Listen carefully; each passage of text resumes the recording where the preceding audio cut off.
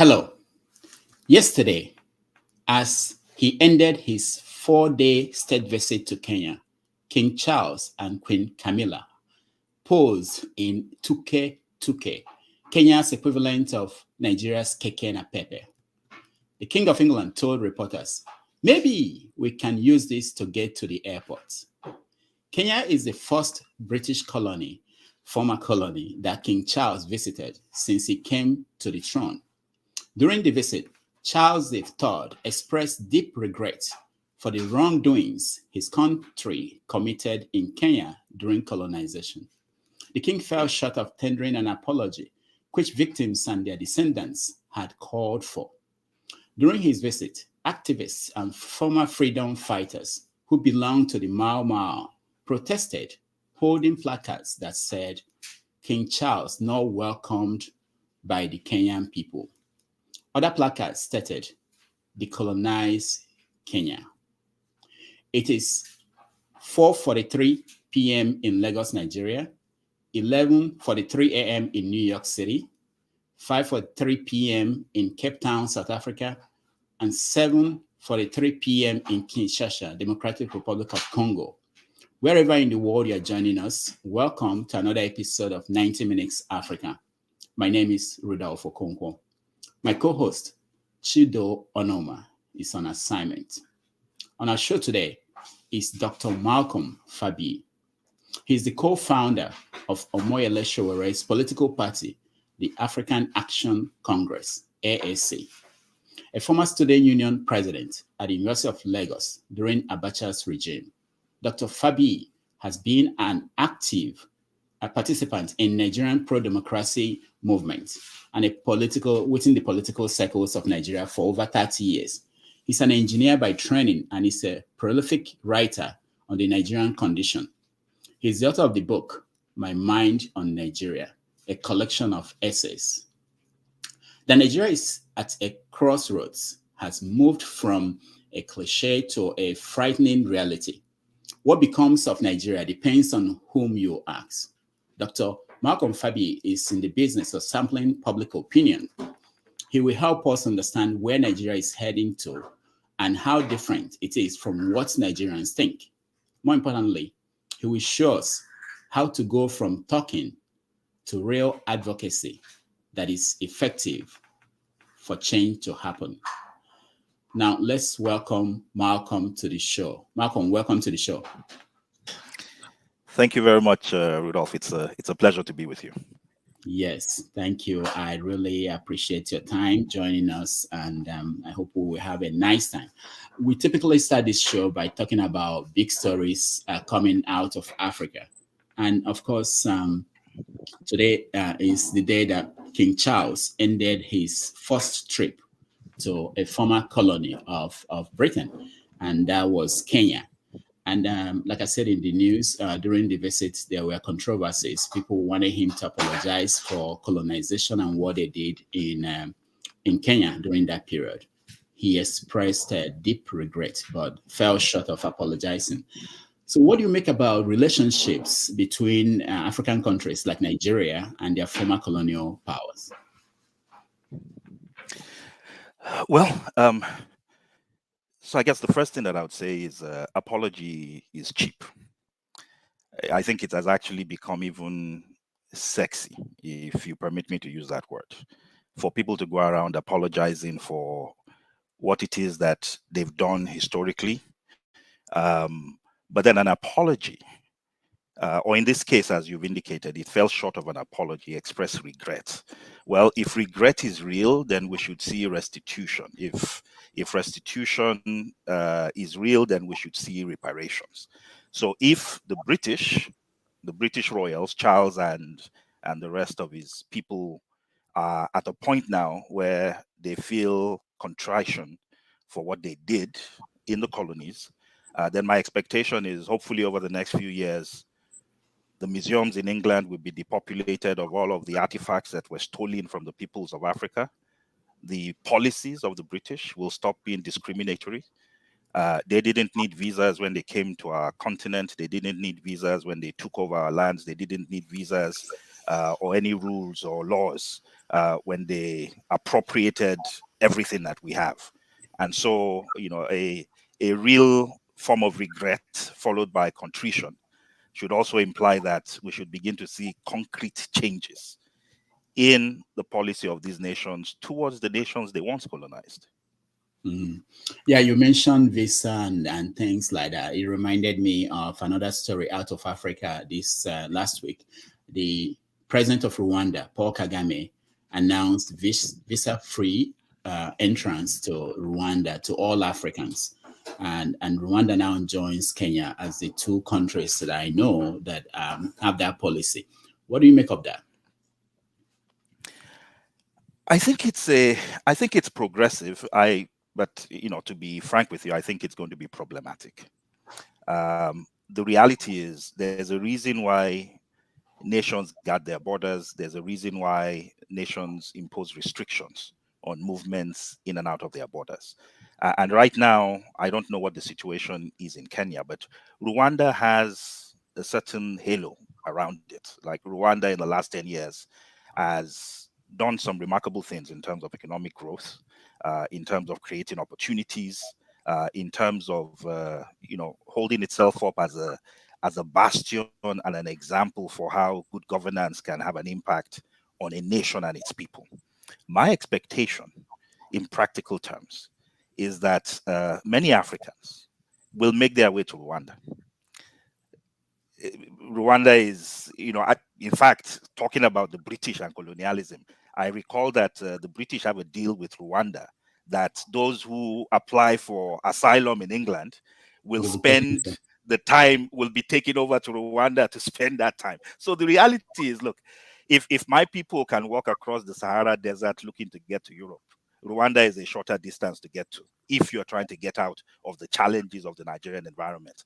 I hope they can maintain that policy. My expectation, though, is that they can expect to be inundated by a lot of Africans who are, quite frankly, desperate, whose nations are not offering them anything, and being able to go to a place that seems as if it has its act together, and that the economic opportunities will be where they would go to. So I do hope that what Rwanda has done will be sustainable. I hope the policy will be operated in a manner that protects Rwanda, but also allows Africans who legitimately want to go do business in Rwanda to be able to do so without hindrance. I think that should be the future.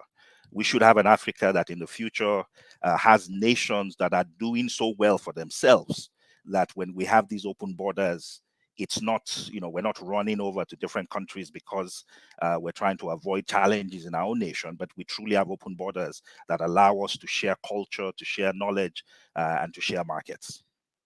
Yeah, but I saw on the comments different platforms where Nigerians were saying that nobody will be left in Nigeria, people will move to Rwanda, and but also is it not an advantage, because we look at immigration as from one side of it, is it not going to be advantageous for Rwanda to have skills, Nigerian skilled labor that we move in there? I hear that banks in Nigeria are complaining that they don't have tech people anymore because they've all moved to Canada. If the same group of skilled workers move to Rwanda, it would be an advantage to Rwanda. Don't you think so? That it may not It be the would next be, that it could we are. be, except Rwanda has 15 million people. There are more people in the city of Lagos than the whole country of Rwanda. So if our skilled people were to move to Rwanda, there will be no Rwanda. It might as well just become another suburb of Lagos. So that's the practical reality. But you're right. Rwanda is growing. The economy was growing on average about 6% per year. That's one of the most remarkable growth stories in Africa. They are becoming a hub for technological growth and innovation. And you're absolutely right. Many Nigerians who are not able to completely express themselves in a country, Rwanda will be a fantastic place.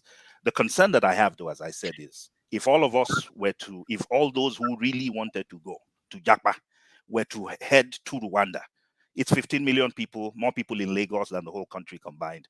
And let's not forget that Rwanda, just over over a decade ago went through one of the most major crisis, right? The major ethnic crisis.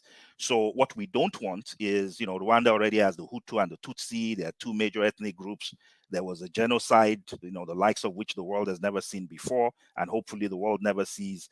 Let's just hope that an external migrating population of migrants who are moving to Rwanda to take advantage of this new policy do not form another third ethnic group that then is as large, if not larger, than those that are within the nation. But having said that, I think nations like Qatar, Abu Dhabi, they've shown us it is possible. If you go to Dubai, there's probably just 2 million people that are native to that place. About 13 million people who live in the Emirates are from across the world. So we've seen examples of where nations are able to have small populations, larger migrant populations, and policies that allow them to live together in peace and harmony, and to allow everybody, realize whatever it is that brought them to that place. So I believe Kagame is a very strategic person. He has demonstrated that he is a strategic leader.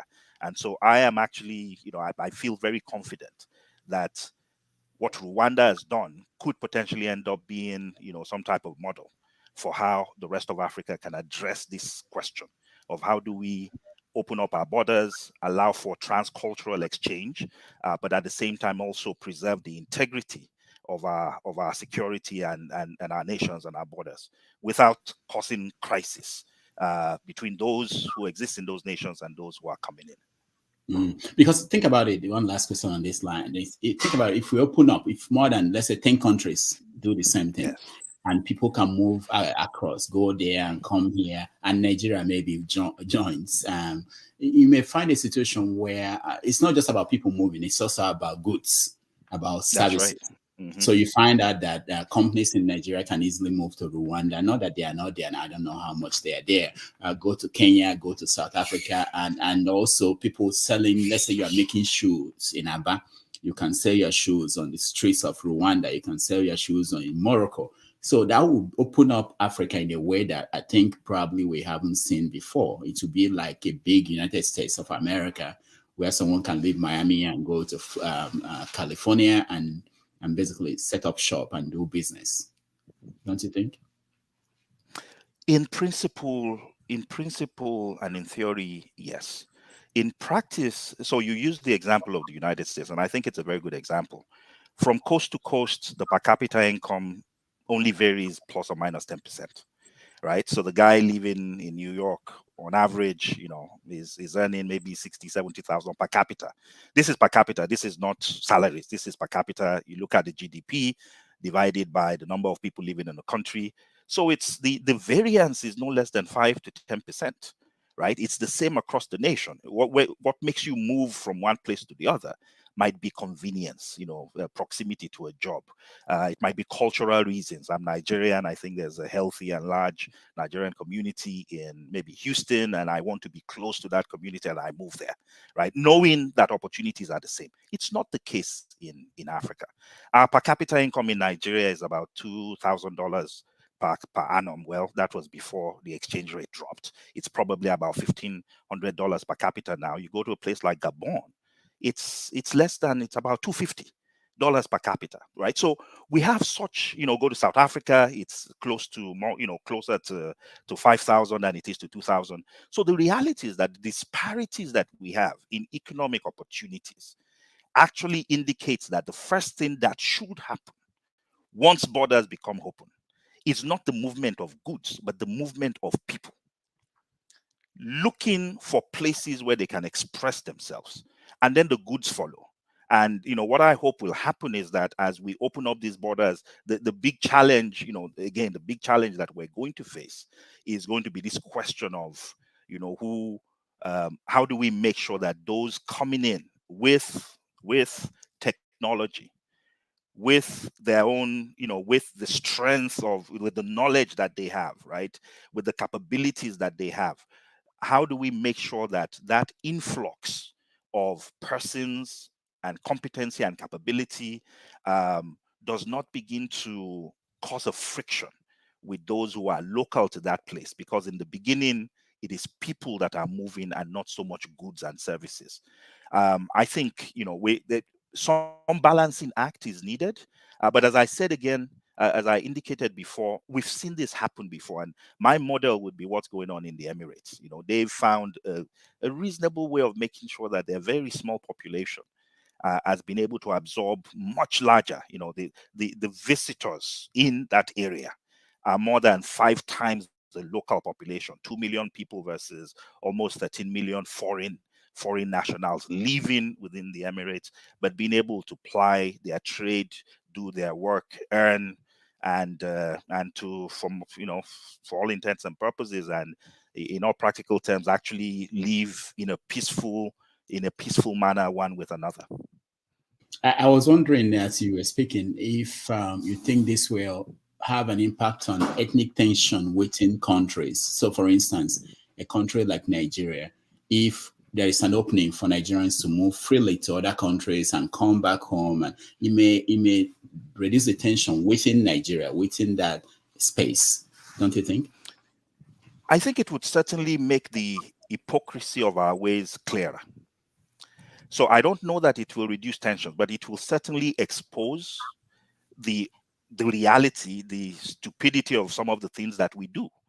So, for example, I was born in Kaduna. I am geographically I'm from Kogi State, right? But I was born in Kaduna. I spent my entire life up until the time I went to university at University of Lagos in Kaduna. If you ask me where I'm from, before I remember that there's something that says it is where your father was born, even if you've never been to that place, that's the place that you must call your place of origin. In the past, I would have said Kaduna before I then catch myself and say, no, actually, my state of origin is Kogi, but I was born in Kaduna. It's ridiculous. We should not be in a nation where we have to be parsing origin. Your state of origin in a nation, or the place you belong to in a nation, should be where you are rooted. And where you're rooted is where's my placenta? My placenta is not in Kogi State. My placenta is somewhere in Kaduna.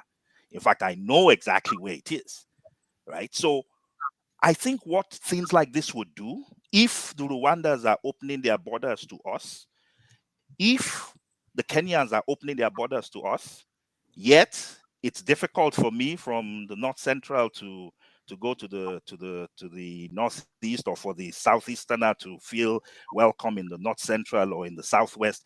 It just points out the fact that we still have a long way to go, and I think what it also does is it forces those conversations, those debates, those questions, and those arguments. It forces it to the open, in a good way, I think, because it begins to give us an indication and an example of how people who should not be opening their borders to anybody at all are opening those borders. If there are people who should be afraid of the other, it's the Rwandese. They fought a genocide. They had two ethnicities, and they fought one of the most pernicious genocidal wars that the world has ever seen, period. I told you their population now is about 14 million. They lost 1 million people to that genocide. It was crazy. Yet, it is interesting that they're the ones who are opening their borders. Why? Because they recognize that open borders can equal growth. They recognize that open borders equals an influx of capable people. It equals an influx of investment. It equals an influx of cultural exchange, right? That's what open borders can do. And I think, what Rwanda is doing, hopefully, will put into profile what we need to do in Nigeria, the work that needs to be done, and the hypocrisy that still, manages to permeate our political system. All right, let's come back home to Nigeria. You mentioned that you are from Kogi. I didn't know that. That's interesting. So next Saturday, there will be election in Kogi. Your Honorable Governor, Excellency Yaya Bello Hello. is leaving, and he Yes. might be replaced by Dino Melaye. which is a good transition. So what do you think about, what do you make of this upcoming election in Kogi and Imo and Bayelsa? So the first thing is I am not exactly very hopeful, and I'll tell you why. So I'm not exactly hopeful, but I also want to. There are certain things I want to encourage our people to do. So the first one is, if you look at what's happening in Imo and what's happening in Kogi, I mean in Kogi State, what we're seeing is democratic governments behaving in ways that even military dictatorships wouldn't. You know, where people ban the opposition, any opposition, from putting posters up, from public campaigning. Our politics, unfortunately, in Nigeria is not a politics of ideas or ideology. You know, I tell people, you know, my fundamental belief is politics is a marketplace, and the currency that you bring to that marketplace is ideas. In the absence of ideas, you know, what else do you trade with in the market? You trade with money. And so that's what has happened in the Nigerian political space. What is the difference between between the APC and the PDP? There's none. Ideologically, they're exactly the same. In fact, Dino, who is running on the platform of the PDP, the first office he ran for in the most recent dispensation was as a senator for the APC, right? So those are the types of absurdities that you see. But what, again, the big concern that I have is the high-handedness that I'm seeing both in Kogi, certainly seen as well in Imo, with, you know, people leveraging the office that they have to provide for themselves an on-level playing field. You know, that certainly has to be addressed. But be that as it may, you know, let's go to the elections itself. Now, what we need to make these elections become. So if I think back to the presidential elections, the elections we just went through, one of the biggest challenges that we had with those elections was the question of how votes were reported out, right? It was the fundamental question of how the results from the elections, the results from the polling units, you know, the failure of the IRF platform, right? Whether failure, I put failure in quotes, whether it was a real failure or whether it was an induced failure. One of the biggest challenges that we need to address as progressives who want to see Nigeria move forward is, how do we ensure that the results of elections are truthfully and faithfully reported to those who voted and to the Nigerian people? So I'll give you a scenario. The biggest challenge that I saw, so in 2015, and I think you might remember this, Rudolph. In 2015, the APC won their first election. What you might, and I hope you remember that, one of the things the APC did then was, afraid that INEC might actually collude with the government in power, they joined a coalition with civil society organizations and some media outlets. And what they did was that, as the results were being announced in the individual polling units, the agents of parties who signed up to be part of this coalition, including the APC, were transmitting the results directly from the polling units to these media platforms that were announcing them in real time. Just after midnight, on the day of that election in 2015, over 94% of results from polling units, 180,000 polling units in Nigeria, had been announced. And so we knew who the winner of the election was. We've done this before. So it's why should we be expecting an INEC, whether it's the state INEC or the federal INEC, that has people selected to run them that are themselves partisan? Why would we expect non-partisan behavior from partisans? So the key question for me is, how do we ensure that regardless of what INEC does, we're able to both vote and protect our votes, not only by making sure that the votes are counted where within the polling unit itself, but that an accurate count goes out in real time. I am hoping that the future elections we will have before the next major election cycle in 2027, that we should be using these elections to actually test different models of ensuring that regardless of what INEC does, we can protect our votes and we can make sure that the outcomes of elections reflect the true desire of the Nigerian people. I have no idea what's going to happen in these elections. The outcome is going to depend on whether the federal government wants to get involved. It will depend on what side of the bed INEC wakes up on. But the key thing for me is, as we go forward, how do we make sure that we come up with strategies and models that ensure that that the outcomes of elections reflect the true views and the true voting patterns of the people themselves. That's what I'm concerned about. And that's one of the initiatives that I'm actually involved with GAIN. And I know we'll get to a point in this discussion where we'll talk a bit more about what GAIN is and what we're about.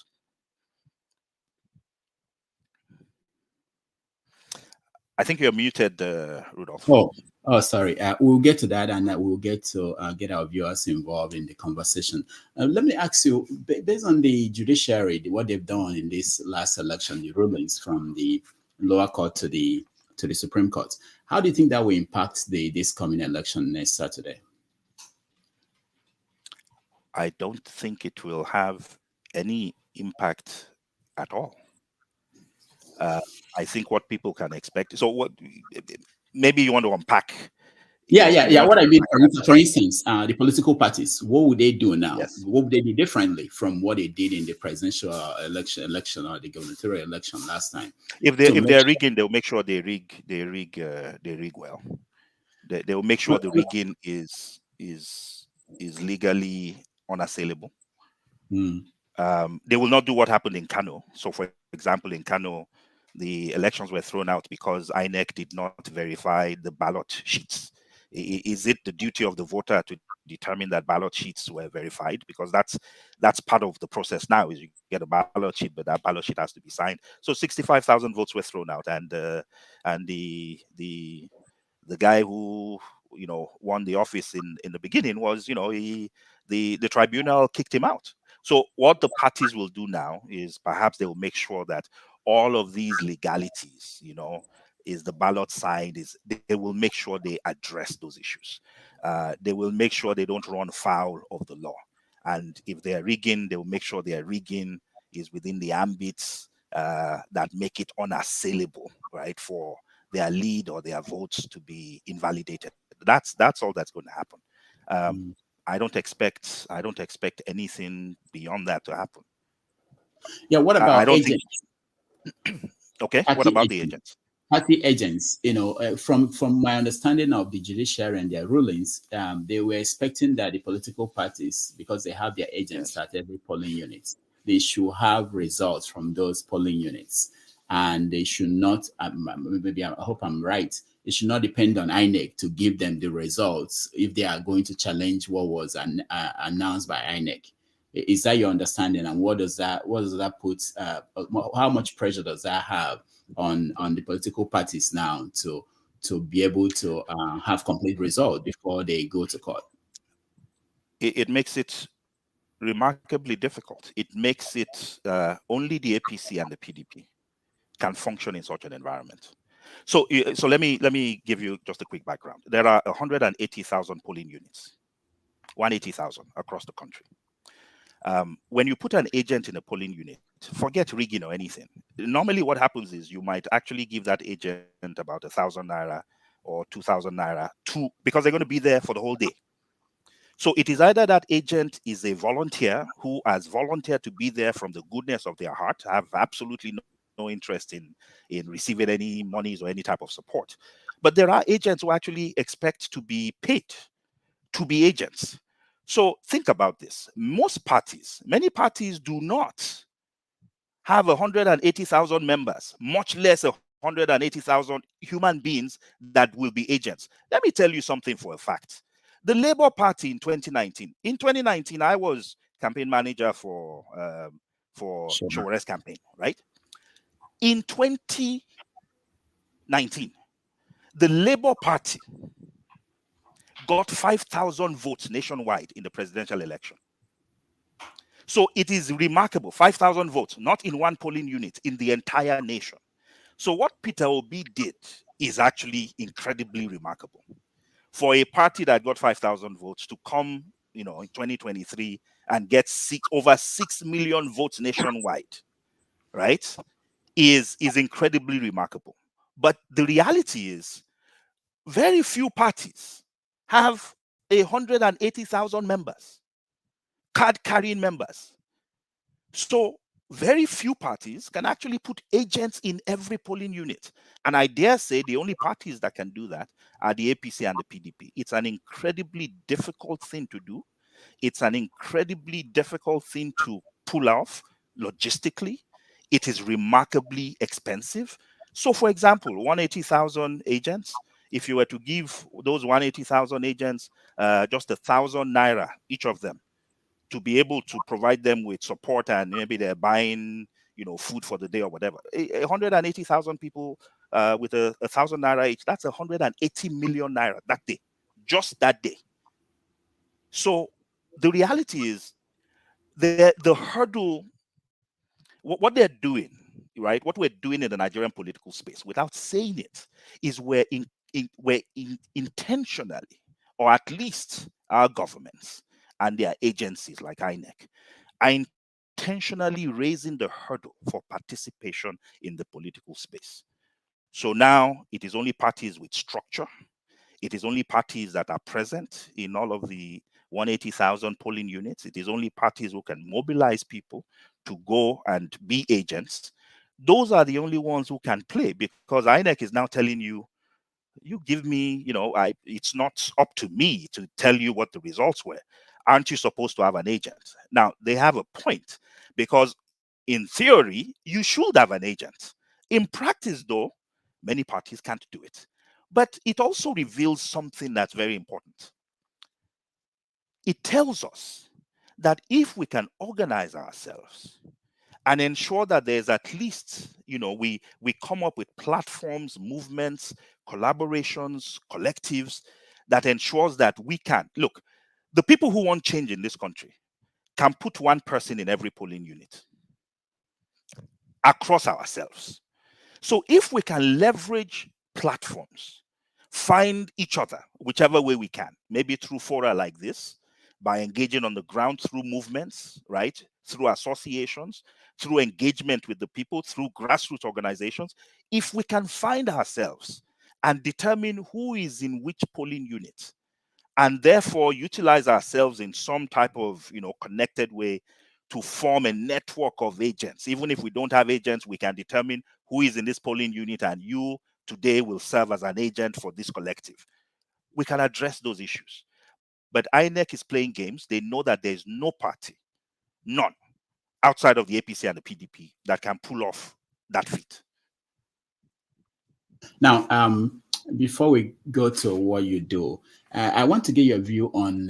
It's been getting to 6 months of Tinubu being the president of Nigeria. What is your take on his performance so far?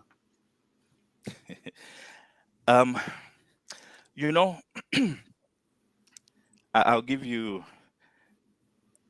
I'll use a story to tell it. When Buhari got there, and he spent 6 months before even announcing who his assistants were, right? Nothing for 6 months. I think a lot of people were saying, what the heck is going on? This guy is too slow. Baba go slow, right? What we're seeing is the opposite of that. We're seeing action without direction, right? So you come in on day one and you say subsidy is gone. You free float the exchange rate. You come up with all types of policy initiatives, and then we're waiting. And then we're waiting to see the policies, right? The actual plan that supports these policies, and they are non-existent.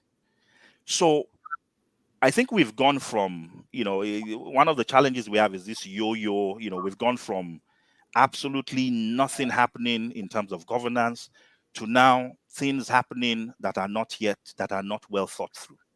And the consequence of that is when you don't think things through, that is when you will remove subsidies and remember afterwards that, oh, shoot.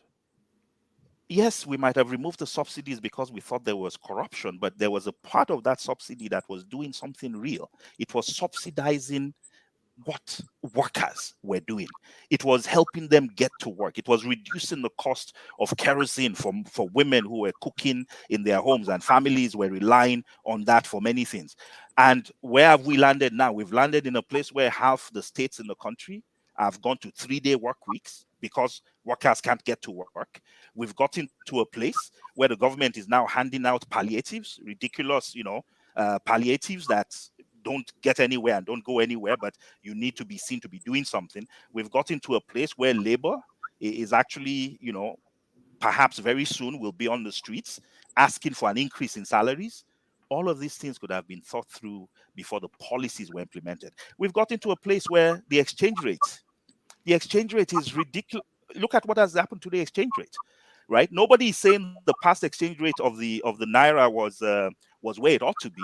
But right now, what is the bottom, right? In 6 months, in less than 6 months, in the last 4 to 5 months, we have seen over 100% devaluation of the naira. We've gone from about 600 to 700 naira per dollar to now well over 1,000. And part of the challenge that you have is if you are going into such an environment where you are taking something that has limited supply, which is the dollar, and you're putting it in a market where there's a significant amount of demand, would you not at least put in policies that reduce things like, speculation? So part of what we're seeing now is a speculation-driven devaluation of the naira.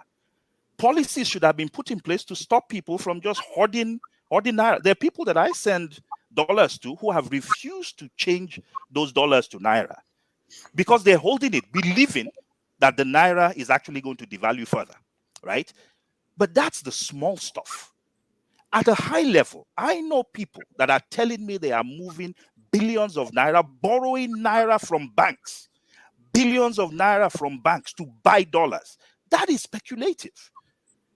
What reasonable government would allow such speculation to go on unchecked? And these are things that you can use simple CBN policies to address. So where do I think things are? Well, what I think I'm seeing is a government that is actually not thinking through the things that it is doing.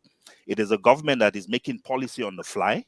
I think this is, if I would use the word that I would use is it's a set of cowboys. It's a Yahoo type environment where you shoot first and then you ask questions later. That's not how to run a country. This is a complex nation, but it's not an impossible nation to govern. There are nations around the world that have as many, if not even more complexities than we do. But what we need is leadership that is thoughtful and deliberative. And that is what I believe we're going to need to do. And, I know we're going to get to that part of it, but the numbers reflect it. So the satisfaction rating for this government is well below 30%. When you ask people, what do you think about the government? Are you satisfied with the performance of the government? Less than 30% indicate performance. When you ask people about the economy and what they feel, the overall sentiment is actually one of apprehension and concern. Majority of Nigerians actually don't think the economy is moving in the right direction. When you ask people what their, in terms of priorities, what their priorities are, it is, the first thing. What do you think the first thing is that people talk about in terms of priorities? It's just a question to you. I'm curious what you might think. What you think? Oh, the economy, maybe. Okay, it turns out it's actually not the economy. The economy is within the top 3 for sure. The economy is actually, it falls in second place. The first thing is actually security, which is interesting. But consistently, when we poll Nigerians and we say, what is the most important thing to you? What they tell us is that it is security. And you know what? In retrospect, and I think, one of the things that I think is interesting about those types of insights is in the last 30 years. So I've been involved in Nigerian politics at one level or the other, as you indicated in the opening, for almost 3 decades. I was a students union activist in Unilag. I was students union president. I've been involved, continuously from that time until now. And isn't it interesting that when the Nigerian youth came out in 2020, it was not corruption that brought them to the streets. It was not economic growth or joblessness that brought them to the streets. What was it that brought them to the streets? It was NSAS. And at its core, NSAS is actually a security issue, right? It's the question of, can we as young people thrive in a nation where there is continuous lawlessness by law enforcement towards us? So the reality is, what I see, what I continue to see, and what I've seen over time, is governance that is not based on facts, governance that is not based on policy, governance that is not based on a fundamental understanding of what the people want and what the people need. We'll get a lot deeper into that. Let me first of all clear something for those who are watching who may not know. You were co-founder of African Action Congress, which is the party under which Omoyele Sowore has been running for office. Can you tell us a little bit about the formation of the party, and are you still part of the party? What do you think about Showore's run for president this time around? So I will talk about how the party was formed. I will keep away from from discussions about Showore's current run for office, if that is okay. It's over. It's over. So you can Okay. tell us what So you so think. so Yeah. so here's why we formed the party. Mm. I have actually known Sowore for as many years as I've been in politics, for 30 years. Sowore was the Students' Union president before I became president in Unilag. So as young activists, we knew each other. I knew Sowore when he was beardless and mustacheless. And I was the same, right? We knew each other when we were young, idealistic activists. And, I will tell you this, that man is one of the most principled persons that I know. The Sowore you see today was the Sowore that I knew 30 years ago, extremely principled. And when he decided to run for office, I was actually excited because before then, what had happened almost every 4 years is we would go on this scramble, those of us on the progressive side. There will be a scramble for who can we even support in this cycle, right? Since many of us were not interested in being involved directly. And when Sowore said he was going to run in about the end of 2017, a number of us were extremely excited. We jumped on the bandwagon.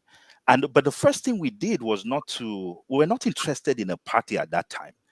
We were interested in finding like-minded people. So the first thing we did was to create a movement. We called it the Take It Back movement. The movement actually still exists. So we formed the movement. And the reason why we did not go to a party at the time was, the honest truth was, we thought we would actually join a party, right? So form a movement, coalesce support around that movement, and then find a party that shared our values. So we formed the movement. That was the easy part of it. It was global. The movement again continues to thrive. But the difficulty we found was finding the right party. The shocking thing to us was, as we talked to party after party, there were those who wanted money. There were those who were just ideologically incompatible. There were those who it became clear to us at a certain point that if we truly wanted to run and have a platform that we owned, right? Owned in parentheses, um, and have a platform that reflected our values, then what we might have to do was actually to form a party. And, one of the things that worked in our favor at the time was that because we had formed a movement, we were national. So one of the things you need to do to form a party is you need to be national. You need to have representation, nationwide offices all around the country. We were at that stage. We had nationwide coverage. It was easy for us to do. And so we decided, you know what? Um, it's one of the things, it's looking to us like joining with an existing party is going to be more of a pain, because we can't control what happens within that party. What they were asking from us was completely against our ethics and beliefs. So we decided to go our own path and form a party. So that was the origin of the AAC. It was not our intention when we started to form a party. We formed a party because we felt it was actually necessary to do, because it preserved what we're looking for. Now, you asked the question of what about Showore's run? I think he's a very principled person. I think he has incredible leadership skills and capabilities. What I'd like to see going forward within the Nigerian political circle is that people who truly want to move Nigeria forward, the Peter Obis of the world, the Showores of the world, and perhaps others, I would like to see them work together. I would like to see a coming together of everybody, every force that wants to move Nigeria forward. At the point where we're at now, one of the things we've not yet learned politically in Nigeria is the politics of coalitions. They do that a lot in many other countries, where we come together because we share one ideal. If I ask Peter Obi today what he wants for Nigeria, the same thing he wants for Nigeria is likely exactly what Showore wants, what Pat Utomi wants, what Donald Duke would want, right? These are people who have a vision, who want to see Nigeria change. And what I would like to see in the future is that rather than fritter away our votes in 10, 15 different places, why don't we coalesce that support, coalesce that vision, and bring everybody that truly believes in moving this nation forward into one Camp Nigeria, regardless of what that is. So, if you ask me today, ideologically, what's the difference between a labor movement party and the Social Democratic Party, the party that exists, and the AAC? I'll tell you, quite frankly, ideologically, we're all very similar. So why fritter, why have this diffusion of powers when we can actually coalesce and move forward? So that's as much as I would say about that. All right, that's fair enough. But I know that there were efforts in the past to get to that kind of a coalition that you're talking about, but having the parties come together. And I know you were there when the last effort was made. Why did it fail? So here's the lesson or the learning for me. When you are forming coalitions or movements, don't do it when an election is 1 month away. Do it when it is 4 years away, 3 years away, because you need to understand who your partners are. There will be legitimate concerns and issues that you need to iron out. And that's one of the challenges of the prior effort that was made, was these discussions were taking place like just a month or 2 months before the elections. That's not when to do it. And so, we learn and then we move forward. And for me, that was a major learning from that period, is this question of coalitions. It should not be on the spur of the moment. It must be thoughtful. It must be strategic. You must find partners. You must understand your partner. In our culture, at least this used to be the situation in the past. If you were going to court somebody or marry somebody, you would send members of your family as an advanced espionage squad, right? They would check things out. They would come back and give you a report. That's how we need to check each other out, right? Yes, we all mean well for Nigeria. Yes, we want to move the nation forward, but who are these individuals? What do we know about them? How do we make sure we're all compatible? We should not be doing that, staring down, the barrel of a gun of an election a month away. We should be doing that with enough time to actually kick the tires and have a good understanding of one another. Quickly, are you still a member of AAC? Or No, I am not. you're not? Okay. So Yes. now I know that you are the CEO of Governance Advancement Initiative for Nigeria, GAIN. What is it about? So I am a firm believer that knowledge is power. And in the context of politics, what does knowledge mean? Knowledge in politics means you understand what your people want. Knowledge in policy means you understand the pains the people feel, you understand the fears they have, you understand their aspirations, you understand, what is preventing them from achieving those things. That for me is knowledge. So I'll give you an example before we come back to what GAIN does. If I was starting a business, any business, a trading business, manufacturing goods or products, the first thing that I would do is some type of market survey. I would not jump into that business because somewhere in the bottom of my somewhere in my heart something tells me there's a market. I would not establish a factory because I imagine that this product must be in demand. No, I would actually go and do a market survey. I would find out what products currently exist. I would find out what the market gap is. I would find out what people are willing to pay. I would find out whether I would be able to staff that factory. That's exactly what I would do. And so, what GAIN does, Governance Advancement Initiative for Nigeria, what we believe in is that we should bring to government and governance the same type of discipline that we would bring to any serious venture we're involved in. That governance should be based on facts and figures. That governance, there should be benchmarks.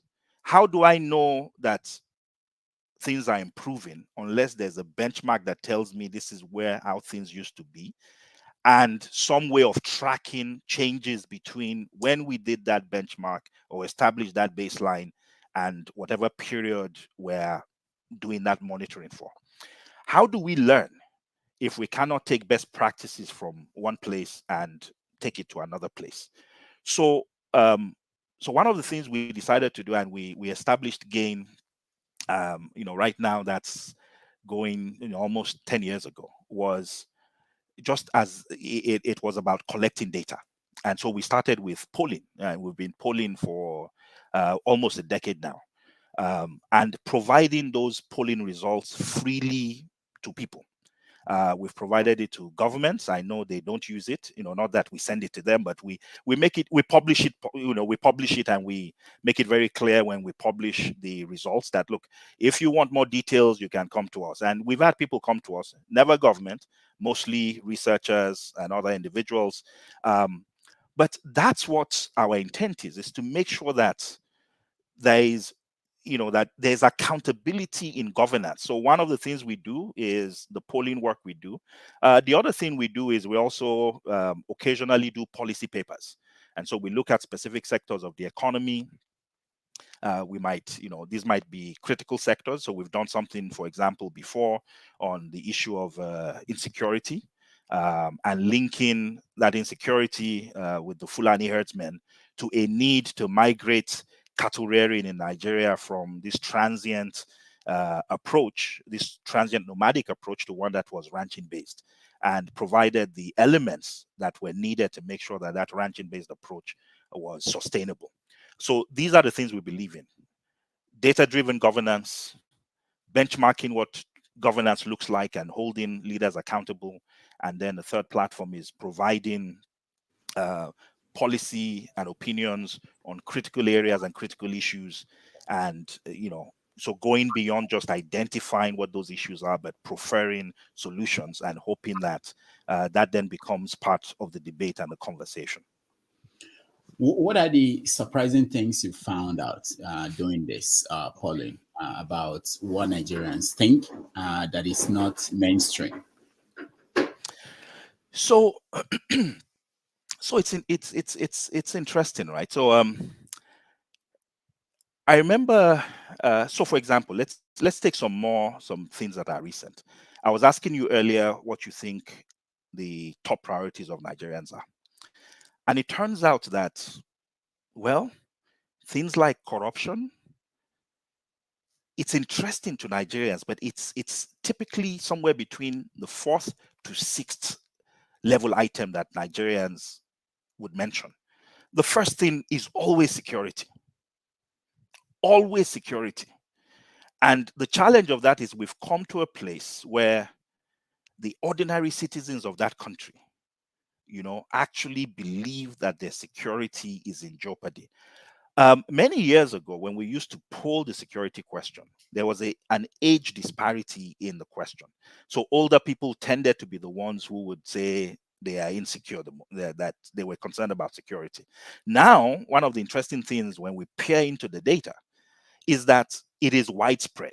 Young people, in particular, feel insecure. And sometimes you wonder to yourself, what does an 18 to 24-year-old, because we do the data by, in the demographic profiling, we also break it out by age so that we can determine what different age groups, different ethnicities and things like that actually think. And it turns out that the security concerns of Nigerians, as it permeates and pervades every single demographic. When you think about things like, we've talked about the satisfaction for the government, it's remarkably low. When we ask people, for example, on this minimum wage issue, um, when we ask the question, what do Nigerians think a reasonable minimum wage should be? Rudolph, what do you think the average Nigerian believes a good minimum wage should be? Shure said at one point 100,000. I think most people will say upwards of 100,000 or maybe up to 150. It turns out that you're right, that 53% of Nigerians actually believe that a minimum wage of 100,000 is where they would want to be. Now, there are about 17% who think 200,000, we should go as high as 200,000. But the vast majority of Nigerians actually coalesce around that number, that a 53% level of a minimum wage is appropriate. In terms of Nigeria's future, so we just went through our 63rd independence anniversary, and one of the things that we did was to ask people questions about Nigeria's future. The numbers were, quite frankly, very demoralizing. 18%, have absolutely no faith in the country's future. About 30% continue to believe Nigeria has significant potential. That was actually quite encouraging. And about 14% actually, believe that they have no faith in Nigeria's future. Now, that number, 14%, is so there are two ways to think about it. The first one is, I'm glad that number was not higher, right? Because anything higher than 14% basically saying they have no faith in the nation's future is not a healthy number. But 14% is also 14% too many people that basically have given up on the future of a nation. And then when you ask people, should Nigerians go their separate ways? About 37% of respondents to these polls would tell you that they truly believe we should go our separate ways. It's a problem. And what that tells us is that nationhood and unity, we should never take it for granted. We have a significant portion. It's not a majority. 37% is not a majority, but 37% of your citizens being at a place where they believe that separation rather than being united is actually a viable pathway is concerning.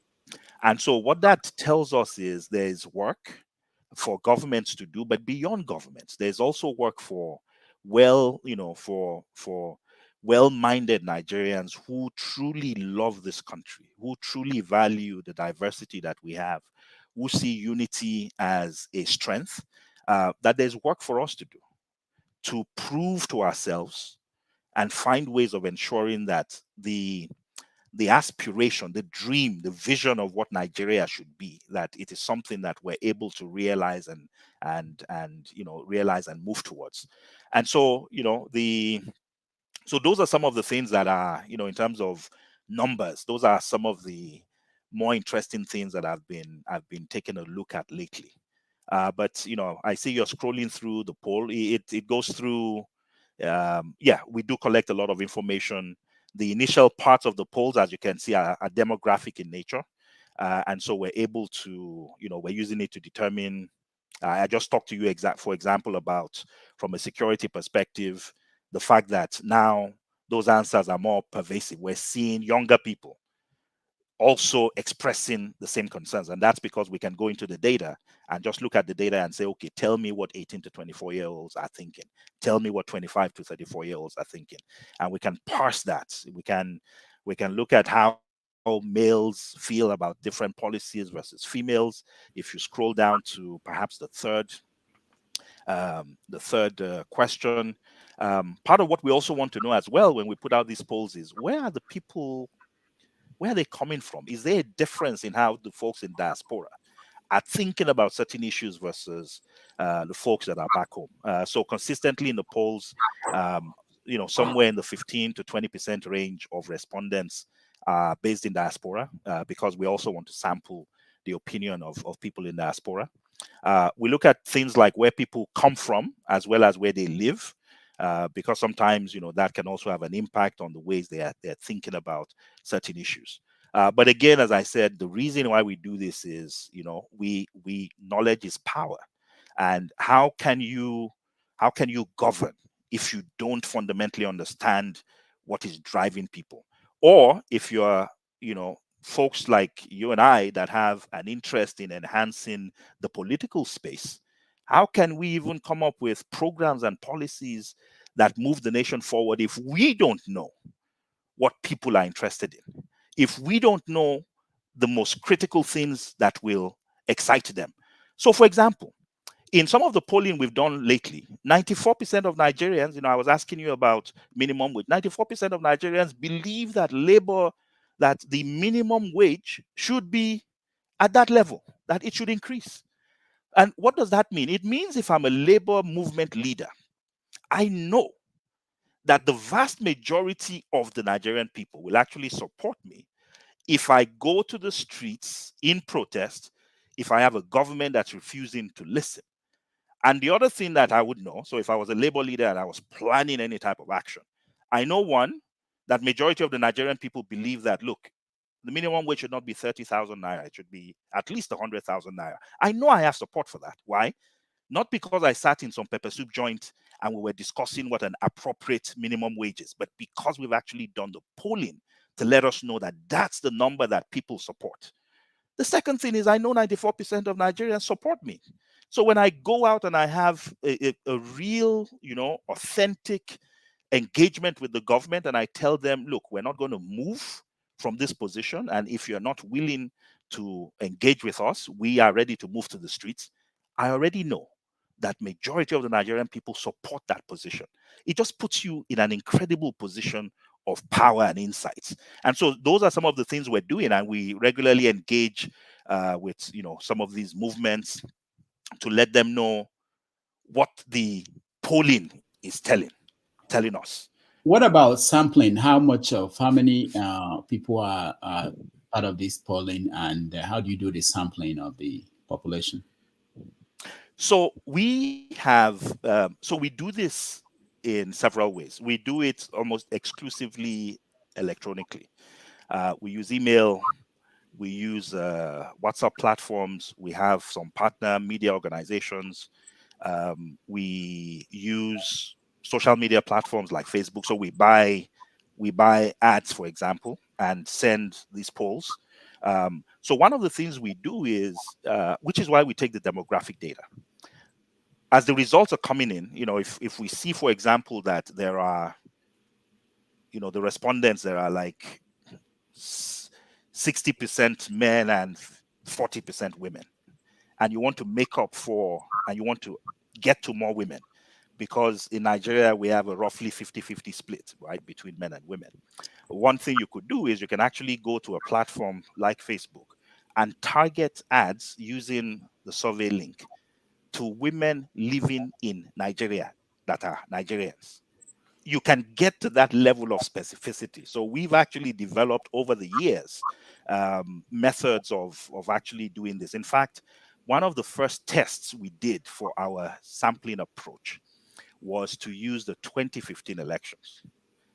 We predicted the outcome of those elections. We actually published it, and I remember at the time there were a number of people telling me why was I taking such a risk, right? To publicly come out and say, look, this is what we thought the outcomes of the elections could be. But we were actually quite. So first, we thought that would be a good test of the appropriateness of the sampling methods, because one criticism for a social media or digital-based sampling approach is the question of, are you touching the grassroots? Right? Are you engaging with people at the grassroots? Are you missing out the market woman who is not going to Facebook and who is not on WhatsApp? Are you missing out on her? Are you missing out on the herdsman, right, who is taking his sheep, walking the country with his cattle, and you are completely missing his views? So that's always a risk. But what we found is that so several interesting things. The first one is that when you look at the demographics of people on Facebook or on social media, the reality is that it's actually very reflective of, so the market woman might not be responding to the poll, but her daughter, right, who feels the same economic pressures, is on Facebook, is on Instagram, is on all these different platforms. So what we've actually been able to find is that when we test the results we're getting on with these digitally different platforms from what we would get if we were doing an underground, engagement of people, let's say just randomly walking to bus stops and things like that, that there's a very strong correlation between the two. And as I said, the test case for us was, could we predict the outcomes of something that had a clear end and a clear outcome? There'll be a winner, there'll be a loser. We used the 2015 elections. We actually did the polling twice and published it on Sahara Reporters at the time. We did the polling twice because, if you recall, the elections were actually shifted by a month. So it was initially supposed to happen, earlier in the year, I think around March, February. Then it was shifted to March. So we did it twice, and both times, the outcomes that we predicted were the outcomes that eventually emerged, and we've used it. We've used this methodology over the past 10 years with good outcomes. What we're typically aiming for is about a 95% confidence level.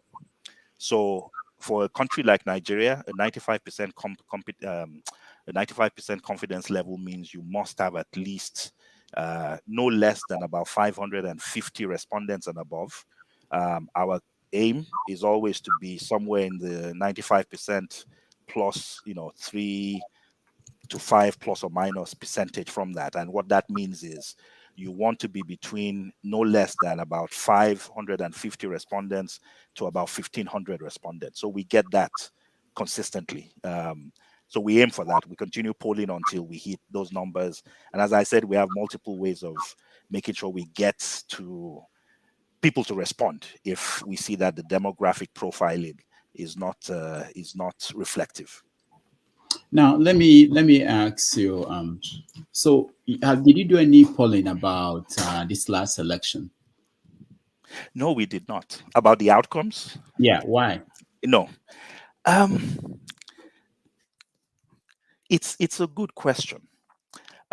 So in the 2019 elections, we did poll, and remember, we also had a candidate running.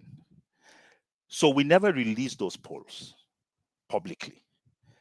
But I can tell you what the results of those polls were telling us.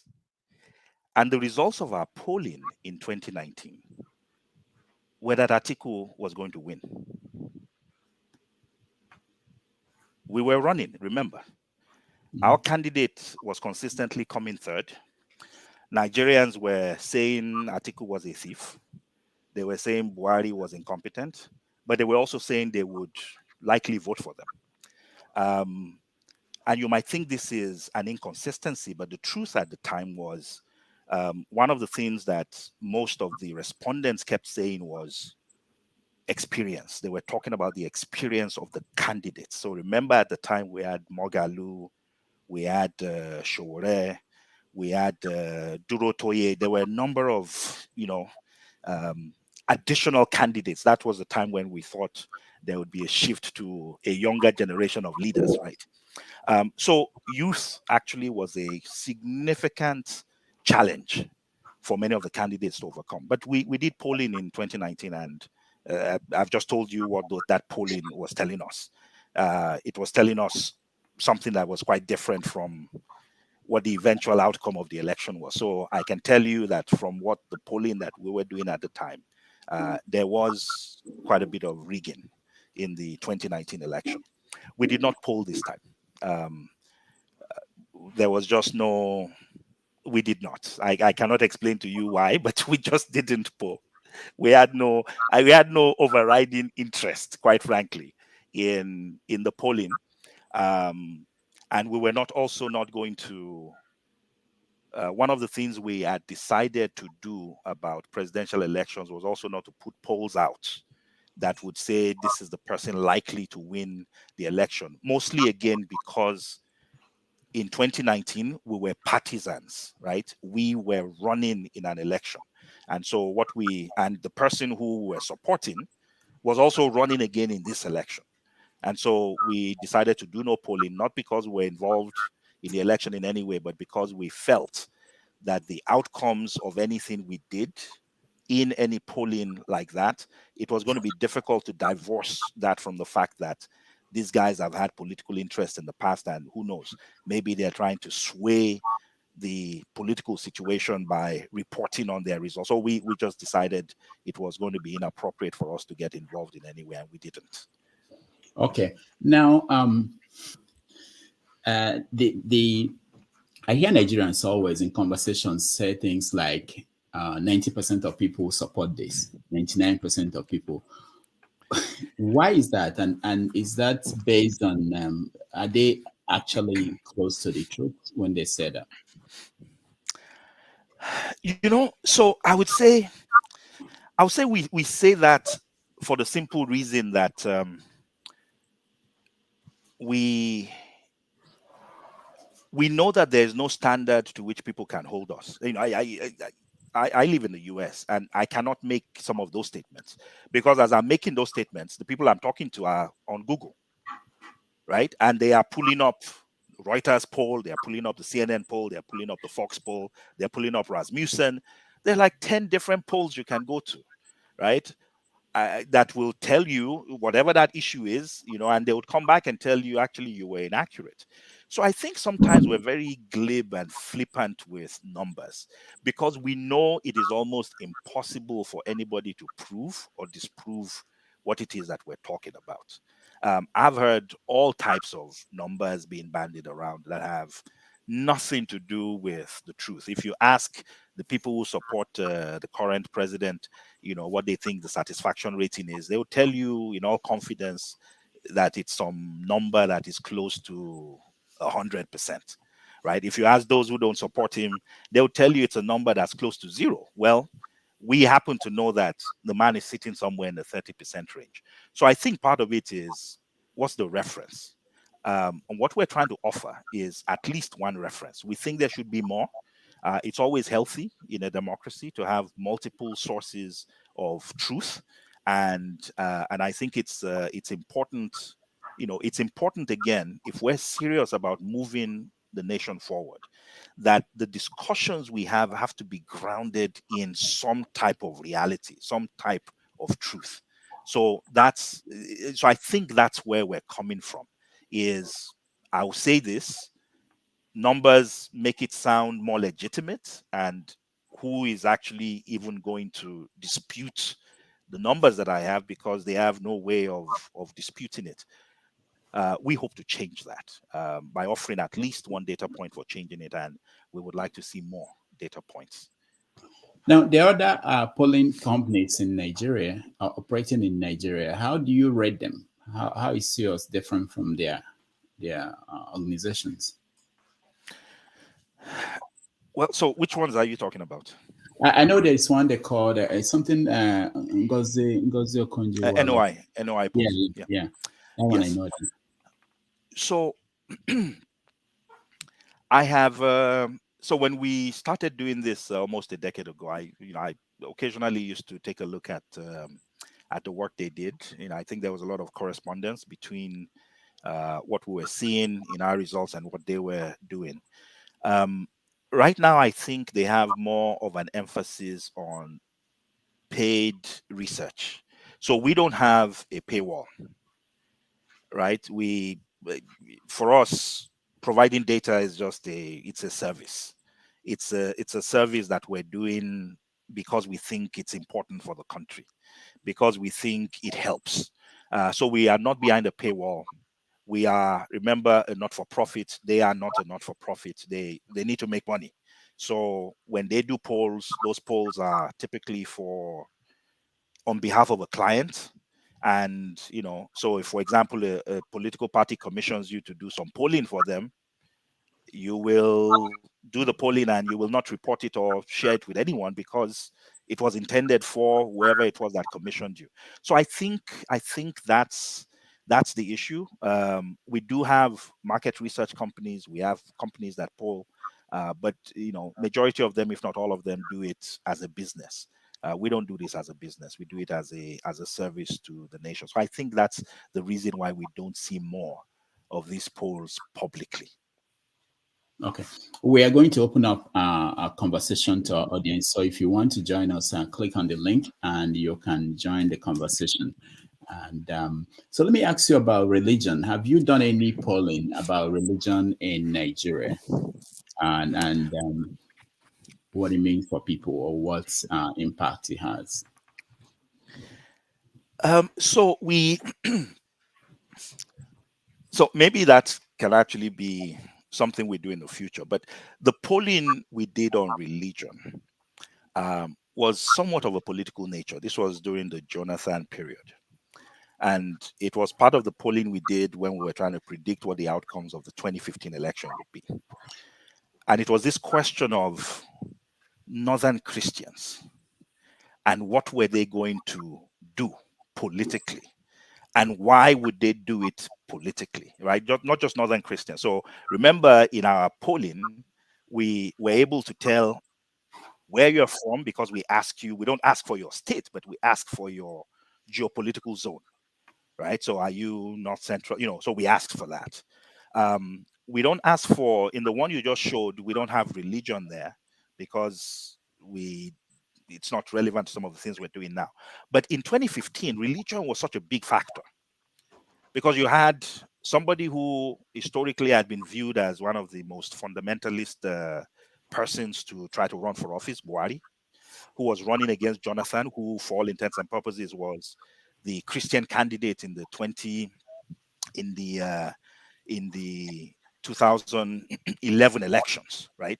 And now they were running against each other in 2015. And the question was, would Christians eventually somehow break for Buhari? And what we found at the time was interesting. What we found was that, yes, Christians were actually breaking for Buhari. And interestingly, they were doing so because they were disappointed that the Jonathan government had not improved their security situation. I think you might remember at the time that Boko Haram was doing some serious damage to many communities, especially Christian communities, kind of in the northwest, sorry, in the northeast to the north central region. But it turns out, obviously, with what we've seen in the last 8 years, that was a gross miscalculation. That we're going to replace a Boko Haram insecurity with one that was perhaps even more dastardly, which was the militant headsmen problem that has now become even more pervasive. But it's not something we have looked into deliberately. But again, it might be something we look into. We actually encourage engagement from groups, that might have certain questions about certain things going on in the country. For example, this religion stuff that you brought up. So if there were some specific questions of interest, those are things that we like to incorporate at some level into the surveys to kind of pierce the veil, peel the onion and really understand what the governing issues are, on these matters. Okay, thank you. Now, for those in the studio, turn on your camera so that we can bring you up and you can ask your question. While I do that, Malcolm, can you tell us about student unionism when you were president at Unilag? Did you have special assistants, have police? What happened to, where are we? What is going on? No, we had no special assistants. we Did did our own. Did you see the video? I did. I saw that ridiculous video from Adamawa, where the young man had an orderly, or in fact maybe two, and had all types of aides and special assistants. It just tells you where the country has gone to. They are emulating what they see at the national level, right? So it's sad to see, but no. Is there any association of former student union leaders? Do you guys talk to the current ones? Is there any kind of mentorship, any kind of communication? What is going on? So there are platforms where, so we don't have formal platforms, sadly so. We do have groups, so on WhatsApp, for example, former NANS leaders, former students union presidents, we have all these groups. We talk, we bemoan the situation. But one of the things we're actually working on in GAIN is to begin a mentorship program with student leaders and just students in general. Because when I look back to when I was a students union leader, we did have mentors. We had people like the Falanos, we had the Ganifawa Emis, we had others, we had professors, we had people in ASU and others who were part of organized movements that we belonged to. There was the Sankara movement, and there were students who belonged to the Sankara movement. There was the Stalinist, Leninist movement. There was the Trotskyist movement, and all these movements I'm talking about actually had senior leaders, mentors, graduated people, professors, doctors, people who provided mentorship and guidance. I think we have lost that, and so it's a little difficult to say. So I find, and remember something. Remember that these young people are student leaders under an atmosphere that we never experienced. So when we were student leaders, we were dealing mostly with the military, right? We were adversarial, completely adversarial with the military. Here, these guys are student leaders in a political environment where politicians are throwing money at them, trying to use them or not use them, trying to either co-opt them or nullify or blunt their impact. And so there's way more money right now flowing around student circles and youth circles than was imagined. So I think that's part of the problem. But mentorship, I think those of us who pass through the system have actually failed this particular generation. So one of the things that I said we're doing now is we're rolling out a mentorship program that's intended to begin to provide to the current crop of youth and student leaders the same types of things that we enjoyed and experienced when we were in school. All right. So let's go to the audience. X0 Mastro, welcome to the show. You are first. Any question for Dr. Malcolm Fabiyi? Yes. Good afternoon. I don't know. My network is breaking. If you don't hear me clearly, just let me know. So I will switch to my laptop inside my. You're very clear. Place. You're very clear. Okay, great. Okay, great. Dr. Malcolm Fabiyi, good afternoon. We are actually comrades during the Sowore campaign days. We were the ones that represented Sweden. So we were reporting to you. I don't know if you remember. Oh, fantastic. Yes, Yes, yes, yes. So yes. that was the period I knew about you, and I read a lot about you. And I think you've done a lot of fantastic things in the past. I learned you were a student union president, and you fought alongside with Sowore. I'm really, really glad that I met you today. So I say kudos to all those things that you've done for us, and then keep fighting the fight. My question, actually, you answered part of my questions when you said you left the Sowore group, but I still want to know why you left. Why exactly you left the Sowore movement? Because you were like the one everyone reported to. So after Sowore, then we were seeing you as next. So if you said you left, what then is left for us to believe in? Many of us expected somebody like Sowore to carry the fight. We were thinking if we had a person that had the bravery or the braveness of Sowore and the capacity of Obi put in one, by this time Nigeria will be boiling. Nigeria after that election would have hit the streets. Obi didn't have what Sowore had. Sowore, it turns out, didn't have the clout that Obi had. They were two people that needed to complement each other. So why exactly did you leave Sowore? Why? And you said you didn't fight. Why? Tell us, please. I'd like to know. Ex- No, no. So, Thank you. sorry, Rudolph, you want to say something? No, no, I just wanted to thank you for that question, because especially when you were next after Showere's presidency, you were the next. So, so we Shore and I are very good friends. We talk. In fact, we spoke yesterday, and we continue to be very good friends. But here's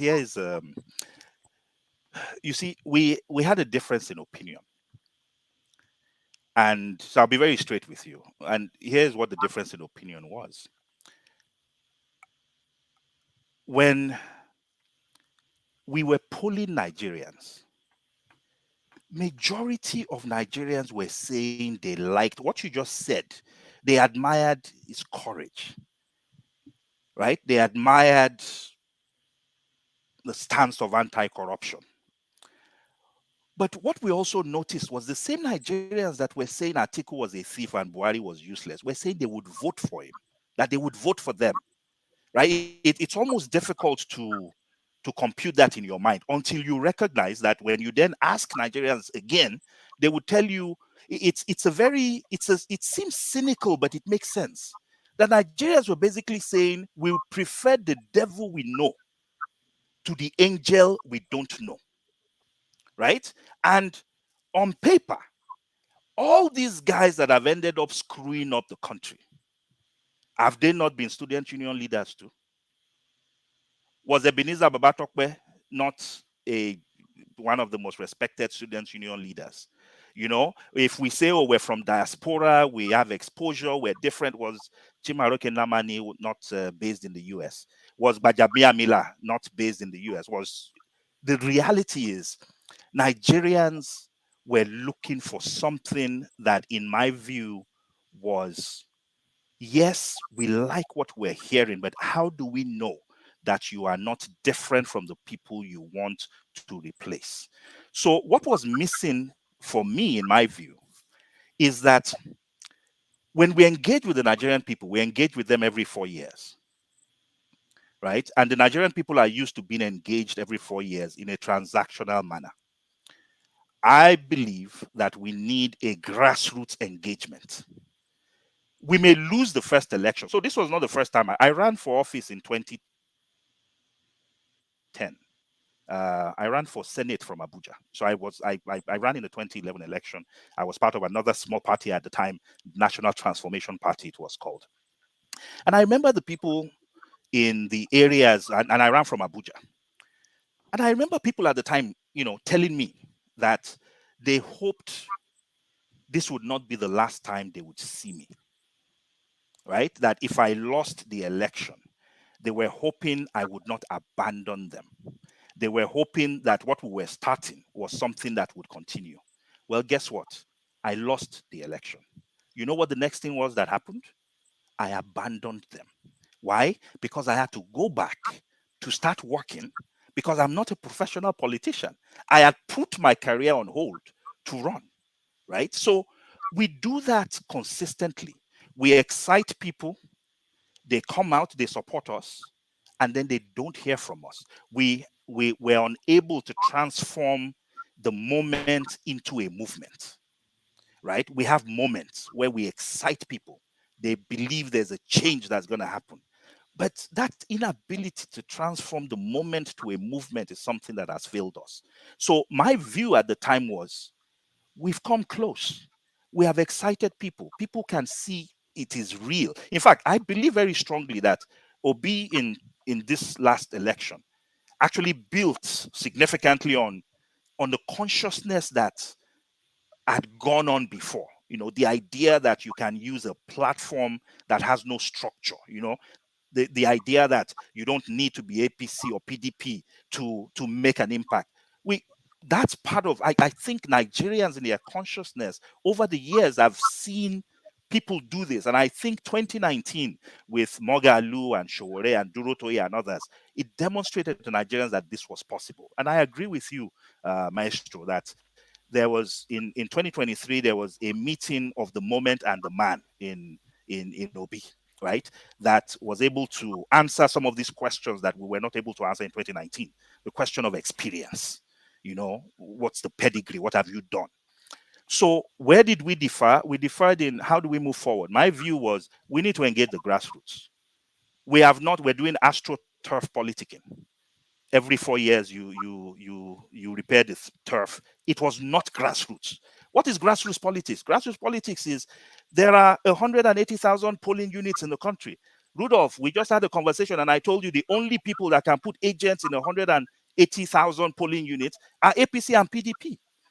If we want to change Nigeria, then we're not serious if we don't have a movement, if we are not able to engage with Nigerians nationwide in a way that lets us know that, look, oh, you know, do we have somebody in a polling unit in Newi? And it's not going to take us forever to just pull up a database and say, yeah, we have these people there. So are we engaged with the people? Are we working with them? These ideas for changing the nation that we have, is it only when we're in power that we can change the country? Can't we teach, you know, if we truly care about economic empowerment, can't we get ourselves together and do economic empowerment? Can't we show people how it is done? Can't they begin to see these ideas that we're talking about in practice so that when we say we're running for office, they can say, damn, if you see what those guys did in Abuja, or if you see what they did in this local government, practical things. If you go to buy something in the marketplace, won't you ask for a sample? We want people to vote for us and we have no samples. We just have platitudes. So for me, I just felt, you know what we need to do is grassroots. We need to go to the grassroots. The Nigerian people they are ready for change, but we still need to introduce ourselves to them. We need to take these ideas, we need to practicalize them. There was a feeling, the alternative idea was, maybe this is time for more engaged revolutionary action. Maybe it is time for, you know, for bravery, for courage, for protest movements. This is time to be in the face of the oppressor. Very different views. So one is, in the face of the oppressor, the people are ready. Once they see that the leadership is there, they'll follow. I just didn't think Nigerians were yet at a place where they were just ready to follow, that we needed to prove ourselves. So that was the parting of ways. It was a philosophical disagreement. And as I said, we're friends, but we just saw very different pathways to moving forward. So I hope I have, I know it was a long-winded response, Maestro, but that's what happened. That's the kind of response you needed to give, because you needed to explain yourself, you know. So I mean, my last comment on this is that before this election, everybody wanted Obi. After the election, we saw we needed the Showore braveness. We don't know how to merge the two. Showore doesn't seem to like all his comment about the guy, and Obi doesn't even need to talk about Showore because he feels he has all the clout. I just wish all the revolutionaries can come together. This is the time we need a wartime leader. Thank you very much. All right. Thank I you. agree with you. Yeah. Thank you so much. Let's go to Mazi Prince. Mazi Prince, welcome. Yeah, good morning, Dr. Rudolph, and good morning, Malcolm. My question goes like this. It says, "Show me your friend, and I will definitely tell you who you are." Why am I saying this? Showore, in a perspective, happened to be someone who presents himself as a, let's say, someone who is not corrupt. But knowing what I know now has shown that Shore kind of like deals and dines with corrupt persons. Start, for example, somebody in the person of Femi Falana, who happens to be his lawyer. Femi Falana years ago was the one who fought against Gani Fawemi in the case of Bola Tinubu, okay? Who even helped in squashing the case when it was when Jennifer Wami was taking it up. Apart from that, you go to the case of Wike and Amechi. I was privileged some years ago to watch a video where Shaware had the opportunity to expose more about those two men, but he never did. Moving forward, I will come, in diaspora. And when you talk about Menendez, Senator Menendez, of course, you are very much aware that Senator Menendez is now indicted in corruption. And this is somebody who is very close to Shower. So when knowing all these men and their characters, what they've done and what they've exhibited, it goes a long way to say, I don't even trust Shower. I don't trust him. I'm sorry. All right, I don't know Mazi. if you have any answer to that. Thank you. Dr. Malcolm, Yeah. go So ahead. yes. So so here's what I would say. Um, I would not hold Shore responsible for example, for what Femi Falana, what cases Femi might choose to handle or not handle. And I'll tell you a personal story. Both Femi Falana and Fawemi are people that I know very well. They handled cases for me when I was in school, when I was rusticated, when I was arrested. But I've also had issues with Femi. There was a time when he actually was representing one of the people we were having an adversarial issue with when we were students. So, but the man is a lawyer, So I'm telling you about a man, Femi Falana, who has been my own lawyer, but who also in the 30 years that I've known him, as in some periods been my lawyer, in some periods we've been in an adversarial situation. But I can tell you today that I consider him to be a friend. So I can pick up the phone if I had a legal issue. He's actually one of the first 3-4 people that I would call. I would just say that is a lawyer being a lawyer. And if the late Gani of blessed memory was around, my suspicion is Shore's choice of lawyer would likely be between Femi and a Gani. Believe you me, I doubt that there was any uh, personal animosity between Falano and Femi, even though they were on different sides of that issue, of that particular issue. I don't know the details. That's just my perception. With regards to the Wike Amechi issue and whether Shore could have done more, I honestly don't know. I don't know the details. I think maybe your thinking is that perhaps he could have used Sahara as a platform to maybe put more information out there. I have no idea. I'd never been involved really with the intricacies of how Sahara operates. But I will just tell you the Shore that I know. right? I've known the guy, as I said, for over 30 years. I know him to be, what somebody says when the cameras are not there is perhaps is how you truly know who they are. I have been in the trenches with this guy, and he's a human like all of us. I've just told you he's my friend, but I have disagreements with him. A major disagreement with him is why we parted ways. Why, he believes in a certain form of revolution. I believe in reform, and we've parted ways, but we still remain friends. So I think there's a certain level at which, so I would not blame him. I would not hold him responsible for that. I would say let's give him some grace, because sometimes there are more issues. There are certain things percolating beneath the obvious that we don't see in many of these issues. So that's what I would say about that. All right. Thank you so much, Mazi Prince. Ovie, you're next.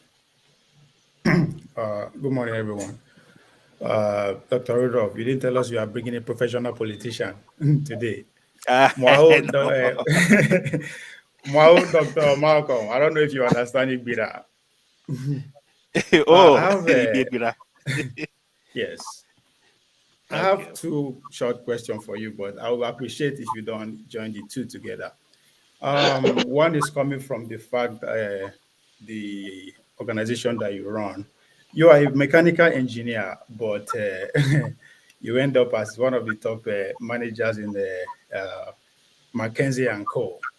Knowing the business McKinsey and Co. are into, which are basically focused on big organizations and government and all that, and you are running on the side, I call it side also, you are running an NGO, which to me is serving the government. You can prove me wrong if that's not the case, but I would say definitely you are not working for the people. You're either working for the government or you are running the for-profit business. And why do I say this? You said it yourself here that there's a need for the government to understand the people, for them to provide a better service for the people. As true as that may sound, I think it's the opposite. I mean, you have the guts to actually go down. I mean, not saying literally, to put polls on people who are miseducated, who are not even educated at all, who are being bombarded with misinformation every day by the same system, who they don't have idea how the system works, but you are asking the opinion, how they feel about the same system. So there's kind of contradiction for there for me. Make me understand that. Then this one brought on why you guys form AAC, and this is very dear to me because your generation are pretty much the next set of leader. If not because of the military regime, you guys are being in charge by now. Why responding to Rudolph, you said that AAC was born out of necessity. Why? Because you guys could not find a way to work with other political parties who are in existence based on ideology, they are money oriented. It's just way off. One and change today, you are recommending, you are calling for coalition party with the same people you disagree with. By the way, even up to today, Showoresi COB as a stewage of the people that you fought against during your early days. So what change? Is this coming from the fact that the organization you are working for, that's the influence? Or so I'm confused, and I believe a lot of Nigerians are also confused. So these two questions, if you can give us a clarity of Okay. that, I appreciate it. Sure. Thank you. So let me let me start from the first question. So in your first question, you question, I think there's a suggestion there that you have a sense that I might be working for the government. Yes. That if I'm doing things like these polls, then somebody must be gaining something. And it is either I am doing it, there's nothing like a not-for-profit endeavor. There must be profit somewhere, and the government whatever I'm doing should be benefiting the government. Also, based on of your background too, the organization that you work for, that's what they do for a living. So okay, so based on my background, and this is my background as a consultant when I was at McKinsey. So let me say a few things about that. So the first thing is that so I did work for McKinsey. I was a consultant. My background is actually, I'm a chemical engineer, not a mechanical engineer, but they're close enough. So I spent 2 years working for McKinsey. Early in my career, I was in McKinsey from 2000 to 2002 as a consultant. I have not worked with McKinsey since then, but it was a useful learning for me. Because what it did was, up until that time, the only things I had done was politics and engineering, what McKinsey allowed me to do. And I lived in South Africa. So I worked in the McKinsey office in South Africa, was to understand business in a very different kind of way from a consultant's perspective, right? Where you're able to see multiple companies within a short period of time. One of the things I learned, and I've had the good fortune of living. So I started out, I left Nigeria to go study in Cambridge, England. That's where I did my PhD. Then I lived in South Africa with McKinsey. Then I moved over to the US, where I have lived since, with some periods where I've been in Nigeria. And one of the things I've tried to do everywhere I've gone is to learn. I'm a student. I think the day we stop learning is the day we die. And I've tried to learn. And here's what I've learned. What I've learned is that when I see countries that progress, I see countries where volunteerism is deep in their psyche. I see countries where, so I'll give you an example. In the US, every election, people actually take time off work to go and volunteer for candidates. If you don't do that in Nigeria, like they take time to volunteer. Sometimes you take time off from work. Sometimes you give a campaign. You say, look, every day I'll give you 2 hours or 3 hours, and I'll be on the phone making phone calls for you, right? You will see in Nigeria, there's nothing like volunteering for a campaign. In fact, one of the first times I ever saw people volunteer for a campaign was the 2019 campaign for Showere that we did. Politicians pay in Nigeria for almost every individual that works on their campaign. Dr. Fabiyi, sorry, not to interject, Dr. Fabiyi. You said you worked in McKinsey 2007, 2008, right? No, 2000 to 2002, 2 years. Because what you are actually saying contradicts exactly what your company was in South Africa to do. They were accused, even as we speak, there is a lawsuit against them for state capture, which is directly work against what you are preaching for, that organizing and all that. That's what the company you work for represents South Africa. I am not holding brief for McKinsey. I worked in McKinsey. I was a consultant. So if I'm just talking about what they stand for and what you stand for is pretty much two different things. But what do they stand for? It's a consulting company. Any consulting company, yes, who are working directly with the state against the people against our citizens. That's how they make their profit. So Ovie, consulting companies, whether it's McKinsey, whether it's Pricewaterhouse, whether it's Accenture, whatever name they call themselves, they're in business to do two things. One is to find customers who want strategic consulting advice so that they can improve their businesses. And yes, what that also means sometimes, and then the second thing that they're doing is they have some bespoke solutions or services that they are trying to sell. And they will sell to anyone, whether that person is a private enterprise or whether that person is a government. Now, what you should ask me is, what is it that made people like me leave consulting? So yes, in consulting, one of the uncomfortable things that I found in consulting is, in consulting, there are only two ways to increase the profitability of any organization. You either increase revenues or reduce costs. Revenues are always difficult to increase, so most times when consultants come into an organization, it could be cost reduction. What does cost reduction mean? People are losing their jobs, right? There's streamlining, there's that. So there's some uncomfortable, there's no work that any of us does where there are not certain things that you do not philosophically have challenges or issues with. So I enjoyed consulting because consulting was an incredible learning experience. There were certain aspects of consulting I was not comfortable with, but I'll tell you this.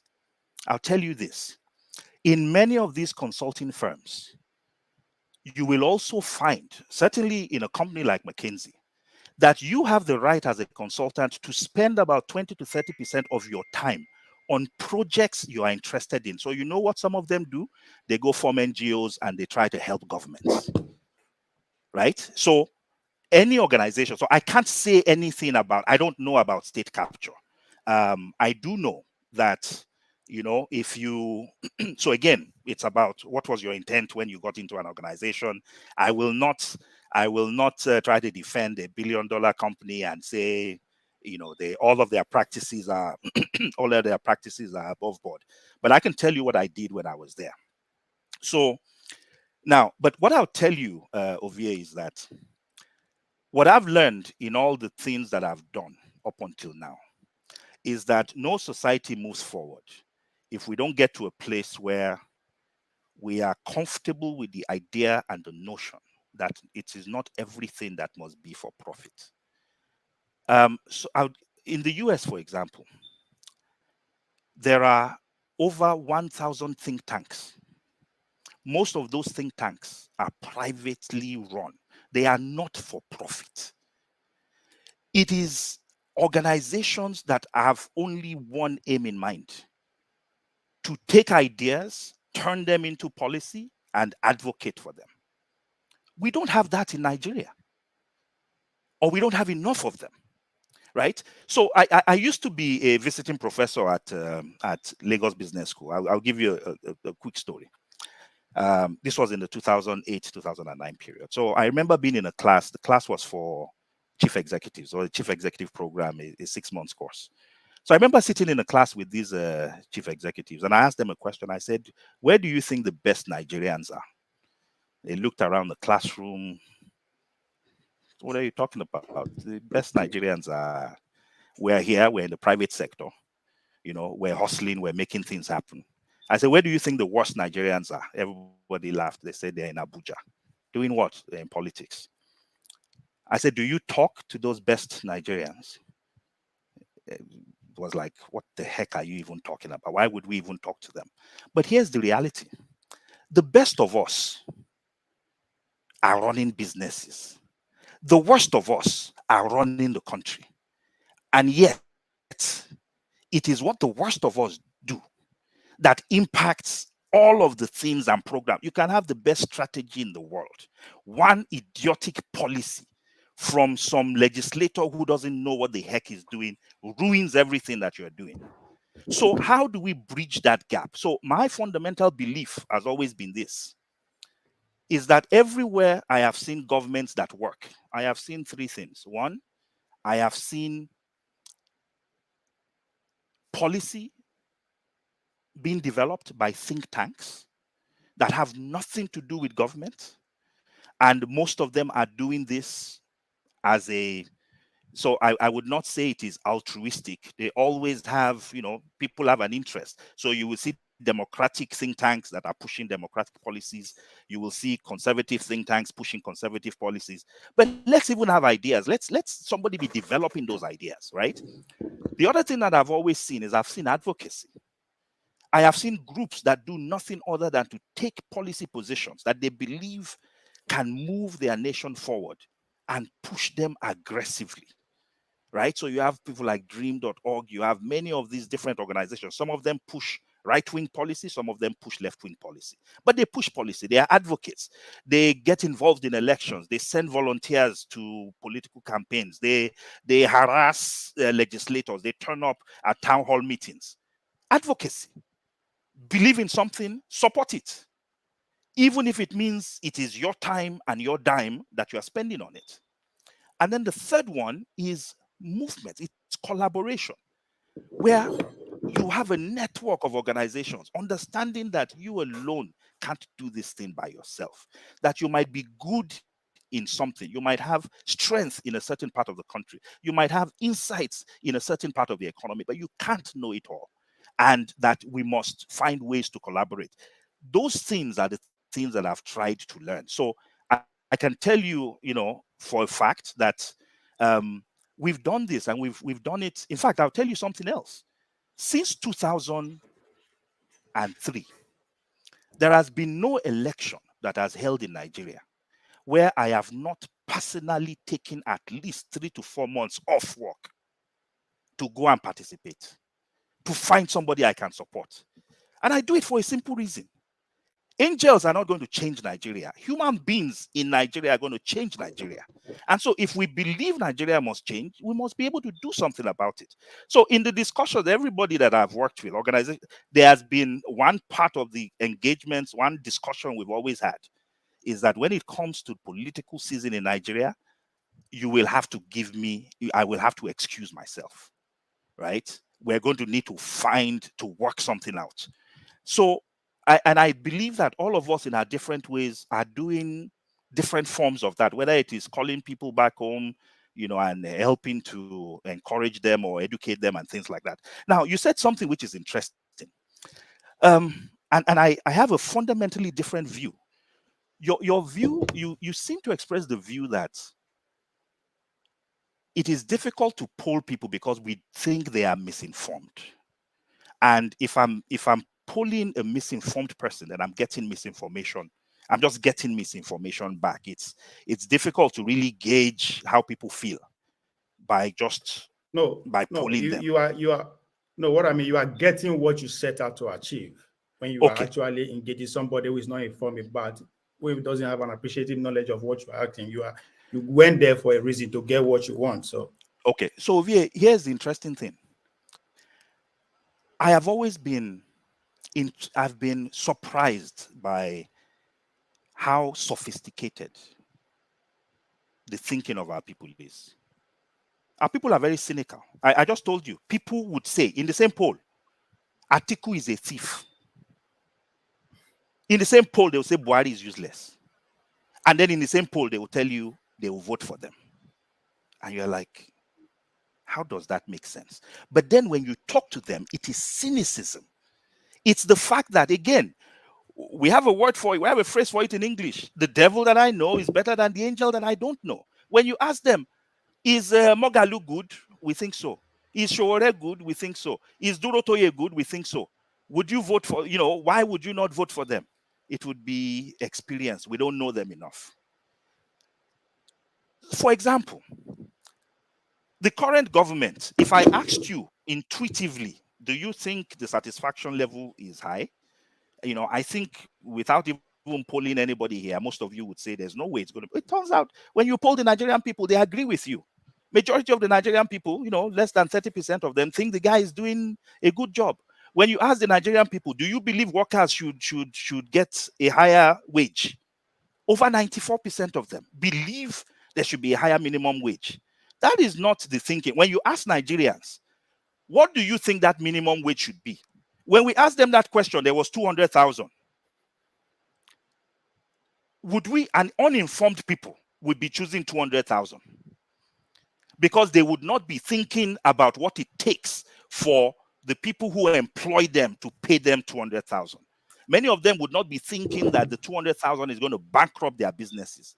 But guess what? Majority of Nigerians don't choose 200,000. Actually, a minority do. Majority of people coalesce around 100,000, between the 50,000 to 100,000 level. What that tells me is they are sophisticated.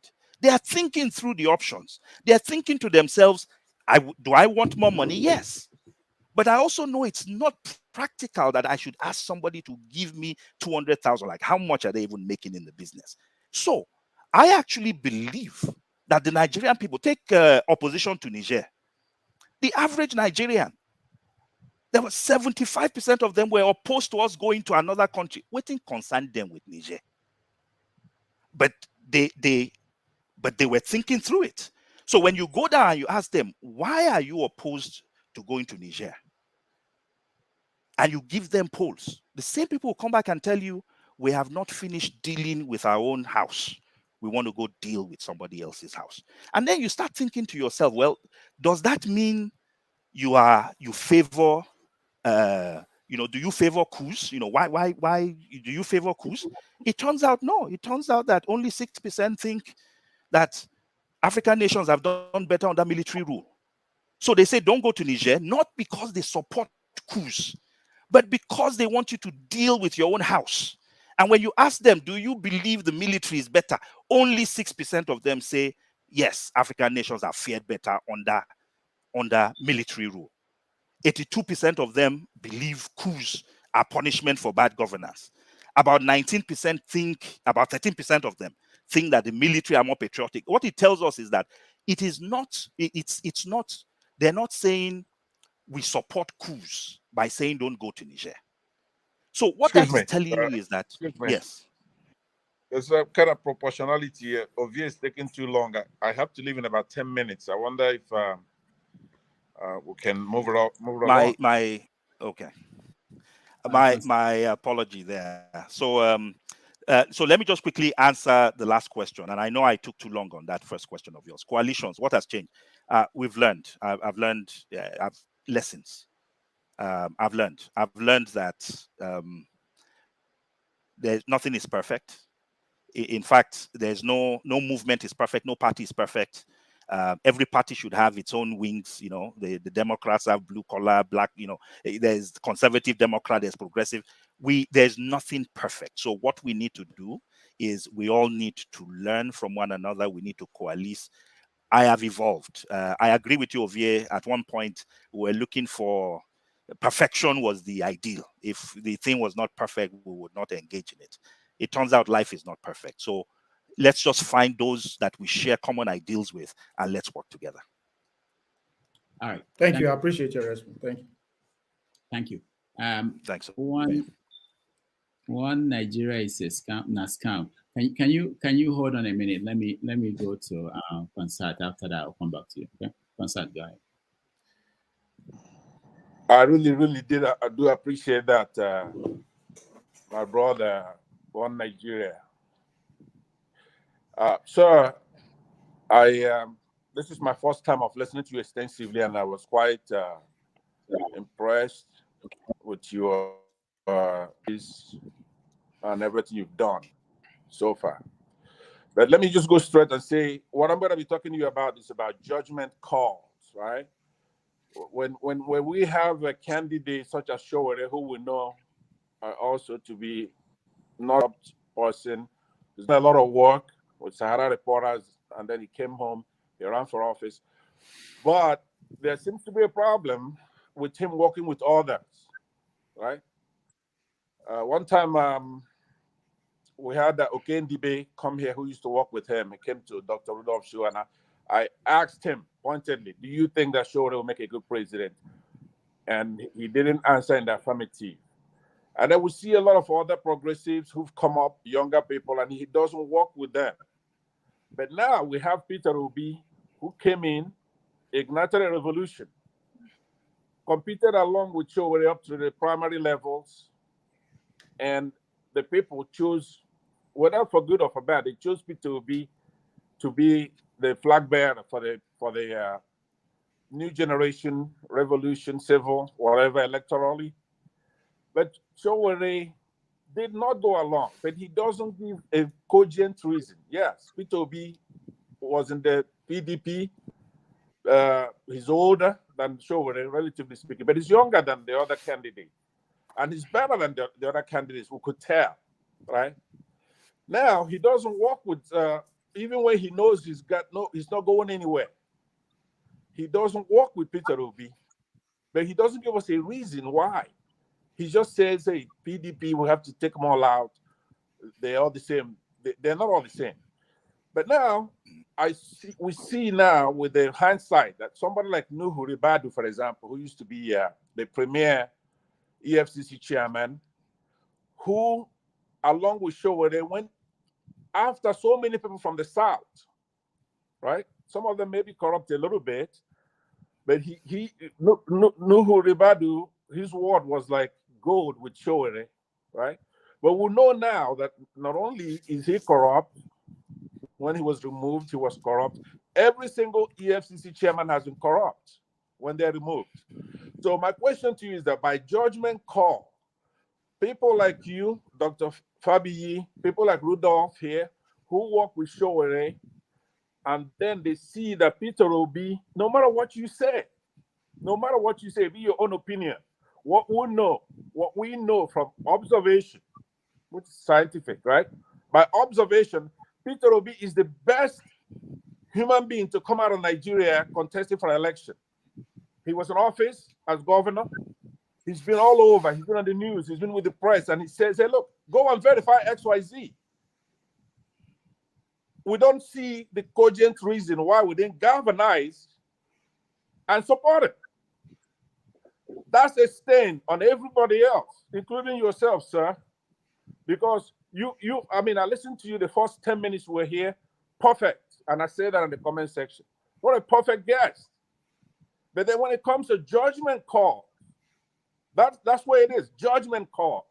Would you, sir, right now be like Okendibe and say categorically that Showore will not make a good president because he didn't learn from kindergarten that you have to work with others? That's the first thing you learn.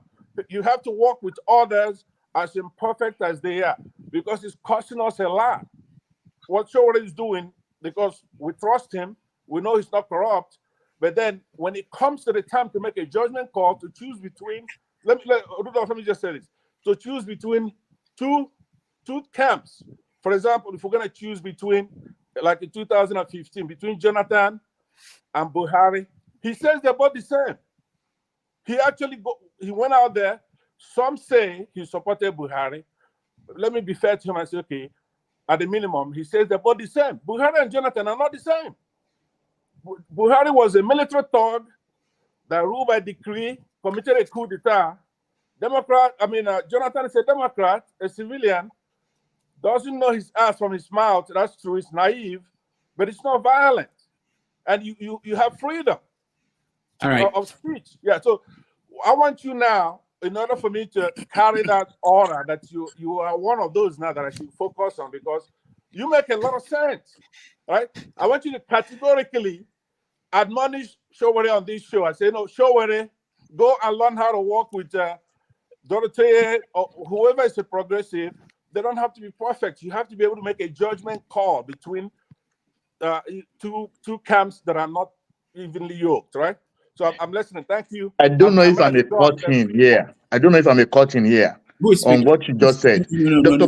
Fabiyi cannot speak for Showore. Mute yourself, please. Mute yourself. No, don't speak for our guest. Our guest is here. He can answer his question. Go ahead, Malcolm. So, I think Ola is actually right. I can't speak for Showore, but I'll tell you this, Mr. Pansat. You actually answered your own question when you said Showore didn't give you a reason except that Peter Obi was in PDP.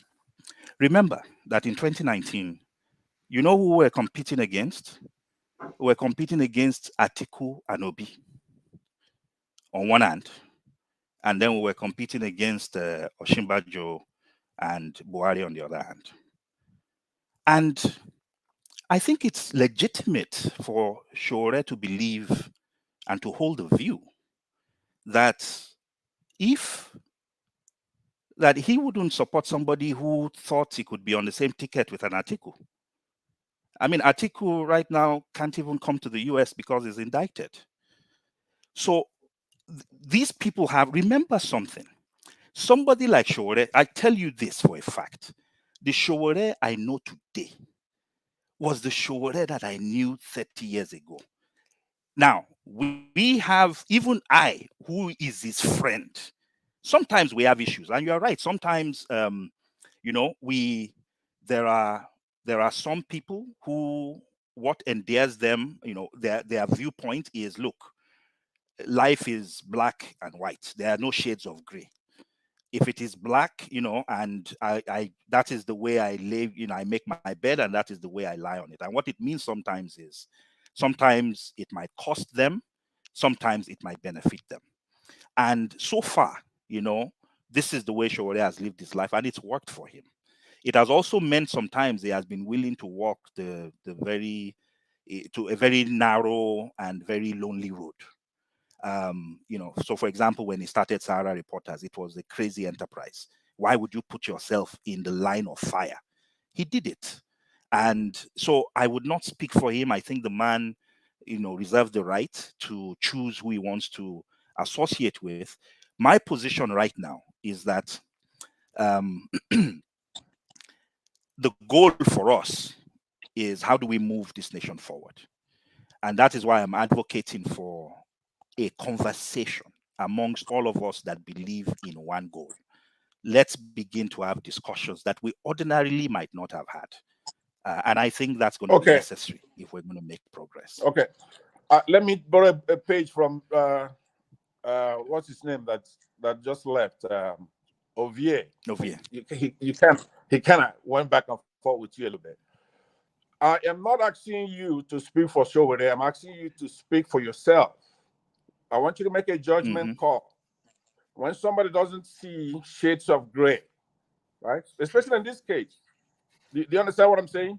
And you want to move the country forward, with who though? This is what I mean. You are supposed to be able to say, when in a primary, you compete in 2019, you compete with Peter Obi and Atiku or whatever, right?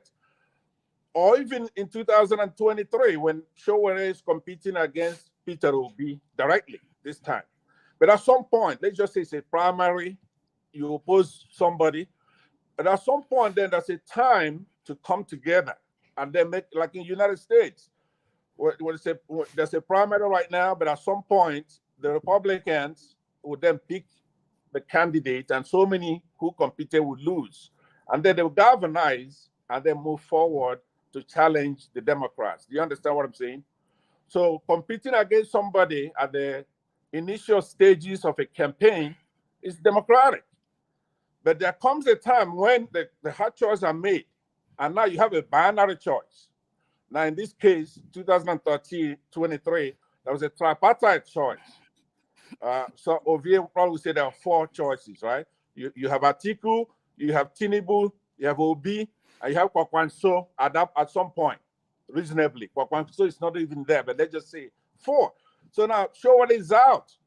I don't even think he won a precinct. You understand? He didn't win a precinct. And he's run before. He didn't win a precinct then. So it's a judgment call on his part by not helping the youth. Revolutionary youth came out, no matter what you say. I think you alluded at some point that Peter Obi ignited something in the nation. So Sowore's input here was crucial. Unless he's just a selfish person, which is what you're trying to say, that it's worked for him. But what about the country? And you and Rudolph, because you have a bias, and Rudolph has a bias. I say it all the time when I come here. That's a bias there.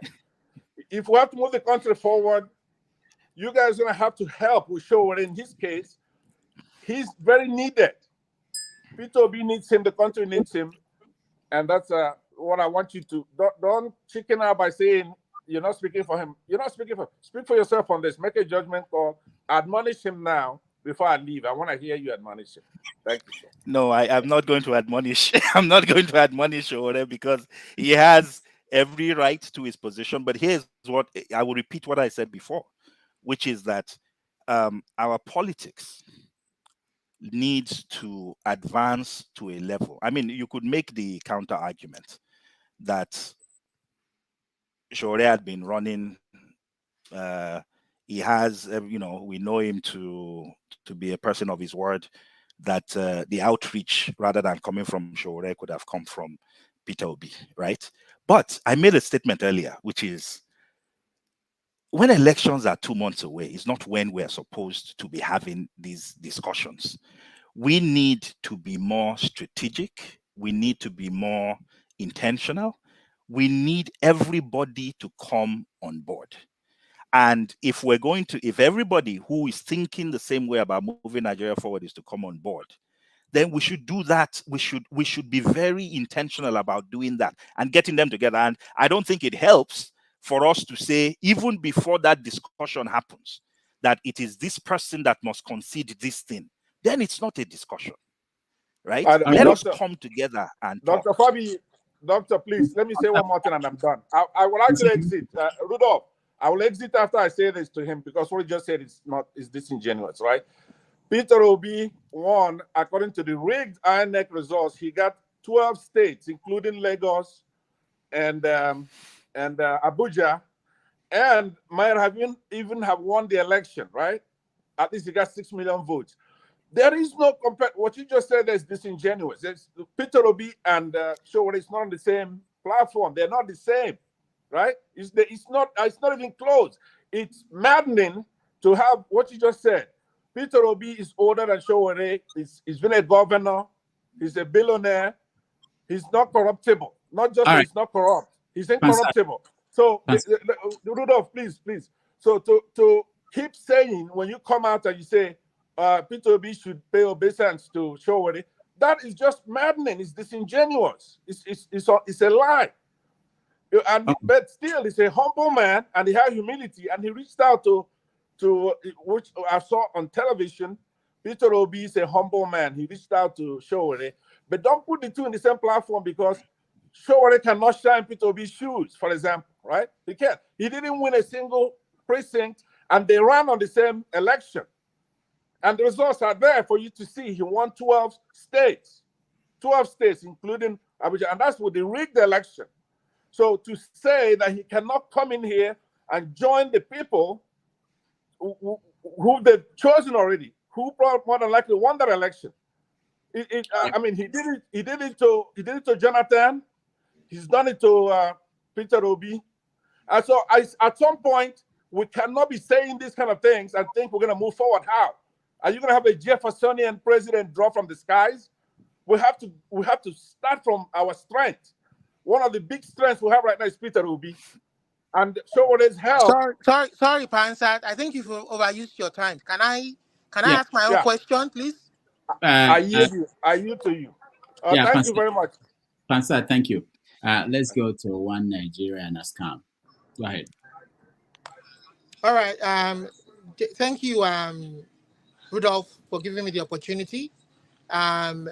Fabiyi, I applaud your work and everything that you've done over the years. I've always read your articles most of the time that you wrote in Sahara Reporters, and I think you've done your best up to your best ability in trying to shape the political landscape of Nigeria. But I want to kind of digress a little bit. I want to come from this angle. So you mentioned grassroots education, enlightening the populace about making changes. So, but people like me who have been watching over the years, we believe that no matter what you do, apart from the fact that the two things bedeviling that nation right now, apart from the fraudulent constitution, the other thing that I think bedeviling the nation is the electioneering process. No matter what you do, no matter what enlightenment you carry out, there has never been the only person who peacefully transitioned power to another party, different from his own party, was Jonathan. And I think he did it. He probably did it. He probably wouldn't have even done it, but he was threatened. And then I think his government lost political will, both in and outside of the country.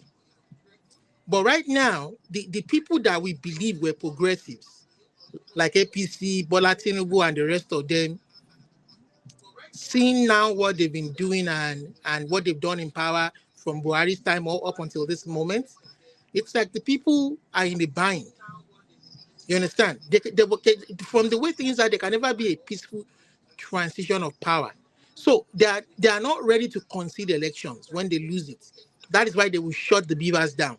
So no matter what amount of grassroots you do, these people at the end of it all, it is the end point that matters.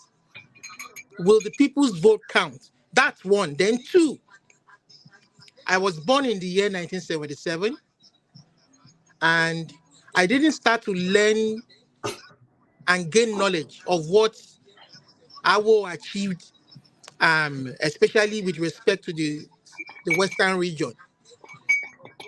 Now, I'm of the opinion that if Awo had continued on this trajectory up until this moment, Yoruba land would have been the hub and pride of the black race.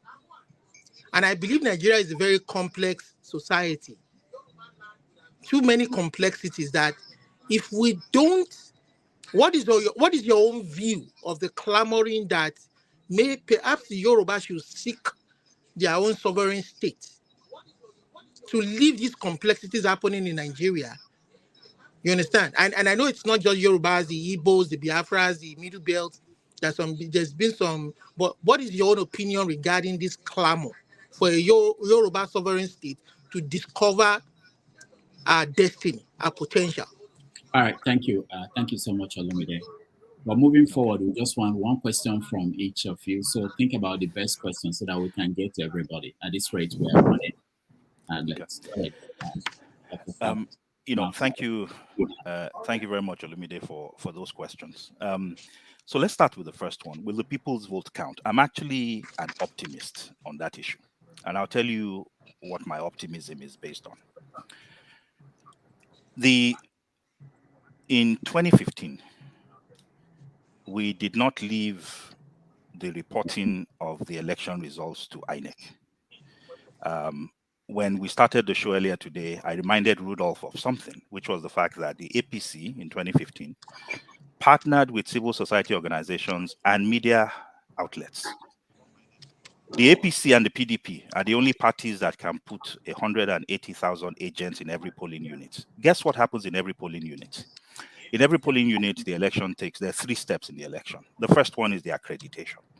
I think Nigeria has done a great job with accreditation. The Beavers takes it to another level, right? Accreditation is always fine in any election. Why? Because you have agents. And as long as you have agents and those agents are doing the work they're supposed to do, what happens in every polling unit, in each of those 180,000, is the elections will hold. First the accreditation, then the elections hold. And then the votes get counted. There's no polling unit in Nigeria where votes are not counted and a winner declared on election day, most of them.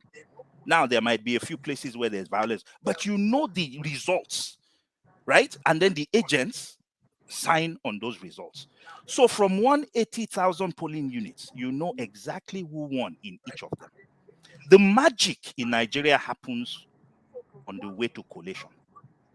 So when you're in a vehicle moving to the collation center, that's where the thumbprinting begins to happen. That's where all that magic happens, which was what IREV was supposed to change, right? Because the results from Beavers were supposed to then, it was supposed to be uploaded onto this platform and then spread out and then automatically disseminated, ensuring that transitional period where you're physically moving ballots to a collation center where all of the magic happens, where that magic period is cut out. Guess what? We were relying on INEC. Guess who has never relied on INEC for anything? APC. 2015, they did not rely on INEC. You know what they did? As I said before, they had a partnership with civil society organizations and media platforms. By midnight on election day in 2015, 94% of Nigerian polling units had their results had been reported on platforms like Sahara. So why on earth would we expect that an electoral institution supposed to be independent, but which is populated with partisans appointed by partisans. We're expecting to get fairness out of them. Why would we do that? So the reason why, so for me, I think part of what we need to do going forward is I absolutely believe that what happens in the polling units reflects the true desires of the people. The question is, how do we make sure that what happens in those 180,000 polling units is immediately broadcast to Nigerians and to the world? And I think technology can help us do it. We've done it before, even when we didn't have apps or things like that, where all that was happening was agents were sending, were texting results to centralized platforms. There are ways we can do it. In 2019, one of the things we did in our political parties, we built an app. We made it available to all Nigerians. And all you had to do with that app, if you were an agent, was you take a picture after in each of the polling units, once they've pasted the results, you take a picture and it gets uploaded automatically to a central database where we collate it and report it. If INEC likes, they can report whatever the heck they want to report. Yeah, but the problem we're having, Dr. Fabiyi, is the fact that, number one, they shot the beavers. The electoral body shot the electricity or the light that controls that technology, that needs that technology. Then two, at the end of the day, when you go to the court, they tell you go to the court, and the court will say that they will only accept what INEC is the statutory body. They won't accept anybody's results. Okay, so let me tell you something interesting. So again, so the interesting thing here is we have a case study. It happened in Nigeria, 2015. So guess what? The results are actually pasted physically in every polling unit. Anybody that has voted in Nigeria here knows that once the votes are counted and the results declared, you know what? They paste it. And people begin taking pictures. It's physically pasted. It has to be pasted. So the people who stay, many people stay behind to count the votes and make sure that it is counted. And they paste the results. So there's no polling unit where the results are not, there's not a physical copy of a validated result and outcomes.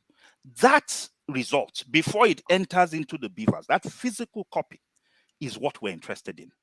So they can do whatever they want with beavers. They can tell us stories that the beavers was not uploaded. I don't care. All I know is in 180,000 polling units, there are 180,000 result sheets. I want to take a picture of those result sheets. I want to upload them. Let us start having an argument. The problem is, once INEC starts announcing results, it becomes difficult to be arguing with results that are being announced. So let us preempt them. Let them tell us that what we have is false. We don't have to prove. They should be the ones to prove that the authentic results that we're reporting, which came on election day on multiple platforms, validated by them, verified by them, with the polling unit numbers stamped on them, let them tell us that is false. Why should we be the ones trying to prove that some platform, some database that they claim they can't access? Why are we proving the unprovable? So look, they've done it before. The APC did it in 2015. Why would we not? You know who knows the true results of the last election? The APC. Because they've used that method before. The only difference now is because they're benefiting from the outcomes, they're not partnering with anybody. Why don't they do what they did in 2015? Where in real time they would share the results and have people announce it on platforms. So why would we be using methods? Why would we rely on INEC? Why? I would never do that. We should not be relying on INEC. We should report the results, and if the results are in contradiction, in fact, when you report the truth, it becomes difficult to doctor whatever, it becomes difficult to do whatever doctrine they want to do because you've already told the truth. So let them doctor, and then we'll tell them that, are you suggesting that these things are not real? So look, it's not the perfect solution, but it is a solution, because relying on INEC as the arbiter of truth can certainly not be, it can't be our future. So we need to think about methods, approaches, technology, strategy that ensures that we are not at the mercy of an institution that we know is rigged from the beginning. They've just announced new electoral residents. The criteria for being an electoral officer is membership of APC. We truly think in 2027, are we expecting justice from these people? We've got to outthink them. They have way more money than any of us does. The only thing we have beyond what they have is patriotism and sense. And we better use both of them. Otherwise, we're going to be in this circle where we'll be in 2027 and we're bemoaning how the database broke down. I can assure you that database is going to break down in 2027. I'm not a prophet, but I'll tell you, I can prophesy that one for you right now, that whatever that database is going to break down again in 2027. Then what? We can't rely on them. We must do something different. The second one, clamoring for a sovereign state. Look, I think the golden period in Nigeria, personally, was that period between 1953 to 1963-64, where the regions were fairly autonomous. I mean, that was a period of healthy rivalry between the regions. Schools were being established, this region established a TV station in 2 months. The other region had put forward their own. It was Nigeria's golden age. And why was it Nigeria's golden age? Every region was allowed to develop at its own pace. It was the same Nigeria. So I think before I give up completely on the notion of Nigeria, I think that we have demonstrated that when we allow each region and the peoples of those regions to develop in an unfettered manner, that we have seen remarkable progress. I still think there's value to what we share as a country. I think there's value to the markets we have. But when you have markets and you have people and, there's the insecurity that you have, it does not even allow you, the insecurity, the inequities, right, do not even allow you to take advantage of what should be an advantage, then it becomes a problem. But if we have, we should go back to a place where the regions were so much more important that Sardauna, who was the leader of the MPC, chose to remain in his north than to be the prime minister, because development at the regional level was way more important than anything happening in the center. I think we need to get back to that place where the regions are the center of what's going on, where nobody cares who is the president, because the president does not impact our lives in any significant way. So that's my view, is we've seen it happen before. We've seen it happen in Nigeria. We've seen tremendous growth within a period, but that period also happens to be when regional autonomy was at its height. And I suspect that having some form of that return will actually, certainly be helpful, to us as a nation in terms of being able to advance and move forward. All right. Thank you. Thank you so much. CM, you're next. Okay. Thank you, Rudolph. I hope I'm coming out clearly. Thank you, Rudolph. Good evening from here, Dr. Malcolm Fabiyi. Welcome to our platform. Actually, you opened up, in your last question, you opened up a lot of vistas, but I know we are not debating one-on-one, because I would have taken you on, but I have to ask a question to give others the chance to contribute. What I want to say is this. I've listened to the proposals you have, very forward-looking, you are exposed, and I can understand that. In 2015, we left card reader because of so many drawbacks, but ended up with somebody who we claim to have school cert, which we later found out that there was no school cert. He hasn't got any school cert. He entered the military without school cert. 8 years later, Nigerians say, let's move on. We've moved on. In 2023, we ended up with a career criminal who forged his own certificate. This is no longer debatable. So what I want to ask you now is that, because you are giving people hope, where does this leave us as a country? Are we going forward or are we going backwards? Thank you. It's a mixed bag. I believe that Nigeria has evolved a system where the leadership we have does not match the aspirations of its people.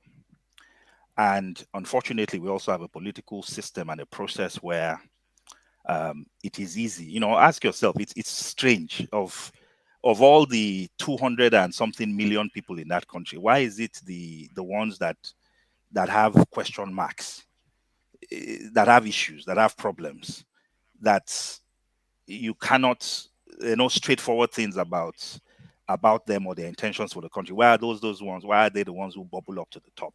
But just at the time where you begin to think, where one begins to get a little despondent, there are also some things about what's going on in Nigeria that I find uplifting. One of the things I find uplifting is the fact that, imperfect as our democracy is, we have gone through. This is probably the third or fourth election that we've had back to back. Now, many of them have been flawed, yes, but we're also learning from all these flaws. I think one of the lessons that I'm taking away is what I shared before, which is you cannot rely on a fundamentally flawed referee to provide you with equity in a game. So how do you make sure that you have a VAR system, right? Now, because referees are fallible, what have we done in soccer? After 100 years of playing soccer without VAR, right? We now have virtual assistant referees that are allowed. So we have to up our game. We have to evolve. We have to find ways of. The people we are fighting against are very smart. They are evolving. We're not evolving. So those of us who want change must evolve. And the advantage we have is there's more of us. The other advantage we have is we know stuff, and we can, if we only leveraged and came together, there are things we can do to actually advance and move forward.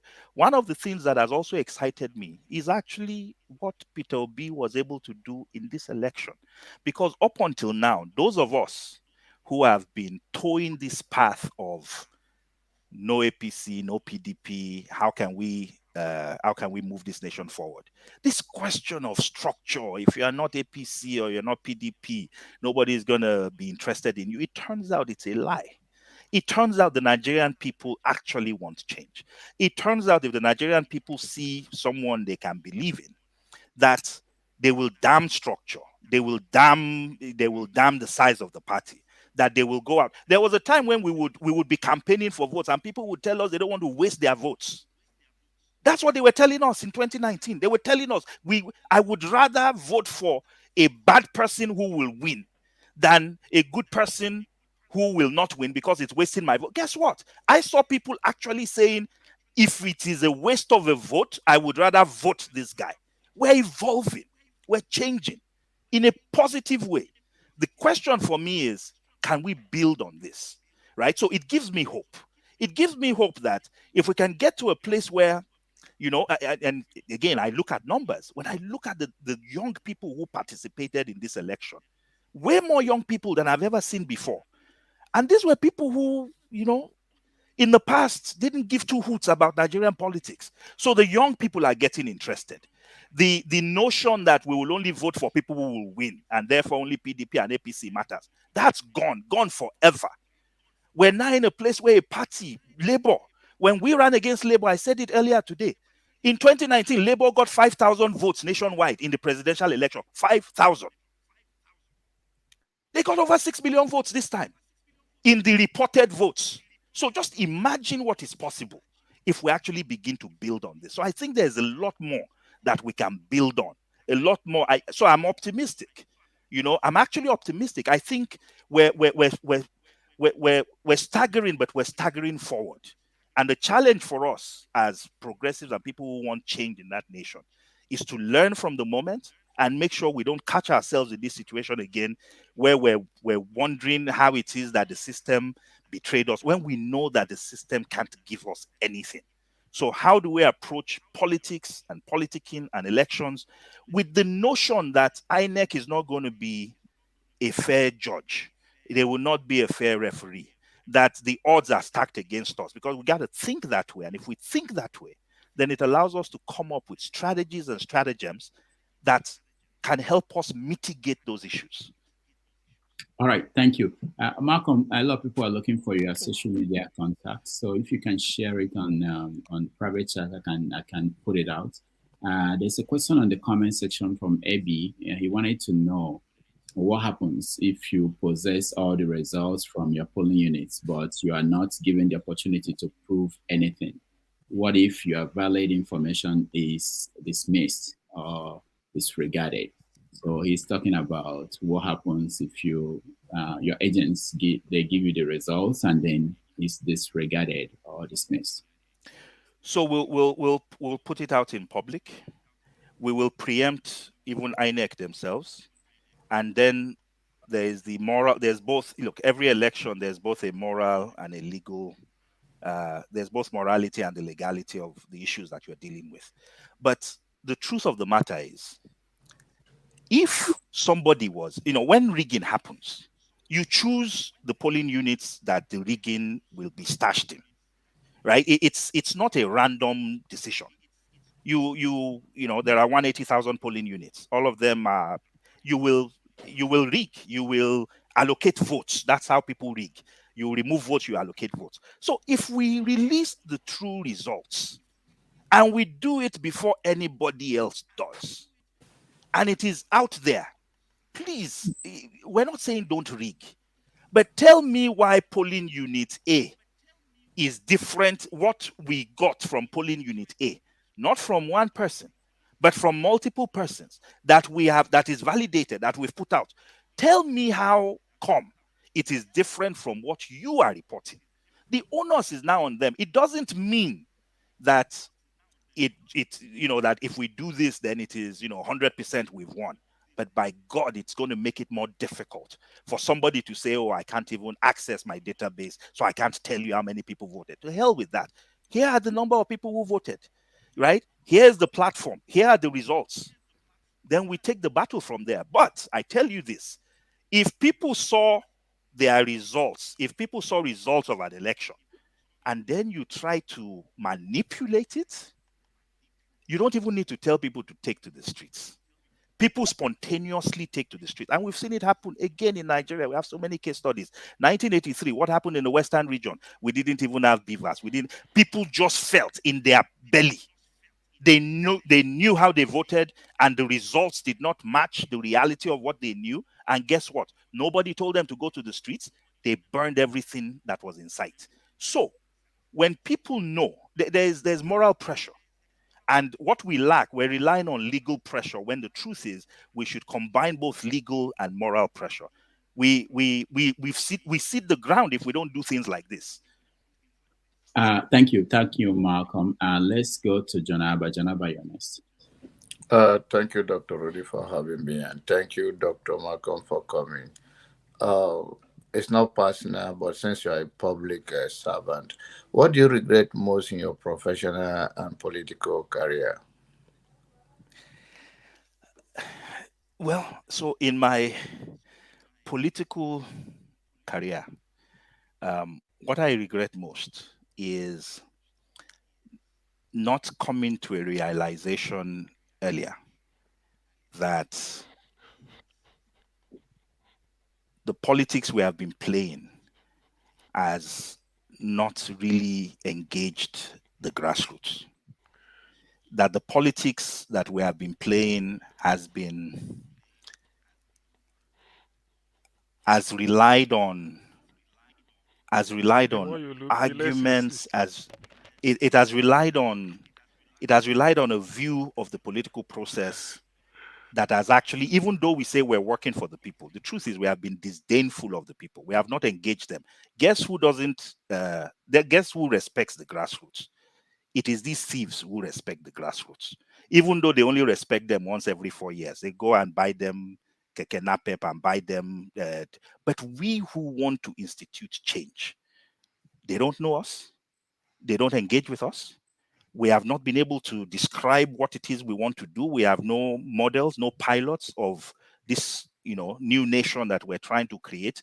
It is that lack of understanding fundamentally of what we're dealing with and who we're fighting against. I wish I knew then when I started what I know now, because then my approach would have been very different. Trusting that the government would give out accurate results. I wish I knew 10, 15 years ago that would never be the case. I would have done things very differently. Nigerians, the same ones who were telling us before that they would not vote for a small party that had no structure. Well, why did they vote for Peter Obi? It means we were not engaging them the correct way. It means we were not putting the right people in front of them. It means we were disrespecting their interest in having both people who have a passion for the nation and then a track record that matches. We were not listening to them. So I hope, that's what I've learned. That's my regret. On the career side, I have no regrets. But on the political side, I do have all these regrets. I wish I knew many of these things now, then that I know now. All right. Thank you, Janaba. Henry, you're next. Yeah. Good evening, Mr. Rudolph. And good evening, Dr. Fabiyi. Thank you for coming. I would say, don't you think, I would say, should we miss this chance for collaborate with Labour Party? Labour Party, they said they don't have structure. But the Nigerian people were looking for somebody they would trust and people they would believe on. They decided to say, okay, Peter Obi said, go and verify anything I do.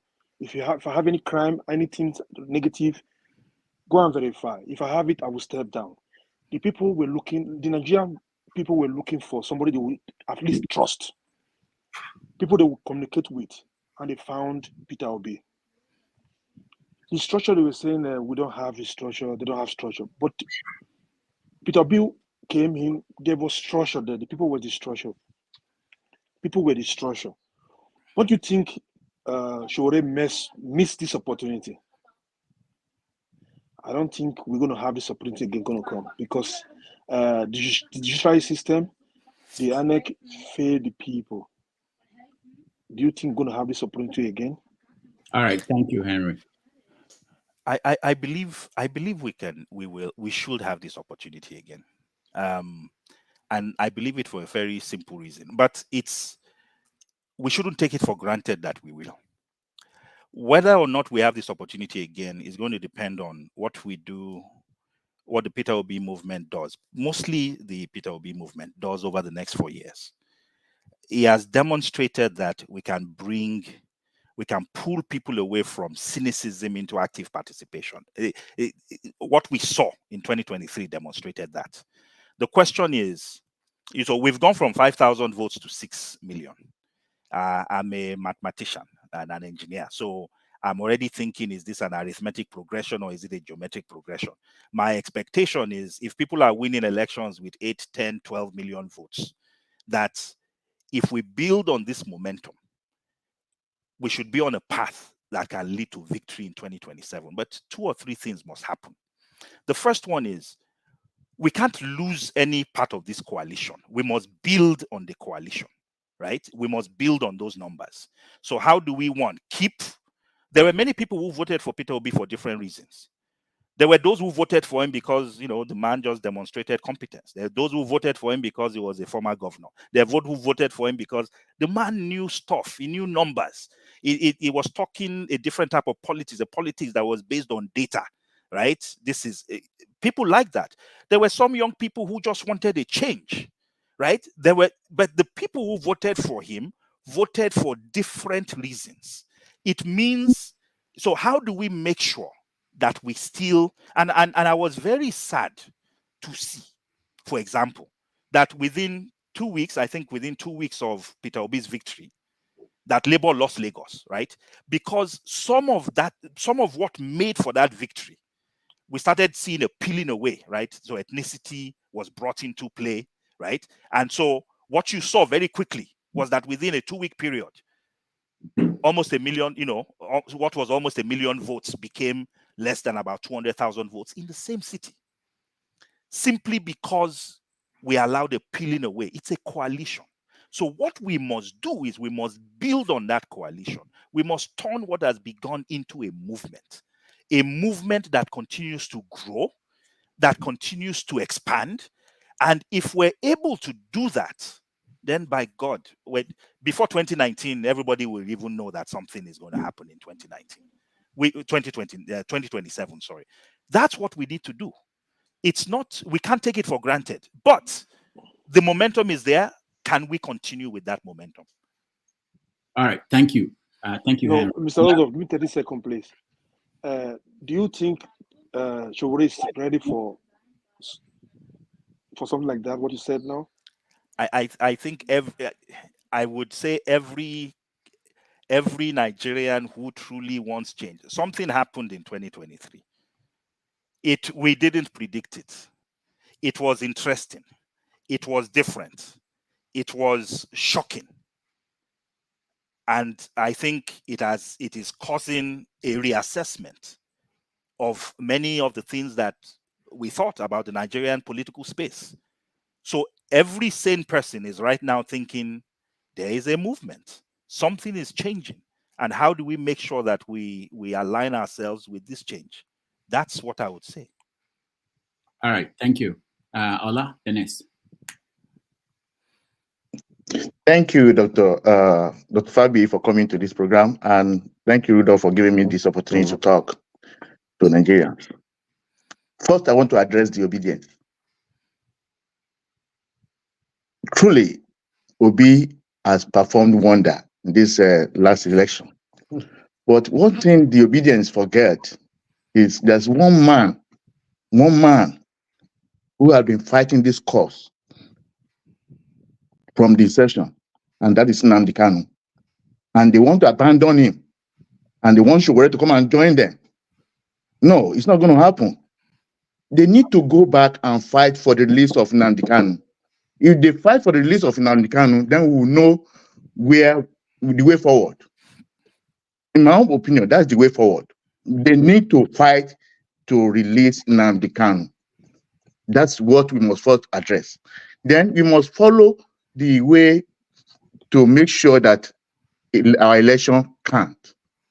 One, Dr. Fabiyi already suggested that results must be posted on at the polling booth. That's a way forward. It's very, very important that election must count. If they want coalition, which wants Showore to form any coalition with any of their candidate, first of all, fight for the release of Nnamdi Kanu. And that's my position. All right, thank you, Ola. Yes. Malcolm, do you have anything to say? No. No, so I'll just emphasize it built on the election part. I think it's a crucial thing for us to do. I can't overemphasize the fact that people want to know that what they do counts. I was glad that people were saying they didn't give a damn whether their candidates didn't win this time. Many of those who voted for Obi, but I think it's just important for us to know that elections can count and that we can actually come up with ways of making sure that it does count. Thank you. Malcolm, let me ask you before we continue on the line. Next election on Saturday, do you expect that Labour Party, PDP, that they will have their individual polling unit results, that they will have them and that they will make them public to counter whatever INEC will do at the end? Because INEC, we don't know what happened. Do you think that they've learned that lesson? Because after the last election, I kept asking, when are we going to see the results from their situation rooms?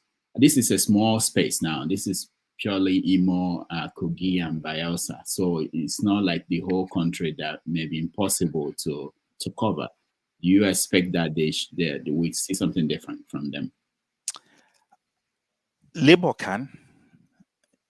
I don't think PDP will, because it doesn't pay them. If you want to, if part of your model is rigging, you gain nothing by publicizing the results. So they may not publicize the results because they know they might need to do something. And you know what I mean by do something. So PDP will not. They will have polling agents in every single. In fact, the PDP never has one agent. The PDP always has at least two agents.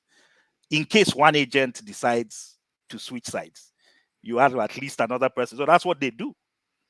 But if there are some people running on the platforms of the PDP that expect that it's going to be financial inducements and rigging that's going to get them the votes they need.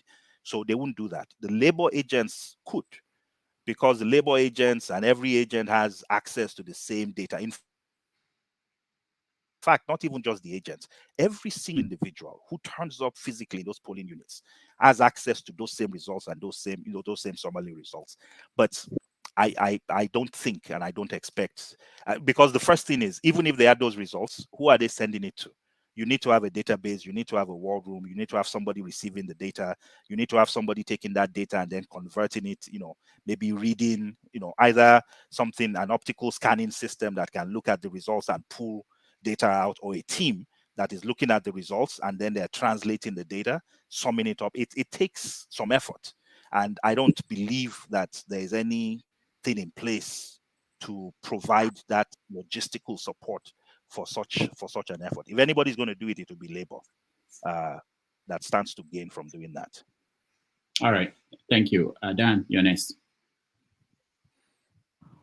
Yeah, greetings to everybody. Dr. Damages, Dr. Malcolm, and the brothers there.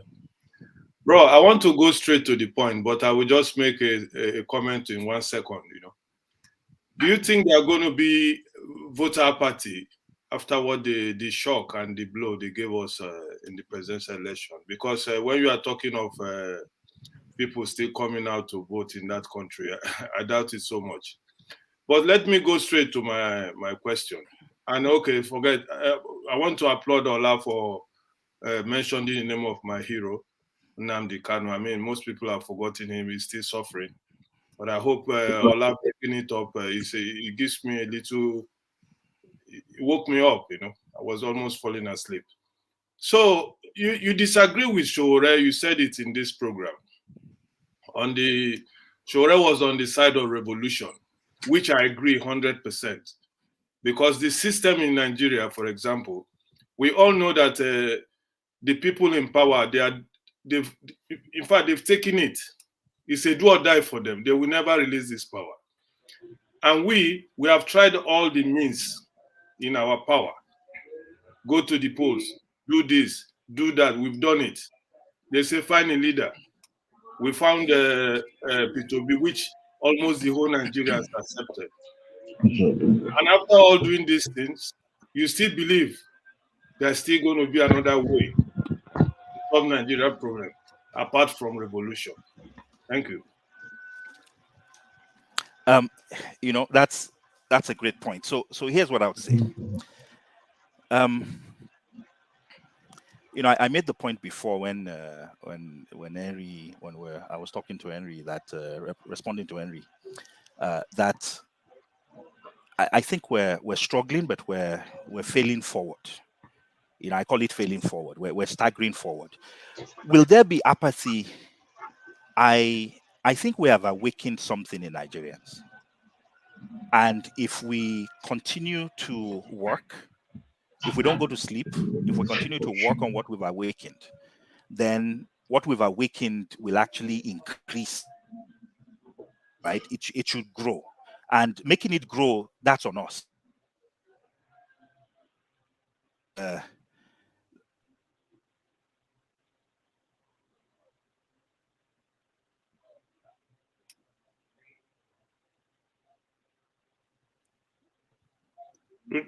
Rudolph, you are muted. Can you hear me? Yeah, go ahead.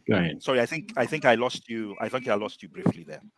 So, so Dan, my sense is that's on us, right? It's our duty to make sure that this fire that we have lit, this thing that we saw happen with Peter Obi's candidacy, that was able to form a rather unusual coalition. It's the most unusual coalition, right? Young people, old people, students, youth, just people who desire change. It was a most unusual coalition from different parts of the country, the north, the south, the west.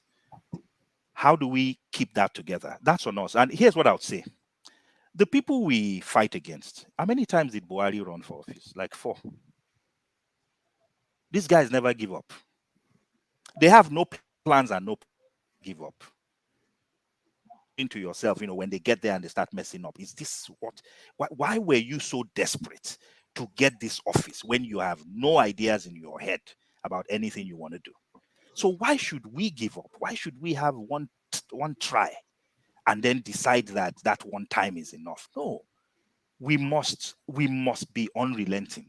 We must learn the lessons. We know what the lessons are from this one. So how do we keep this coalition? How do we build it? And how do we make sure we don't put ourselves in a situation where we're relying on a biased umpire to give us fair results?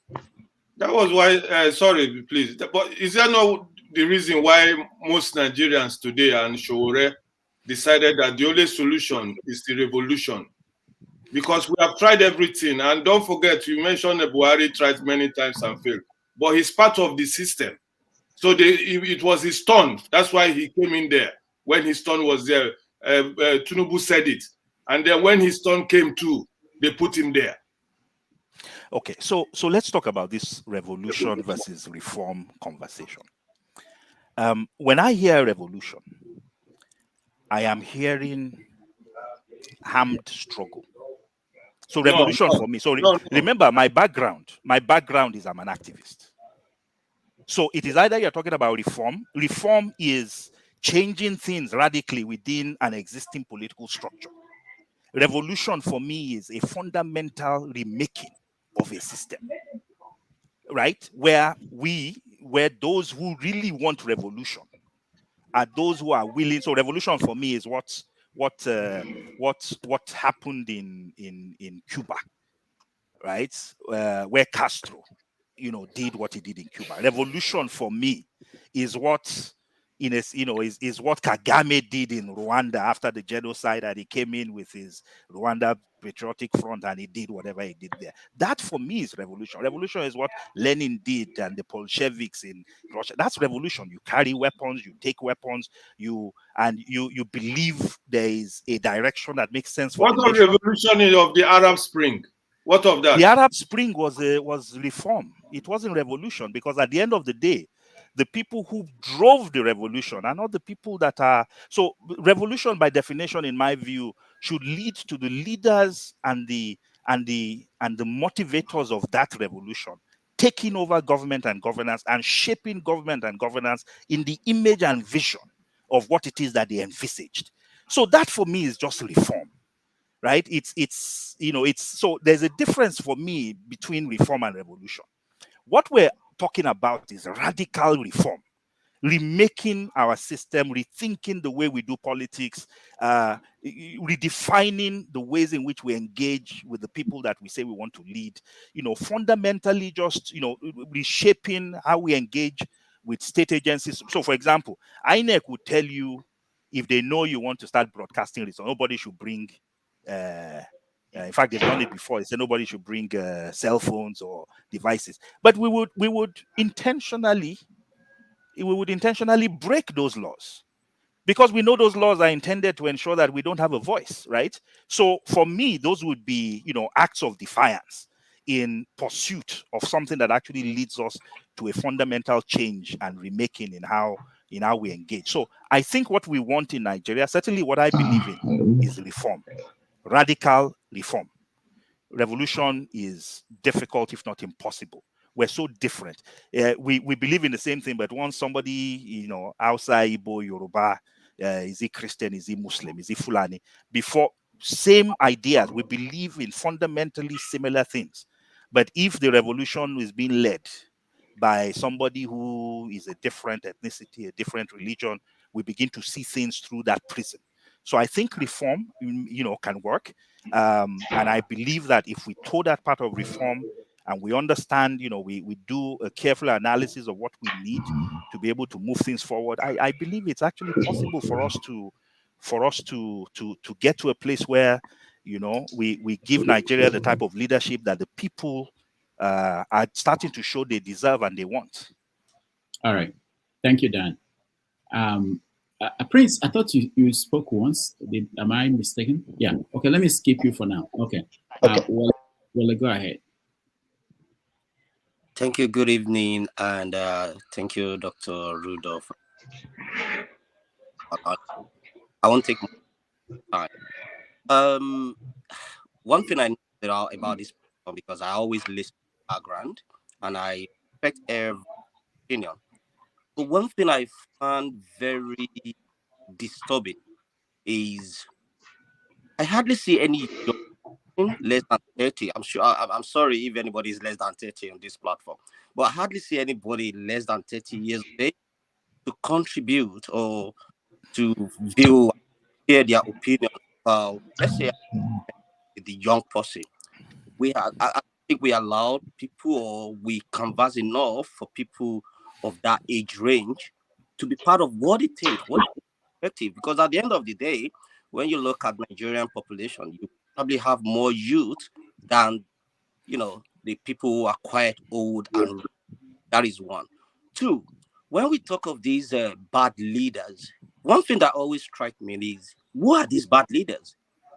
They are family, our relative, friends, uncle, one way or the other with them. But we Nigerians always, this is what I always say, that when we're benefiting from a corrupt practice or something that is not good, we call it connection. But when it's not favoring us, we say, oh, it's corruption. At what point are we going to pull the plug, even if it's our own immediate sister or brother that is doing something that is not right? At what point are we going to face the truth and claim anything that is not right from our own household? That is so. My question now is, I have a friend that always say, "Why do you always join this platform? All they do is talk, talk, talk, talk, no action." At what point are we going to have action backed? At what point are we going to have a talk back with action? So it makes me sorry. This is to everyone, not just to the host or the guest. It's to everyone. Can we set ourselves and do the right thing? Talk to our young ones. Talk to our relatives. Look, he come to the equity must come with a clean hand. Are we all clean enough? If we can answer that question, when we go to our religious centers or our religious places, are we really serving God, or are we just contributing to make the GOs or the leaders? In every circumstance in our life, we could see that we are corrupt. So how are we going to move the country forward if we cannot be honest with ourselves? All right. So it looks like a question, but I think it's a comment. Thank you for giving me the opportunity. Thank you, Wale. Thank you so much. Dr. Malcolm, I know you talked about this in terms of what could be done beyond talking. So maybe I know it's been a while. Maybe you can reemphasize that what should be done. What can people in platforms like this all over the world can do beyond just talking, and how they can move to advocacy and impact the society. Absolutely. I think Wale touched on something which is important. Look, Nigerians are perhaps one of the most patriotic human beings that I've ever come across. I don't know of any other nationality where once two or three are gathered, the topic inevitably, invariably, regardless of where that Nigerian is, goes to politics and the situation of the nation back home. It's something we carry with us. It's a burden. It's a passion. It consumes our every waking moment, but it also leads to frustration. And one of those frustrations is what Wale has expressed, which is we have all these conversations, and then what? Right? If we do nothing, we'll be here 2 years from now, meeting every Saturday and Sunday, still having the same discussions. So how is anything going to change? I'll just give you an example of something we did. So when in 2018, 2019, Shore said he wanted to run. One of the things we did at the time was there was a lot of support for it, mostly not just because of Shore as a person, but I think there were people who felt, you know what, it's time for some type of change in the country. And I think this is a similar type of moment that we're going through. Where we ended up was forming a movement, right? So we have all these ideas about how the nation can be different. We have ideas about what government should be doing about the economy. We have ideas about what the government isn't doing right. We have, there are people on this call, there are policy experts, there are people that are tech experts. We have some concrete things about how to move that nation forward. The question is, how can we make those things real? How can we bring those things to light? So I'll propose again, just three things. The first one is, when you have like-minded people having like-minded conversations about something they're passionate about, and we're starting to come up with solutions, then a movement becomes, I think, a reasonable thing that we can do. And what's a movement? A movement is just simply a group of people who decide they want to move forward together in a particular direction. And the direction that I hear us talking about here is, how can Nigeria become more equitable? How can Nigeria become a better place? How can Nigeria become a country where whose people can believe that they can realize their full potential where they are? How can we become a nation of people where you don't have to be the child of where the child of nobody, as one of my friends would say, can become somebody, right? How can we be that nation that provides a platform, regardless of who you are and where you're from, for you to grow and realize your full potential?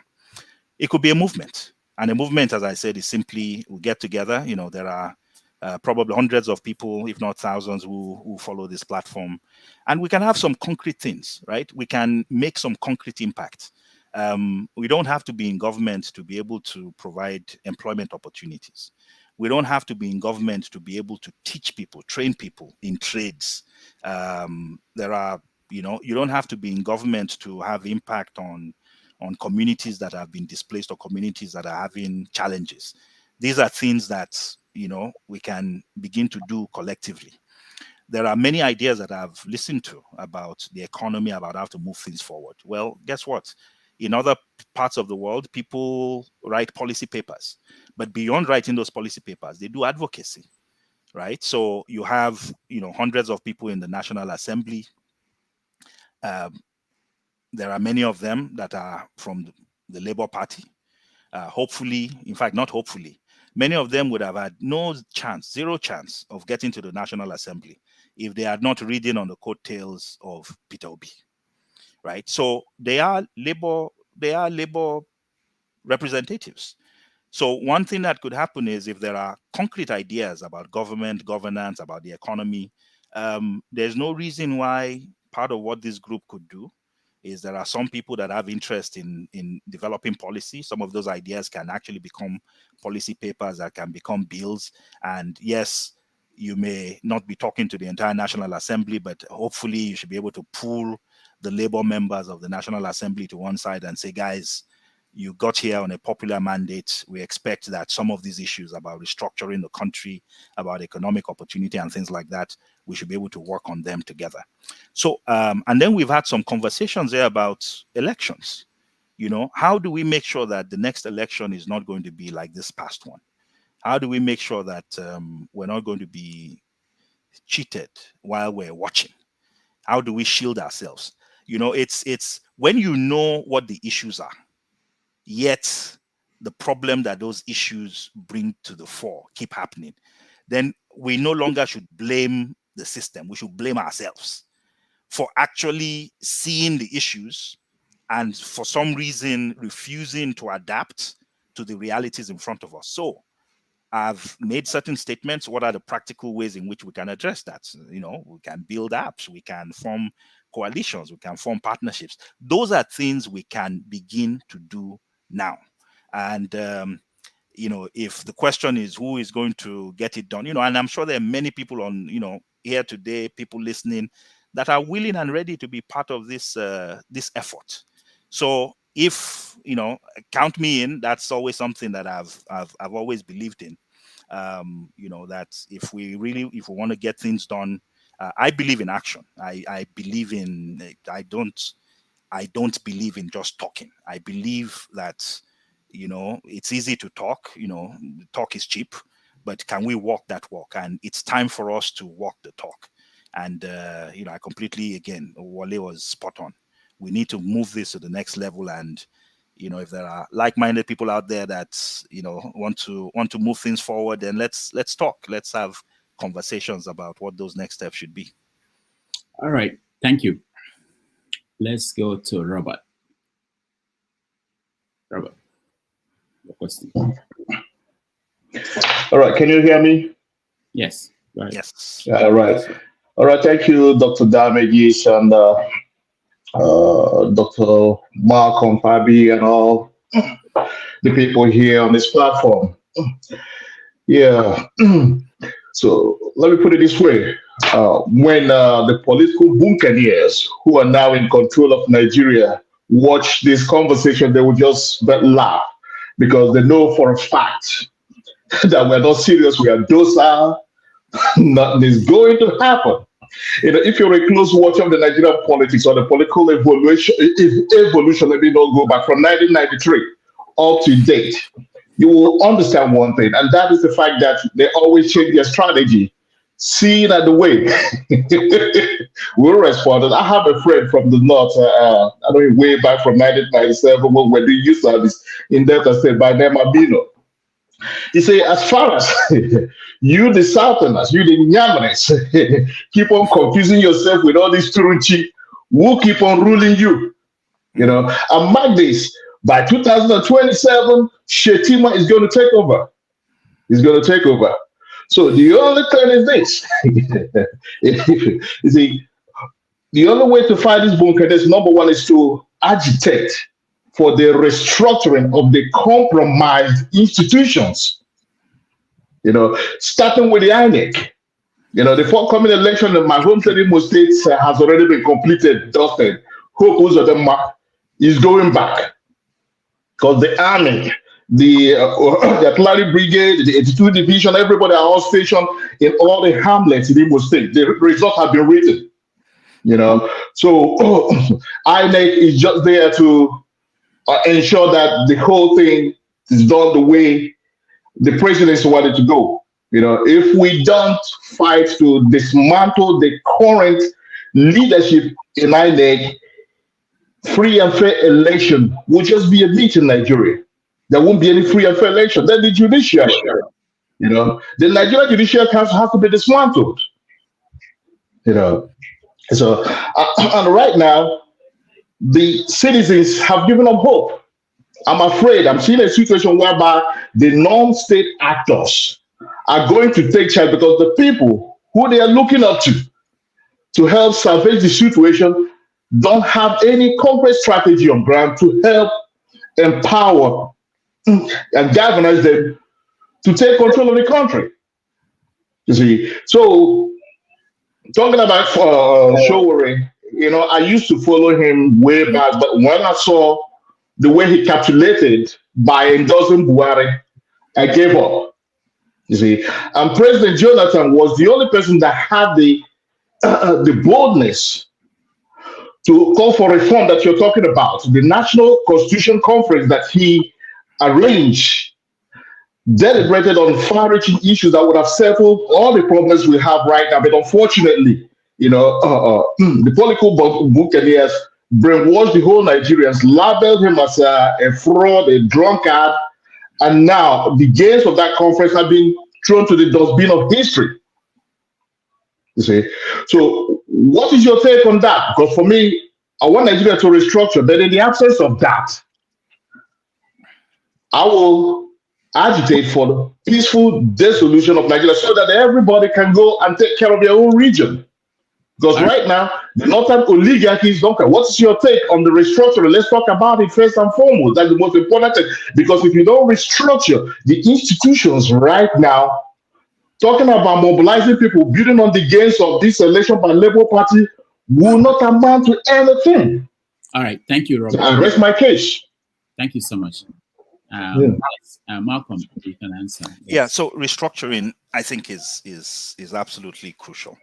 One of the things I said earlier is if we can say there was a golden period in Nigeria, it was that period in the late 50s up to about 1963, where we really had strong regional governments, and those regional governments were reflecting the true aspirations of their people.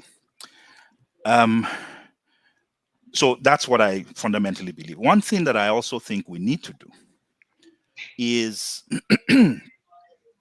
there are things in the Constitution that actually potentially could allow us to begin to test the limits of how far Nigeria's overly centralized political system looks like. So I'll give you an example. It was not until maybe 3-4 years ago when Wike took the federal government to court to challenge the centralized collection of VAT, that people woke up to the fact that in that constitution, flawed as it is, were things, and they won that case, by the way, right? So one of the things we need to learn to do, that's something that I've learned from my period, from, the places that I've lived in, is that we as individuals, is it going to be easy to change the constitution? You made an important point, Robert, when you spoke just now, which is the fact that you need, many things need to align before the constitution can change. First, we need to put that change into law. Then that law must be passed by the national assemblies. And if it's a fundamental constitutional change, then you need 2/3 of the state assemblies in the country to change it. That's a heavy lift. So it is either you vote in a president or a political system that fundamentally says, look, restructuring is what we want to do, and you empower them to do it. Or we begin to test the system legally. And I think one of the things that we activists have not yet done is to test the limits of the Nigerian constitutional system. So, for example, I gave the example of VAT, right? It took Wike, a self-interested party, to take the government to court and say, look, based on the constitution, there's no reason why VAT should be centrally collected. It should be a state function. It has always been a federal function, but right there in the constitution staring at us was the fact that it was a state function. We completely missed it. So one of the things we can do is constitutional advocacy. It is testing the limits of our constitution. It is looking at where we would want that nation to be in terms of rights that should be state and regional rights, and beginning to push, right? Beginning to push as far as we can on that. It's there, it is individuals can get that done. We don't need the government to do that. So we can do two things at the same time. Continue to drive for restructuring. Again, restructuring for me simply means let the regions determine how they move forward and progress. We should be in a country where each region should be able to decide what they want to do. If you want to run a sprint, run a sprint. If you want to run a marathon, run a marathon. And if you want to be, walking at the pace of cattle and animals, that's your choice, right? You walk and move at whatever pace you are interested in. That's, I think, is something that that would be desirable. But given the current realities that we have, we just got to be practical. That's not going to happen anytime soon. But in the meantime, what can we do? And I believe, my position, my thesis is that we have not yet fully exhausted testing and ensuring that this constitution actually reflects, in terms of how we run the Nigerian government, reflects all of the potential for regionalized and state government that it's implied in it. We've not yet fully tested that out. And I think that's something that we should consider as we think about next steps as well. Thank you so much. Let's go to BQB. Yeah, hello. Am I audible? Yes. Thank you very much, Dr. Damages, and also thank you for coming and giving us some good insight, Dr. Malcolm Fabiyi. Dr. Damage, for some of us, when our attention span is not that long, that when you're in the show for a very long time, you tend to lose some thoughts that you want to put in. But I'll try as much as possible to put in some question to Dr. Fabi. So now, going back to the obedience piece, Dr. Fabi, in the last, I wanted to also join your point made earlier that Peter Obi doesn't necessarily have to win the first attempt. He can as well try another attempt. I'm speaking as somebody that voted for him in the last election. He won my polling unit, although he didn't win the general, he didn't win the overall election. So having said that, then again, there is one other point which I know you've mentioned so many, you made so many points about this space. I know the situation room of APC was widely publicized during the last election. At least images were shown of some tech space that you see, Fashola especially. I'm not sure we saw something like that for PDP. And again, I was disappointed not to see something like that from Labour Party, especially knowing the fact that we have some young, vibrant tech guys and young people. So, and the number of feed marshal, also known as the polling agent that we have. So what was the reason, or was there any not to have a centralized platform to actually collect this result they see on the field and tabulate and really see, rather than just speculation? For instance, like they won Lagos by more votes, but it was cut to, so there was really no, apart from one research that was done about one local government in River State, there was really no that well-detailed elaboration, which made some of us that were really on ground to be in a way to see. So I just really want you to touch on that. And again, for AAC, your own part, do you have something like that? So I think that's my question for. Yeah, no, thanks for those questions. So I can speak to so the APC. We did all physically, we saw, like you did, I saw those images of their war room. I've made the point before that they're actually the only party that has used that to win an election. Right? They're the only party that used that in 2015 to try to stave off having the other party, which was a stronger party, the PDP at the time, in their own view, manipulate elections. So it didn't surprise me. But what you didn't see from them was a release of what their own votes, what their own tally indicated, right? But we did see that they had one.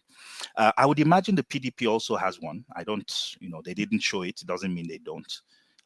And Labour, I honestly have no idea what Labour did in terms of having a war room and being able to get in contemporaneously results from the field collated, and their capacity to be able to publish that. I think the fact that they didn't publish it probably means maybe they didn't have that structure in place to be able to do that. The AAC, I can tell you what we did in 2019. I was not involved in 2023. But in 2019, we had a war room. We built an app. We had lots of volunteers. They built an app. And that app allowed our agents. The app was on both PlayStation and Apple Store. We had both Android and iOS versions of it. It allowed agents to download the app, allowed them to take pictures of the final results from each polling unit, allowed that to be translated directly into a database, allowed us to download that in the control room. We had a team of people that were immediately taking that data and collating it. So we knew we didn't do very well, but we knew how badly we did within hours of the election. One of the things we had suggested at the time, we tried to encourage Nigerians, regardless of their political affiliation, to download the app and provide those results as well, because it would, for us, we felt it would be a good way to put some eyes on what INEC was doing, because the truth is there are no eyes on what INEC does, and INEC has made it even more opaque by hiding behind the database that they claim, just collapsed the IREV. So I think going forward, war rooms are going to be war rooms. War rooms are going to be more important. That's where the war is. That's where the election is won and lost. And the sophistication of war rooms in the future, the technology that is leveraged, the collaborations and partnerships that parties are able to engage in to make sure that even if you don't have, for example, you don't have enough agents in Taraba, right, or in some other places, can you partner in some ways to ensure that you are covered and that we can get those results, we can publicize them, and we can put pressure on INEC and make sure that, before we start seeing, fictitious results that have no backing, that we have a counterbalance to that. I think that's going to be very important in the future. All right. Thank you. Let's go to Lexi. I salute everyone, and I salute our guest speaker today, Dr. Malcolm Fabiyi. You are welcome. Thank you, sir. Actually, I got to know more about you while you were campaigning for Sowore. And Sowore happens to be someone I have great admiration for, and for his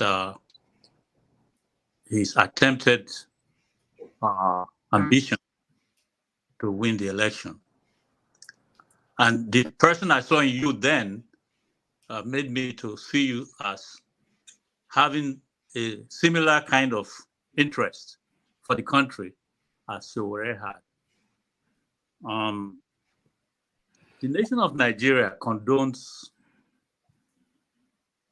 falsehood, and there's no doubt in my mind that most of the falsehood Nigeria condones is evil. As a result, we are getting the kind of result we are getting. And on top of that is that tolerance for corrupt judiciary, which has played out right before us. And any nation that has these two things in that way, I don't know where the future will lie.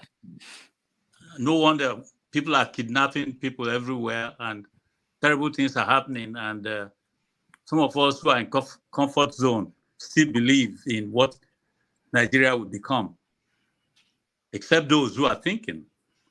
Now, there was something Mandela said, that anyone who is having a kind of hope to achieve a goal or a cause that the person is pursuing and easily changes his mind that that person is not fit to lead that movement or the cause. We have a lot of that happening amongst our people in Nigeria. I just pray that you are not one, because all I look for in people who are talking about our situation now, that's me. When I hear somebody tell me, wait for 2027, right there, that person is a suspect of either being sponsored by the current government, or they have a sentimental, maybe endorsement for the group that are now leading us. Unless some of the things I read is false. Again, I don't want to believe falsehood. Many of the people in power now are said to have been in trouble with the law here in America. If that is true, how do we feel having all these kind of individuals now deciding our case? It's something interesting you said, and that caught my attention, is that we have both the good and fit rulers, and as well as those who are probably not fit for where they are, and both groups are acting together. My question for you is, knowing all this, What makes you think that 2027 you will be smarter than this? You don't want to learn how to do terrible things. You don't want to be a crook. You don't want to be a forger. You don't want to push drug. These people will do these things, and we use their strength to block anything that will remove them. And you know what? America is happy that we have people like that because they have their report on them. If they do anything that such, let's say America has an interest in Nigeria, they don't care about your interest and my interest, they care about theirs. This government is the best government they can have in place to do their bid. So this, let's just take it easy. Let's wait until 2027. I always suspect whoever comes to tell us that's what we should plan for, because that's the people that you think are going to be removed and replaced are also planning. They were even ahead of you before this time. And so they will be ahead of you at that time with the advantage of their incumbency. So how are you going to change things when all these things are staring at the whole situation we are in? All right. I would like to know that. It's not a magic thing. How? Thank you. Thank you, Lex. Look, those are you hit on some really important points. So the first thing I'll address is the let's wait until 2027. So that's not what I'm saying. What I'm saying is that, so there are only two options that we have. It is either we fundamentally disagree with the current situation, we move into the streets, we do what the folks did in the Arab Spring. There have been elections in the world where the populace were so angry at what happened that they occupied the streets and brought down the government. The Orange Revolution in Ukraine that brought down Putin's puppet and brought in a slew of democratic governments that were more reflective of the Ukrainian situation. That's what happened, right? People went into the streets. Before the current situation in Israel, where with the attack in Hamas and the challenges in the Gaza Strip, for the last 6 months, 100,000 people have been on the streets every day in Tel Aviv for 6 months, protesting against what Netanyahu wanted to do with the judiciary. So we only have 3 options. One option is revolution. You say, no, we don't believe in this stuff. We think Nigeria should have been moving in a fundamentally different way. Election was stolen from us, and we oppose it. That's one option, right? Violent engagement. The other option is protest. We can enter into the streets. Nothing stops us from entering into the streets and saying, look, we're going to occupy Nigeria for we're going to take over the streets until there's fundamental change. The third option is to say options 1 and 2 are not viable, they're not feasible. And option 3 is our next chance is 2027. It's a practical option. All of them are available. But let me tell you what I know about Nigeria. I was an activist. I started as a students' union activist. I moved people to the streets. I fought against the military rule. What I know how to do is to bring people to the streets. And I'll tell you this. We don't have the capacity to move. We could move people to the streets. I mean, I'm sure if Peter Obi said tomorrow, if Peter Obi declared tomorrow, if he opened his mouth and he said, I want people to go protest in the streets, there would be many people who would respond to that call, right? But would it be, so that's up to him to determine whether that's the path he wants to take. The fact that he hasn't taken that path tells me it's probably a path he doesn't want to take. And therefore, so we have to be realistic, right? There's something, we cannot cry more than the bereaved, right? So Peter Obi is the leader of the Obi movement. He is the person most impacted. Well, not him, because truly there were millions of people who voted for him and put their trust, faith, and aspirations in him. But he has decided that, look, at this point in time, I have chosen not to go down this path. He knows that path. He could take that path if he wanted. He has chosen not to. So that's why I'm not even thinking of that path, because the man himself has decided not to move in that direction. Not by what he has said, but what he has not done. So what it leaves, in my view, is the third path. And the third path is there is going to be another election, right? If there's another election, so in 2027, there will be another election.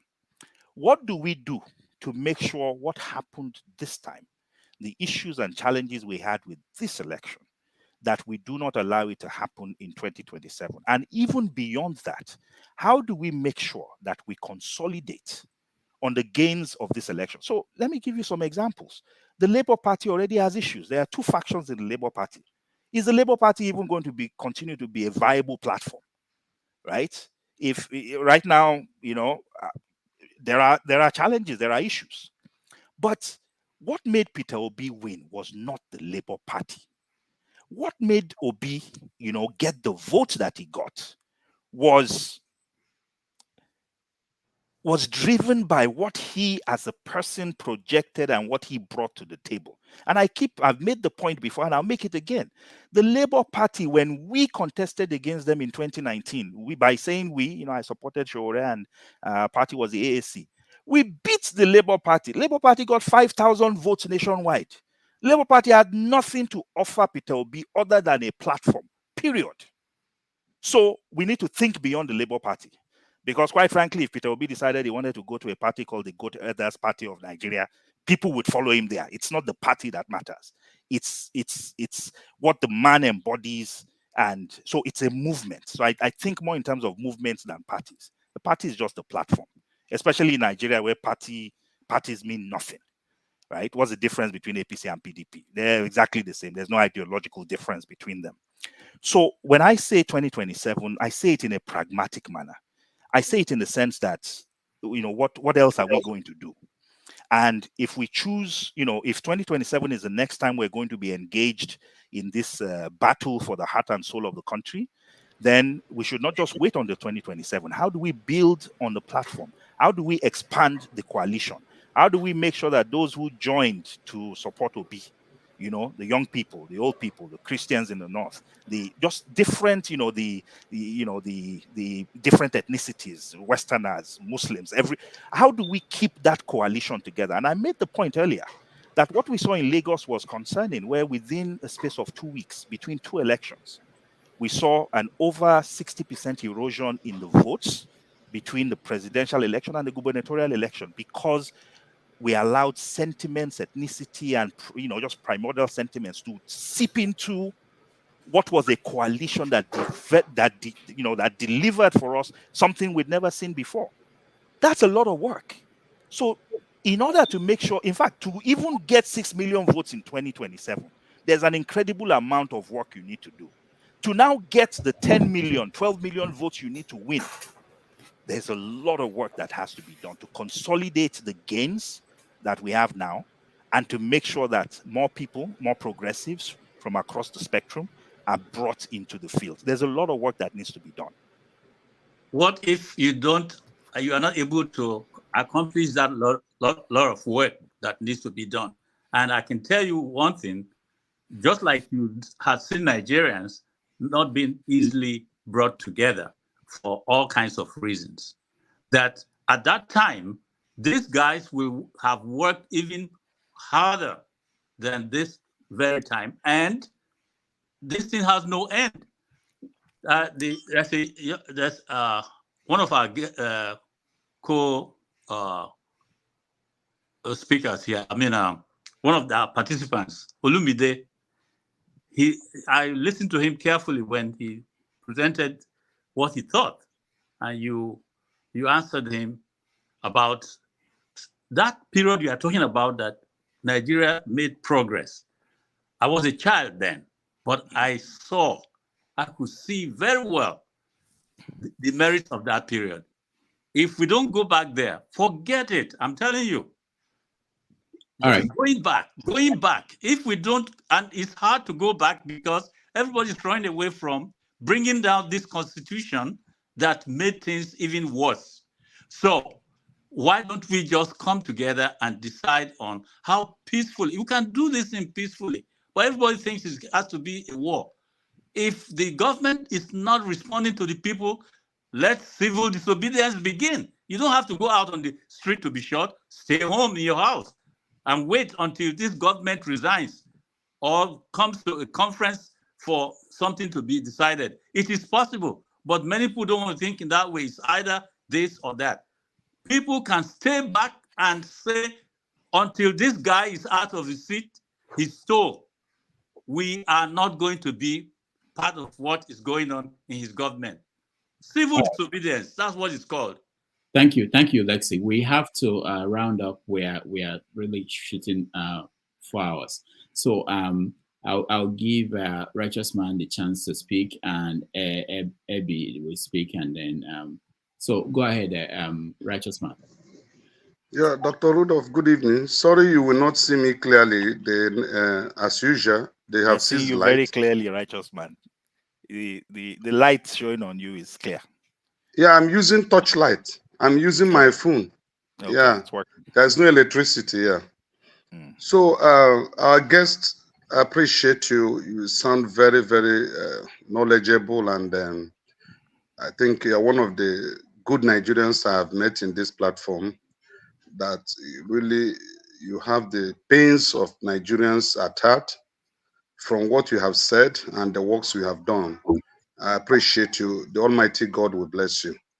Thank you, sir. Sir, I have some doubts in me, and these doubts came as a result of my experiences in life as a Nigerian. Sir, the options you listed, I think for now, in today's Nigeria, it cannot work. It's not workable. It's not. Because the level of corruption that have eaten every part of this country, in fact, is pandemic. It's dangerous for human existence. And I don't think there is any platform today with the diversity of Nigeria that will be able to bring Nigerians together to form a common front to challenge the existing rule or existing politicians' structure, to collapse it. The last speaker made a submission that I think can work. That's the only thing that can work. Civil disobedience. You see, let me make a reference with IPOP. All these times IPOP have been marching, nobody took them serious until they introduced civil disobedience, stay at home. Then the governors of the 5 eastern states started crying. The economy and security challenges start crumbling. Then that was when they started talking about what will be done in order to make sure that they get IPOP issue arrested. So the other options left can't work. The constitution, those who are benefiting from this constitution, can never allow anything that will bring a change in the constitution. So my question to you, sir, since these 3 options are not visible for now, they are not visible, that is, they are not workable because of the kind of society we run and what divides us. What is the next option outside these 3? Let's think outside the box. What is the next option? Thank you.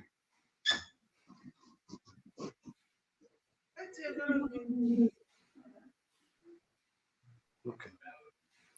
Malcolm. Dr. Malcolm. American network.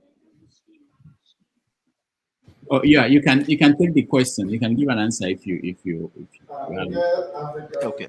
I apologize, but I missed the last part of the question. So he was saying, what is the option? Okay, can I repeat it? No, don't repeat it. I'll help you. He said, what is the option considering if the 3 you laid out they didn't work? What is the next option? Okay. So, you know, I'm an activist, And I know that, so I'll give you a very personal example.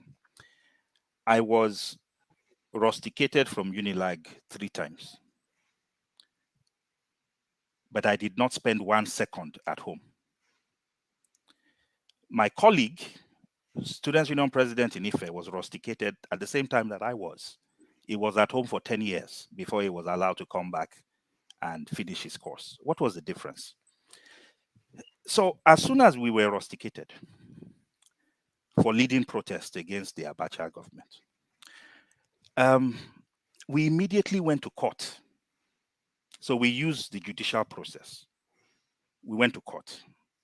Falano and Gani were our lawyers for different cases.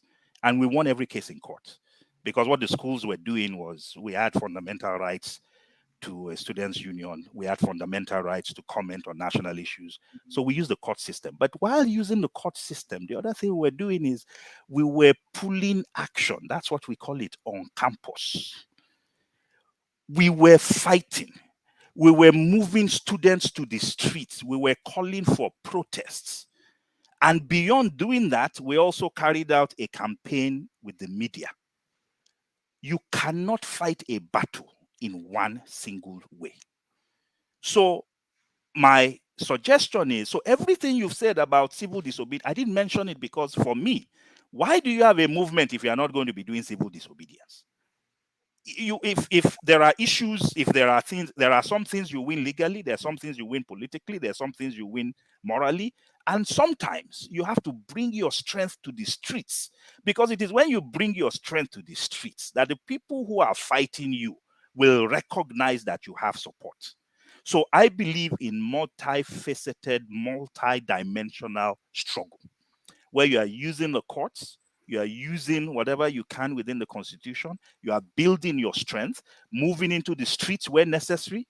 So between how do we make sure the government appoints independent people to INEC? Is it by discussing on a platform like this? We can call it out, we've been calling it out. But in order to make them change, you've got to move to the streets.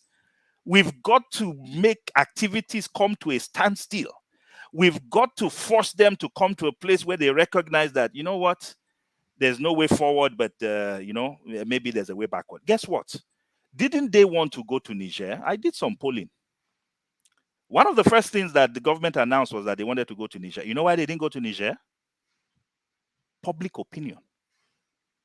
People were against it. And when we polled, 75% of Nigerians were against it. So what it means is, even if these governments pretend and behave as if they're not listening, they're listening. Ordinary public opinion, not even protests in the streets, made them back away from something they wanted to do. So the truth is, we must use multifaceted methods. The challenge that I think we have now is that we do not even have credible organizations that can bring people to the streets. Labour, just about a month ago, declared a protest strike. You know how many people came out? Less than 1,000 nationwide. Which Nigerian is not impacted by the challenges taking place in the country? Which worker is not impacted by what's taking place? But just declaring a protest does not make a protest happen. There must be mobilization. There must be conscientization. There must be, where are the data banks? Where are the people that are going to knock on doors? Whose door? Who am I going to call? Where are the text messages that should go to about 100,000 people, 1 million people at the same time? That is how protests work. Do we think the Arab Spring just happened because everybody decided on one day they wanted to remove Hosni Mubarak? No. It took organization. Why do we think we turn up at protests and we see people with signs already made? Are they such expert sign makers that within minutes of being at a protest they have? It's because there's organization behind the scenes. So when we used to do protests when we were students, before the protest, we would have met with labor. We would have met with the lawyers that will bail us out when the government arrests us. Gani, Falano, and others. We would have met with other movements across the country. I know the whole of Nigeria because as a students' union leader, there was no school we would not get to let them know there's action coming. And if, crap hits the fan, please, we need you to have our backs. And that is why even in an age where there were no cell phones or things like that, things were happening simultaneously. We need to get back to that practice. And so again, I use the example of the protest that was called by Labour. Practically less than about 1,000 people across the whole country on an issue that affects tens of millions. It's not because Nigerians would not have come out. It's because people still need to be mobilized. And that's where we need to get to. But it has to be multifaceted.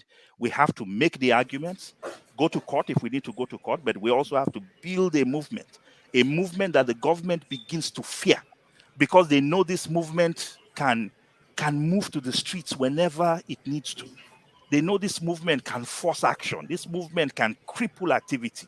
That's how you get people to change. And I completely agree with you, Mr. Lexi, that conversations alone won't do this. We must employ every tool. And righteous man, you're absolutely right. There must be more tools in our arsenal beyond just saying we're going to do elections in 2027. We have to let them know what the consequences will be of the actions they continue to take. We have to force them to change the constitution of some of the organizations that are supposed to be referees. At a minimum, nobody that is a card-carried member of a political party should be an INEC representative. They should not be electoral officers, period. I mean, that is reasonable. And if we move to the streets and cripple the entire country because you put in you put unreasonable people in an office, how do you defend that? They back away. And we know they will keep backing away because we've seen them already back away from things they wanted to do simply based on public opinion, not even demonstrations, public opinion. It affects them. They're listening, they're watching, and we can impact and change the trajectory of what's going on by leveraging the strength and the power that we have. All right. Thank you so much. I'll come to you, forefathers, but let's go to Eddie first and then forefathers. Thank you, Dr. Njakiri Damages. By the way, I'm enjoying your Instagram post. Thank you. These days, and I've been in the background for many weeks. I read the comments and just enjoy. I've also been carried away by personal quests to be like Dr. Malcolm, so that I can put a DR to. But that's by the way. Some of my thoughts have been shared, especially by Righteous Man, Lex, everybody, and in fact, I've seen Dr. Malcolm deviated a little bit from what I wanted to nail him on and sort of put to the center to agree with my perspective. Dr. Malcolm, you may not know me, I know you well. I was also a Showore person. We were part of those who, joined him in Toronto when he started back then. And I also took the same stance as you to deviate in the last election, a kind of reality check. That's what I did. But I like him as a man. We've met physically and all that. Few things I want to say. I want to still come back to the idea of war room. By the way, the Labour Party or the obedient movement did have a war room. We had a war room, okay? What is the outcome of the war room? What is the purpose of a war room? What do you use with the data collected in a war room when it's useful for you, but it's not useful to take you to Aso Rock? You have talked about the judiciary being the last resort, right? And I don't think the judiciary is the last resort. I think you should put yourself in a place where you don't you try as much as possible to avoid having the judiciary be your last resort. Exactly. So this is where the reality comes. It's very difficult, Dr. Malcolm. It's very difficult. You have the war room. I saw your beautiful presentations in 2019 with Showore and all that, even the finance breakdown, everything. You did the right thing. You made me even want to, switch to data analyst, because I saw how you were crunching the data, making things nice and presentable. But of what use is data when you need comparison? If I ask you now, where are the discrete data to the polling unit that Yakubu used to declare Tinubu 4 a.m. on that morning? Where is the data? All right. And when you produce your own war room data, what are you going to do? How do you compare?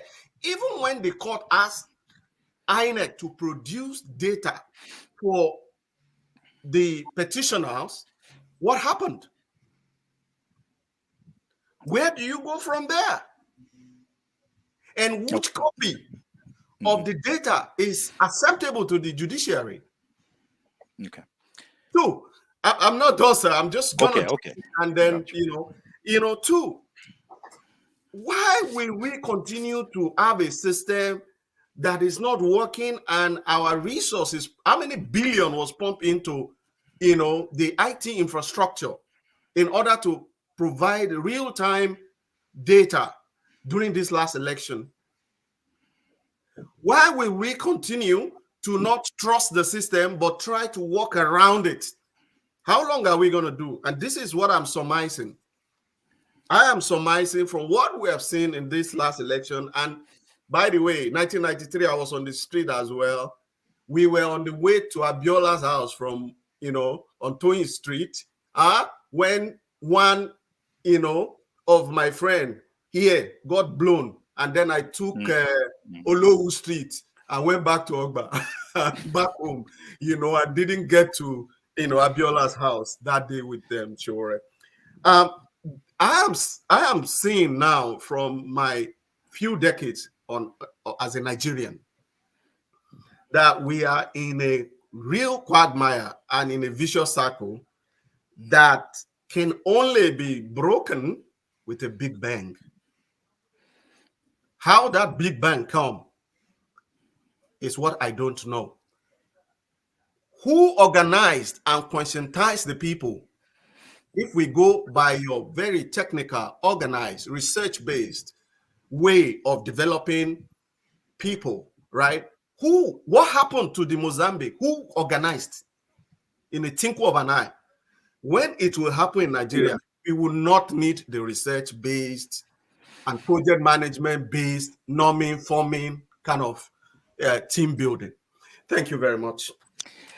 Evie, you made some really those are very important points. So let's go to the first one, which is of what use is data if at the end of the day that data is not something we can present at the court of law, or it is not something that is recognized. So I'll give you again, I'll go to the one case study that I know, and I'll keep going back to 2015.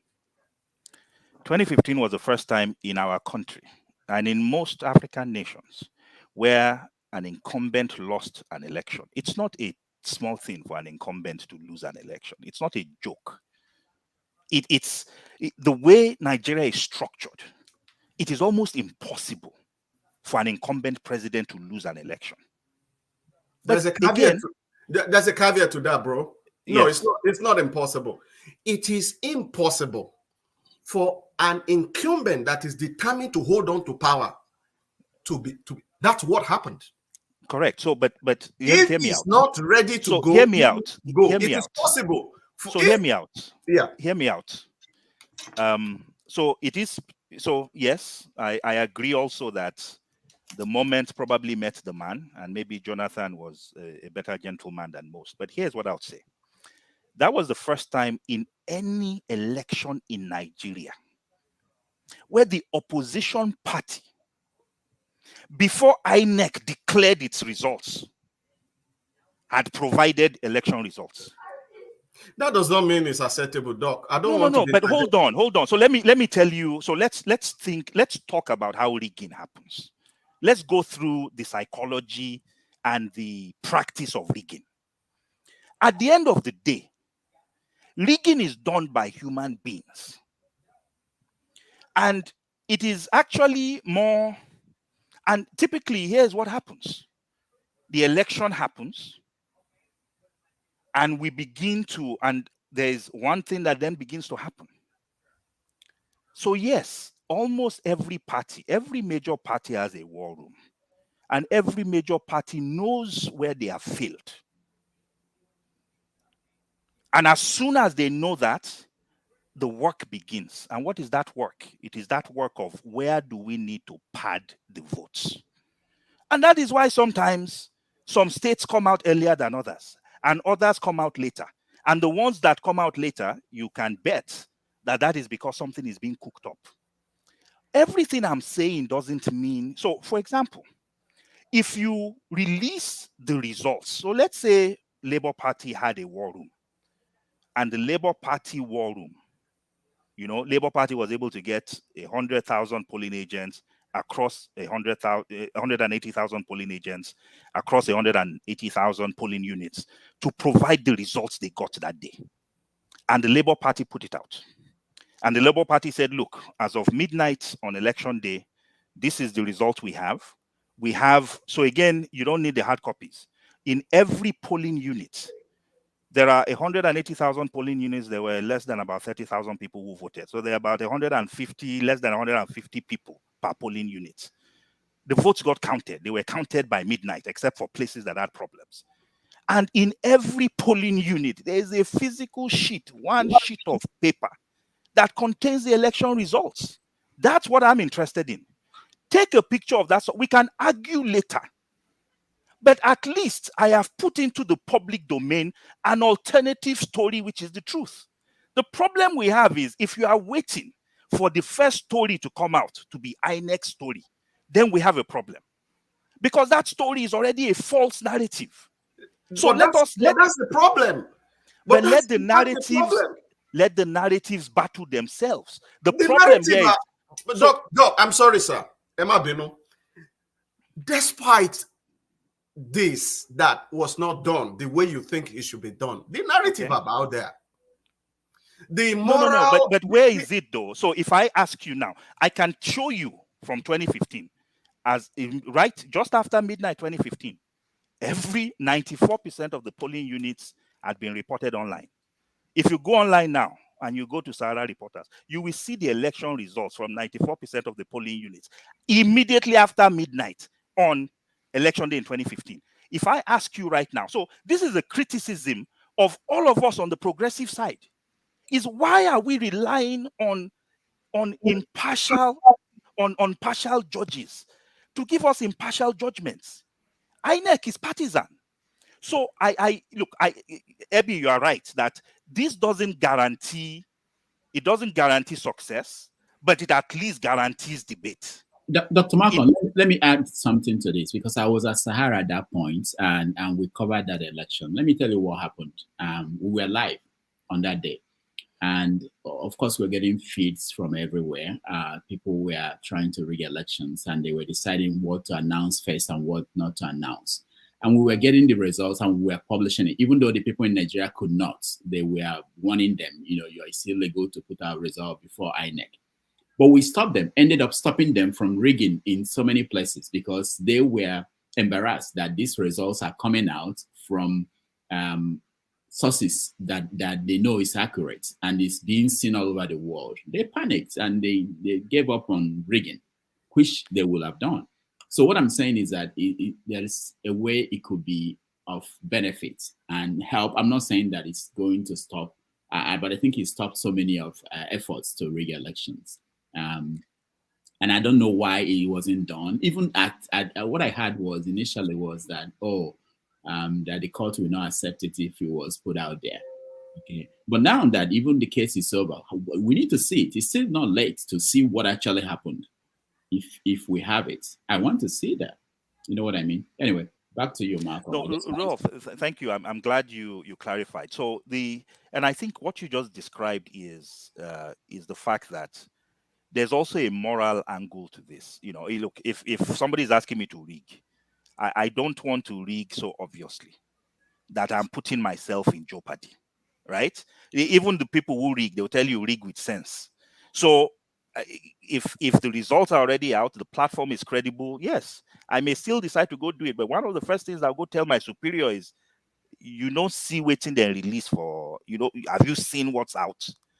Do you still want us to do this thing? Because what rigging presumes is that there is an opacity, right? Rigging thrives when things are opaque. Rigging thrives when we don't know the actual results, and then you come out and we're shocked and surprised, and then we start scratching our heads and wondering what happened. It is no panacea, but at least it is a tool in our disposal. And it's a low-hanging fruit. I think we should use it more. With regards to the question of a big bang, and whether that is what it would take to make things change. And somebody said the revolution would not be televised. It's true. Sometimes there are spontaneous eruptions where a people don't need to be conscientized. We've had some of those. NSAS was one of those. Nobody really thought it was going to happen. If anybody had said Nigeria's young BBN generation, Big Brother Nigeria generation folks were going to stage the biggest protests that I've ever seen, that I've seen in the last 2 decades. The last time I ever saw anything like that was when we were doing the SAP riots. In fact, nothing in the 90s came close in terms of its spread nationally, in terms of its organization, to what these young people pulled off in 2020. But there was a spark, but that spark was immediately followed by, yes, it wasn't planned, but by God, what these young people were able to do, mobilizing themselves on Twitter, knowing, raising funds, right? Leveraging platforms like crypto that had never been used before, using that to channel resources. Sometimes there's an eruption, but it also takes a well-organized movement to leverage on that. The challenge that I have as somebody who comes from an activist background is we cannot tell when a spontaneous eruption will happen. And so the challenge for us as revolutionaries, as activists, is how do we make sure that we conscientize people? And conscientization just simply means let us all come to the same level of awareness about these issues. Somebody might think, the government is corrupt, waiting consign me. I need to let the person who is in Morocco understand why corruption at the national level is what deprives them of a livable environment, right? That's conscientization.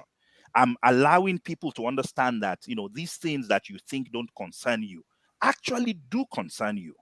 That it's not some fictitious or some virtual money that's been stolen. It's your money. And after that conscientization, when people are now sufficiently agitated and angry at things that a minute ago they didn't care about, what about mobilization? How do we move people to the streets? And the example I give, how on earth could Labour have called out a strike and only 1,000 people nationwide turned up? Not last year, but two weeks ago, when Nigerians are complaining every day about their living conditions. So it's not that they don't care about it.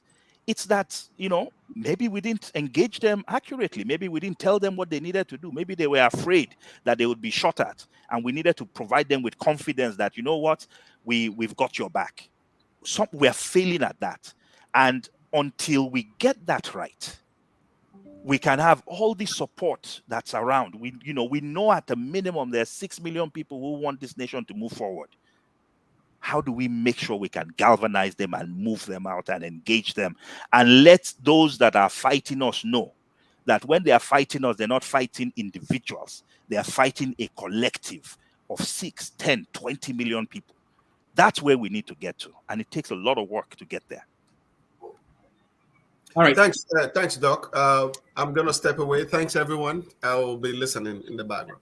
Thank you, Obi. Thank you so much. Forefathers. Yeah, thank you for having me, Rudolph, and greetings to everyone on the panel and the chat and to the viewers. And special greetings to Dr. Malcolm Fabiyi for coming in. I've listened to a lot of the discourse so far. I didn't start from the beginning, so maybe it has been touched upon, but I just didn't get that. And most of your discussion involves activism and, basically civil reforms and stuff like that. Nothing to do with the bigger picture and our geostrategic position in the world. And in terms of that to security, you never mentioned much of our security regarding your way of looking at things. And that concerns me because you were talking about, I agree with you, by and large, that our leaders do listen, and I do say that often. They are not completely insulated to the views of Nigerians, and Nigerians don't pick up on that enough. I agree with you on that one. However, these same leaders, that, they were encouraged to buy Nigeria-made vehicle. They refuse to budge, and they are happy to go to foreign capitals for treatment, and they are happy to humiliate their citizens. In the case of UK, to stand in queues and make them buy postal orders. Basically, they are happy to leave the nation festering and our people without any direction at all. And my concern is that if you focus on just reform and saying that there's not going to be any form of dislodging of these leaders, because I fear that they perceive our nation as an extension of foreign interests, not their own nation. And hence, they've not done much to, as a matter of fact, they've done a lot to stand our people down. They made sure we don't progress. Hence, they've not done anything to stop the outflow of Nigerians in this so-called Japa phenomenon. They've not done anything to inspire Nigerians to, even the dollar, to stop using too much dollars. Even common sense thing, you can just say, you know what, my people, this dollar you are using is damaging us. Just stop using it a little bit. No, not at all. They encourage them, and then they want to even go and buy vehicles from foreign capitals with the dollars that we have heard we don't have enough of. So you see, their mindset is not even in the right place, even if they mean well. My concern is that these leaders were groomed by colonizers, and they don't know any better. And sometimes I fear you two don't know any better, because some of the way we discuss our stuff, we act as if we don't belong anywhere. We should just like, it's okay, let's just do a little bit here and there, and that's the end of it. We are done for. We are a people of about 1.3 billion in the world, and Nigeria is sitting at the top of that chain. 1.3 billion people in this world, and we are not making any move to assure our survival on the face of this earth to meet the challenges of this century. The reason why I'm saying that, I'm not trying to be a kind of ungenerous to your position, because I do see that you do want to do the right things by the nation, but I fear that we need more than that. We actually need more than that to survive in this world, because we can see what is going on around the world, but we come to our own home and we say, you know what, let's just play normal. This same Tinubu promised us that he's going to upgrade our security posture and everything, and when he gets to office, doesn't do it. All our leaders don't do it, and nobody calls them out on it. And tomorrow, someone like you will say, let's go and do civil disobedience, let's go and do this. Nobody's addressing that simple thing. Let me make this simple for everybody to understand what I'm saying here. The critical things we lost 300, 200 years ago was our security and our ability to innovate. Those are the critical things. All the other stuff, other nations have them. Division, tribalism, religious bias, all the other nations have them. Why are we doing worse? Because we don't have these two. We've not repaired them. And I say this to you. If you are an activist, these are the areas you really want to focus on, because if you fix that, you'll be surprised how quickly all the other stuff will be fixed. And it also gives you power. Let me say this. It also empowers you, because the people you are arguing for are not ordinary people anymore. You're arguing for the military, you're arguing for the security forces, you're arguing for powerful entities of the state, instead of always acting as if you're outside. That is how nations are transformed. If you want to transform a nation, you have to make arguments that put the nation on a stronger footing. Not always acting as if you're just protesting against the government. Please give us more. Please give us more. Help us here. Because it doesn't get us anywhere. We've been doing it for 60, 70 years. I believe that if you want to change this country, you have to argue on a larger scale. If you want to have civil disobedience and you want to do all these things that you said you want to do, you did mention quite a lot of different aspects. You also want to form alliances or partnerships with all these institutions, because you are supposed to be on their side, not against them. Because these institutions are essential to building a strong nation for our people. We cannot leave it in the hands of these elites. So my question, I'm going to bring it back to a simple question that I wanted to ask, because you were against a kind of a revolution when somebody mentioned revolution. Personally, I don't see any difference between revolution and a reform, especially if the reform is so drastic. If the reform is so drastic, you're going to have problems one way or the other. So If you look at the way things have been going, most elites in most nations, they are very, very hard to dislodge. If they have to be dislodged and their minds have to be changed, a serious event has to occur. It has to be something transformational, either a massive conflict or a massive revolution that results in all kinds of change. I've not seen it where it happened anywhere else any different. If you have examples, I would like to hear it. If activism has ever transformed nations, I want to hear that example, because we keep telling our people these things, but there is no good example of them. The only thing that can transform nations is either whatever reform you want to institute, is to do it in such a way it reaches to the level of a revolution, but not necessarily the blood aspect of it. Revolution doesn't have to have blood. It's not the idea that we believe that you have to kill people and all that. So it doesn't have to be that way. If you want to transform a nation, you can transform it without having to kill a people, especially with the tools we have at our disposal now. So I would like you to give me examples of nations that have used activism to be transformed, especially from leaders that have been groomed by former colonizers. They don't get transformed by activism. I'm sorry. Thank you, forefathers. I would like to hear examples, please. Okay. So let's start with the security question. You made an important point, and that point is, and we were talking about that earlier. I don't know at what point you joined the program, but I was asking Rudolph, one of the first things we talked about was, if we were listing the top 3 or 4 items of importance to Nigerians, what did he think those would be? And I think, Rudolph, you had said maybe the economy and things like that. But it turns out that for the last 5-6 years, because we've been polling Nigerians, security is number 1. And you wonder to yourself, what does security mean to an 18 to 24-year-old? Because we break down the demographics of the people who respond. Security is the biggest issue for Nigerians. It's not corruption. Corruption tends to be number 5, 6. It's security, number 1, consistently. And we just talked about NSAS. Those of us who are in the business of radical reform. So again, I think revolution, I don't see revolution without a gun. That's my background. When I think, so I'm just a practical activist. And it's not that these are things that we have not considered in the past. I have belonged to tendencies that have thought about every possible angle for Nigeria. And we've settled on the fact that reform is what would make sense for us. So I find it, again, it might just be just a mindset I'm unable to break away from. Is I see revolution as something very different.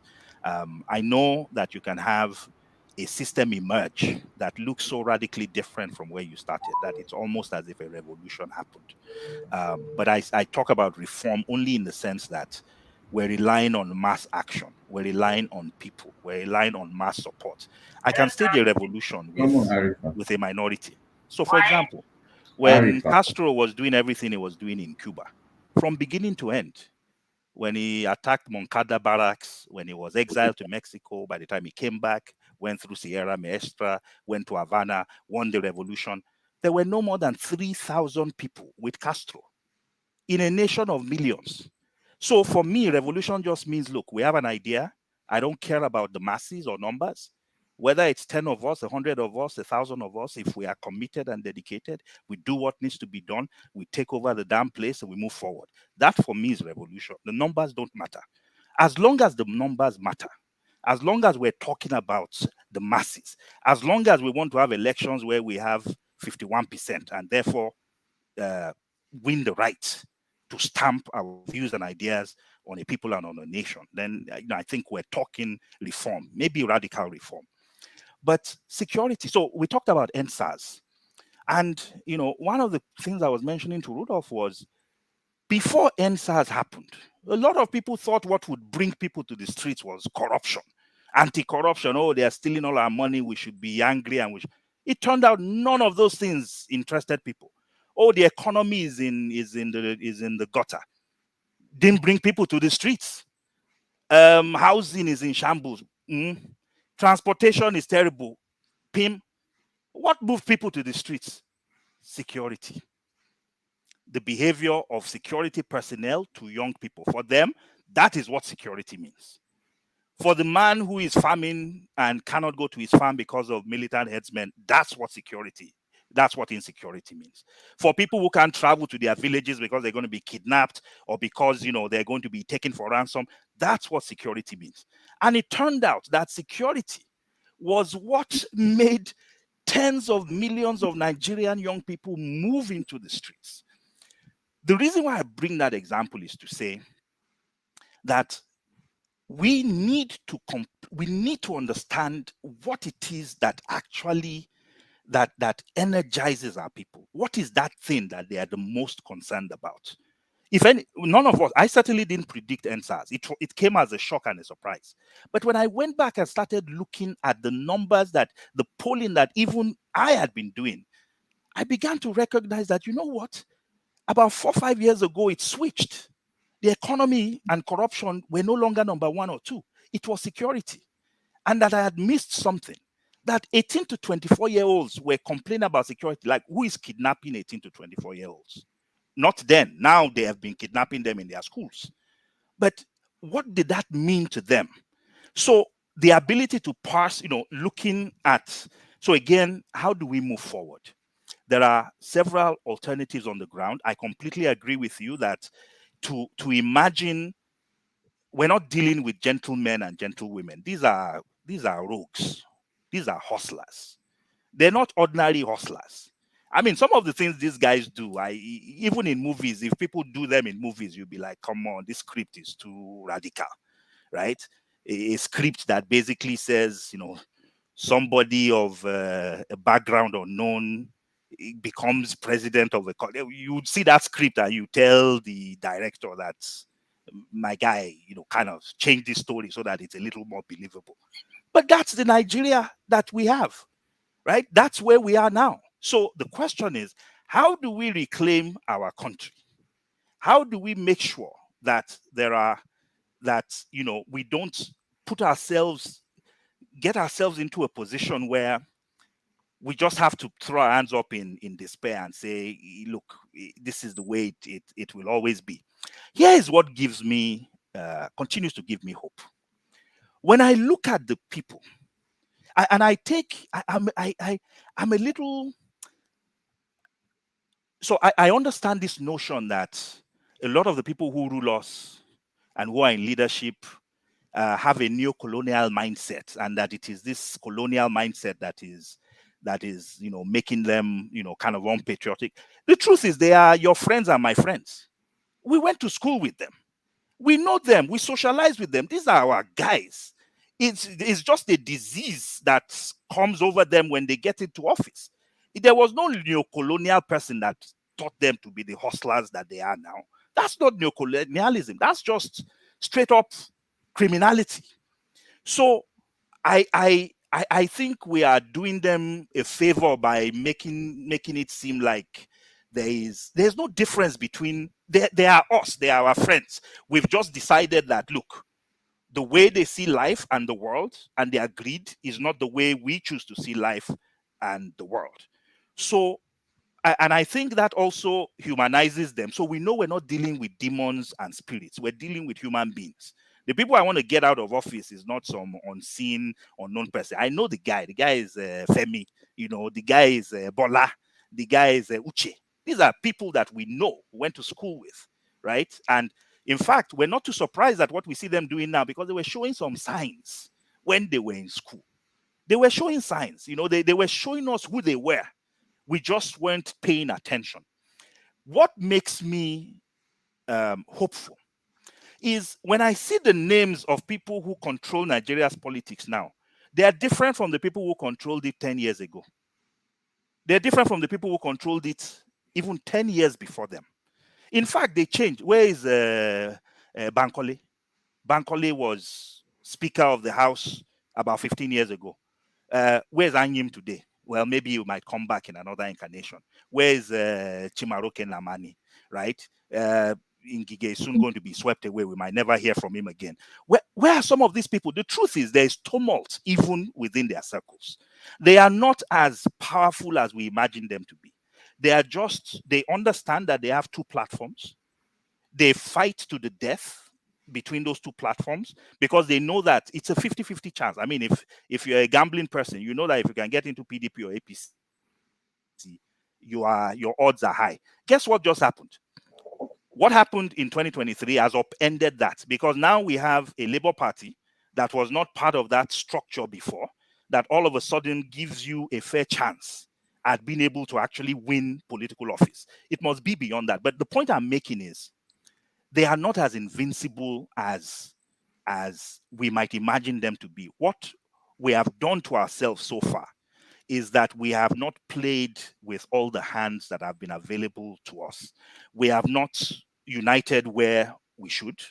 Some of the conversations we had before was it would be a tragedy if we enter 2027 and we still have all these divisions within the progressive circle.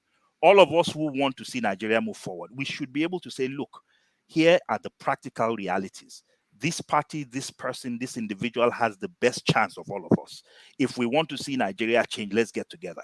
And the suggestion I'm making is, let's not wait until 1 month to the elections before we start having those discussions. Let's start them now, because there will be disagreements. There will be those who would say, you know, there are egos that need to be managed. There are coalitions that need to be made, but let's start now. These guys are completely beatable. Even where was Tinubu? Didn't Buhari run? How many times did he run? How many parties did he go to before he found some place where he could finally win? The truth is, they are beatable. We've seen that they are beatable. My biggest concern had always been the fact that, you know, Nigerians would say, I don't want to vote for a party that would lose. I don't want to waste my vote. I saw, and I discussed this earlier today, I saw people proudly say, I want to waste my vote. I had never heard that before. I remember seeing a video of students from University of Ibadan when they were counting the Labour Party votes. And with each vote that was being counted, they were screaming, no structure, no structure. And all the votes were going for Labour. So it turned into, you know, the things I saw in 2023 were things that I thought would still take us like 10 years to get to. We're fast tracking. And if we continue on this trajectory, I honestly believe that 2027 is a possibility, but it's going to take work. It's going to take activism. It's going to take agitation. It's going to take protest. It's going to take sit-ins. It's going to take demonstrations, you know, in order for us to get something that looks even close to a level playing field. One demonstration we must have is the constitution of INEC. The people who are electoral officers has to change. Every single one of them that was just appointed is a card-carrying member of the APC. We can't allow that, right? Why would you go to a match when they've already told you that the guy who is your referee used to be the striker of the team that you are playing against? Why would you even turn up on the field? So I honestly, these guys are beatable. And what we saw in 2023 tells us they are completely beatable. All right, Dr. Malcolm, thank you. Sorry. I wanted to, because he didn't answer the question, the only question I actually asked. Oh, fathers, hold on. He's been here for 4 hours, 30 minutes. So what I asked for an example of a nation that has been transformed based on just activism. Okay, forefathers. United States of America. No, thank you. No, it hasn't been transformed by that. What? Sorry, actually, Rudolph. No, he hasn't. What activism transformed America? So let me give you an example. So I would actually use Nigeria. Which one make them superpower? Not activism did that. Forefathers. Nigeria is an example. 1999. Why did the military leave? Was it because they were tired of ruling? Was it because we made life hell for them? Because the nation wanted them to go, not activism. It was students' protest. It was NUPEN going on strike. Some of us went to jail because of that. I'm talking about other nations, not Nigeria. Go read your history. Hold on. Let me give you another example. Let me give you another example. Stop. Let me give you another example. South Africa. Yes. So South Africa had Umkhonto we Sizwe. That's true. they had the armed wing of the ANC, but the armed wing of the ANC never actually fought a battle in South Africa against the South African forces. It was a history, it was decades of protest movements. It got to a point where the apartheid regime understood that there was no way forward, right? It wasn't a, so those are two examples that I think. The examples you gave are nations that are not controlled by black people, that are not even, they are not prospering. They are not, our people are not prospering. They look at, if you go to Asian countries, look at one nation that has become industrialized from zero, like where we are, to where they got to by activism. That's what I asked. Let me give you another example. Another example is South Korea. Do you know there was a period where all the leaders in South Korea were all these military dictators? You know what people started doing? Look it up. Students started burning themselves, immolating themselves, pouring kerosene on themselves and killing themselves. You know what that did? Their parents now joined the protest because they did not know whether the next person that was going to burn themselves up was their child. So it was South Korea's evolution to becoming the economic and democratic bastion that it is, was actually due to social movements, right? That were against the military, against the corruption, and driven largely by its young people. All right. Industrialization, that is what's called revolution. In industrialization, I think we are talking about the soft changes. When we talk about the big changes, we're talking about strategic changes that industrializes the country. I think he has given you examples. If you are not okay, but those are not, they are not examples. They are not examples. Hold on, guys. Look, I know that people join these shows anytime they have the time to join. And then we have a guest who's been sitting down here for 4.5 hours. I want to give him a break, and he will come back and take some of your questions. You guys, please. All right. Rudolph, don't worry. I'm fine. You sure? Yes. Okay. I am perfectly fine. Okay, go ahead. Forefathers, finish here. I just care about my guests. That's all. It's not. I don't know all these people that are Masker. You need to stop that. I'm having a conversation with somebody. It's not you. No, we're all here for one purpose. No. You will have your time. You will have your turn. I'm not going to stop you when you are talking. Please let me do my own. Then let me have my own. If you're not interested, come on. See, what I'm asking is specific. Nations that have been transformed from where we are, unindustrialized nation, to become industrialized, did they do it based on activism?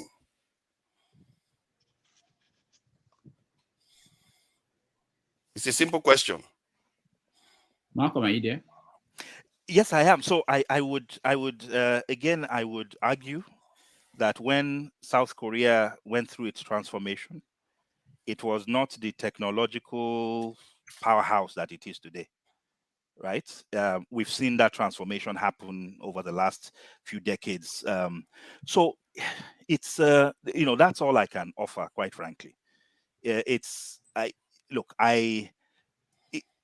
terms of societal change, again, it is either and even what the South Koreans did, it was crazy, right? People who believed in something enough that they were ready to die for it.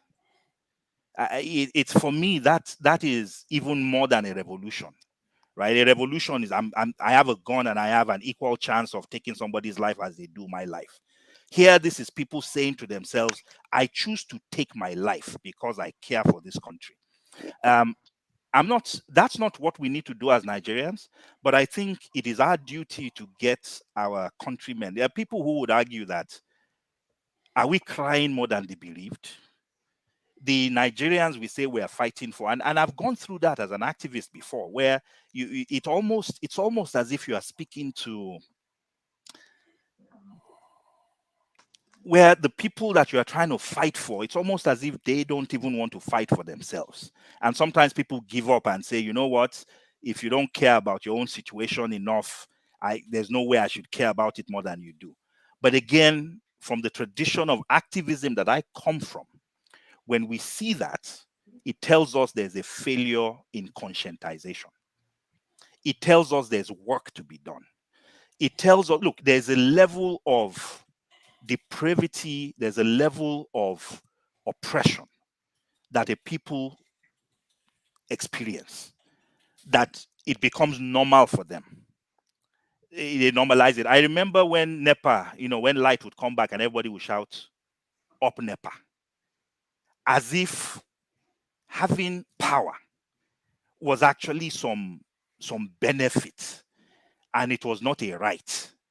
But I also remember a time when I was much younger, when as soon as the lights went off, my mother would jump into a car, she would put all the children in the car, and we would drive to the closest NEPA station.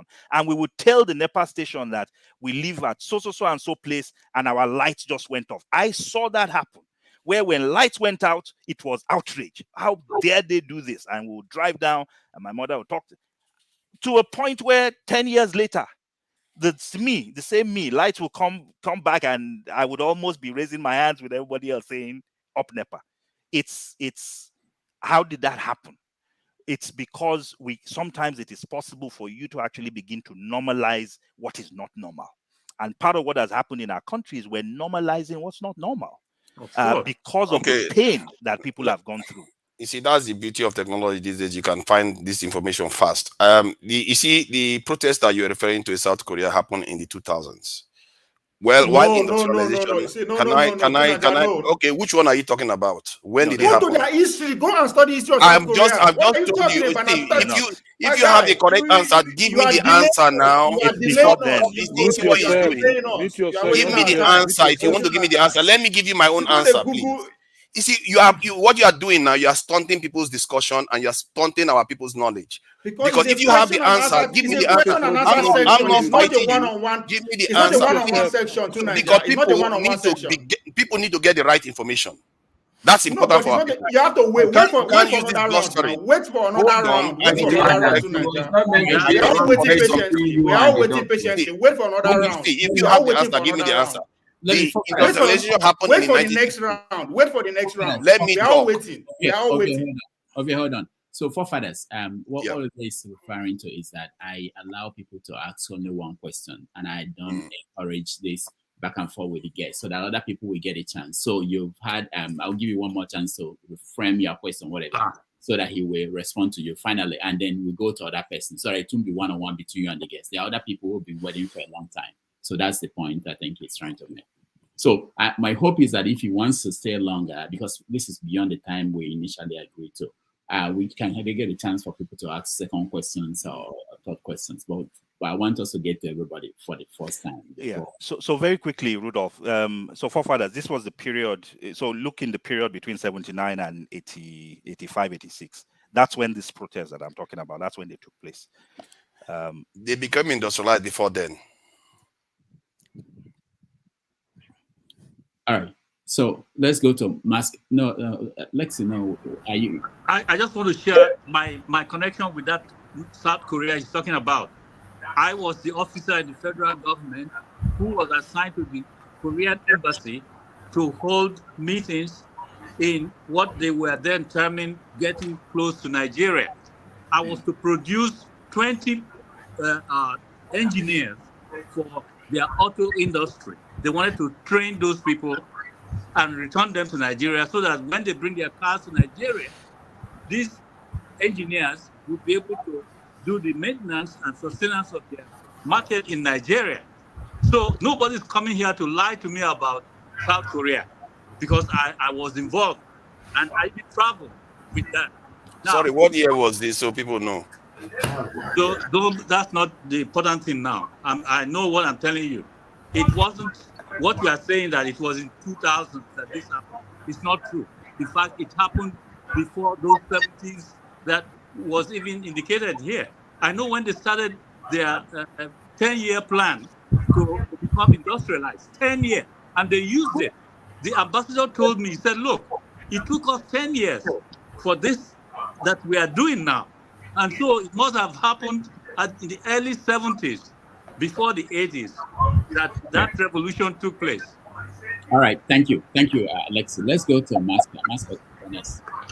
Rudolph is me before Masker. I've been here waiting before Masker. Ike, I'm following the lineup. I know you came in and you went out. Just I'm here too. Because it's okay. Mr. Rudolph, Ike can go before me. I'll go after Ike. Let me go after Ike. It's okay. We don't talking is not My brother Masca, go, please. Sorry. No, Ike, go ahead. No, it's okay. It's okay. Go. All right, thank you, sir. I was about to All go. right, thank you, Mr. Rudolph. Okay. I really want to start by commending you. I really am convinced that you're doing a very difficult job. And I believe and I hope and I pray that you would reap whatever result you're hoping. And I'm convinced that it's for the betterment of the country. I know how difficult this is. I know me and you wanted to bring somebody, and I know how it ended. It's difficult getting people to come. So I appreciate all the effort that every week there's people talking to us. All right. Having said that, I also want to thank the doctor. Actually, I felt it's really a breath of fresh air. I like the perspective he brings because it tends to tally a lot with my convictions also. And I think you brought a perspective that I would call an on the ground perspective. You were there in 2015. I am convinced that it was a landmark election for our country. If we are really serious people, the way to solve your problem is to retrace your steps and go back and look at what are the things that have happened before now. Where did we miss it?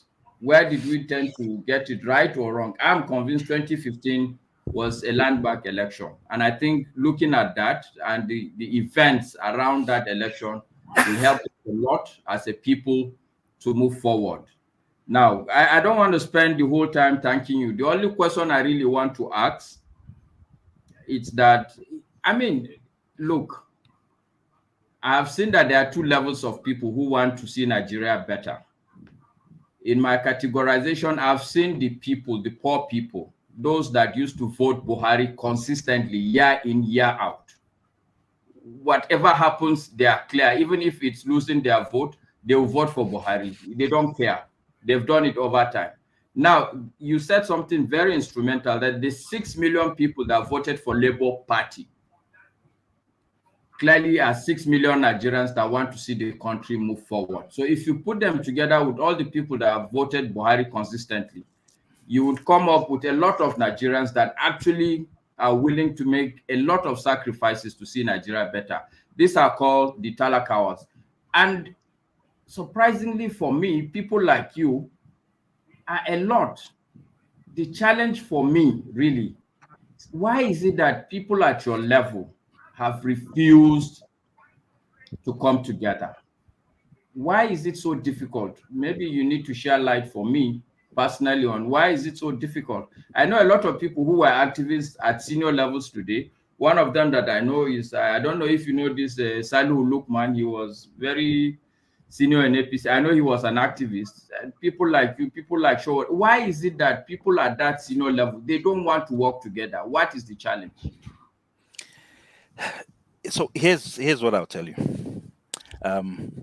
And I'm glad before I answer that that you brought up the issue of the Talakawa.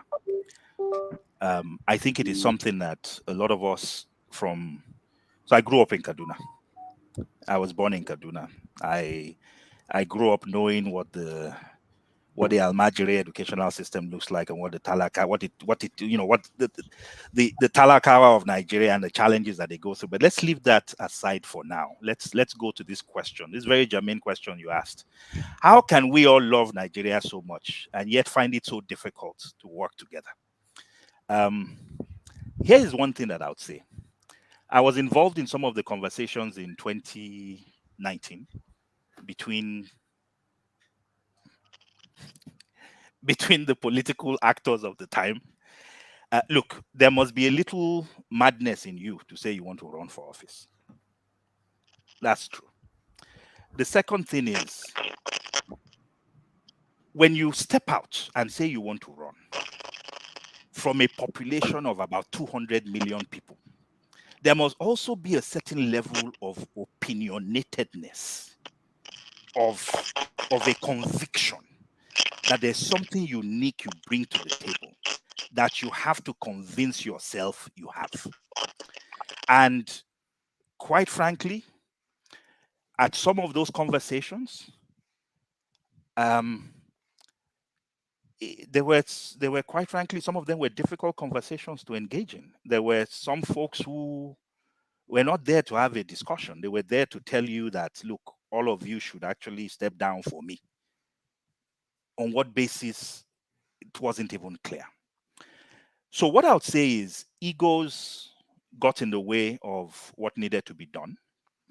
I would say that sometimes there was a difference in vision that was more about, that was not about substance and maybe more about style. Because at the end of the day, amongst progressives, I don't know how different our views might be, but those views are very, very different from what the marauders and what somebody called the buccaneers that are killing our country.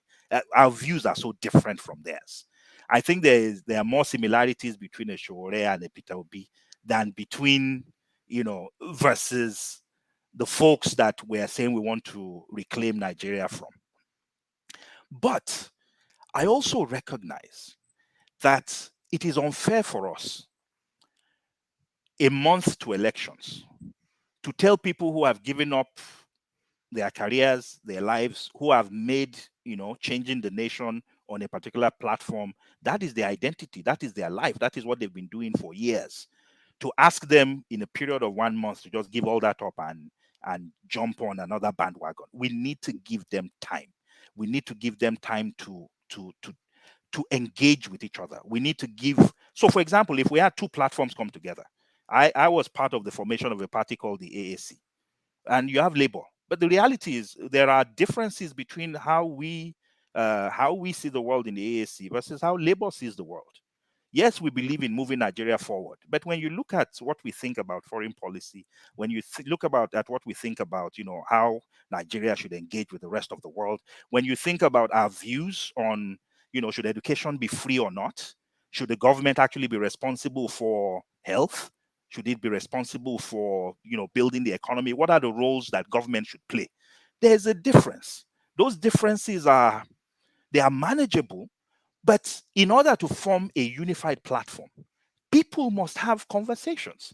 We must understand what platforms, what aspects of our platform we are willing to step down on in order to adopt something that everybody agrees on, right? Those are things that are necessary. So, for example, I don't necessarily believe in, should Nigeria be, if we're going to form a coalition and the coalition partner was a group that said, look, Nigeria should be governed on socialistic or communistic terms. Well, we might all be progressive. We might all want Nigeria to move forward, but I might have a fundamental issue with that view of how the economy should move forward. And by the way, the reason why that's important is that's what makes us different from APC and PDP. They have no ideology. We have ideology. And therefore, so personalities must be dealt with. Ideological differences must be dealt with. The psychology of stepping down and recognizing that, if we truly love the country, then this sacrifice is you stepping down and not running for the presidency while somebody else does that, should be something that we should be able to do. But we must give ourselves time to do that. We must give these leaders time to engage, to discuss. And that's why my proposition is, let's not wait until February or January 2027 before we start asking these leaders to come together. We should start doing that now. We should start talking about coalitions and partnerships. We should start doing that now, because if we don't, we stand the risk of frittering away what I believe is going to be one of the best chances we have to take that nation back in 2027. All right. Thank you. Thank you. Thank you very much. And let's go to Ike Enes. Good afternoon, Dr. Rudolph. Thank you, my brother Malcolm, for being here with us today. Thank you, sir. Almost everything that I would have loved to ask you, I think Lexi and Righteous Man, they came from that perspective, and you gave an answer to those points that they asked you. But I want to make a comment about 2015 election. You keep referring to us, and Maska, my brother, did refer 2015 election. I don't think the only thing that we personally, I think Nigerians need to learn about 2015 is because of the gentlemanness of Mr. Jonathan. It's not because that the opposition won the election. If Jonathan decided that he's not going to concede and that he's going to make sure he wins the election, he's going to win. It wasn't because the opposition won the election, but because of that man, Jonathan, who said that his political ambition shouldn't work for Nigerian blood, and up to today, they call him a weak leader. That is the tag that they are giving him as a weak leader. Coming back to 2020, this 2023 election, that is why it has been very difficult for me to move on from this election. Because of the investment, the financial and material and technological investment that was made towards having a free and fair election. And INEC decided to throw everybody inside the bus. After everything that they said to the world, Nigerians, I believe sincerely that Nigerians and some of the political parties, they might not have believed INEC 100%. But every segment of Nigeria had a belief that these people meant well for Nigeria for this election. So this is where they scam Nigeria. And I cannot move on from this 2023 election because the investment that was made out of Nigeria for us to have a credible election, we cannot just say, "Oh, let INEC go." I mean, let it be, So I don't want to compare 15 and 2023. So my opinion is this. Please, I follow you a long time. I lived in Lagos for so many years, and I know your days in University of Nigeria. Yes, Lagos State University, And I just want to thank God for your life that you are still here today, talking about the way forward for Nigeria.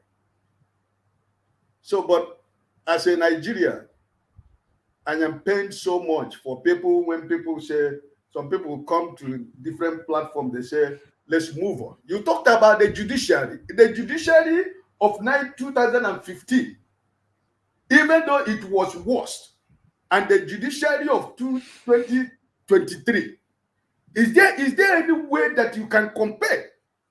Which judiciary are you going to go to in the present day Nigeria? Which judiciary? There is a state capture of everything.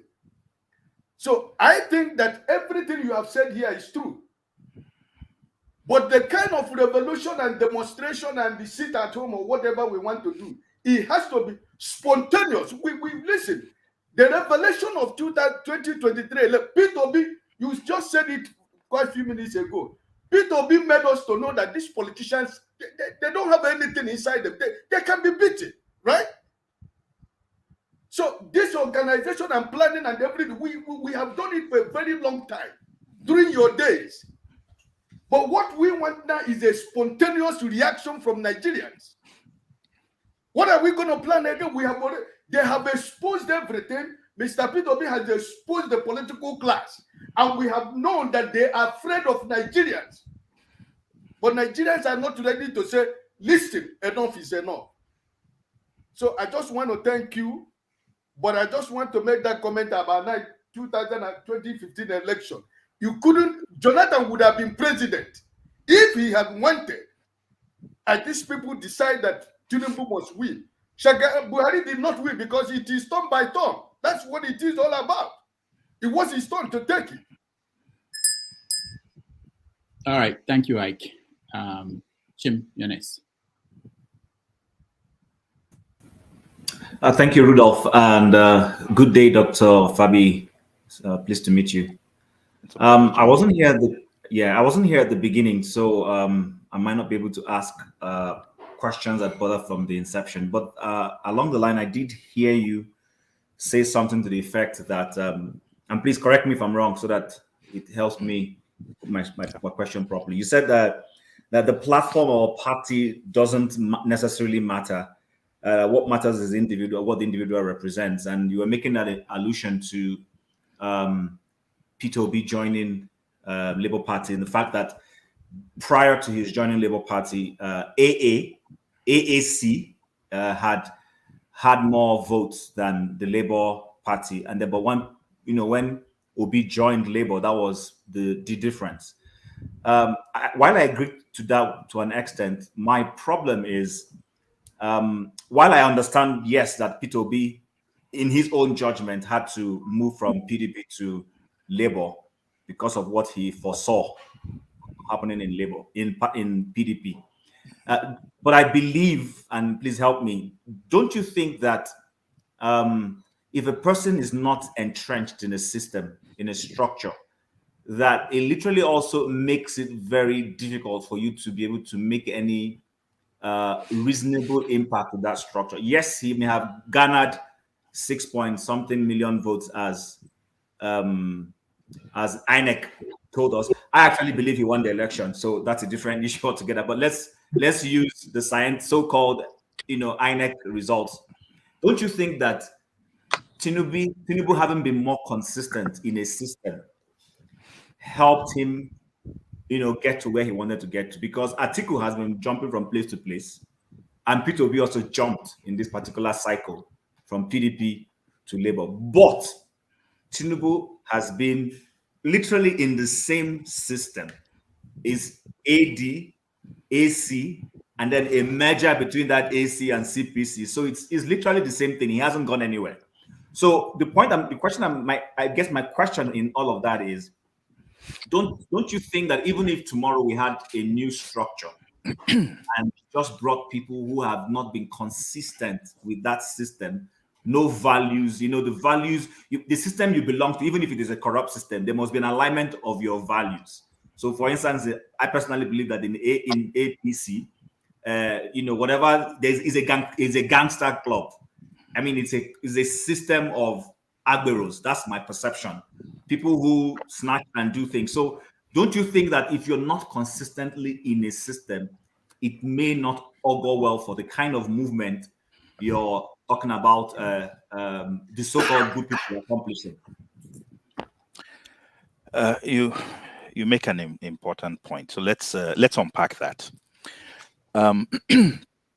So as when I think about,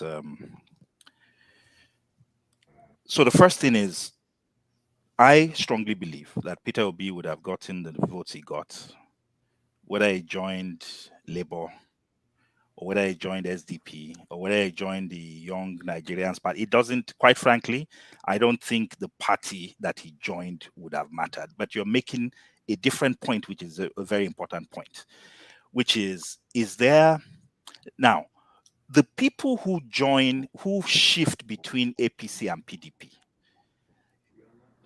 You see, there are two types of politics you can play in Nigeria. If I was running to win an election, I would only run on two platforms, APC or PDP. If I'm in the East, ABGA. To do anything else is crazy. But some of us have done other things because winning was only part of the equation, right? So when you run on a platform like I did in 2010, on a platform called the National Transformation Party, you're actually running with one hand tied behind your back. That's the reality.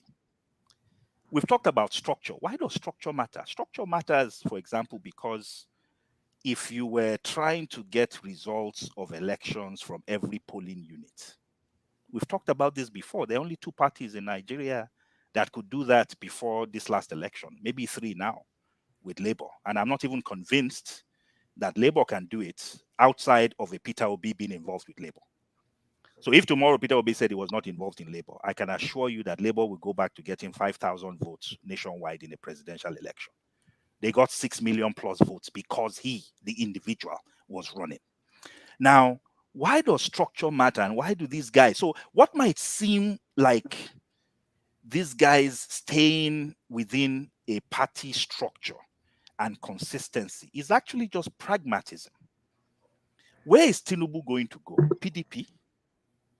He has no chance there. Atiku can actually move between parties for two reasons. The first thing is Atiku was one of the founding fathers of the PDP, right? And what makes Atiku an interesting person politically in Nigeria, which is also problematic, is that, and I will go back in history, when the PDP was formed, obviously 1999, probably just, early 1999. 98, right? But how did the PDP form? The PDP was actually formed, the core of the PDP was something called the PDM. The PDM was a movement that was established by the elder Yaradua, Shehu Yaradua, when he was running for the presidency. When Babangida truncated that, I think that was 1992, that they ran. I forget, it's either 1991 or 1992. They had started, remember there was SDP, there was NRC, they started running, and Babangida came out and said that particular cycle was riddled with corruption. He cancelled it. But what Shehu Yaradua had done is he had a national movement. The PDM was the only organization in Nigeria that had members in every single ward in the country. Every 9 to 10 polling units make up a ward. There are about 20,000 wards in the country, 18,000 wards in the country, sorry. Those 18,000 wards, right, are the units of political activity in the country. If you want to run for, if you have a political party, so for example, when you're doing primaries, the people who turn up, the delegates who turn up at primaries for these big parties come from wards. So a party that has representation at the ward level, or a movement that has representation at the ward level, was always guaranteed, regardless of what the party was, to be able to determine what was happening within those parties, right? That's so Atiku, when Shehu Yaradua died, his movement, the PDM, went to two people.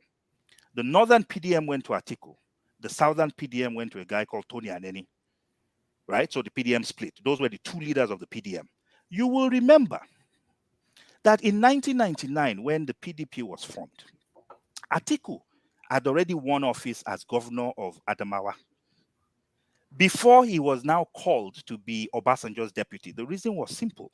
The PDM was instrumental in making Obasanjo the candidate of the PDP because they were the only movement that was nationwide and they went into the PDP. So that is Atiku's base. And wherever he goes, I presume, I know the PDM has lost, membership over time, but that's why those guys, regardless of where he might move, he's not moving with the PDP. He knows that what makes him relevant in the PDP is actually the PDM that he controls. Now, Tinubu's base is southern. The AD was a purely southwestern party. That's what Tinubu has used as leveraged over time as a base. ACN, was exactly the same. It was a mostly southern party trying to have, slight tentacles in it. So the reality is that what has kept Tinubu in the parties he has stayed in was just pragmatism. He removed from the things he had tried to build in the Southwest. What could he do? What movement does he have that would make him relevant in a party like the PDP? So the truth is, my sense, just looking at the histories of the parties, how the parties have evolved, CPC, in Buhari's case, Buhari was the movement. It was one man. And as Maska was indicating before, there were, it was just devotion. A lot of people were just devoted to the man, regardless of what party he was in. So whether it was in CPC, whether it was in AMPP, it didn't matter. People were willing to follow him wherever he moved to. I think if we think about, the evolution of our politics and where Peter Obi is, I honestly don't think, when you look at the progressive parties, we don't have the baggage of structure. We're thinking now about forming movements. We don't have the equivalent of the PDM. We're trying to form those things now. My sense is that we don't have as much baggage to deal with. And sorry, Dr. Fabi. So when you say progressives, who exactly are you talking about? Because Tinubu says he's a progressive. So I'm talking about true progressives. Let me use the word true progressives. People who want Nigeria to move forward and who believe and who completely in what they advocate for, in their style, in their comportment, in their history. You can't change a nation if fundamentally one of our biggest problems is inequities and corruption in the system. And my fundamental view is that those who come to equity must come with clean hands. So if you want to be part of changing this country and moving it forward, come with clean hands. Let us know that what you do is not because we think you are trying to corner 20 to 30% of the revenues through some consulting company called Alpha Beta. Let us know that when you come, what you truly desire is a Nigeria that moves forward and works for everybody. So when I talk about progressives in that sense, it's not about what people are mouthing. It's about, where do you want Nigeria to go? And I think anybody who is progressive is anybody who understands that the structures that we have had, the political structure that we've had in the last 20 years hasn't worked for us. Right? Where's our economy gone? We've stagnated. We keep saying we have, look at what's happening in terms of the economy. Multidimensional poverty in Nigeria. We have over 100 million people that are multidimensionally poor. Our young people, education is in shambles. The educational system that all of us here enjoyed, public schools, you wouldn't even send your enemy to a Nigerian public school right now. I went to FGC Kaduna. I would not send anybody to FGC Kaduna right now. It's pathetic what the nation has become, right? So anybody who has been part of that rot cannot say they are progressive. So a progressive for me is somebody who fundamentally recognizes that what we've been doing so far hasn't worked and realizes that, look, leadership must become more accountable. And we have to come with an intention to move that nation forward. And anybody interested in enriching themselves or has enriched themselves at the expense of the Nigerian people cannot be a progressive. You just can't. So that's my view. And I think, so I don't think, I think what I think is important is a movement is necessary. And what I mean by a movement is, let's not burden ourselves now with, is it a political party or is it not? I don't even want us to be, again, the Labour Party. They are in court. They are fighting each other. But should we wait until the two factions finish their fight before we determine how we move forward? The people who supported Obi, again, I would insist, did not support him because they did not say, oh, what is his, which party? If his Labour Party is running on, then I'll support him. No, they supported the guy. He told them he was in Labour and they followed him there. So let's consolidate this movement. There are people, millions of them, now we know, that have come out and said, look, whether the party has structure or not, whether it's small or not, we don't care about that. We want to move forward. How do we take that coalition? How do we make it cohesive? And how do we make sure that as we progress, that if we're having this conversation again in 2024, we're not talking about 6 million supporters, we're talking about 7 million. If we have this conversation in 2026 or 2025, we're not talking about 7 million, we're talking about 9 million. We're growing. And we're not just growing and imagining we're growing. We actually have data that shows we're growing. We have ward level data that tells us what our membership looks like at the ward level. That at the polling unit level, the 180,000 polling units, that we know of the 500 people allocated to each of those polling units, that we can point to 10, 20, 30 people in each of those places that believe in the same things we believe in. If you're not able to do that as a political party or as a movement, then you're not serious. Because that's how elections are won and lost. And the people we're fighting against, guess what? If you go to the APC today and you tell them, give me 10 names from any polling unit in Nigeria, they will give you 10 names. when do we get there? We have the means to get there because we know we got, those, if you count all the collective progressive votes, across all the parties, majority of them coming from Labour, we know we're widespread. But can we even today, if we asked the people who are tending to our membership, if we ask them, can we point to the 10 people who come from this particular polling unit? We probably don't. We need to get to that level. And that's why when we talk about protests are easy.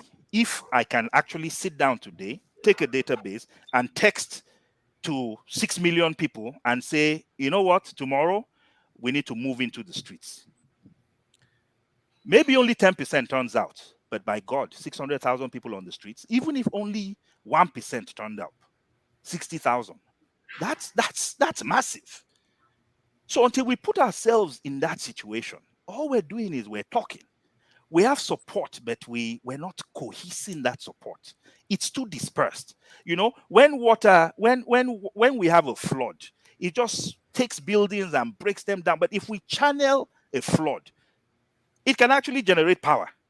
Because now you have a dam, and we can channel that energy. Right now we have energy and it's just diffuse. It's just breaking buildings or putting trees. We need to channel that stuff and use it to generate energy. And that's what takes work.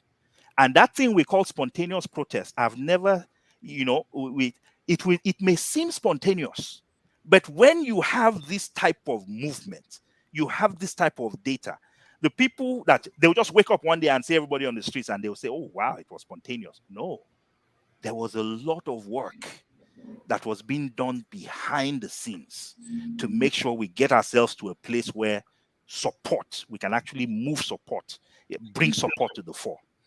I've seen it happen before. We used to do it about 30 years ago. I've not seen it happen lately, but we have to go back to those fundamentals of how you build movements, run movements, conscientize, mobilize people.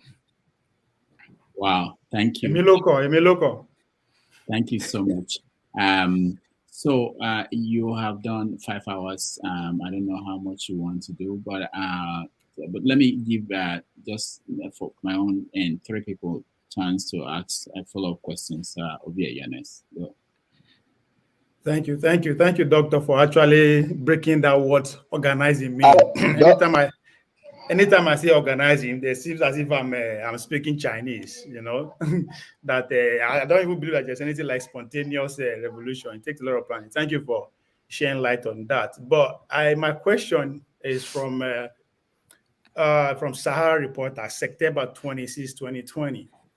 You wrote an article, you titled it 4 Reasons Why Nigerians Americans Must Get Involved in the 2020 Presidential Election. You give reasons. You said Nigerians America call America as their second home. 1, participation politically in America can enhance Nigerian democracy and strengthen the rule of law. You said we must do it for our children because we can make a difference in determining American future direction. The first question is, the Nigerians who are in America, we are in diasporas, what do you think we can do concretely to achieve something within the political scene in Nigeria, just as you pointed out what we can do for America with the Nigerian American? Second is also another article on the same Sahara Reporter, which is this year, June 18, 2023. The article you wrote was Strategic Move or Shooting from the Hip. You on your second paragraph on that article, you said his inaugural address was no ordinary solution to the citizenry. He came out gun blazing. By the time he was done introducing himself to the Nigerian as their new commander-in-chief, he has outlined 4 major market shift policy. So fast forward to 3 months now. Do you think it's a strategic move or go down in the article and read the conclusion of the article? So my conclusion in that article was that he was shooting from the hips. That what we need is not somebody who comes out just announcing policy willy-nilly. Did you think through those policies? You remove fuel subsidy, what comes next? Where are we now? We're in a situation where half the states have 3-day work weeks. You've killed productivity. We're now talking, workers, we're not talking about wage increase before. But you raised wages. And now, we're discussing the possibility of whether we need to go to 100,000 naira per worker in the public sector. But public sector increase in wages is going to have pressures on private sector employers. So you're just shooting from the hips, throwing policy all over the place. You took exchange rates. You removed the dualization. You removed support for the exchange rate. You floated the exchange rate. But look at where we are. How do you float exchange rates when you have limited demand and the supply, limited supply, sorry, but the demand is infinite? And you're allowing speculators that have no use for the dollar to be buying dollar, using it as a store of value and keeping it, reducing the limited demand that you already have. So my conclusion in that article, when you go down, was that these guys were shooting from the hip. What was more important was coming out blazing. On day one, I revoked this, I instituted this. But what next? Let's think about what next before we start making policies. Now, to the first thing you said, which was about Nigerian Americans and participating in politics. It's something I've been thinking about for a very long time. There was a time when, if you ask the average Nigerian, if the average Nigerian in the US told you they were running for office, you don't even need to ask them the question. What they mean is that they're going back to Otukpo, or they are going back to Ilesha, or they are going back to Lagos or Abuja or Kano to go run for office in Nigeria. And my sense was that, look, why would we be in this country for 10, 15, 20, 30 years and we would have absolutely no influence? Zero influence. We would not be able to, we can't. So guess what? Everybody who steals money in Nigeria, where do they take the money to? They bring it here. Their children come here to school. They buy houses. Nobody can stop them from taking all that stolen wealth and pulling it here. Well, guess what? What if we actually had the ability to influence government policy in this country? What if we could actually say, look, if you are a demonstrated election crook, how about you can't come, how about asking the same way we treat terrorist funds here? And by here, I mean in the US. Why don't we treat stolen wealth that way as well? Because if you can track terrorist funds that are going through, different cycles, you certainly can track when somebody who had no account in your country one day suddenly emerges with millions of dollars in his account. Why don't we treat it that way? But in order for it to be treated that way, we must be in a political position where we are influencing policy. And my concern was, all of us were in this country, say, oh, Nigerians are one of the most educated folks, we're doing reasonably well, but politically, absolutely nothing. You look at Somalis in this country, you look at Ethiopians in this country, you look at, you look at what they've achieved politically. They have members, representatives in the assembly. Right now there's a Palestinian legislator that is actually one of the lone voices speaking up, right? But it's important. It's important to have representation. And for me, it was, look, there are things we can do to influence policy here, and not being involved in the politics of the nations that we're in. I just felt that was a disadvantage. And what I'm glad for is that I've seen a lot of Nigerians actually step out here politically to run for office. There are mayors, there are city council members. We even have a member of the US Congress, although he represents DC and doesn't have voting rights yet. But I'm seeing more engagement and more involvement, and hopefully that will begin to translate into political action. All right. Thank you. Thank you. Let's see. Dr. Malcolm, how much time do you have? You want to take 2 more? Sure. Okay. All right. Let's do. How do we pick someone? Let me see. I'll pick forefathers as one. Who else wants to ask a question? Who else? Me again. Since nobody wants, no, they are all there. They are scared. Okay. Forefathers, let's and Doctor, how can you jump in me? No, I'm not going line by line anymore because we don't have that time. So I just wanted to know people who are enthusiastic about their question. It's because you are obedient. Simple. Okay, Prince, go ahead. You know what I did? I made a decision now based on something else. Okay, go ahead, Prince. You are very close to the guest. Go ahead. Go ahead. He will take all the questions, but what I will do is all the questions and then answer them at once.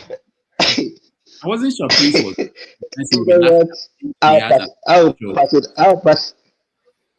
I'll pass it on because I'm very much active in the comment section. So I love that one. Yeah. I'll pass it on. You see Nigerian big man. Just waste our time. That's what they do. Waste our time. Thank you, Mr. Rudolph. Mine is not really a question, but I think I will just make a solicitation to the esteemed doctor. Okay. I really am impressed. I'm very, very much impressed. But as they always say, talk is cheap. We Nigerians are very good in being very brilliant in terms of talking and articulating ideas. But my solicitation really is that I am truly convinced that it's people like you that really need to step up. You've been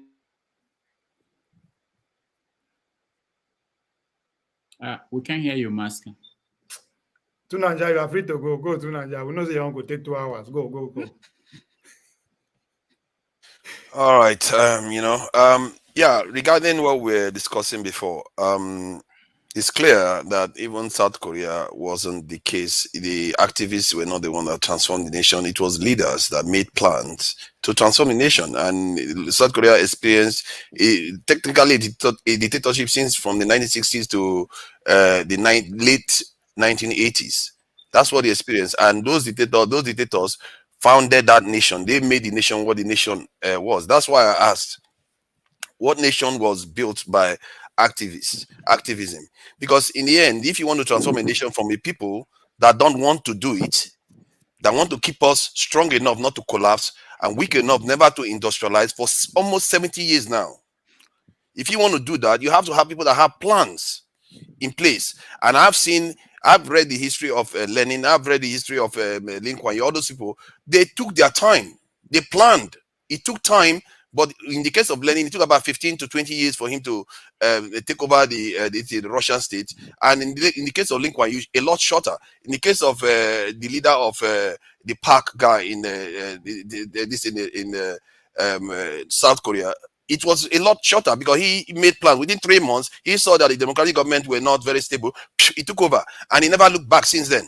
That's the nation you see today that was built. You have to make plans that are going to transform the nation. If you just keep agitating and telling the leaders that are there to change, they're not going to change. You have to be ready to do the job of ruling and taking over.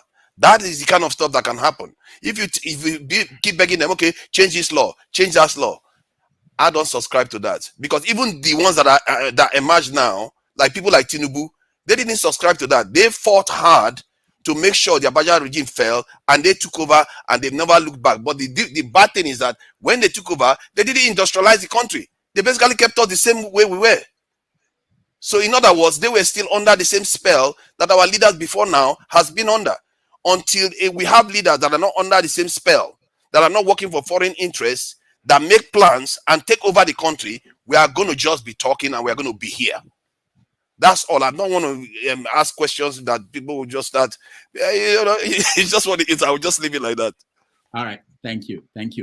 Last, let's see. Lexi.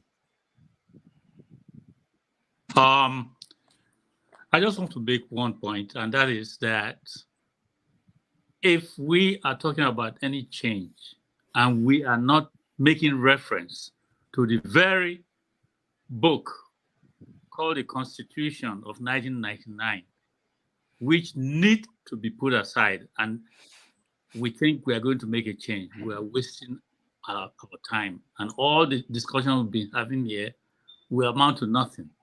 So that Constitution should go.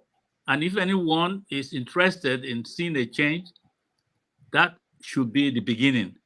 It has been said in the House. Some of the legislators have said it. Everyone is saying it. What is the fear? It must be that there's something that people don't want to touch. Why not let everyone begin from there? If you want to tell me anything about retaining the same constitution now and then using it to bring about a change, that change is not going to come to anything meaningful. And that is my submission. Thank you. All right, thank you. Ola, after Ola Chim, then that's it. Unmute yourself, Ola. Sorry, Dr. Babi. Now that you're no longer a member of AAC, are you still a member of Take It Back movement? Okay. All right. Thank you. Final question or comment, Chim. Mine is not a question. Mine is a comment. And what has helped me come to that is what Lexi just said. I understand Lexi's sentiment, but I slightly disagree.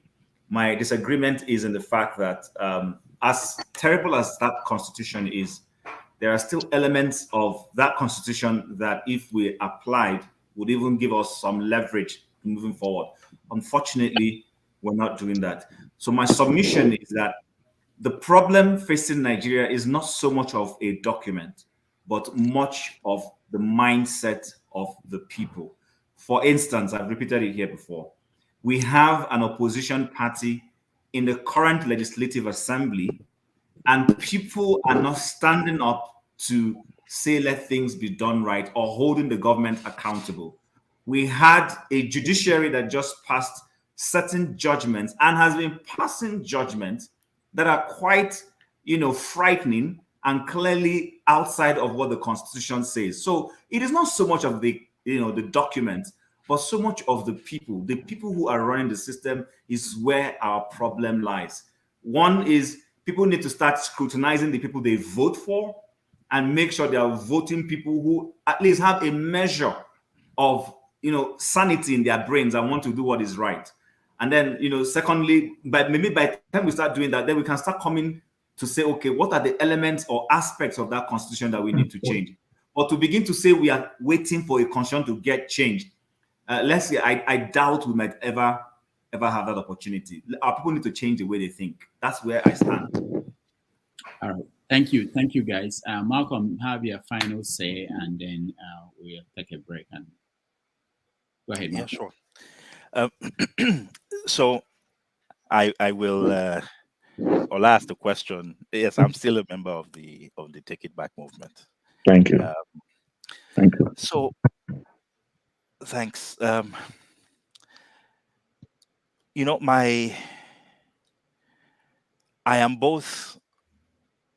I go through both optimism and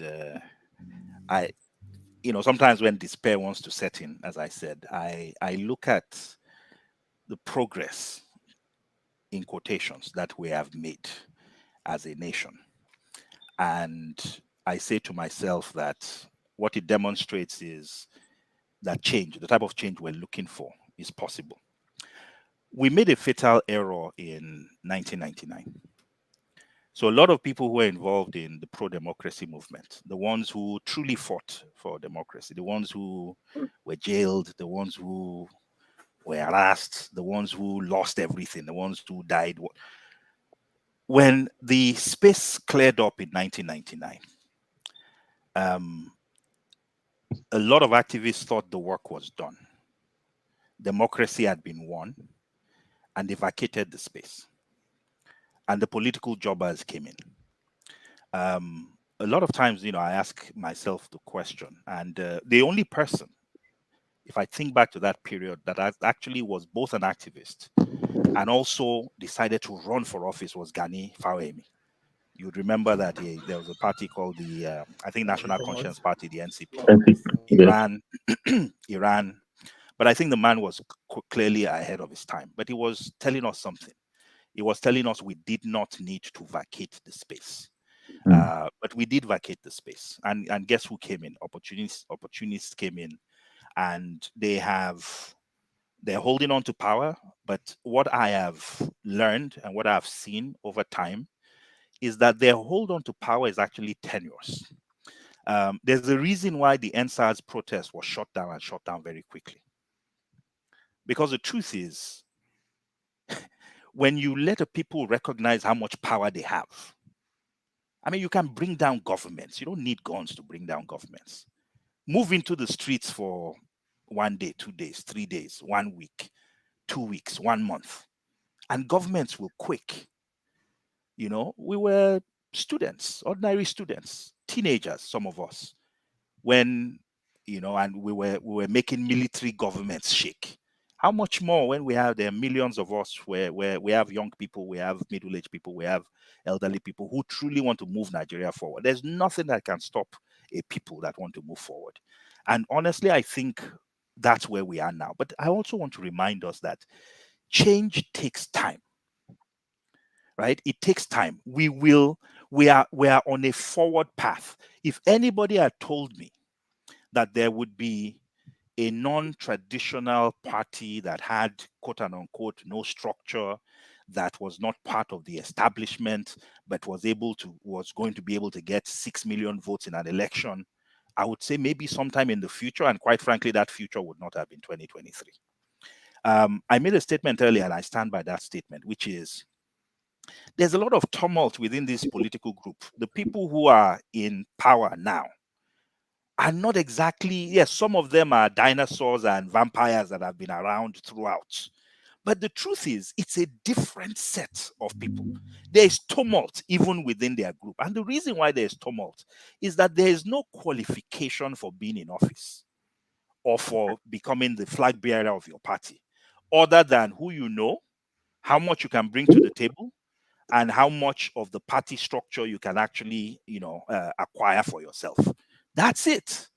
They have no other qualification. And therefore, there's always this tumult that's taking place. In our case, what we need to learn to do is, we have many things in our advantage. There are more of us that want to see Nigeria move forward than those who don't want to see it move forward.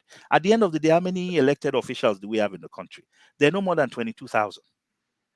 18,000 when you combine all the councillors and ward members, because we have, roughly 18,000 wards in the country, and then everybody at the state level, for 22,000 against 200 and something million people. The odds, quite frankly, are in our favor.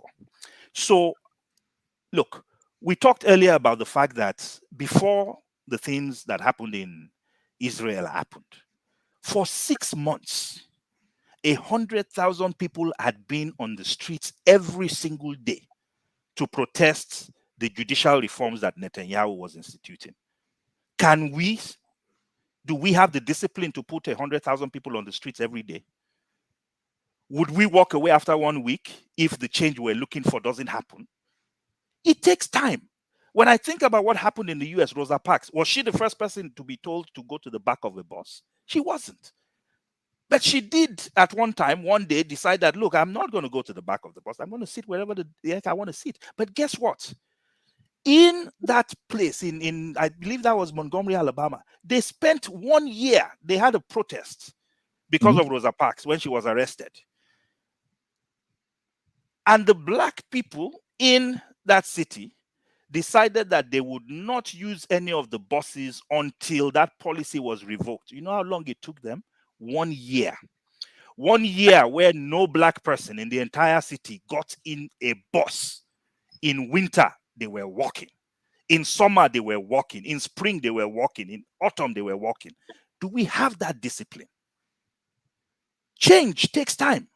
It also takes discipline. So if it doesn't happen overnight, it doesn't mean we have failed. It just means we need to keep doing the work. And honestly, we are closer to success than we can ever imagine. Again, there are many things I'm seeing now that I did not think I would see in this period in our history. So we're failing forward. Nigeria is not where we want it to be. But I strongly believe that if we take this passion that we have for the country, form true coalitions, understand that it's going to take time, recognize that we have to conscientize and mobilize our people, realize that we are going to need to get to the grassroots. We're going to need to know our people. We're going to need to come to their level. We're going to need to have people recognize that what they've normalized should not be normal, that we should not be thankful when our rights are given to us, that a quality education is a right, a quality healthcare system is a right. We need to let our people recognize that because they haven't seen it. And so we need to begin to do that program of re-education. It is our duty to do that. So I am very hopeful. Yes, there are challenging things. There's a lot of disappointment, but I am honestly very hopeful that if we do what we need to get done, that we are going to be close to realizing that Nigeria of our dreams. That's my fundamental belief. All right. Dr. Malcolm, thank you so much for joining us. Thank you so much. Thank you. Thank you, everybody. All right. Thank you. We're going to take a break, and when we come back, we will do a review. Thank you guys for hanging in here.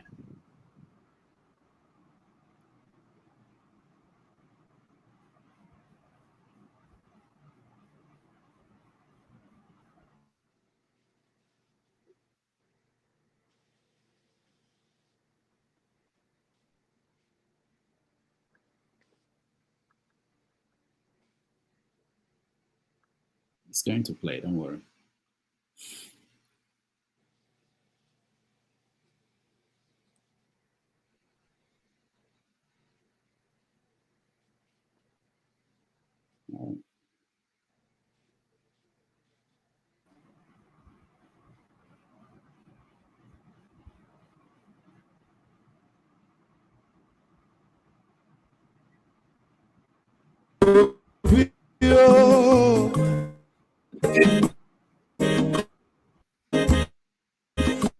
Akwa nwa bịa bunyere kwanụ m n'ofube n'azụ ụlaga n'ịbịazigo mmanwụ ụlaga do n'ịbịazigo akwa nwa nwe ilochi ya biko rapụ zoro ka ọ nabazi ya onye ọma zoro biko abụ mmanwụ zoro dosari Ibia wunyane gwana Ulaga dori biazigo Ulaga dori biazigo Abamba wilo chilo Bigora fuzoro Ona wazi Mazi wako mamwe Odogu no kwerezi neka Onyo maniga dele mo Mazini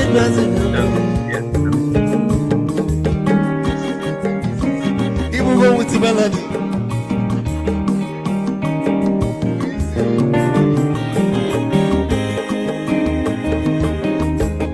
You got to go with your phone Odogu na chala noka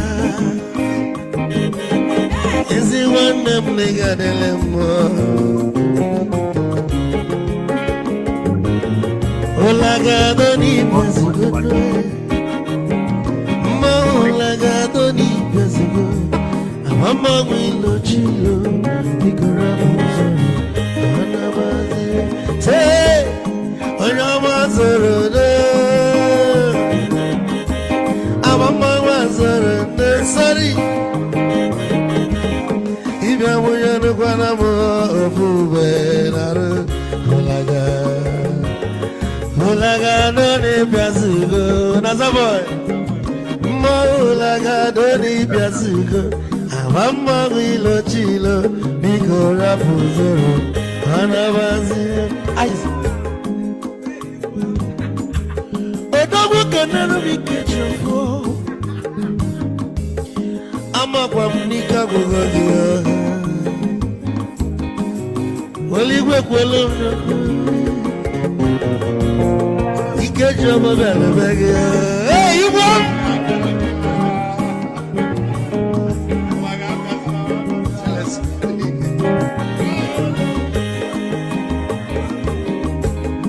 Eku kampune kene Omogo ndinso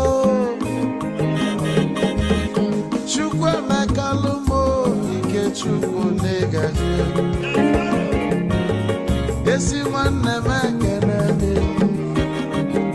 ịlapụlụ ife niile na-eme wee bịa nke gosili na anyị na gị bụ nwanne Wisdom gaji ka nye gị maịkị ka ogobanya bụ egwu isili mmaksi ọ bụ na-etiri egwu a malụkwa malụ n'imego m ife ọjọọ wee sị gị nwanne m ife ọkụ na ịchọlụ na ngeme Wisdom onume ekene gị gbamanwe iyo iyo biko lapụ nabasị ya zoro zoro zoro zoro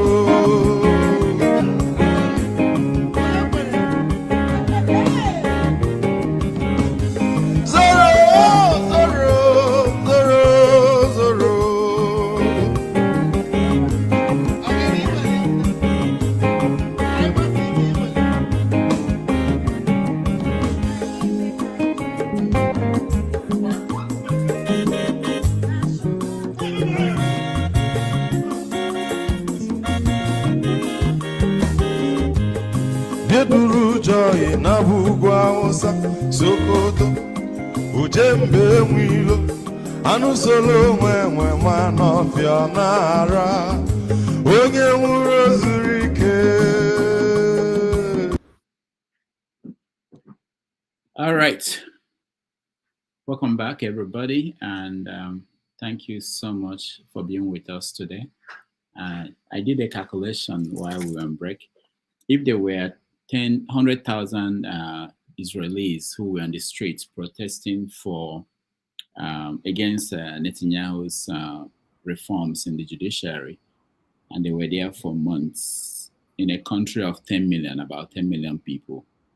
If you do the calculation, the equivalent in Nigeria will be having 2 million people in the streets for that long. So, what's your take on our guest, everybody? Start, Lexi, go ahead. Let's start from Lexi, go up. Yeah. Yes, he's a gentleman, and I see in him what I saw in him when he was with Omoyele, one of intelligence and very rational in his points. The last point he made that I took with me is in that boycott of the bus in America, the people continued. He said it for 1 year. I didn't quite know it was for that long, but that may well be the truth. So when you have seen a reason for doing something right in that way, what is there is to sustain it. And I'm calling on all people in Biafra land to take this example with the sit at home just 1 day in a week, Monday, until Nnamdi Kanu is released from that jailhouse. Let us endure it. These people endured riding the bus. They walked in the snow, in the summer, in the winter, and until they were able to put their point across that made a change. My people are Nnamdi Kanu being in jail is something people don't even talk about it on this platform. Nobody wants to hear it because 95% of the people who come on this stage don't care whether Nnamdi Kanu dies or not. But I'm using that example he left with us to say that nobody should continue to criticize our people who know what they want, and there has to be fairness that this young man was released by the court and the people refused to let him go. So Monday sits at home.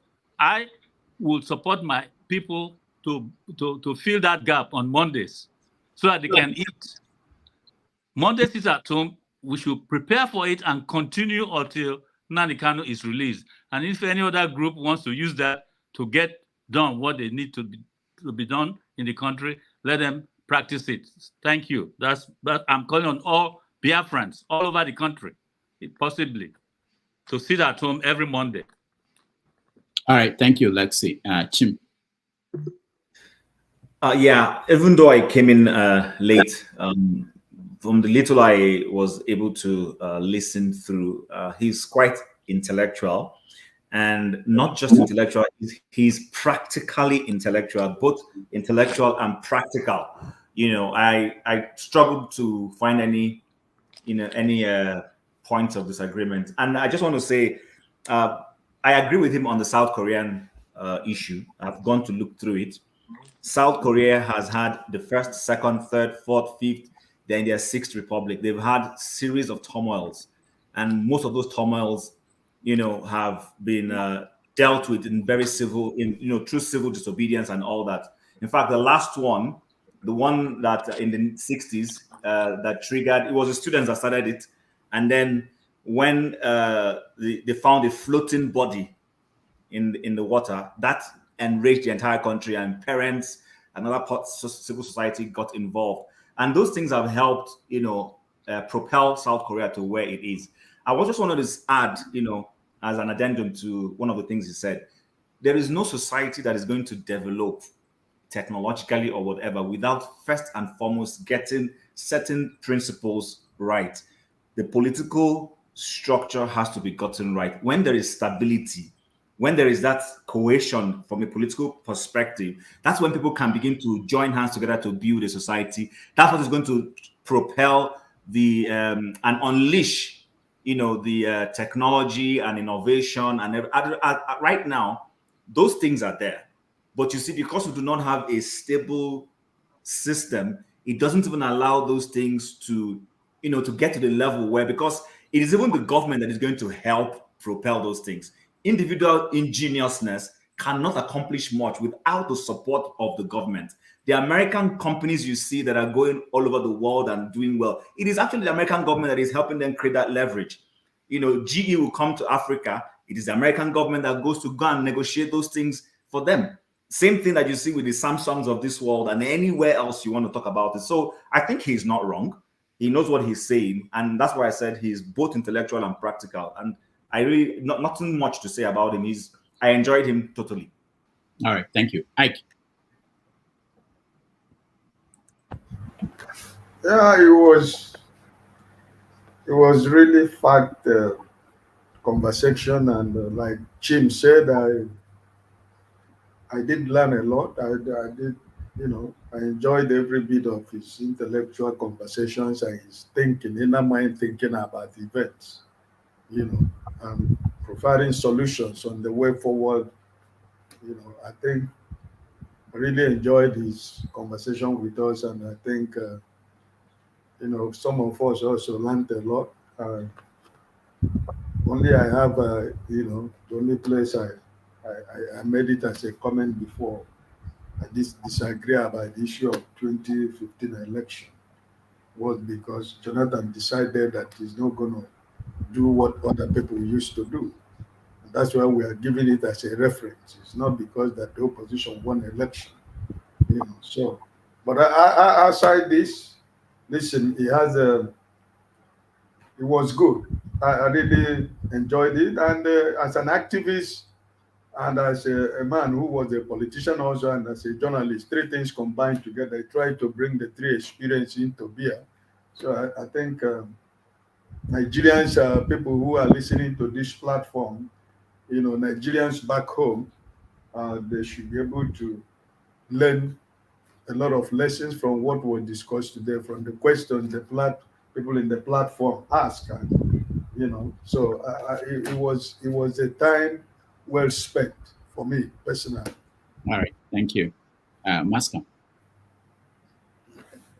All right, can you hear me now, Mr. Rudolph? Yeah, you can hear me? Yeah. All right. I agree with Mr. Ike and Chim. This guy, for me, was really a good guest.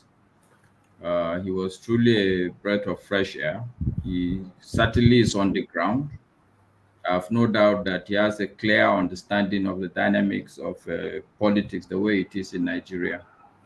But my worry really, and unfortunately my audio failed me, because I really wanted to push back I have two worries actually, or I would say 2 points of concern. The first major one clearly is what I've asked him. There is a lot of progressive. By the day, I'm seeing the clarity that there is a lot of people who want to see Nigeria move forward. But the bigger challenge is they are all pulling in different directions. So that for me, he was not. He didn't really answer to my really satisfaction. That's one. The second place where I tend to differ with is positivity. It's because as a student of politics or political science, I also know that one of the major issues Nigeria is going to face as a political entity is the issue of apathy. I've seen it happen in the north where people voted for Buhari believing that bringing him into power will solve all their problems. But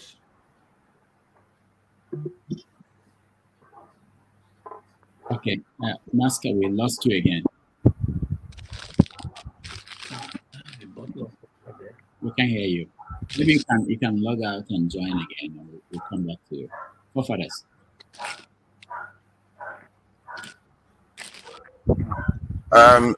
Yeah. I don't know, man. I don't know what our people need, but I said it before. It will take a catalytic event to get our people to where they need to be, because they always learn the wrong lessons out of everything. Everything they look at, you just said something about South Korea. The protest is not what transformed the nation. I don't know why people keep thinking that. How many million people protested in the UK for the war in Iraq not to go ahead? It went ahead. When the leaders mean to go ahead, they will go ahead. Do you have any plans to stop them? No, you don't. If you don't, forget it. You're not going to get anywhere with it. Nigerians voted for Abiola, and the one leader decided, you know what, I don't feel like it. Cancel it. Did we get Abiola? No, we didn't. So if you don't have alternative plan, you are looking at the events. What I talked about was what actually transformed the nation. Is it based on just people protesting or leaders having plans and they executed them and put them in place? Not because those who were protesting, because those leaders mean well for their people. You have to have those type of leaders that are prepared to do the right things by their people. If you look at all the nations that were transformed, many of them were not even democratic at all. From the doldrums that we are in now, we are in, to where they are today, from Singapore, South Korea, all of them, you had strong leaders that transformed the nation because they wanted the best for that nation. But the problem with our own leaders is that even when they fight people and they get into office, they too are just as brainwashed. Maybe because they were doing their fighting in Western countries. Maybe because they were not seeing themselves as independent people, even from the beginning. They were already compromised. That part of it is what we seem to miss. We just think we just protest and the stuff just manifests itself into life. In the 300, 400 years ago, who was doing protests? What actually matters in societies is good people that mean well for that society, do the right things by the people. That is what matters. You can do your human rights protest and all that stuff all you want. The leaders are actually doing what they need to do to get into power, and they are doing it. That is the secret you need to learn yourself. Strategize, plan what you need to plan, make your alliances, and take over from them. If you have something better to offer, they will run out of steam by the time you show up. That's what tends to happen, because they will not have anything to offer people. If you have to convince our leaders to tell them to buy national vehicles, it tells you where the mind of these people are. In 1960 in South Korea, they were already telling their people, don't buy foreign stuff. Buy only South Korean stuff. That wasn't enough. Then they started manufacturing. They had to do all they need to do to build their nation. It wasn't protests that transformed that nation. It was people. And besides that, there is another event that happened to them. They were invaded. They had a war with North Korea. Their consciousness was different. Death was close to them. They didn't. Their focus was very, very high on what matters. This is why our people, we think we are like them. We are not like them. There's a reason why NSAS happened, because young men were facing all kinds of nonsense on the street from NSAS police, and their lives were being threatened. They felt like they were under threat themselves. That's why they came out. If election doesn't threaten them, why would they come out? They don't feel threatened physically. What tends to make people do what they need to do is when it threatens them physically. That's when they really come out and say, you know what, we are going to fight for anything. But if some other person gets kidnapped, it's not necessarily them. They hear it on the news, right, that they get used to it. And so if you look at even NSAS, the way Nigerians responded, it was because they knew it was affecting them individually. Almost everybody, they know somebody that is affected. So they went out on the street. Did you see that in the north? No, because NSAS wasn't there affecting them. And it has to be deeper. Just poverty is not enough. Our consciousness has to be deeper. This is why every time we do analysis, we don't go to the fundamentals, the basics of things. We always look at things from a surface level. Let's just do the democracy better. Let's just do this one better. How about the core things that you need? You need security. You need development. You need industrialization. Those are the core things that will build the nation so that you can be able to export and actually earn a living and be able to defend that wealth. Those are the core things. Other nations, that's what they did. Even South Korea, what we are talking about, look at it. That's what they did. And they did it under authoritarian rule. Thank you. All right. Thank you for fathers. Let's Rudolph, can I respond, please? Hold on. Can I respond to tonight? Hold on. Let Masker finish up and then Go ahead, Masker. You can hear me? Mm-hmm. Yeah, we can hear you. Okay, good. So the point I was the second point I was making, besides the fact that my worry is the fact that all these progressives, they don't seem to understand that they need to come together. Besides that, the second issue I see, I'd wanted to point it out to him, and I hope he's listening, is the fact that they need to also take into account apathy. See, when people make an effort to bring a change and it doesn't happen, one out of two things happen. Chances are that people will then give up and decide, oh no, whatever I do doesn't really matter. And this exactly is what has happened to the revolutionary, the Nigerian students. So I am thinking that they really need, these progressives, they really need to be mindful of the fact that they should not take for granted that the country will make progress. People also are losing hope by the day. There's a high level of apathy. The reality is, if you check the number of people who came out to vote, you compare them to the total number of Nigerians, that should tell you a big story, that the average Nigerian has, technically speaking, lost hope that he can bring any change. And that is what the progressives need to really understand and make sure that action needs to be taken quickly, or else all these stories we're telling is only going to be stories. The people that will make things matter are by the day losing hope. Thank you. All right, thank you. Okay. Yeah, thank you, Tunaja. I think for the past 1 year that you have been pushing, you have been making the point about security and the need for us to have nuclear weapon and all that. Today, this last point you just make is the very first time that make me say, okay, it's like, okay, this guy actually have idea what every other person is talking about. You said that it is the leaders, right? So where you are getting it is wrong, that you are not studying our leaders, so you don't understand it. Their focus and whatever they are is way different from what you are advocating for. And that's where you are missing the point that our guest is trying to make, right? In order for you to have the leaders that will bring forth your idea, you need to clear all these ones out, because these people, that is not their problem. And you also said something. The need for every nation to develop, you have to look at their elite. What are they protecting? What they want to protect? Our leaders don't produce anything that what's protecting, that they have to go that far to get the security we want, to get a nuclear weapon to protect what they have. They are not. What do we produce? What our elite? What do they produce that, yes, we need to protect this because the one needs it? Nothing. Our resources that is even worth it to actually say, okay, we need to have a nuclear weapon to protect our resources, our way of life. These guys are giving out for free. For a house in Manhattan, for a house in Beijing, for a land in Tokyo. They are giving it. So if you understand it is the leader that will actually bring forth what you want, then you understand what the guest is saying, that we need to actually organize and kick these people out so that we have visionary leaders that think the way you think. We don't have leaders that think beyond their generation. I keep saying this. For you to actually think of security, you have to think beyond your generation. And as far as I'm concerned, these people, they don't even want to live in Nigeria.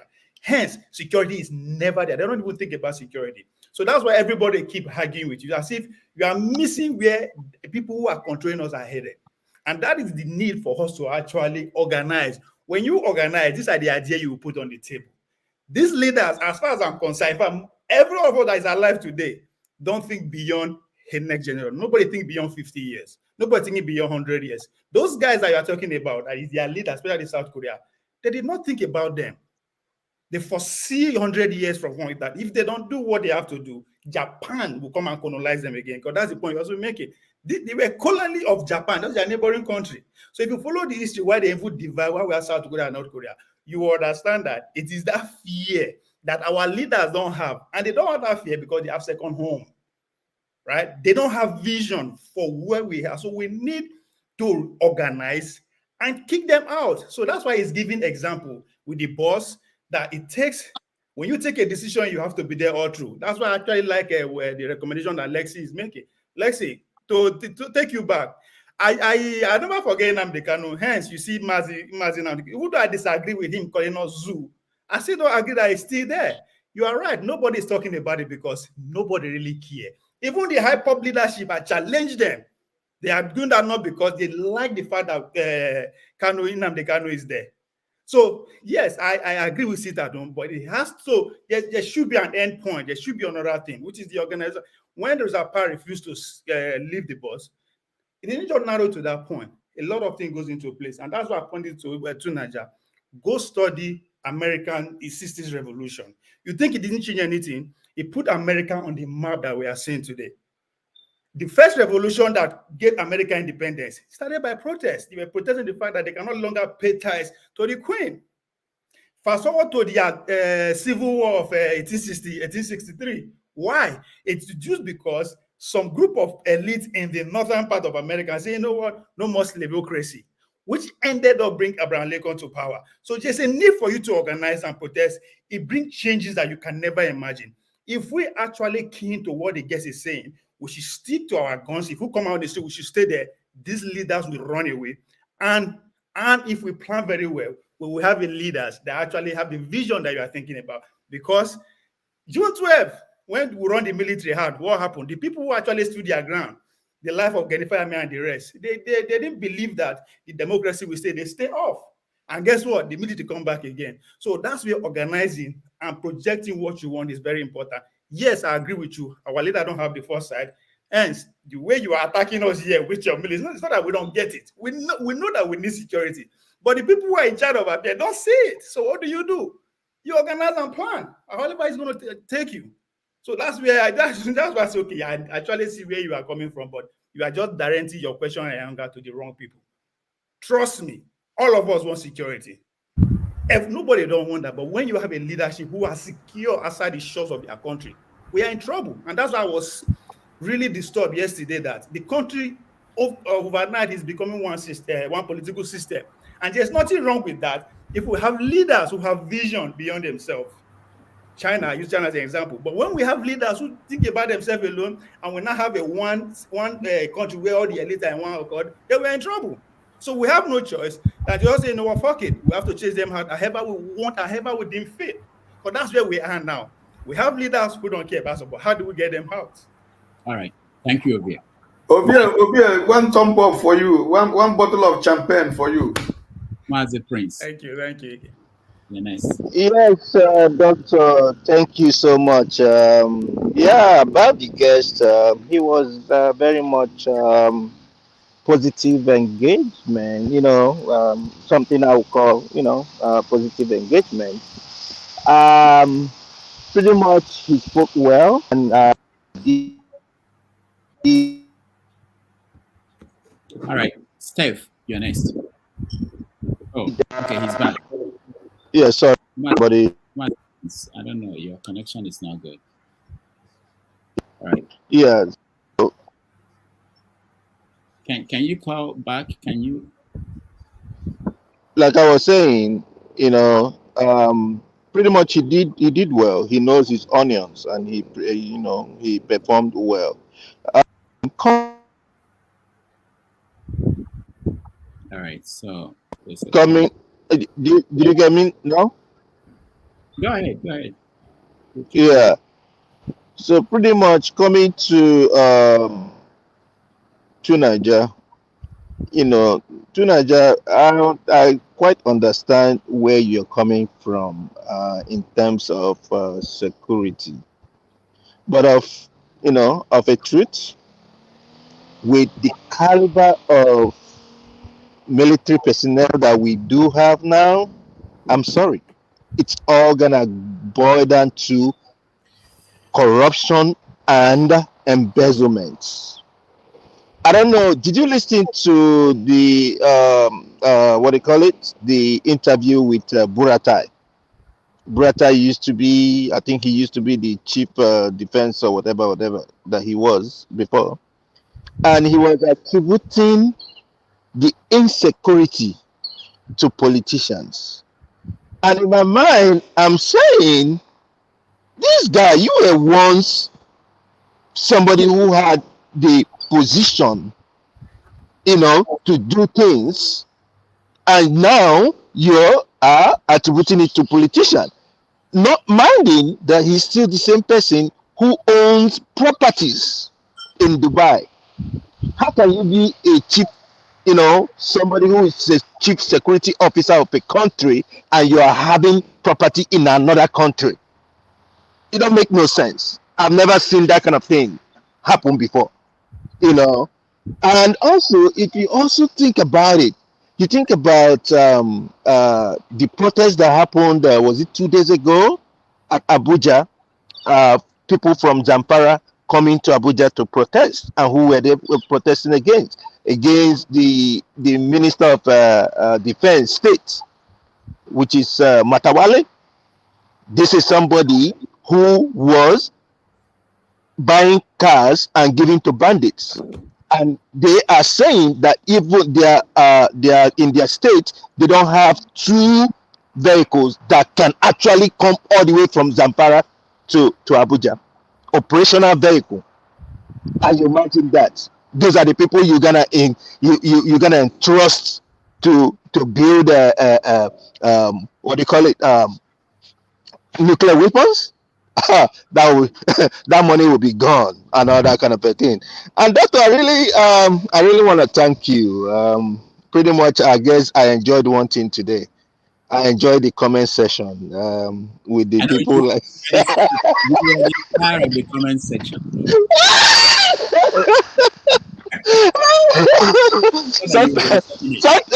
Sometimes it's good to loosen up, it's good to loosen up, and you engage such people, let them give it to you, bash boost. It's all good as long as it's civil bash boost. It's okay.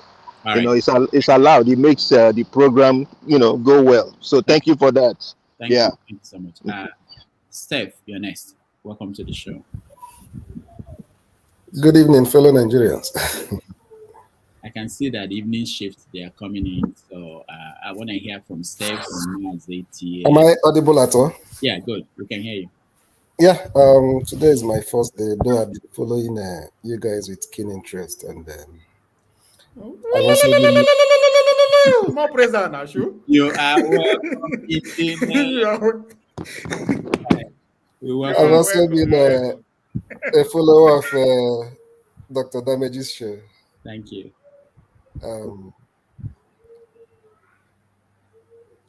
I joined the guest kind of late, but I followed up the last batch of what he said.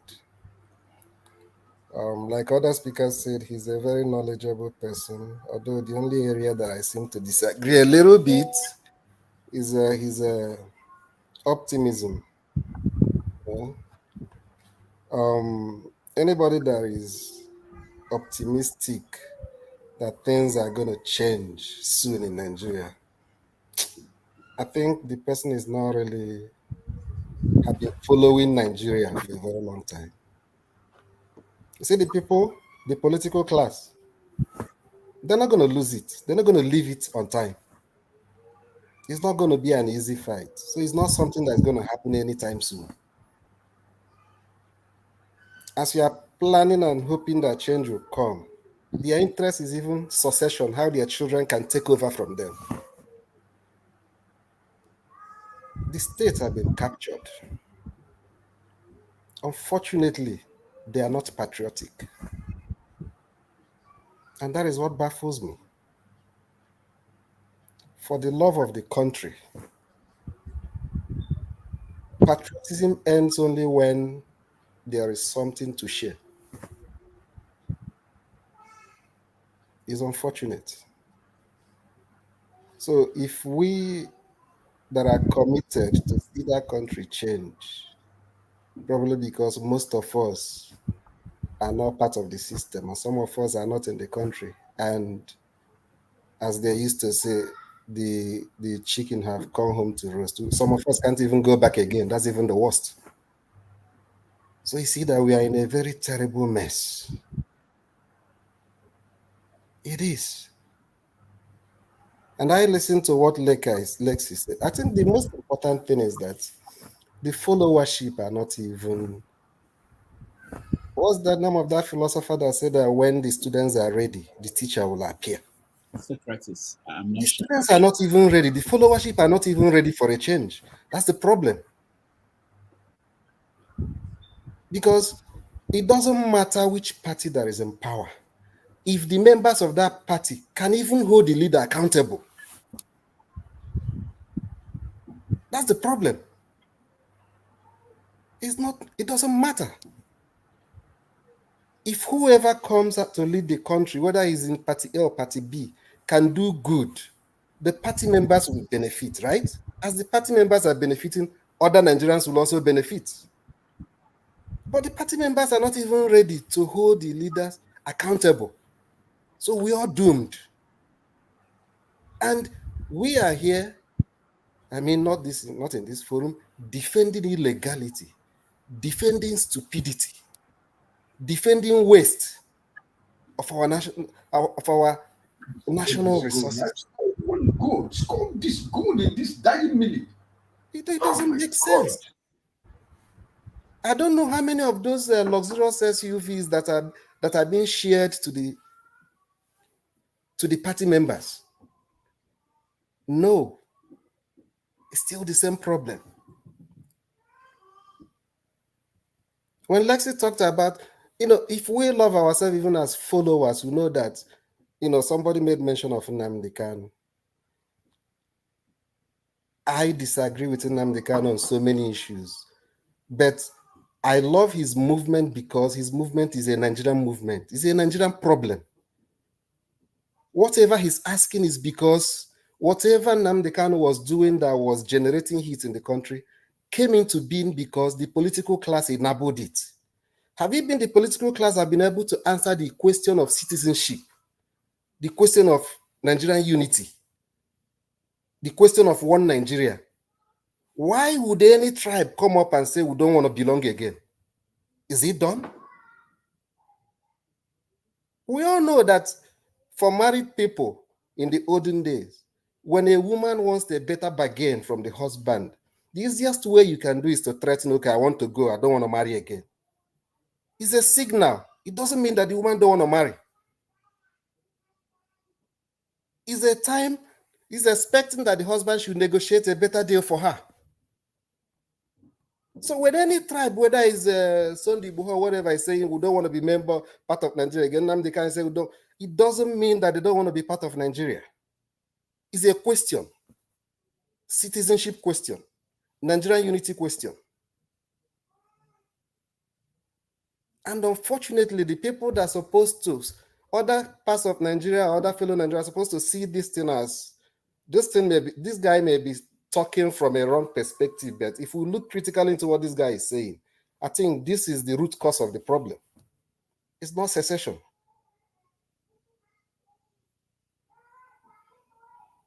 We all know that is not, if you conduct a referendum today, and even if there are people that said, okay, we don't want to, it's because there are issues they are addressing. If you touch on that issue, if you touch on issue of restructuring in Nigeria today, there's no tribe that want to be alone.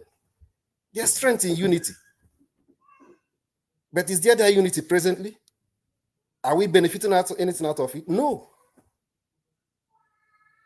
So it's a question of, instead of us to fail together, I'd rather be on my own. Because There are so many things in your hand today you believe that if we do, Nigeria will be better. But there are some people that said, no, we can't do those things. It's a question of the proverbial, okay, there's a narrow road. Pass, let me pass. No. You block the road. You refuse to pass. And you don't want another person to pass. You don't want the country to progress by your actions. And you don't want the other person to say, okay, let me go and progress on my own. That's the problem. I love Nigeria. I love Nigeria. I want Nigeria to be one. Nigerian population is about 250 or 230, as they say. Who knows? I want Nigeria to be like a 500 million people population. There's benefit in it. We're talking about African integration of African Economic Zone. And we are saying that a population that is about 230 million is not good. It is good. But if it is hampering our progress, what do we do? And that is the only thing that can bring the political class and put them on their toes. And that's the reason why they oppose it vehemently. In the East, the political class don't want you to talk about secession. Why? Because they are the stakeholder in that rot. In the West, when Igboho said it, the political class gathered against him. Why? Because they are beneficiaries of that rot, that injustice. In the North, the same thing. They are the common enemies. One Nigeria thrives when there is injustice. As far as they are concerned, they'll be singing one Nigeria, but they cannot, do stuff that shows that actually they want one Nigeria. And who are suffering? All the ethnic groups, the downtrodden. They are the ones suffering it. And the political class are busy enjoying themselves. They can't lose it. They can't leave it. They can't relinquish power easily. Anybody that think that is going to be, as one popular politician said, power is not served a la carte. It's not. And they can't leave it. They will do whatever it will take until when the majority of the mass is ready for that Messiah to come. What happened to Sowore when he started revolution now? How many people joined him? Is he not charismatic enough? Is he not making sense? So unfortunately, it's going to take a long time. The pain is going to increase until that point where it will begin to touch everybody in that country. For now, I don't believe we are just trying to maybe warm up, but I don't think that the real people in the country, the common man on the streets, no matter how they are suffering, they are not ready for the change. All right. Thank you. Thank you. Thank you so much, Steph. Welcome. Mazi TA. Thank you, Dr. Damages. It's good to see. Sorry, guys, I'm trying to mute this. Bear with me, sorry. Yeah, it's good to be on your show once again, and I want to thank you for one thing I respect about you guys is that you're not biased. You always want people to come on, speak their opinion. So I'm going to say it the way it is, First of all, I'm a fan of Sowore. I mean, since day back. I was part of student union government. Back then, I was, in one of the schools. And if you've been through Aluta, and you've seen people being murdered, where bullet is, passing through your air and people being killed by your side, you think otherwise. A lot of people are clamoring for revolution. I totally agree with the speaker you brought in, the doctor, where he was talking about that. Look, the best way forward is about integration of people to let people know what you're doing. Now, a lady politician tried, even he was on this show, that I heard about Natasha Akpoti, that she did a road, you know, she went into the community, did the road. She fought against the governor and she won. She never gave up. I saw an interview on channels with Sean, you know. So what I'm trying to say there is that, look, a lot of people want that country to be born upside down, which I totally disagree. If you want to make a change, go back there and make a change. If you can't do it, sponsor someone and make a change. Not come in here and start, you know, talking about revolution where you cannot even stand it. Go down there and do revolution. Let them lock you up for just one week in the cell. You know, we like clamoring revolution, revolution, revolution. If you know, and that's why when the guy said, look, when you're talking revolution, this is what is coming to the back of my head. Now look, it's about burning the old place upside down. Now, those people that are clamoring for revolution, it's your choice. You know, if you want to do it, please gather yourself together, go down there, you know, make a point, do your revolution, and let's see what's going to happen. At least I remember in Tiananmen Square, Dr. Damages, you're a journalist. I know you remember what you scored the June 4th incident. You know, the students came out in mass, over 1 million people in the street of China. They tried to dialogue, but the government was not budging. And the government came out with martial law. They wiped them out. You understand? So they gave their life, you know, for the revolution, but they were killed. And that's it. And China is where it is today.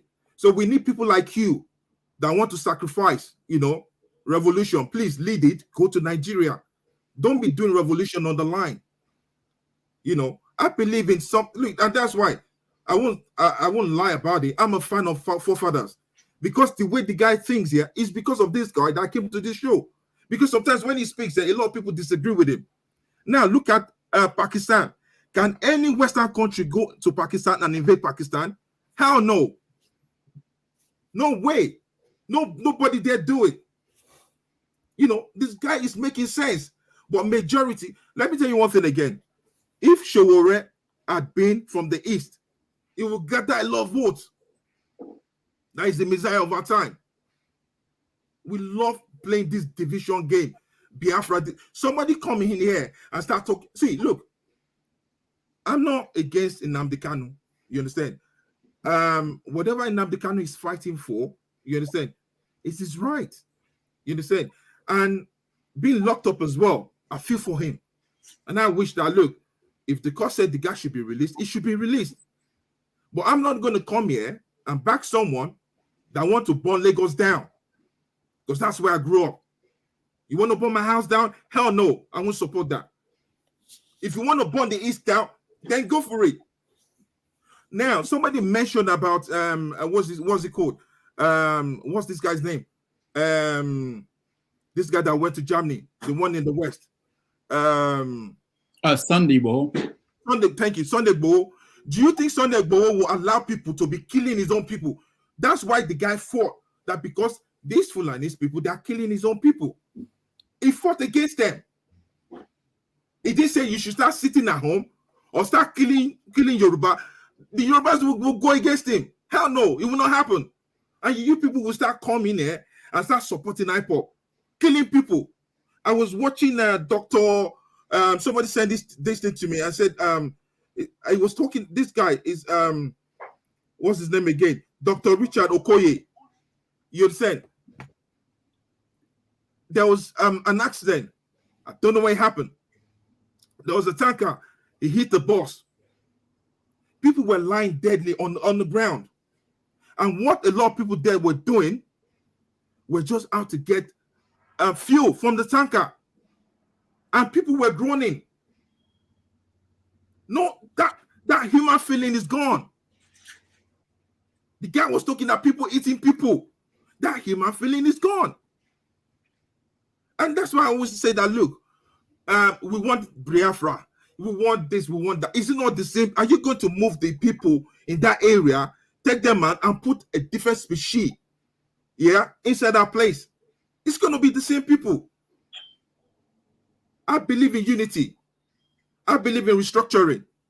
Let each region grow at its own pace. But don't come here and start, because a lot of people are watching, and start just telling people, you brought in a doctor here the other day. The doctor was saying that, look, he buried his people was it in Abia State? I don't know the doctor. I saw him. What's that doctor's name again? Dr. Rudolph. Odinkalo. Odinkalo, thank you. The guy was saying that, look, I was there. I saw the guy on channels again, where the guy was talking about, look, the judiciary has been corrupt since the 70s. And this guy was tasting facts. He came on this show, and some people still went against him because they don't want to listen. He's not saying what they want to hear. It's not fair. We're all human. Please, if you look, I don't mind supporting you, giving you ticket money. If you want to do revolution, go to Nigeria and let them lock you up for 2 weeks and let us just feel the mosquitoes alone. Then you know what it is. It's not fair. Work together. There's with Igbo, Yoruba, Africa should work together. Someone in Rwanda is saying, look, free visa for every Africans to come there. You are talking about Biafra, that. If you want to make a change, start. They say, look, charity begins at home. Start from your house. Nakacha Akpoti did it. He started from there. He went in there. He did the struggle. So, guys, please, I rest my case. Thank you. Thank you, Maziti. Rudolph, congratulations. At least we should celebrate because you brought Natasha here. We interrogated her, and now she won. So that's a step. That's a step up, man. I'm trying to get her to come back. You see, so that's a good thing. She's coming back as a senator. So congratulations on that. Plus the inside workings of the Senate, things they don't tell us. Anyway. Yeah. Before you watch that, Rudolph, please, I need to go. I just, because I love watching your show, and even that's when I came now. I've kind of reversed everything backwards to just catch up with it, and I love what you're doing, man. Respect. Thank you. Forefathers, no night shift tonight. I'll let you go. Peace out, guys. Thank you. Thank you. All right. Thank you so much. Anyway. Yeah. Good evening, everyone. Afternoon. I don't know. So why did that coward run away? Who is this? Why did that bloody coward run away? Come on now, Tone. Tone, no, don't do that. Anyway, go ahead. Yeah. I mean, I listened to the guest speaker today. It was quite very positive about Nigeria. It was quite knowledgeable on issues, right? I think sometimes what Mr. Tia is saying, right? I kind of disagree with a lot of stuff he said. I think when you look at people like Showore, I think Showore, people like Rudolph, Adiola, and the Sahara team, they are not getting enough credit. They actually brought a lot of education to Nigeria in terms of politics. When you follow Showore and the team, right from when President Yaradua was sick, these guys, they were there, popping out, fighting left and right. You don't have to carry a gun before you fight, in my opinion. And because of that, Goodluck was able to be, even when they tried to resist, not install Goodluck as president, he came on, he fought for Goodluck. When Goodluck got into power, he started fighting. They were kind of like educating the people. This is what is going on, putting out information out there. The governors, the same thing. They did a lot, to be honest. And the Showore himself, he left America, went to Nigeria to even try and, how he can be on ground to help. He contested for election, nothing happened twice. Yeah, he might have is so far, but to be honest, I think they are not getting enough credit. I think somebody like Showore, even the Nnamdi Kanu they measure, Nnamdi Kanu is very knowledgeable. I usually feel side. I say, why did you go the route of Biafra, want to fight for a section of a country? If Nnamdi Kanu had used his energy to organize a political party in the East, by now I'm sure he would have captured up to 3-4 states, telling the government, like, you got to work for your people. Just like what Julius Malema is doing in South Africa. He said, local, and people will listen to him. Just imagine we have 6 of Nnamdi Kanu all over the country. You know, they will be able, the revolution they're talking about, especially Showore revolution, I know, Showore is not telling anybody to carry gun. He's telling people revolution now he's talking about, let there be change in the country, work for the people. It's not telling anybody carry gun. You know, so I don't see anything he's doing that he's doing wrong. Even the other time we were having discussion about Peter Obi. Peter Obi want to be president. Peter Obi cannot go and sit down. Forget issue of, oh, he will be arrested. He needs to fight on. Forget about it. You want to be a Nigeria president, you have to keep fighting. Politicians, the Tinubu we call it today. Tinubu did not just wake up and pick president from the ground. Whatever you're going to say, even if he use all his, plant his men, use everything, try to capture the whole country, he did it. Now he's the president. So even if it's illegal, we have to look at it as they is still politicians, and a lot of them are politicians. You know, the issue of security, forefather keep emphasizing on, and he also spoke about it. Like, security, it is, you cannot have a country without security. Somebody just asked, will the West go to Pakistan and play with them? Will they go to North Korea and play around? Look at Iraq. They pointed at Iraq. Iraq have nuclear weapon. Of course, they know they don't. They went to Iraq, invaded the country, destroy everything. Nothing happened. If Iraq have nuclear weapons, what you think they will go there? No. North Korea is throwing, what's it called? It's testing what's it called? Missile every time. Nothing happened. But they know he really have nuclear weapon. They're not going to play with him. We are not saying we have to be this, but building our country, security is part of it. Today, we all depend on the West for a lot of things. They are scared. Just imagine NSA was discussing with foreigners, begging them like a baby that is asking for sweet. What are you talking? Are you guys kidding me? Like, why don't you build your whole security and negotiate and talk to these people like a man? It's just like allow people to come to your house to dictate for you what you're gonna do with your what you're gonna eat in the morning, what you're gonna do with your family. What, like, this is a country of 200 million people. African black people, they're looking up to Nigeria even till today. When you hear them speak, they're looking up to Nigeria, but we fail them, we fail ourselves. All they do is politics, how they want to buy SUVs. They don't think more than this. They don't think more than getting new SUVs, you know, getting, let people worship them. They don't think more than this. Loot, how they want to, look at Sani Abacha. They still returning 150 million after how many years? Me, I'm thinking like, what is going on? Like, you wanted to destroy what is going on? As you will see some people will come and say, no, he actually kept the money for Nigeria. He kept what for Nigeria, for God's sake? Like, it's too much. For me, if they can discover this amount of money, I don't think they've discovered up to 30%. It's crazy. I can't even, what do you want to do with all this money? What do you want to do with it? You know, and it's not only him, because he's not alive. I believe these military dictators, a lot of them, they did the same thing. Because today you can't go meet there. Are you going to go to meet IBB today and say, hey, we discovered so. He has the network. Talk to that guy to go and sit down. They will even, of course, they go to Mina to worship here. Anybody that want to contest, they'll go and need that for him. Oh, Mr.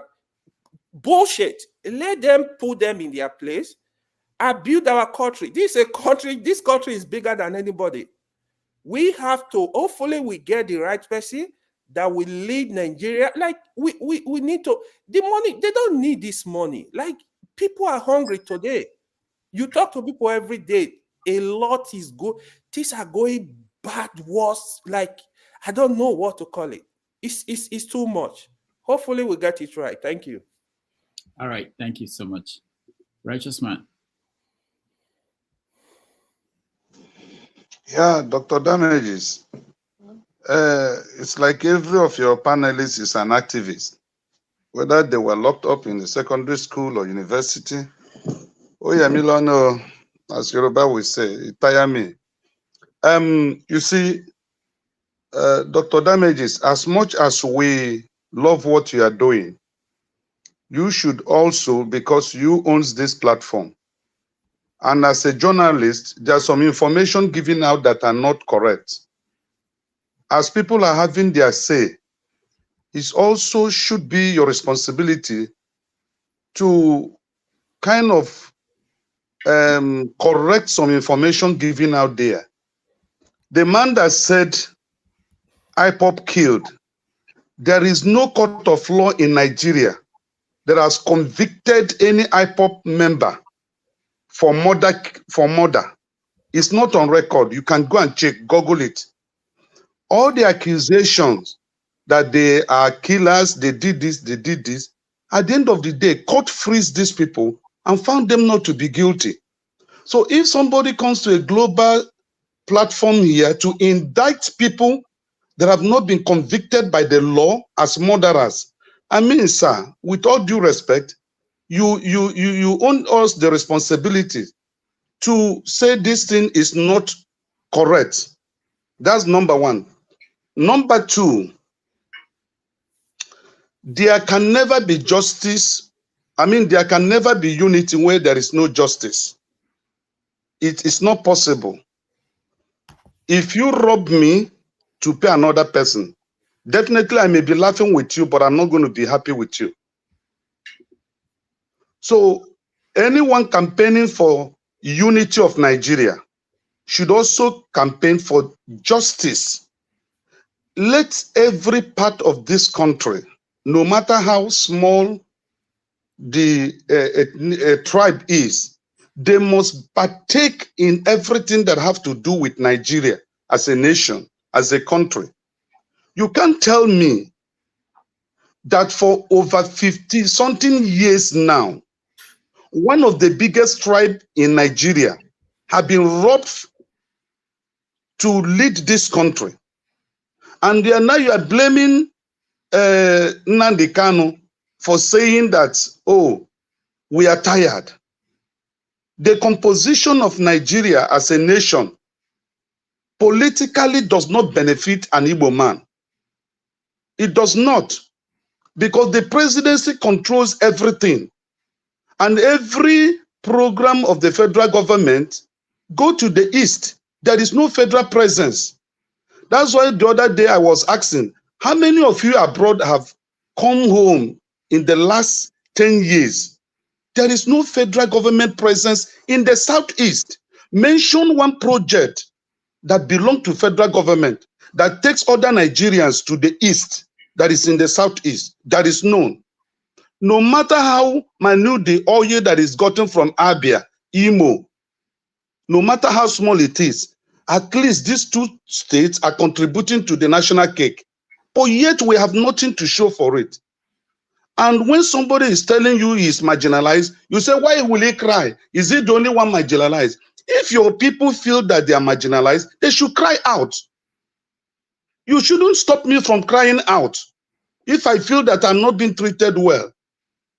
So please, I love to be a Nigerian, and I'm a Nigerian, a proud one. But don't tell me that you will rob me and tell me to keep quiet. I won't keep quiet. Nigeria must work.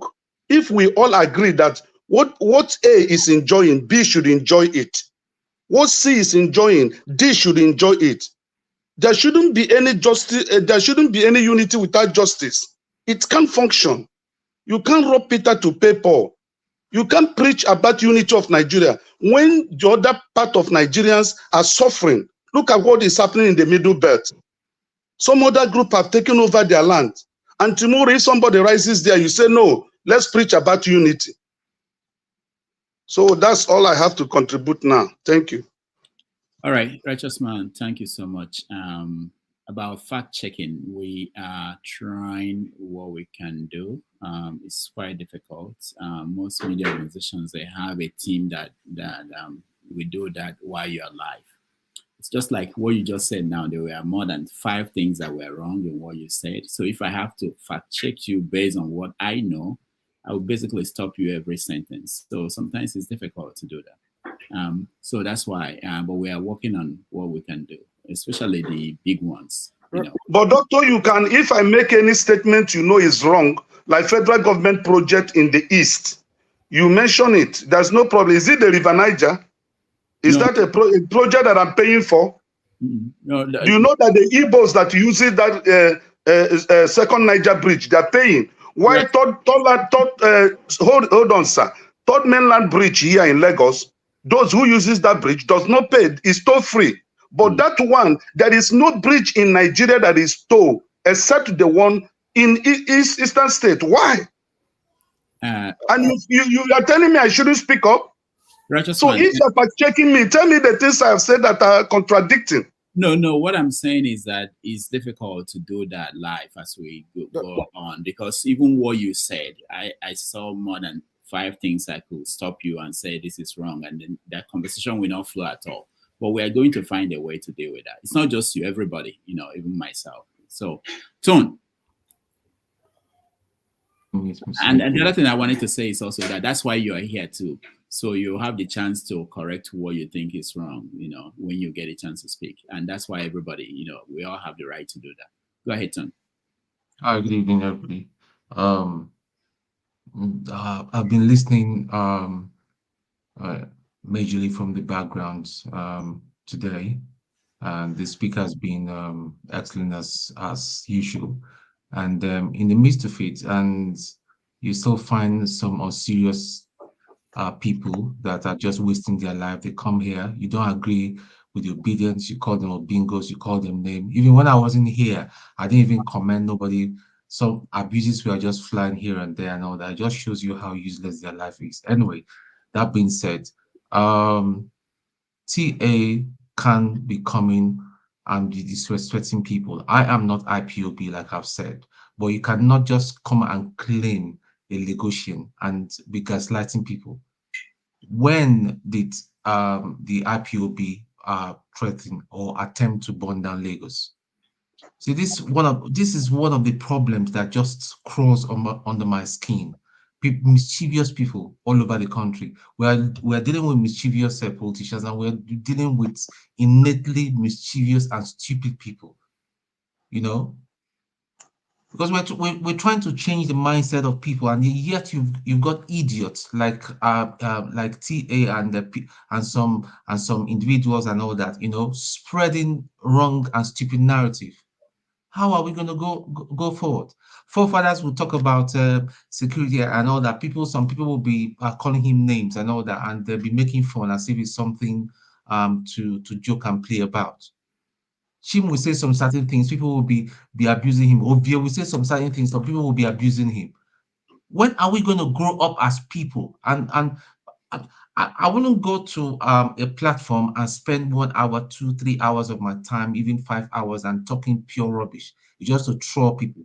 Are you not ashamed of yourselves? So other than that, I mean, I've enjoyed the session today. He touched on some very, very important things. The way he answered, he's well-rounded, and hopefully we'll pray for these stupid ones that one day make them get sense. Thank you. All right, thank you, Tone. And on that note, I will want to hand it over to Forefathers. And I want to thank everybody who joined, those on the comment section, those at home. And next week, we will bring you new and interesting guests. And thank you all. Dr. Damage's question. Okay. How about your conversation and arrangement with Mr. Peter? What is the latest? Nothing yet. When I get news, I will let you know. I'm still talking to him and trying to arrange when that can happen. But I will let you know as soon as. So you are in my contact. So even if it's going to be weekdays, I will let you know. But he wants it to be on weekends. Dr. Damages, I have something to say too. Okay. Dr. Damages, I think we should make attempt to invite even the people in government. If they are House of Rep members, senators, anybody we should not allow them to go. We should question them respectfully. I don't want anybody that is coming here. We don't have to insult them, so they can be coming. Let them give us information what is really going on. Anybody we can talk to in the government. I disagree with you. So no, hold on, John, hold on. He was talking to me after. So that's good. I appreciate that. I am reaching out to everybody. You see the way we mentioned new senator, Natasha. Natasha. Yeah, I'll invite her. She will come. She's been here before. Yeah. I'm talking to senators. You don't know how many people I'm talking to. No, I know you're trying. So and I can't force them to come here if they don't want to come. But it's also important. Anytime they are coming, it's important that this is what we're going to do. Can someone meet him? Somebody is, yeah, okay. So anytime they are going to come, we have those kind of guests, even P2B. We have to talk about how we have conversation with them. I don't want to restrict anybody from asking any question, but there's something about insult. Yeah, it has to be not just insult, it has to be respectable. Yeah. You're not going to remember the reason why you don't see them on channels, or not that you don't see them on channels, you don't see them, or Arise, open up. No, what I mean is why most platforms will not open it up for people to ask questions to these people is because most of our people don't know that it's a privilege. So when you see someone like us, bring them on and try to talk to them. It's not that we can say we are mad at you, you are stupid, you are, we can do that, but that's not why you brought them. That's not a conversation. That I'm not going to show them that I'm angry because of doesn't serve the purpose. We let them know how the people are feeling. Like, hold on, Tony, I'll come to you. There are ways that you can, but when that happens, I know that sometimes I bring some guests here and some people go over what I consider overboard. I'm not saying it's not a question. There's no question that should be off limits, but it's about how you ask that question. Agreed. These people are not people that when you see them on the street, you stop them and say you are stupid, you are an idiot. You can't do that. So if you can do that when you see them, there's no reason why on a platform, because you have this opportunity, you do that. As if because you are disrespecting the platform itself, you are, because I wouldn't do that. And I don't think you would do that if this person walks into your house, you will talk to the person that way. Anyway, we'll talk about that but I think it's something that I think it's important to remember all the time. Go ahead, Tom. So Damages, I may sound like a broken record, but you don't understand where I'm coming from. And you did address this about 2 weeks ago or 3 weeks ago, if I remember clearly. You did say about personal insults. This has gotten to another level. I know one or two of your moderators have been keeping an eye, and whilst others just look at this thing and they think it's something to laugh about. Now, why Dr. Damages? I want you to know that you are a brand. Your channel is a brand, and that's what brings people in. You cannot afford for these denigrates to water down your brand. If I'm in government, if you ask me to come and all that, I will come and see what's happening.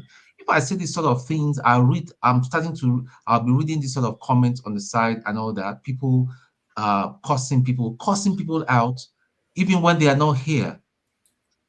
This can't just continue to happen.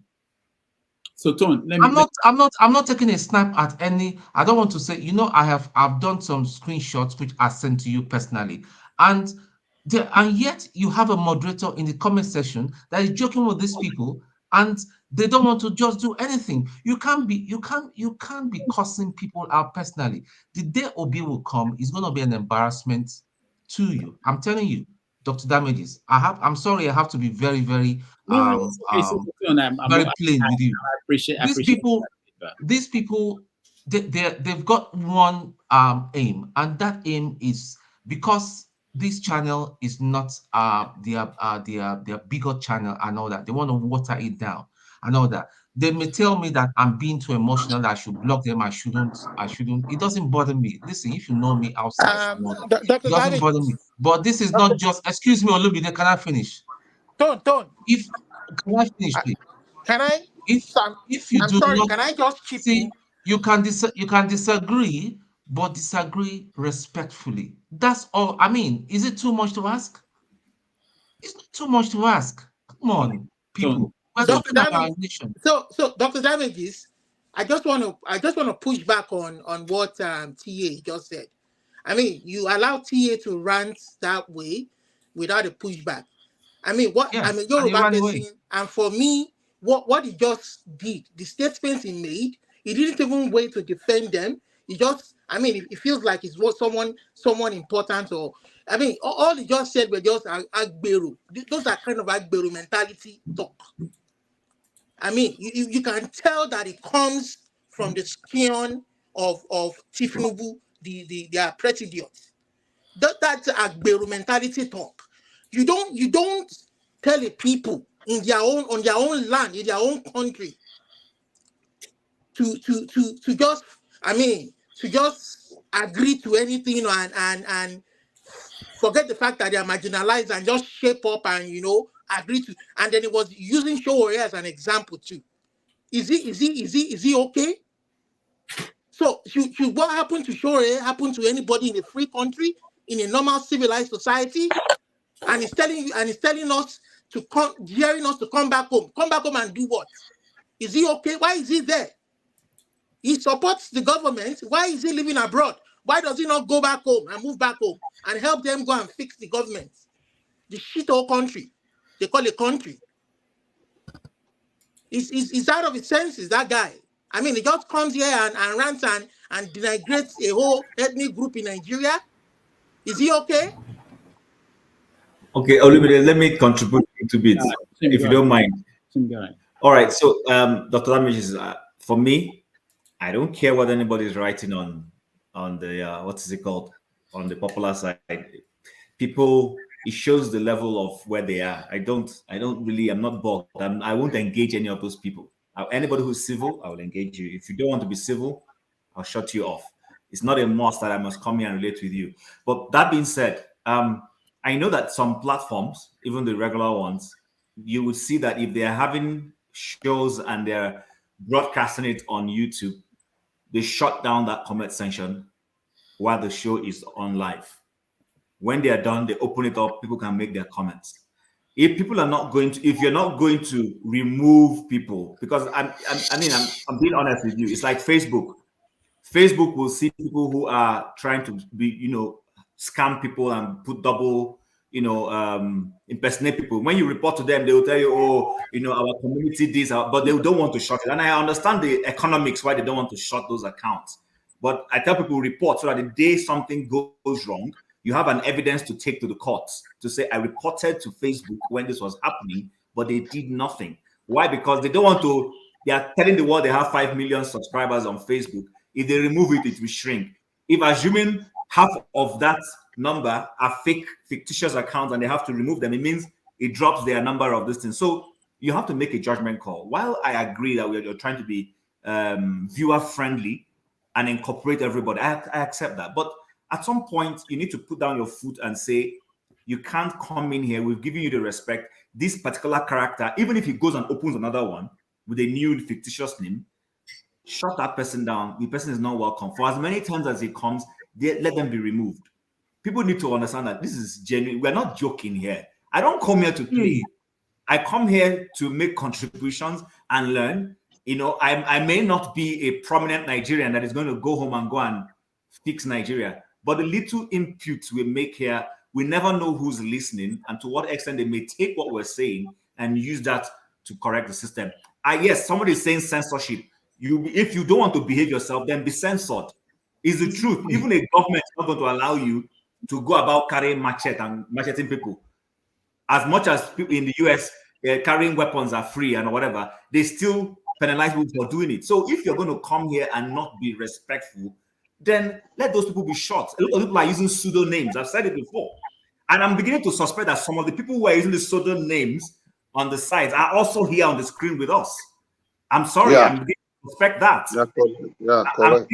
I'm beginning to suspect that. So people need to have decorum. You need to make a judgment call. It's your call. I will keep coming here. Like I said, I will engage anybody who wants to be respectful and civil, but anybody who doesn't want to, you're just showing to what. Tim, do you know why they are using pseudonyms? I see. Do you know why they are using pseudonyms? Because all of them, they are afraid for their lives. They are afraid that if they speak anything against the shit-hole government, they won't be able to go back home. No. But the people who are coming to abuse people contributing that are using pseudonyms, who is fighting you? If you are speaking against government and using a pseudonym, I can understand that. I'm even worried with people. These are people who are not proud of what they are doing. And again, one thing I want to mention again is Obi has done his part. You know, the shit-hole court system in Nigeria has affirmed the president of Tinubu as their president. What the supporters should be doing, people like TA, is to come and tell us how they are using the people's money that they have been budgeting for. You understand? And not stealing the money. That is what they should be telling us. How they are going to make the shito and El Dorado. You understand? How they are going to make it a golden paradise like they are all claiming. That is what they should be telling us. The court system, that the period of campaigning is over. Obi, they said he has lost in the court. Fine. Leave him alone. The guy has done his part. He has tried to shape things, but the system there, I mean, everything that Fabiyi spoke about, Dr. Fabiyi, I respect him, young, articulate man, but everything that he has talked about can only work in the kind of society that he lives in. You understand? An ideal society, not in the shito. No matter what law or policy you bring back there, they are going to rig the system against you if they don't want you there. That's just it. So all this, I'm telling you, if these people don't allow the people to choose their leaders, that is the least. Their constitution is a fraudulent constitution, but the least they can do for the people is to allow the people choose their leaders. You understand? And let the people choose who they want to lead them. So that if somebody feels that this person who has been elected did not represent him well or use the money that was allocated, utilize it well, and they want to bring somebody who can do it better, and you're not going to allow them use it, do that, and you're going to keep manipulating, you are going to push them against the wall, and they're going to resist. Whether you like it or not, if you don't allow, and you allow this thing going every 4 years, and you tell people to keep quiet and not talk, when they should be talking, there will be harm resistance, whether they like it or not. People like me are not afraid of saying it. There will be harm resistance. If young people, they've destroyed the country. The country is just nothing but a shit old jungle. Olumide, thank you. Rudolph, sorry, I just want to give this reaction, then I will leave and go to work. I'm working this evening. It's unfortunate that was this my brother TA have left. I heard all he said, and I think somebody once said it that one of the major problems of Nigeria is not actually the so-called common man that we usually refer to. It's actually the silent so-called middle class, or the silent so-called literate ones. Because by the standard of how poor Nigeria is today, I think that almost everybody in this forum is qualified to be called the middle class. So they are the major problem of Nigeria, because these are the people that truly know better. These are the people that are in the position to shape opinion in the society. But over the years, there is this collective silence. You understand? And that is the major problem of Nigeria. We have consistently refused to address issues, and most times we just, diversionary attitude, You can't just paint a scenario or somebody or whatever black just to be politically correct. It doesn't make sense. Somebody says something about fact checking. To me, it's not that it's going to be hard for you to fact check everything anybody says. But there are some statements that somebody will make. You just ask the person. You yourself know that that thing didn't have any basis. When somebody is talking about somebody saying it's going to burn down Lagos, where is he getting the information from?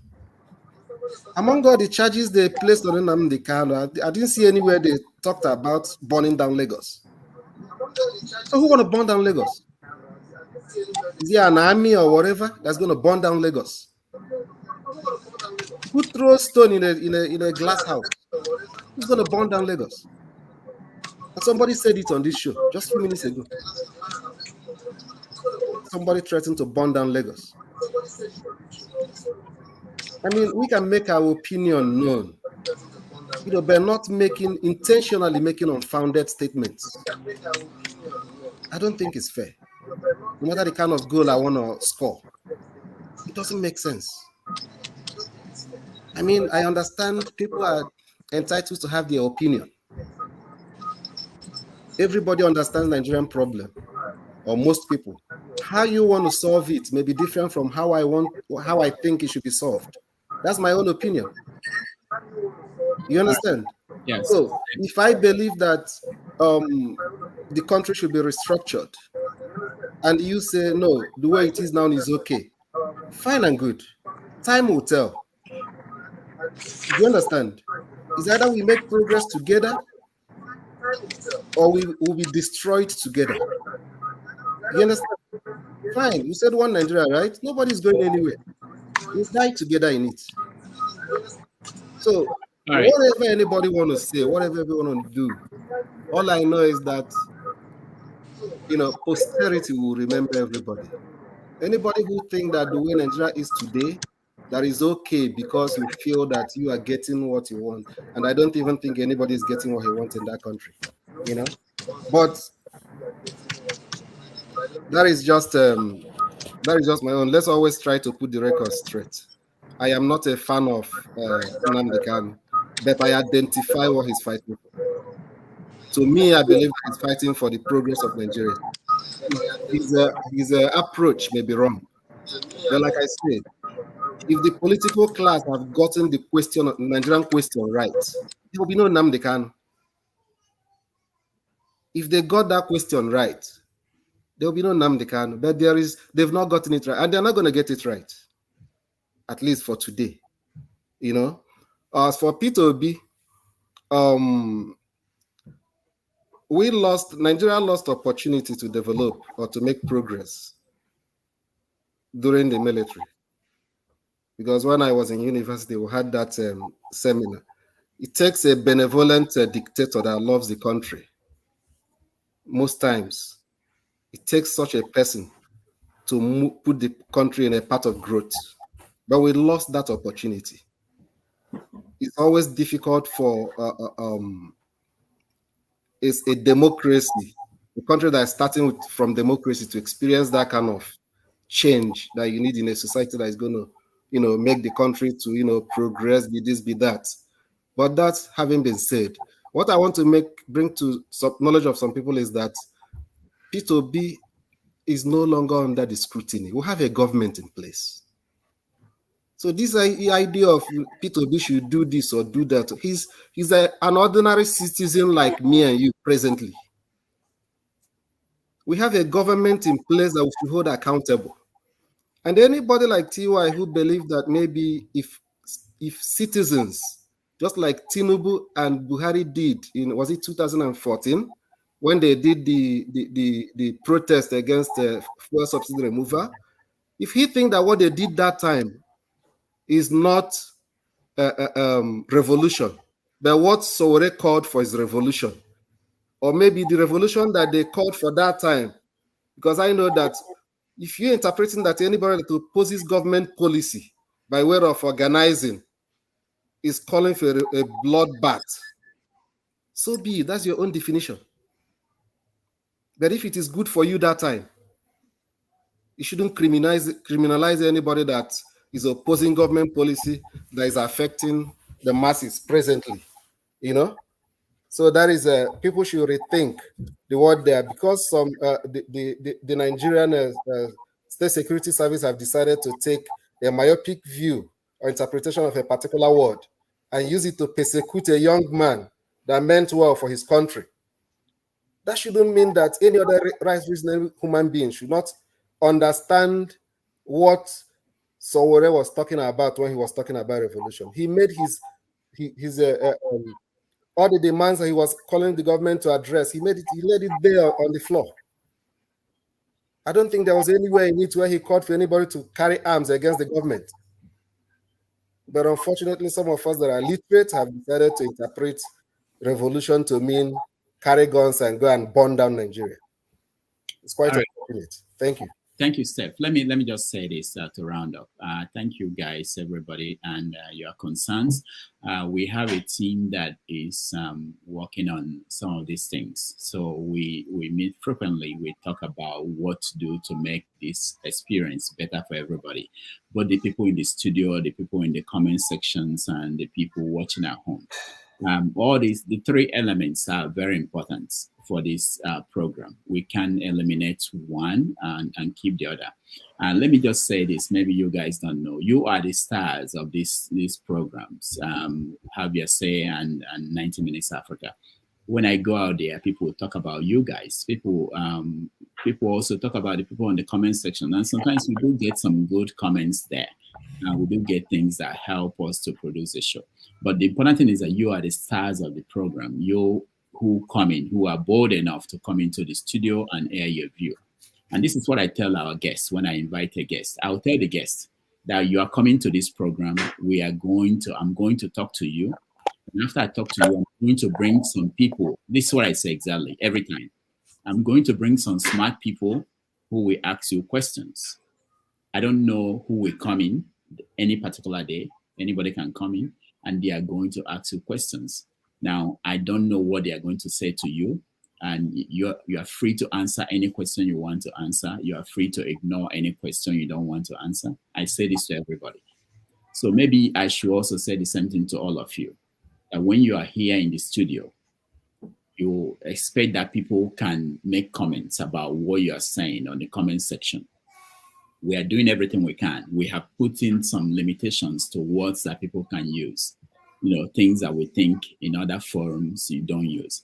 And also you have to know this is a general thing. It's not just here. All over the world, people who have platforms are dealing with these kind of situations between censoring people and having people to have their say. I am on the side of making sure that people speak.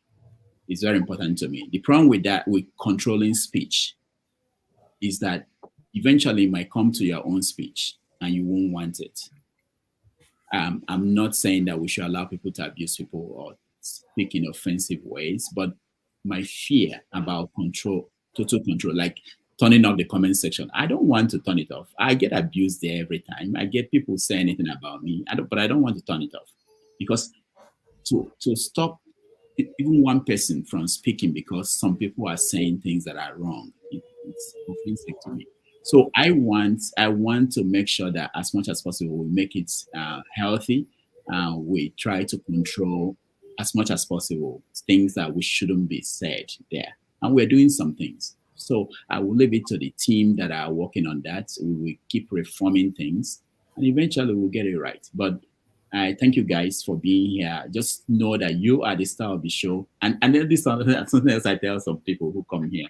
I say to them, don't read the comments. There are some guests I will have. I will say to them, you know what? There's a comment section. Don't just face me. Let's talk. We are talking. Ignore them. Later on, if you want to read them, read what they're saying. But then, especially when I know the opinion is not a popular opinion, I will say, let's have a conversation. Talk to people that will talk to you. Don't, So that's all I can say. We'll keep working on it. We'll keep changing things, but we are not going to shut down opinion entirely. I don't want that. I wouldn't want to be part of any platform where opinions are shut down for whatever reason. But it should be respectful. I wish that the people in the studio would show example. We don't even show example compared to the people on the comment section. Sometimes we lose it. Sometimes we go off. Sometimes, but we are working on it, all of us, and it will be better. So thank you all for your concern, and feel free all the time to reach out to me and tell me, especially you guys are coming to the studio. I really appreciate all of you. Feel free to tell me what you think should be done, and we are looking into all these things. We are not taking it for granted, but I appreciate people on the comment section too. Thank you guys, everybody. I'll Thank see you, you. Rudolph. Hello, Nice. hello, Rodolphe. Before you go, I just want to say personally that I think your channel kind of holds traction, and that is why they come here to kind of cause confusion and kind of sway the minds of people. They know that your channel has that. Unlike some people's channel, like one man went full of poop. You only have 20 viewers there. Please. Let me say this. Let me say this. I think I've said it before. The Reverend James Eze. James Eze. Do you guys know him? Every morning he talks in the morning on YouTube. He has about 107 something thousand people watching every month. Jerry Eze. Jerry, yeah, Eze, yeah, wonderful guy. So all the channels we have on YouTube, put it together, we don't even have 1/10 of how people watching every time. If you add it together, so we have a lot of people to reach. Jerry is a prayer center, so our people are prayer people. So whatever we have to do, if you introduce prayer now, this place will blow up. Miracle. maybe on Sundays you get some pastors to do that. But what the point is, these are our people. Just designate forefather as your official priest. John Alban should serve as the official priest. John Alban. The point is that we need to reach out to more people and make it something worth the time of people who will come in here. So thank you, guys. I appreciate everybody. And let me run. It's 7 hours. I didn't plan to do more than 4. Yeah, thank you, Rudolph. Okay, thank you. Yes, see you guys. Thank you. Yeah, well said about the key term he used there was that it's not going to be fair to have somebody be silenced because of somebody that has a valid opinion to be silenced because of something some other person did wrong. And I think that's a valid point, because there is this concept in the West: better to leave a crime unpunished than punish an innocent of the other. I think Dr. Damage may have gotten that balance right. I think, Tone, I get where you're coming from, the frustration of it all, but we always have to remember the innocent ones, the ones that are there to just, because it's going to affect people that just want to say something too when you start restricting comments. So that's why one has to balance some of all these things out. It's not because anybody approves of rude behavior. So, fathers, I'm not saying that anybody should restrict the comments, and neither am I advocating that for the section, the comment section, to be shut down. All I'm saying, and I've been saying it, you must have been reading my comments for the past 2 weeks now. AY can bear me witness. I tell them politely, please, let's keep it nice. I mean, as you can see, me and Kulata used to have it. Yesterday, I greeted Kulata. We engaged. He greeted me back. That's the way it should be. He disagrees. He supports. He's an ardent supporter of Tinubu. I don't have any problem with it. I know that he stands his ground. I respect the man for the ground, even though I think he's wrong. And I'm for P2B, but for somebody to be insulting to the extent of somebody calling my even directing abuses to my parents. He doesn't know who my parents are. Most of these people are just riffraffs and all that. If you're bold enough, I was telling one of them yesterday, if you're bold enough, please come and show your face and all that. That thing you want to tell me, you tell me. That's how men behave. Not that you'll be there, you'll be abusing. That's all I'm just trying to say. I don't know whether I was sure. One of them, Klapzal, he was put on time out for just 2 minutes. So 2 minutes time out, you're not sending out messages to them and all that. You should time them out for the rest of these. But then when he comes back, he will behave himself. Do you see Timaje come back? No, but the rest of the show, I think maybe he has a point. You can increase some level of time, maybe 1 hour time out. Yeah. Klapzal came immediately and started abusing me. I ignored him. Listen, people will say I'm touchy. I'm not touchy. It's just decency. Listen, we come here, we not come here to just a gist. This is not a beer parlor. We come to say Yeah, serious things. there has to And be a if balance though, because sometimes when I go to other channels and you have Forefather, that kind of stuff, it can get very maybe this is an forefather, interesting discussion we need to probably have where forefather. depend. Yeah, go ahead. wait, I righteous man. want to ask you a Righteous man, question. wait, please. I'm not finished. Even Okay. one of them is saying he's gonna wait for me to your in your channel. That when I come, listen, guys, let me just tell you, I'm a trader. Yeah, I'm a financial trader. Most of you in your lives, in your all your generation, you will never see the kind of money I handle or ever Please see. don't do No, that. Don't do wait. I that. need to Don't address. do that. No, I need You are to. making I it too don't have the personal. time. I don't have the time during the week Don't do to be that. jumping, See, and hopping on people's you are time. better than this. You are better than this. You don't have to Yes, but respond to all this. You're better than that. Don't Sure, are you leave sleepy or that. what? Forefather. I always say you should keep your eyes on the innocent ones that just want to have their say. I don't like Forefather. channels where they restrict people's comments. Hey, Yeah, Forefather. go ahead. no, I Yeah, think go we ahead. just need to Yeah. let's just ignore these people. Have your say. Does it include one calling somebody a thief, a criminal? Is it part of have your say? No, it personal doesn't. abuses. It doesn't. Making false statement, it doesn't. Then, However, we still have people making unsubstantiated comments. The point is that not to sanction others too. That's what we have to be careful Forefather, about. if have your say does not include insult and abuse, then those who engage in it should be disciplined. Simple. That's what we're asking for. I guess there's some truth there. I didn't disagree with that. To be fair, I didn't disagree with that. I have a lot of my friends, both home and abroad, that listening to this platform, and they keep complaining this thing that the platform is not actually advancing in terms of the management ability. How will somebody in the comment section continuously using derogatory words, calling somebody a thief, all kinds of names, insulting somebody's parental background, when you don't even have anything in common, just because we came into a platform? All day today, I've not been on the. I've been right. watching. Nobody is saying that delete anybody.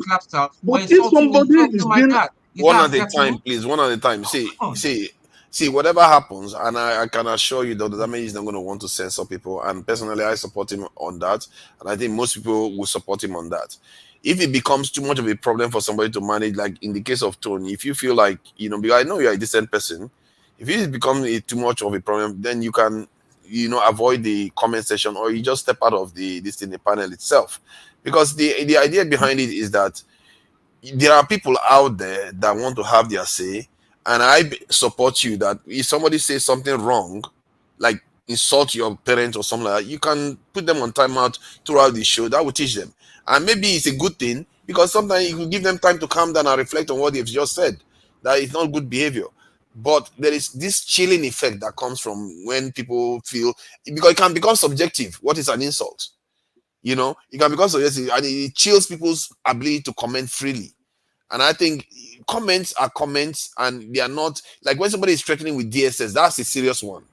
There are certain things people say, but if somebody is saying your mama and all the rest of it, it's not necessarily something that you want to worry too much and make it look like it's some kind of serious issue that results in bans and stuff like that. But it's just my own opinion, and I think that Dr. Damaji is not going to ban people like that. I get, like, if P2B comes here, I think P2B takes insults too. Like when he went to AY, people didn't agree with him. Some people didn't agree with him, but he was just chewing granite and just talking, and because he understands these things. So any leader that doesn't want to show up here, you can turn this place to a place where if you can come through here as a politician or as an individual in Nigeria, it could be a kind of blessing, really. It shows that you can stand the heat of Nigerians, because after all, whom are you dealing with? Nigerians. Forefather, if you cannot stand the heat, then why are you looking the people and run away from Can we people? forget about this matter and make progress? Forefather, when you refer to P2B during the last election, when they had a debate, that it came to a stage he couldn't take it any longer. He has to react against Dino Melaye, because Dino Melaye was after him. So we are human. Let's not take that aspect of our humanity away. There's something you will continuously say about an individual. He will react We're not woods. Okay, this platform should be able to put people on check. If something is going wrong, somebody will come to the comment section and you pick up an individual, you call him a thief, you call him an armed robber, you said some certain dirty things about him, and then the platform allows it because you are not censoring anybody. Have you said does not include you insulting somebody. It doesn't. It doesn't. The problem is the sanctions, and I think we have to use that very judiciously in a way that doesn't chill people from being able to speak freely. And I think that is something I'm just saying, because not everybody is mature enough. Some of them are 21 years. The way they talk is a little bit different from the way other people talk. They might just be in the comment, you think they are grown up, but they are not. They'll just say soft stuff off the cuff. So we have to monitor it and know how to do it without chilling. Because I don't like when I go to channels and every little thing is an insult. Just bad you, and especially if they believe in something and you disagree with them, everything is an insult from that point of view. So, and that's something we have to watch out for.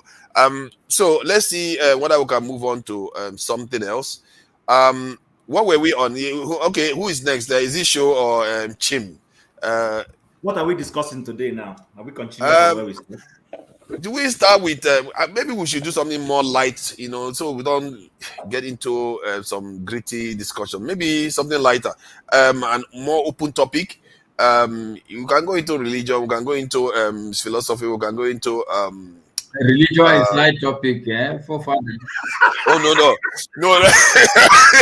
Okay, let's leave religion out of it. I think that was my fault.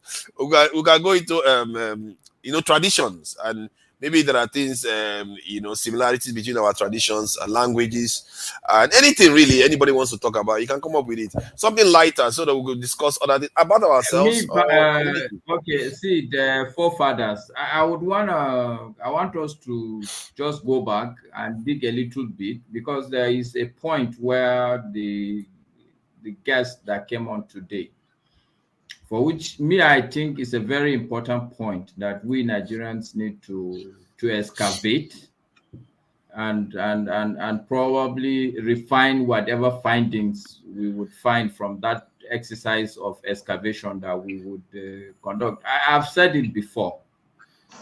The 2015 election for me was a major point in the political history of this country.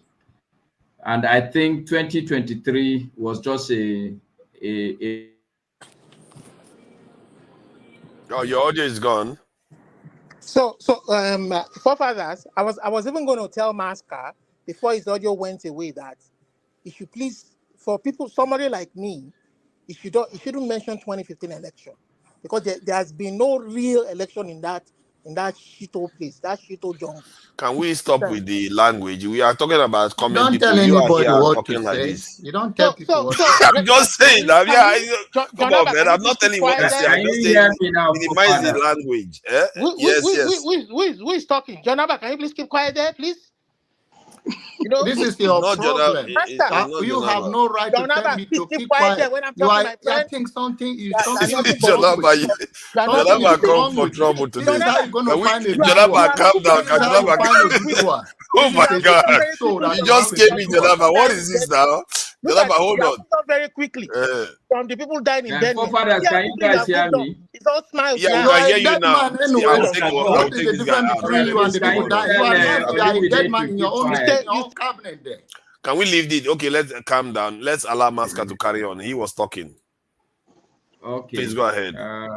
Yes, I was saying that 2015 is supposed to be an eye-opener for Nigerians. The point I'm making is that there's a crop of people. Nigerians want change.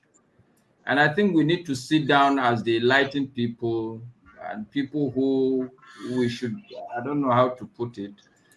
I mean, the generality of Nigerians today are bogged down by daily living, what to eat and medical issues and stuff. So they don't have enough time to sit down and think through and articulate anything.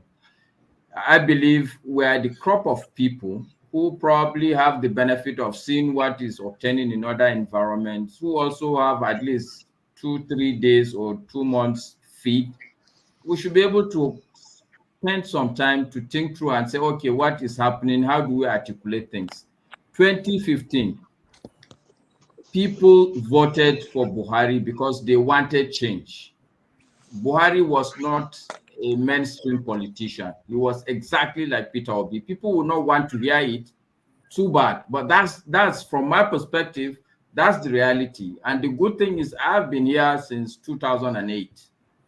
Okay? I may But not have Master, participated. in 2019, did people vote for Buhari in Please 2019? forgive me, dear. I am not coming Let here him to finish question now. this with you. Let him Okay? finish. Please go ahead. All right. So I'm saying that 2015 and 2023 showed me that there is a lot of will among Nigerians to go against mainstream. Forget about people saying that if you give Nigeria. Your audio is gone again. It's a bit of a shame. This is your audio, yeah, because you have a good points to make, but the audio you can go and come back again, or But just how wait. can It's it going to just restore itself. Chim, forefathers? oh, let me hold on. You can't I'm just Chim. Please go ahead. I'm not talking. I'm just saying that You're when not you want to, talking, but you when are you want, when actually you want to talking. quote, wait, I don't I know, just want man. to You can't challenge. just say you're not talking. Wait, See, I want hold to on. challenge. Come on, please. Don't do that, Olumide. Master, are you Chim, back? please go If you're ahead. back. Can No, let's you guys hear me? Yes, he's back. Yeah, Let we him can hear finish. you. Okay. All right. Yeah, So yeah. I'll make it very quick. I think we need to begin to look at how. Oh, it's gone again. It's gonna be back the moment you start talking, and that's the thing. And okay, whoever wants to chime in, I think they can. Okay, I think he's gone. He's gonna go and come back Forefathers, again. can I say something? Oh yeah, Samuel Nnamdi, please go ahead. You You were haven't said talking. anything for a long time. Yes, I've not said anything today, but you were talking about light topic and what we could discuss, and I began to think about everybody both on the platform and in the comment box, and business. I believe there are business people here. Business as a topic. I believe there are people that can talk about business. Financial management, how to help people scale up. On their business or their endeavor, how to help people start. So I wanted to suggest, what do you think about that? Business as a discussion. I think that's quite an interesting one. There's nothing wrong with that. I think maybe our diasporans can share some ideas about some of ideas for businesses in Nigeria, because there are Nigerians that are going to be watching, and they'll watch it tomorrow too, and maybe some, especially in tech, in technology and agriculture, and you did say your own sectors you want to talk about. What I tend to find is that many of our Nigerians overseas tend to be into technology or some form of engineering, and those are areas. So I guess that's an interesting one. We can go into any areas anyone wants to talk about, really. Masker, check your mic again. Let's see whether we can hear you. I think I've given up, even if you can hear me. Don't give up. I honestly, I'm actually. There's no giving up. Yeah, there's no giving up. End of where you were going, please. Honestly. Yeah, Okay, please go ahead. all right. So the point I'm trying to make is that I have seen evidence that Nigerians are yearning for change. They're yearning for good leadership, and in their heart, they're willing to what is required. And I'm saying that I think we need to start thinking in terms of scenario. What should actually happen? What should people like me and you begin to do? Because there's a pool of people that are looking up to us. Or let's say there are a pool of people. Okay. What demon is this? It's okay. We get the gist of what he's saying now. He's saying that we should, actually, that Nigerians are ready for the kind of change that, what are we supposed to be doing to, I guess that's the line of thinking that he's heading for. And I must say, he's right. And even the guest that came on today, he's also right. It's just his scope. The way he's looking at it, I think he's very optimistic. This plan is very optimistic. That's why it looks like I was being a little bit skeptical of where he's coming from. And it's always been like that with our leader. They always we want to improve the country, but the scope is just minimal. So, Chim, if you want to go ahead, you can go ahead. Yeah, if you want to talk about so business, I actually anything. wanted to continue on his topic, and that's why I wanted to hear him out. But at least we have an idea of where he's heading to. I agree with him.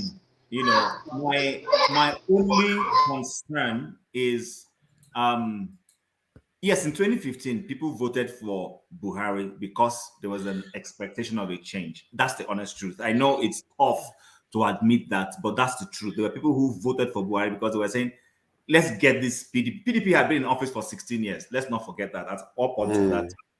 And as much as maybe it's only now that if we compare PDP and APC, we may say PDP seems to have been better.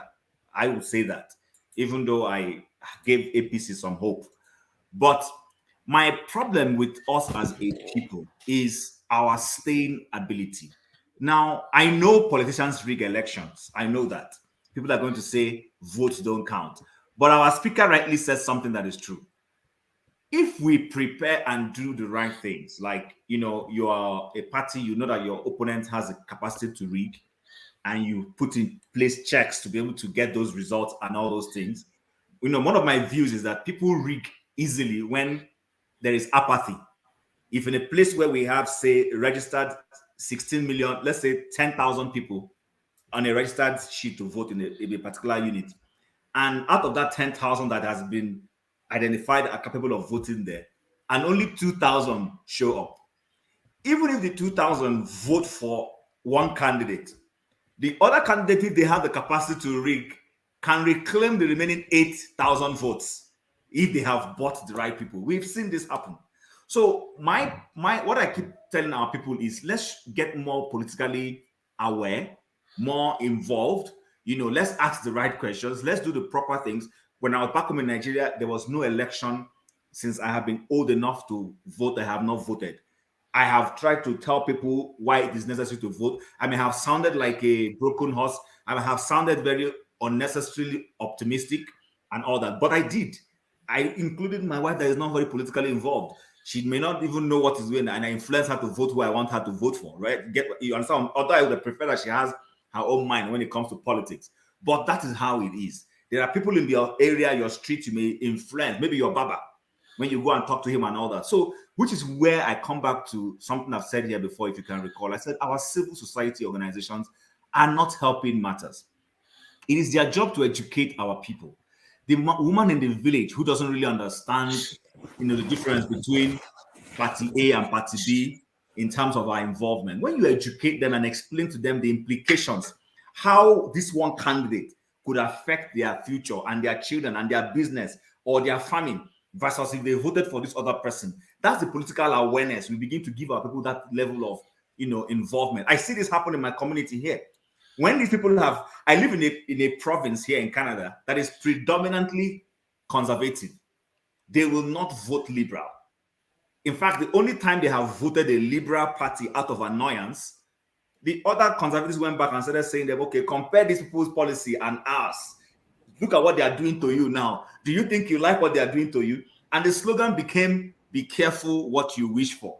By the next election, 70% of the people went back to the previous party they wanted. So I think 2019, not even the 2015, 2019 was a watershed period where the electorate in Nigeria needed to show that they were the masters. And for whatever reason, whether we say Buhari rigged it or not, they lost it.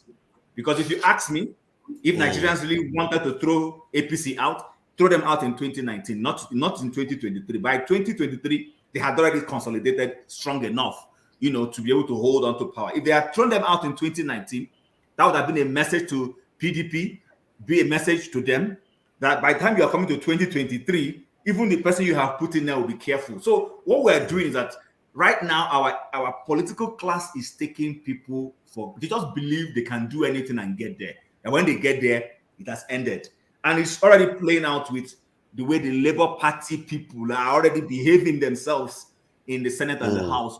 That's the only place they have. So I think I agree with him to that degree. You know, that's just the point I wanted to make. I agree with you. And is it that? Let me ask this. Let me just ask this question, then you can go. That so everybody can answer too. Is it that it's because the reason why our political system is the way it is, we don't have any particular ideology behind them. That's even a proper nationalistic ideology. There are some of them that try to do that. I think the one Al Mustafa was into was nationalistic to an extent, but we don't seem to have. If you ask me what PDP and APC stands for, PDP will say I'm for business, but I think APC too is still the same. It's not that dissimilar. So there is no real ideology that demarcates them. And I don't think you said something about Chim. You said something about sensitization. I think to sensitize people, in reality, what people look out for are signals. You can't educate them too much. They don't have the energy to listen. Like, somebody said, people have their lives. They want to see signals from anybody they want to support that you are for them. So if you have like other countries, when you have nationalistic parties show up, like Trump now, you notice that Trump didn't spend a lot of money for advertisement because he was sending heavy signals of what he represented. The media is the one carrying all the news, and the people knew everything he stood for. People that he supporters about. So, for I agree with you, but you know that we must bring it in context of our literacy level, our society where we are. So yes, in the American level, the electorate is probably highly informed and involved. In America, you are either a Democrat or a Republican. And then, of course, there's a middle class. There are people who are neither both, and they are bold enough to tell you, I'm neither those ones. Those are the places where you talk about the swing states and all those, and the swing voters. In our own case, it may not be so much of an ideology, but so much of the personality, right? That our speakers said. Now, talking about Buhari and then bringing it to Peter Obi, the guys in the north for a long time believed that Buhari was incorruptible. He was for the poor people. He didn't own a house anywhere in the world. They almost literally tried to give him the cloth of Malam. What's the Kano politician? Masker, please remind me. The Aminu Kano. They made him look like the modern day Aminu Kano, and everybody followed him. If you bring it down to 2022-23, that's what the obedience tried to do for Peter Obi. Everywhere those who understood, they will go and tell you, you don't know this man, the one where rule when no steal any money, they give shishi. So they began to sell that personality. So it may not be so much of an ideology in our own case. For now, maybe we may develop and become ideological later on. But right now, what we're looking for is, I used the word Voltron yesterday, and I want to repeat it again. Nigerians are looking for a messiah. That's the truth. No matter what you say, they are looking for somebody who will come and show example. If the person shows example, I think it will start changing the system. He may not be perfect, you understand, but just show some measure of example, and then people are going to follow you. Yeah, and I hope Righteous Man is hearing some of this stuff, Masker, and you have just said about Buhari. Buhari didn't have properties overseas, and most of his record before he became president in this democratic dispensation were relatively good. When Idiabo was in office, people felt like things were happening in the country. So he looked like he had everything going for him. And he tried 3 times and failed. The North did not explode. So when you think that Nigeria hates you because they rejected P2B once, it's not necessarily accurate. Forefathers, can I add an answer? Can I add my own answer to your question? About the issue of ideology. See, there's no politics of ideology in Nigeria. What you have is politics of greedology, or whatever you want to call it. There's no the only time they ever had politics of ideology was during the regional system, when Awo had his own ideology of what his party should do for the people, like free education, free healthcare, and what have you. You understand?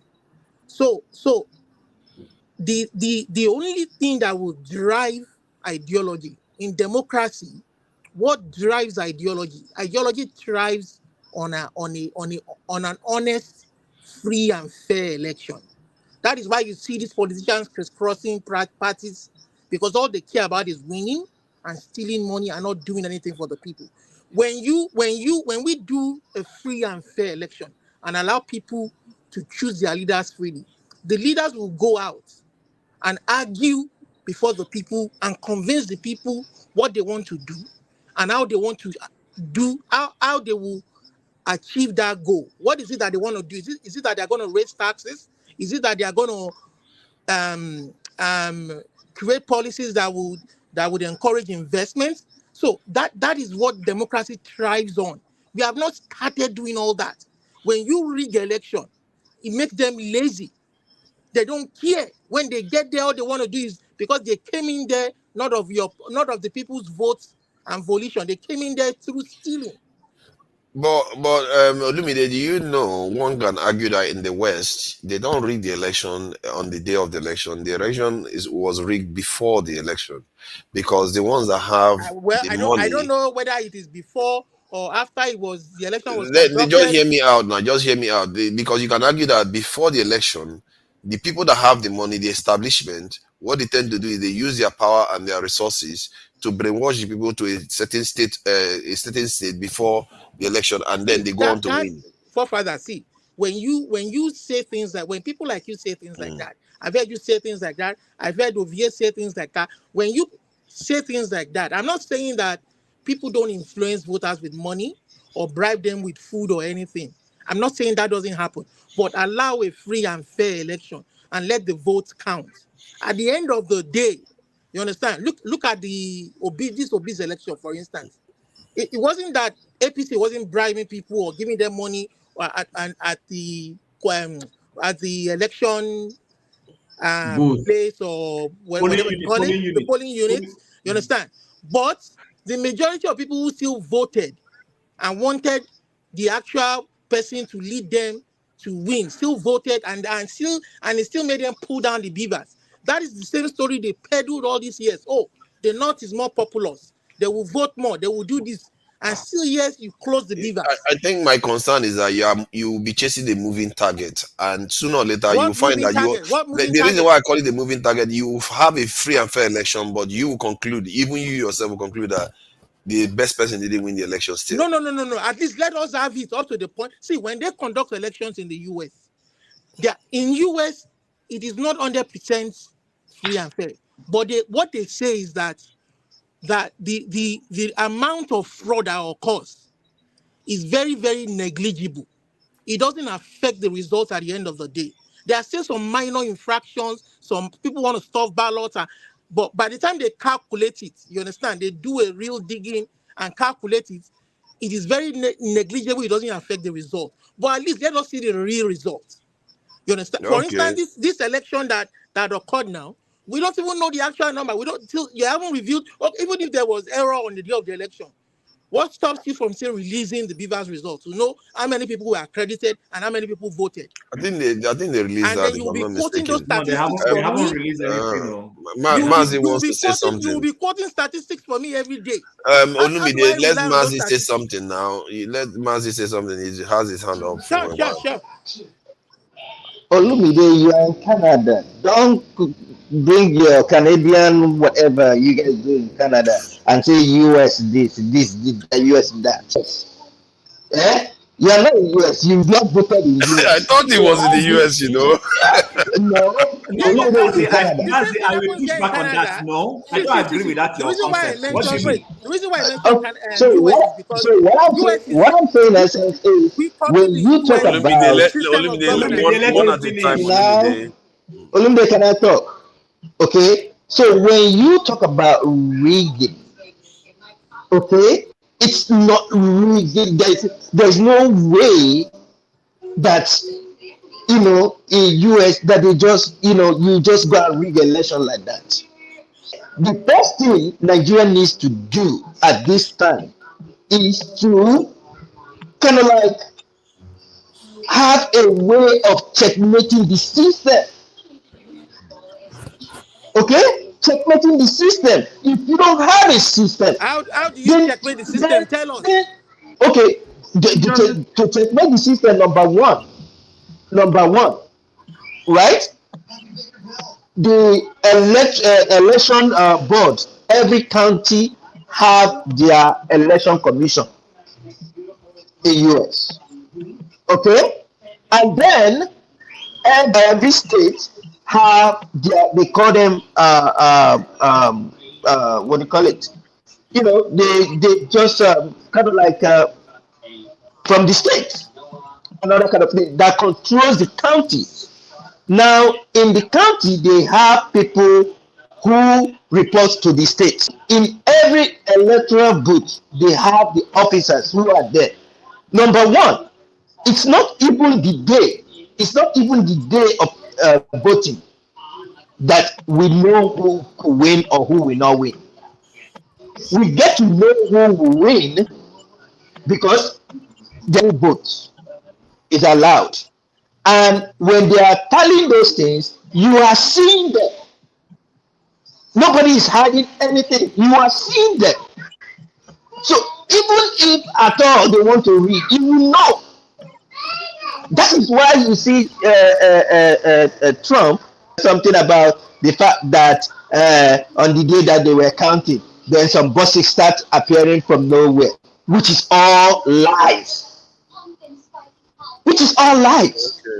Because he was relying on the fact that they were only gonna, you know, his people were gonna turn up on the day.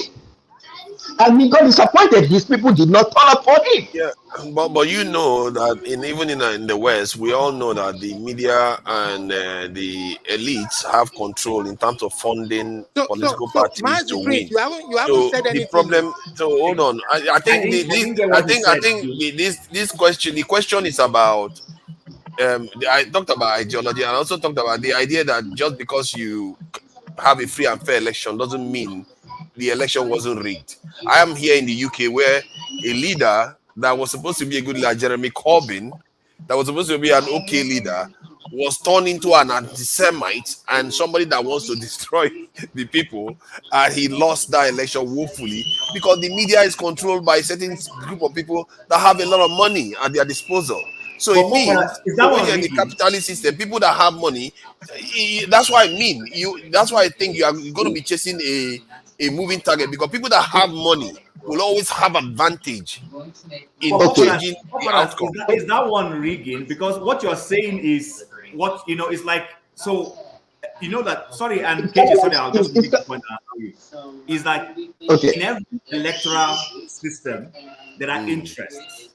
So you find people who go and help you. They give you money during an election. They help you try to influence people that will vote for you because of the interest they are seeking when you get into office. That happens even in Nigeria. You understand what I'm saying? You go and meet. That's why you go and meet specific interest groups to help you lobby their members. It could be National Union of Teachers. You go and talk to their presidents to help you sway more votes from their members for you. I don't see anything wrong with those ones. What we're talking about is in our own case in Nigeria, where blatantly either you stuff ballot boxes, or you snatch ballot boxes, or you stop people from going to vote because you know that they're going to vote for a particular candidate. That's the problem I have with our system. And that's why I'm saying our civil society organizations need to start helping. So you will be okay. You will be okay. Let me ask. So you will be okay if somebody comes because they have more money. Let's say Tinubu has 10 times more money than Peter Obi, and or APPC even have 20 times more. Then they use all their money to blacken Peter Obi's name and make Peter Obi look like he is the head of IPOB. And then by the time you go and vote, then he loses. Would you consider that a free and fair election? That's a free and fair election. That is okay. I understand you. I get you. But you know what? What you have done is psychology. You've played a psychological game against him. So it's a game. You understand? As much as I am, but in reality, the best person didn't win. In reality, that's what is still happening. But guess what? If that was how Nigeria's election was run, many of us won't even complain. So Mazi Prince, I still haven't heard your I'm not finished. You guys have just taken the word from me. That somebody else will not talk. Okay, so basically, make it brief so that John Abba can say something and KJ wants to know. Sure. Okay, forefathers. Basically, here, it's not how much you have that determines if you're gonna win or not. There is something that is called fundraising. Okay. Now, are there members of Master Prince, sorry, see, you are all over the place. See, Olumide, let We are him talking finish, of, please. See, Jonaba has to say something. Olumide, come on, man. You can't be doing this. no, Other people he's have all to over talk. the place. Is he talking about I'll fundraising or get to check? I'll get to what you are saying. Just give me a second. Now, like I was saying, okay, there's fund and we'll do it on quarterly basis. And whatever that is being raised is being reported. If they find out that there are certain money that you raised that you did not report it, it's a violation. And you might even go to jail for it. That's what since JC Jackson's son went to jail because he misused campaign funds. Apart from that, every state have their leanings. As they have their leaning, so also the media have their leaning. Most Republicans like watching Fox News. Okay? Most of the Democrats watch MSNBC. And then they have other local stations in their states and counties and all that kind of a Master thing. Prince, I You beg. don't See, I know the solution for what you Try to talk. keep it brief now. Try We to keep say it brief. make I agree with both what you are count. saying. We dey talk Olumide, it's not your media. turn. It's not your turn. Olumide constitution. Can You you know say finish, Mazi constitution Prince? Can you full. finish your point? Olumide constitution full your head. I'm trying to tell you that the rigging you're talking about, it's minimal. You say it's minimal. It's not actually rigging. But the thing is that if you Forget the have a US. How good can we have a system, free and fair election in okay, Nigeria? if you nice, it's not saying Nigeria again. What you were talking about Nigeria US now, will you Okay, come. okay. Let's allow I mean, Jonaba to say talk. something. Yeah, please go ahead. Good evening, everybody. Yeah, they give me Welcome. they give me US story. We dey talk We Nigeria. cannot have. It's a long walk to freedom when we have a faces like Olamide here. There's no way we are going. A man that want to have a Dudua have no temperament. He jump into it. He cannot even wait for someone to finish their comment. Jonaba, you better speak your point now Let's leave the I Duduwa descend out on of you. it. You Please. cannot decide Let's leave whatever they Duduwa will out of go it. you. Whatever they Can will we leave go you Duduwa take out in of your this? Don't let it descend on whatever they you. will go you take over there. You cannot descend What to is the population of Idoma? Jonaba, What what got into you? Jonaba is always looking for trouble you these want days. die with one Nigeria? What is your Listen, give this guy. You see, this is the problem. It's a long walk. Jonaba. We cannot. Jonaba.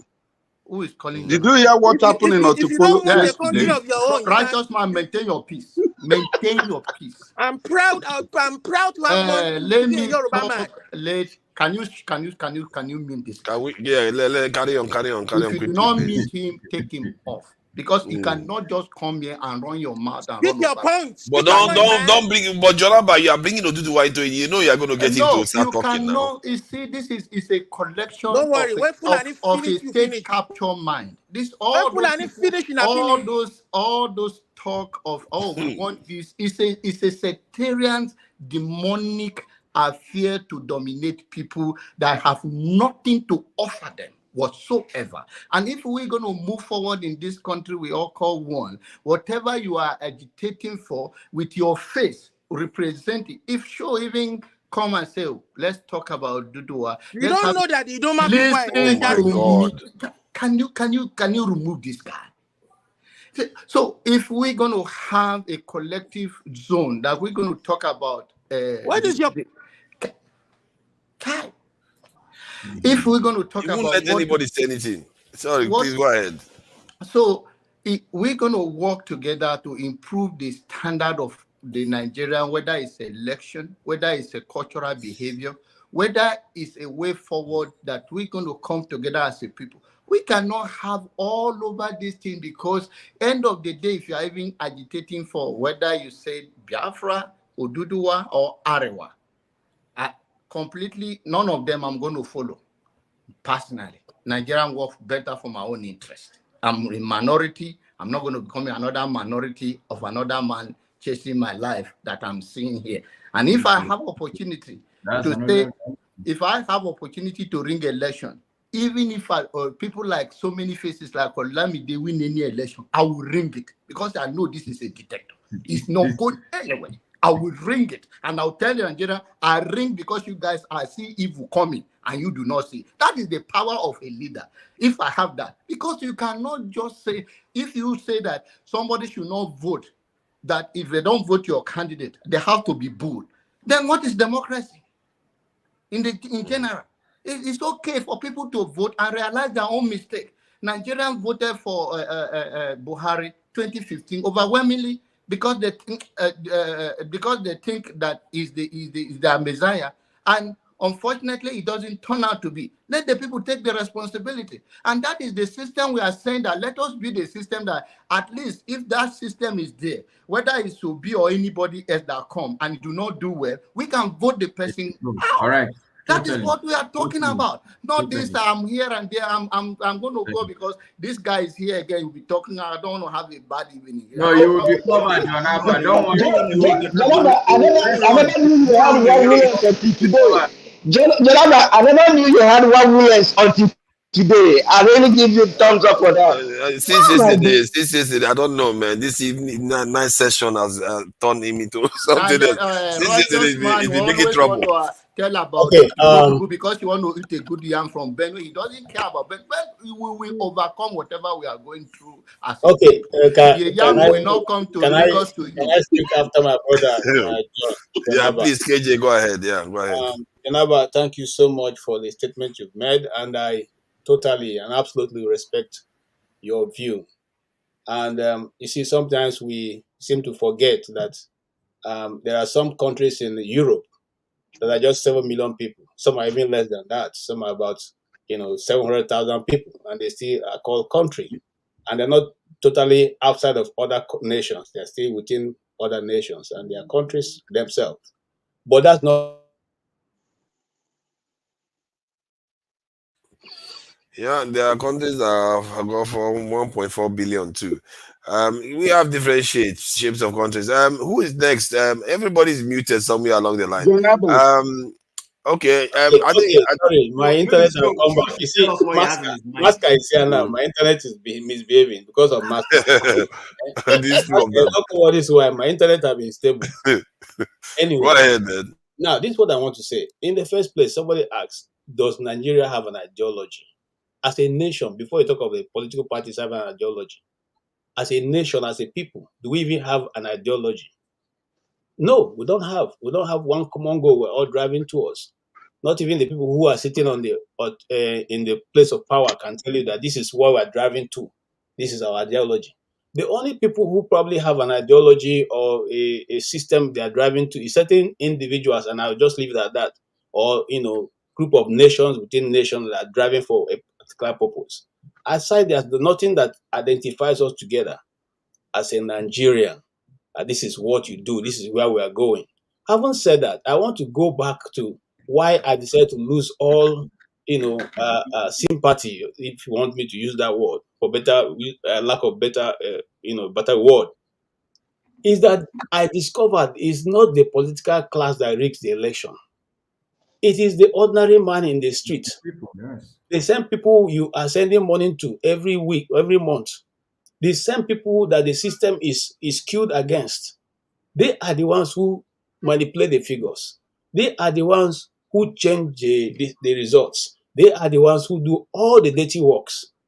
The ones who snatch the ballot boxes are the wretched of the earth. If you want you may want to sit up before you start sleeping on national or internet station. Okay, let him go and sleep then. Let him go and sleep. Yeah. The ones who do all the dirty jobs are the ordinary people in the streets of Nigeria, not the big bourgeois guys. Shehu Tinubu, we never knew him until after the election. I mean, nobody knew him on national stage. We didn't see him carry any ballot box and running with it. So these things, it's like when you are getting, imagine those days when we used to, those of us who grew up in Benue State. The tea people are so nice. You can close from school and you're coming and somebody is trying to fight you. A thief guy can just walk up to you and say, haven't observed so well what's going on. He just come to you and say, oh boy, You are finding this man's trouble because you think he's a gentleman. He will pull his shirt, fight on your behalf, finish fighting, take his shirt and wear back and go his way. Now, why am I saying that? We are the ones fighting for these people. They just sit down. We are fighting for them. We are the ones causing everything. And at the end of the day, they carry the loot and go away. They carry the loot and go away. So until that mindset is changed, we aren't going anywhere. I repeat it again. That same mindset that makes a professor to read a result upside down, that mindset that makes the ordinary young man in the street who has not been able to eat 3 square meal, go sit down, snatch the ballot box, run for it, snatch it, run with it, and then eventually people are declared winner and they can no longer even be able to reach the corridors of power again after this is done. Until that mindset is changed, we are all just beating about the bush. Finally, I want to play a video for you guys.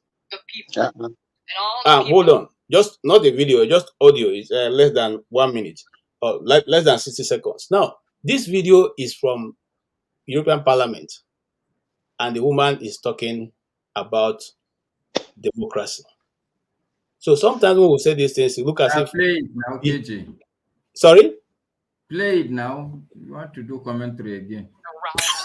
For God's sake, stop giving your democratically elected governments the benefit of the doubt. They are not deserving of that. They are not. Stop rationalizing whatever your government is doing. Stop rationalizing and come up with some good intentions. They have no good intentions. Never. As I said before, in the entire history of mankind, there has never been a political elite concerned about the well-being of regular people. And it isn't any different now. Why should it? Stop giving them the benefit of the doubt. Because I can tell you, you cannot comply your way out of a tyranny. It is impossible. Trying to do so, you will only feed a gigantic alligator in the hopes of being eaten last. But guess what? Your turn will come, and then you will be the one swallowed up. I also have to ask the people, end your silence. Speak up. For God's sake, stop complying. Start rebelling. They're out to get you if you do not resist. I would also urge you to stop voting for those who inflict the psychological abuse on you. KJ, in order to deal with this unfree world. Seriously, you're even interrupting a broadcast. To become so absolutely free. KJ, I want to say something. Wait, KJ. An act of rebellion. And that's what we are. Okay. I think she's wrong, though. KJ, it's a lovely video you played. But I just want to say something in reaction to that. See, each time, the country, every time, there's always an opportunity to start to lay a good foundation. You understand? You cannot like what forefather said, you cannot totally eliminate corruption or fraud during election, but you can always lay a good foundation. 2023 was supposed to be the time that foundation should have been laid. If INEC, if the institution in Nigeria had allowed the true winner to emerge, over time, people will now begin to know that it doesn't pay to yeah, but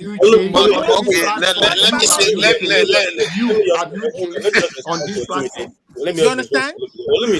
Okay. It's not the first time or the second time Nigeria has come to almost getting it right. Do you remember any guy called Humphrey Mosu? That is why I'm saying this is institutional. I'm coming. Hold on. Wait now. I agree with you, but hey, come on, guys, man. No, don't give up, KJ. Don't give up. Don't give up. Don't give up. At that time, we said, oh, this one, we just missed it by little. The next election, we're going to get it perfectly. Okay? The next election came in the worst. Go look at the history. See what Then I'm we saying, you manage it KJ, you Allow are him to placing finish the now, blame. You are Olumide. placing the blame in the wrong Olumide, way. allow See, what I'm everybody to saying, finish what he's saying. what I'm saying is that, see, I'm not saying that we got it right. What I'm saying, there was an opportunity to get it right. You understand? Despite the fact that people read. We have never lacked opportunity to You get it understand? right. We have So never. We look we right see from we 1960. We have never lacked. see, let me tell you, we got it right. Like what see, this is Nigeria is the only country where I'm sure in US they've always used the same method. In UK, they've always used the same method. Nigeria is the only country where you guys did option A4, you guys did option A3, you guys did IRF, you guys did Beavers. Which one won't work? Tell me, which one won't work? You see, Olumide, that's why you're making and for somebody who is a political watcher, what Mazi was trying to say was not totally correct.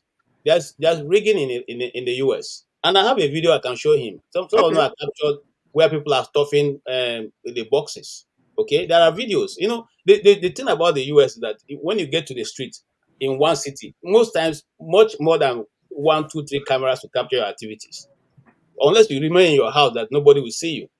So KJ, what Righteous man. Allow people to finish. Hold on, sir. What is acceptable is that it may not have been enough to sway the election. There's no perfect election. I mean, nobody should come here and try to tell us that the US election is even so KJ, does it mean that Trump was right? KJ, listen, does it mean that Trump was right? A lot of issues. That's not what we're discussing. We're discussing Nigeria and how we can get it correctly. I want to keep my. Let me ask this question though. Let me ask this other way. It's Olumide, Jesus Christ. Olumide, if you start unmuting yourself again, I'll put you back so other people can talk. Let me just ask this question though. Yeah, falling down. What has he done now? Honestly, sometimes I wonder, does it just go onto the shelf and just pop and just like does it just take stuff from the? He doesn't care. The guy is just a bruiser. He doesn't care. He just rambles on. And Olumide and Jonaba should be best friends. Jonaba is always talking about medication. Olumide sells medications. They should be best friends. And this is it's like a bit of a bastard out there. I wanted to ask a question though that I think maybe all Nigerians should consider. Hold on first. The question I wanted to ask, I asked this yesterday, that if you have two major parties in a nation and one side fragments to 2 or 3 places in the case of Nigeria, what do you expect out of that election to the result? Remove Nigeria out of the context, any nation. What would you expect out of that result for that election? Now, let's say to KJ. We're going to have the credibility of our comment and put things in the right way. I think what KJ was talking about, the election ringing, it's not like a ring of election, but irregularity that occur. But then it's not enough to change the result. It's different from a total ringing of giving election to someone that do not win. Yes. Okay, good. But that question about if two major parties exist, especially one that is in office didn't split, the one that is not in office split into 3 to 4 different parties, which one do you think will emerge the winner out of such an election, if in any country? Before that, I wanted to give a rebuttal to KJ. Though Jonaba helped in, giving that. KJ, where you are in America, I don't know how you guys do your own election, but I could tell you in California, you cannot rig. That's not correct. You cannot read. That's not correct. Okay. Now, in my life, Tim, hold on. Can you wait? Okay. In California, we've had Democratic governors, and we've also had Republican governors. And each time they emerge. Can I finish now? Can I finish? I'm not. Can I finish? Please, can I finish? Okay. Now, the whole thing is, once you're a registered voter, they know the number of people who are registered voters. and they know the medium which you are going to vote. You can vote electronically if you want. You can go online and you vote, or you can send your ballot without even showing up there. They know all those things.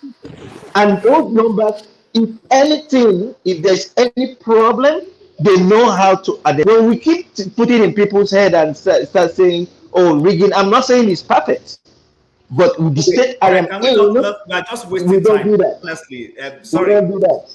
Sorry, forefathers. Before I make my contribution, I might not live in the US, but I follow American politics. In fact, I read more American politics and American news than I even touch The righteous man has been quite quiet. Has he said much? Please, I beg you, so I don't lose the train of thought. Then I will come back to you. He's Please. waiting for the yarn from Benway. See, Mazi, if there are any places where elections are rigged in the US, it's actually the bigger cities like California. Number one, a state that talks about sanctuary states. Do you know why? And I'm not talking about as a Republican or anything. A state that allows people to move from Mexico and go. All this allowing undocumented immigrants to come into those places. What do you think the Democrats are trying to do with them? Is to get eligible people who will vote for them. And some of these people actually vote illegally during elections. Forget what you say. Listen, the Western world is good at branding itself to be accurate. That part I can say Nigeria does not know how to do. South Africa does it well too.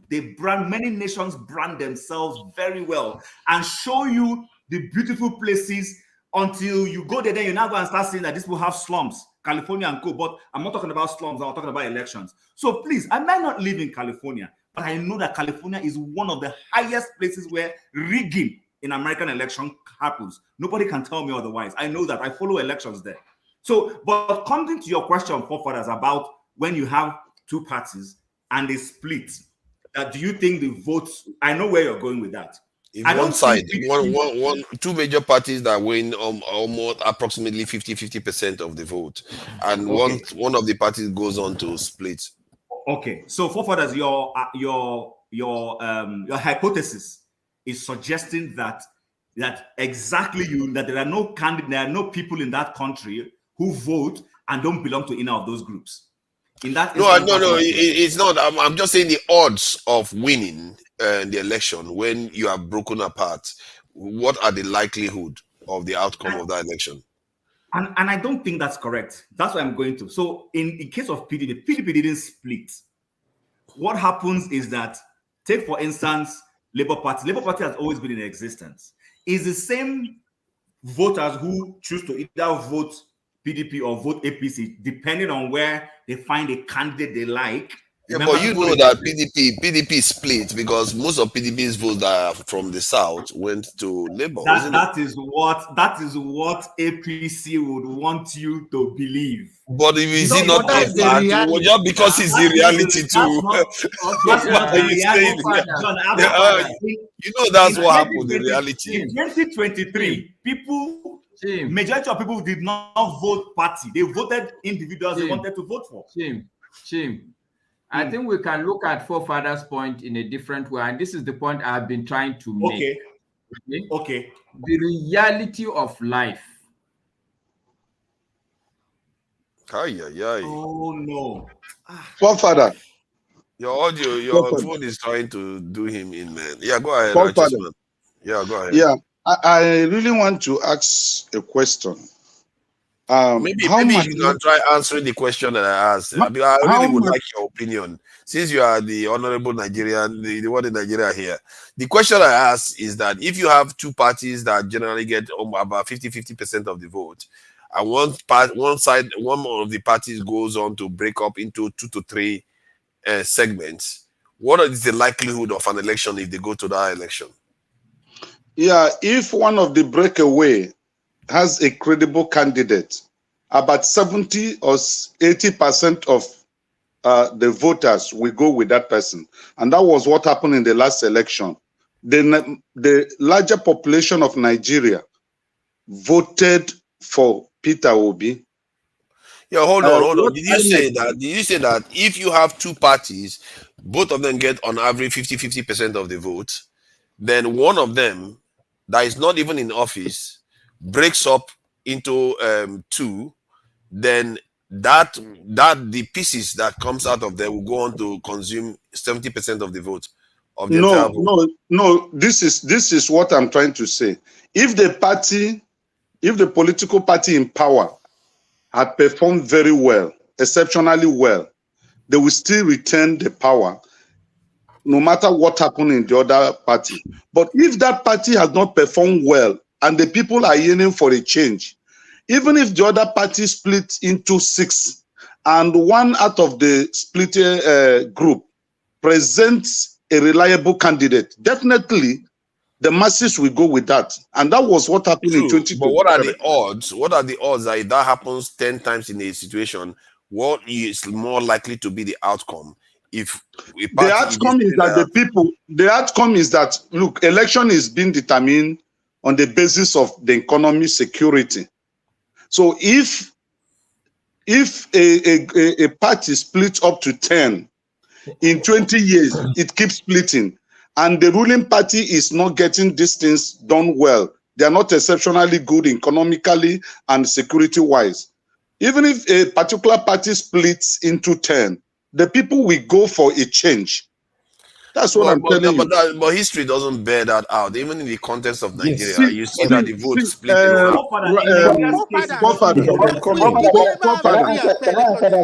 It's just for me. The maths is against the side that splits. That is how it works. If I can, that's what I'm asking. Let me answer this. Let us man wait. Okay, Father, if you talk two party who usually get 50-50. In 2023, the population or the number of people that came out to vote are greater than the past ones.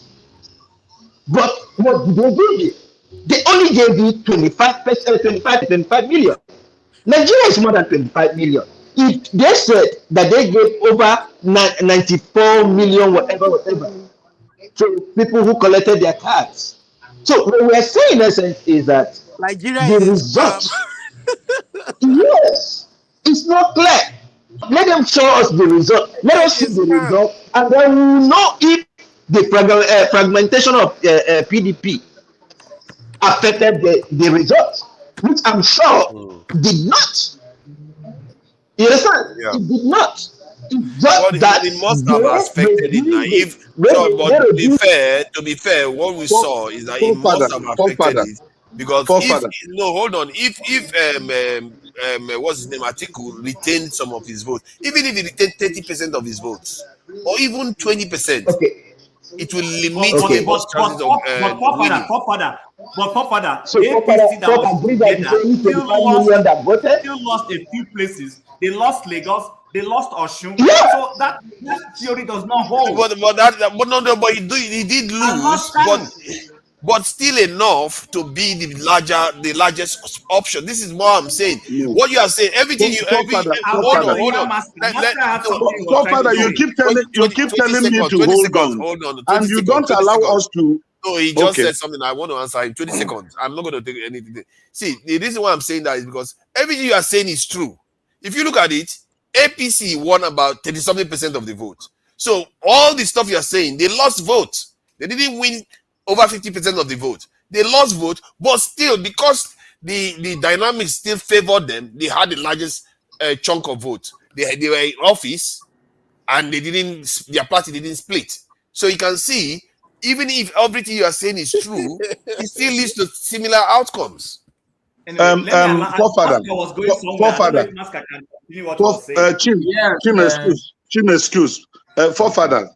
did APC win River State? The answer is no. Did APC win Plateau? The answer is no. Did APC win Benue? The answer is no. It was rigged. Where is your proof? It was rigged. Now, this is the question I want to ask. River State won. I don't think they won that one. It would be that one. Eddie, what proof are you looking for? The proof is in the Bibas. We want the Bibas results. Forefather, the question I want to ask. Please hold on. Forefather, the question I want to ask is this. Olumide, you are not helping, please. Forefather, please go ahead. Yeah, the question I want to ask is this: how mathematically correct is it that Buhari every 4 years he keep returning 12 million, no addition? It never jumped to 13 million after every 4, because you people are using it as a criteria that he was accepted in the north. How can and you you know tell what, me? righteous man, that beavers exposed a lot of bad things that happened Exactly. in the past. Olumide, God bless you. Olumide, God bless you. Before, The when beavers they release exposed it. Katsina Kanu result like this, no matter where you score your mark, by the time they release Katsina Kanu, pam. Exactly. Righteous man. But now, So it's not possible mathematically that every 4 years you return 12 million. Every 12 years you return 10. No. So if he those reveals something, that are discovered you that saying that technology, the election was those guys credible were that he national revealed some heroes. flaws? National heroes. I don't know what he's Can I saying. ask Forefather No, what I'm saying, Forefather, what I'm saying is this: mathematically, it is not possible that somebody like Buhari, in every 4 years, INEC will give him 12 million, and then it became a national hero that he has the capacity to produce 12 million votes. It doesn't increase to 13 million. It doesn't reduce to 11 million. It doesn't reduce to 10. Every year, every 4 years, he maintains 12 million. It's not possible. The truth is that because of the plan to make him the president. So the North or the INEC always allot that particular figure to him in order to make him a hero that he's not. For him He to is be not a losing hero. 3 straight times. I don't know, man. He lost 3 straight times. He was crying publicly. What do you? And he what was kind of scoring 12 humiliation is million. that?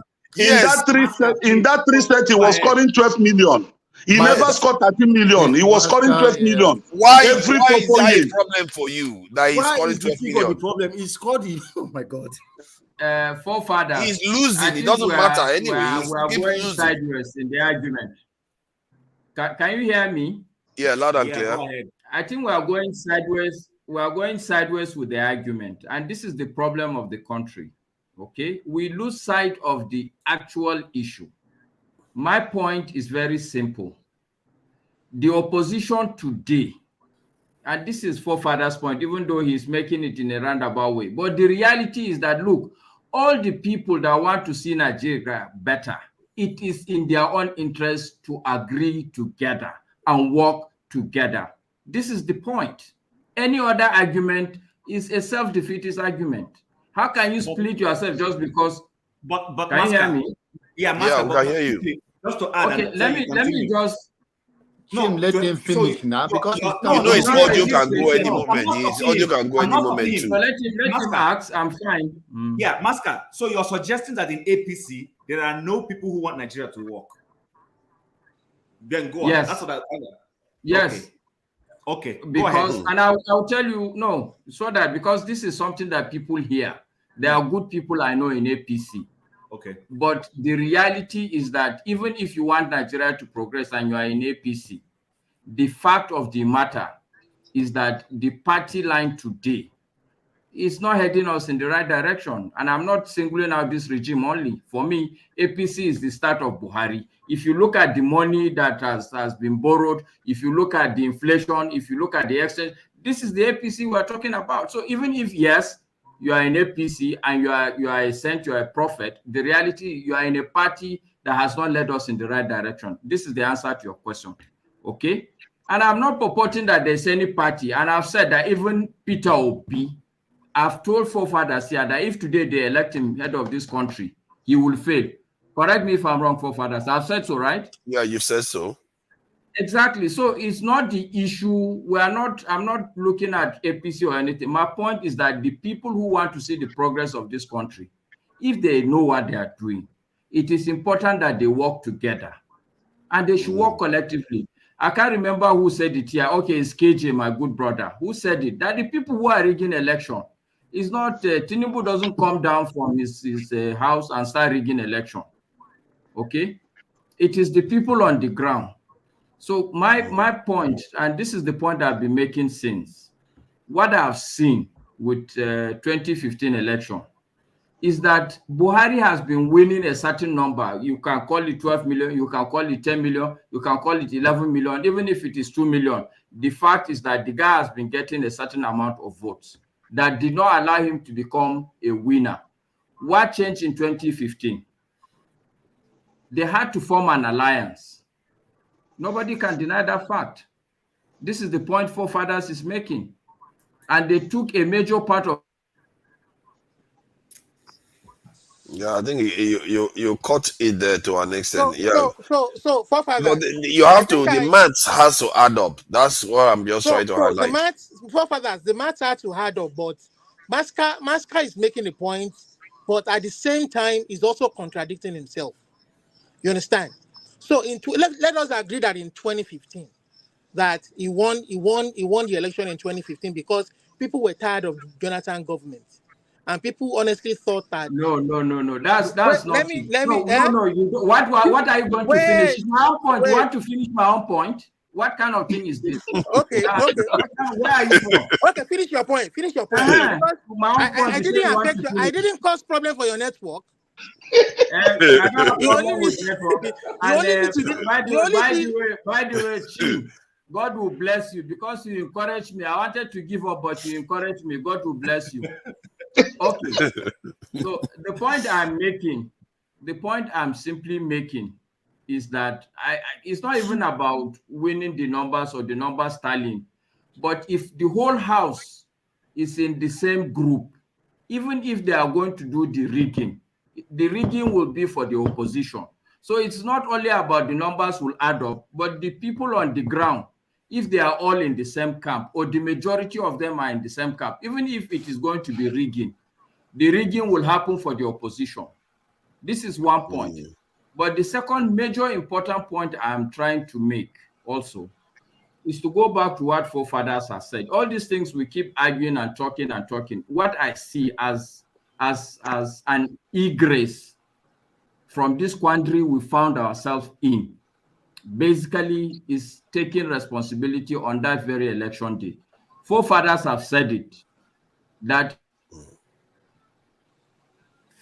your audio is gone again. No, I didn't cause that. Did I? Let's allow somebody new to say something. I think Eddie hasn't said anything. Eddie hasn't said anything. Eddie just came. Yeah. I've been here since morning and I've never. Okay, Eddie, please go ahead. Hello, guys. Nice to meet you all again.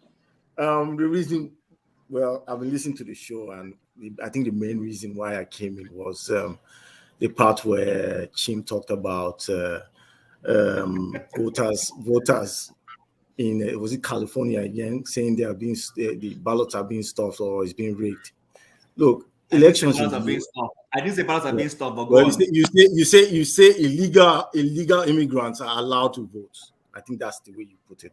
Yes, I said elections in the US, you cannot go and vote if you're not verified. Even if you send it is. Even if you send in your ballot, they still verify it before they count it. You don't just, okay, this is a ballot from Mr. X, put it in there. No, you have to verify. Thank you, Eddie. That is the essence of Beavers, Shao. Thank you. Beavers, no be this thing. I better to leave Beavers alone. That Beavers na scam to me. I don't believe it.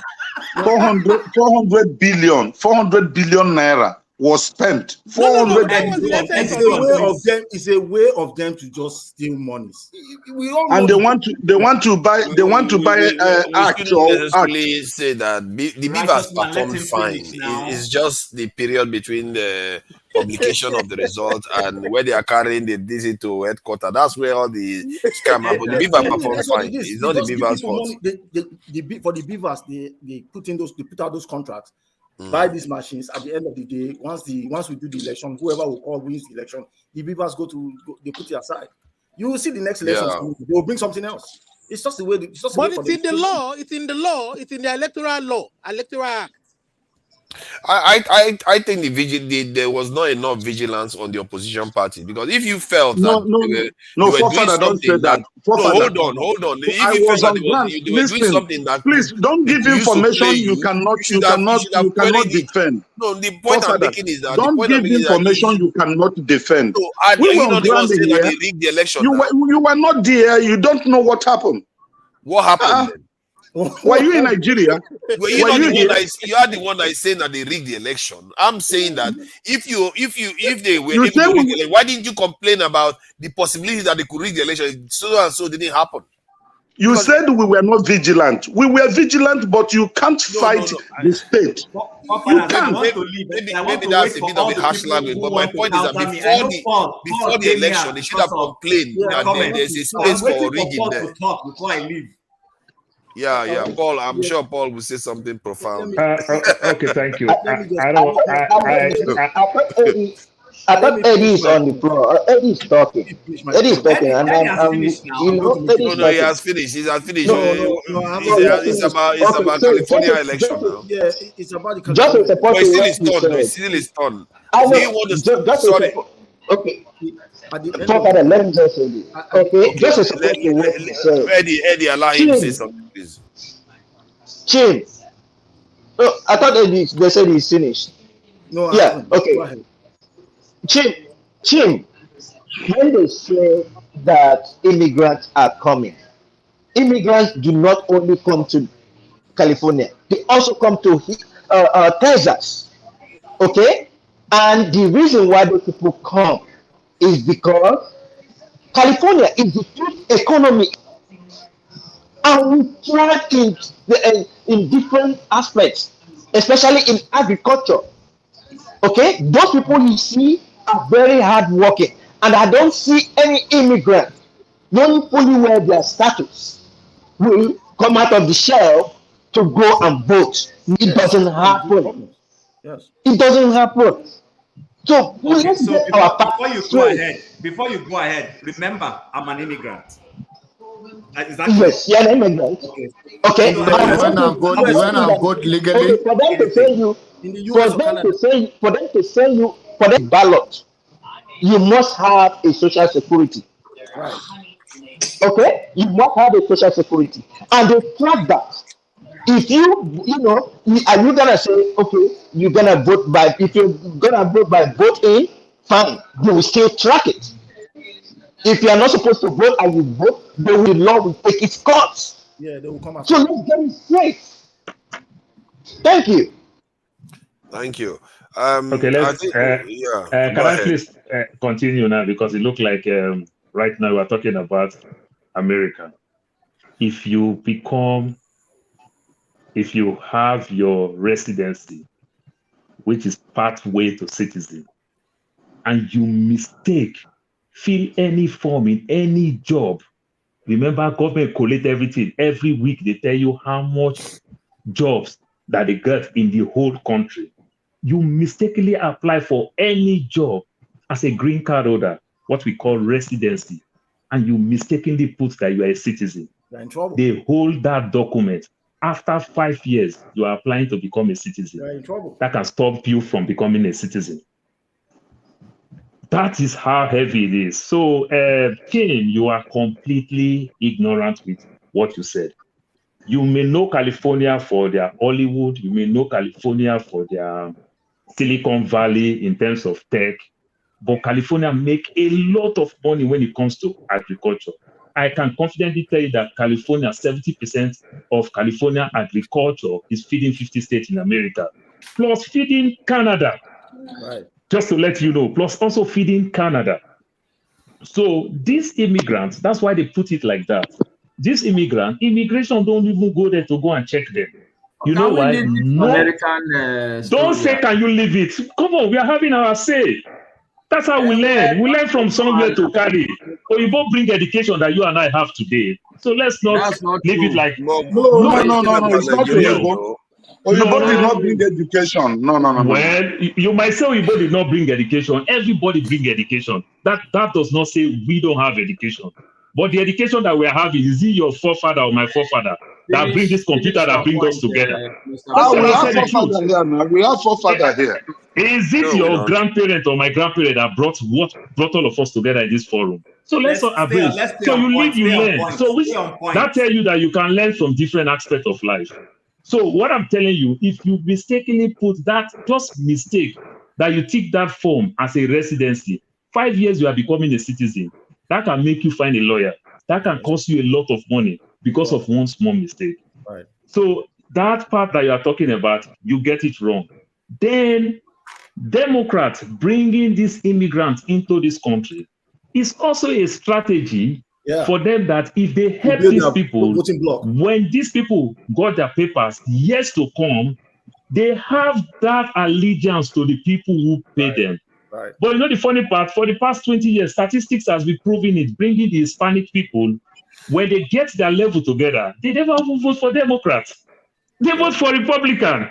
Right. Go and look at Florida, look everywhere, look at Texas. This is the home of Hispanic people. Look at Arizona, they are all red states. That you see a lot of the Hispanic people that you are talking about, they don't even vote for Democrats. You understand? It is we, the Africans and Asians, even to be fair, they do vote more for Democrats, but not as much as don't black say people. To be fair. The home of Hispanic people is California, is Texas, is Florida. Yeah, but California is very democratic now. California is very democratic. I don't know what you're saying. I forgot to call. California is extremely democratic.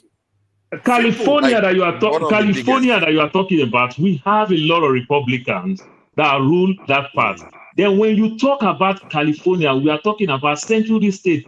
People who we call undocumented immigrants, they don't go get paper till their kingdom come. These are the people that we are telling you. These are people that will not have paper. Forefather, I come in as a visitor in America. I have pathway to get paper. I can marry, I can seek asylum, I can claim refugee, I can do so many things. Because I come in as a visitor, it's still a pathway. But when you jump the fence and come, it's not a pathway at all. If you like, have 21 children, all citizens, it's not a pathway. Yeah. So these are the guys that work in the farm. That is only where they belong. You understand? So these are not people that we're talking pathway. So when we are talking pathway, we're talking about those ones that may come in a different way. That is pathway. They come in as a visitor.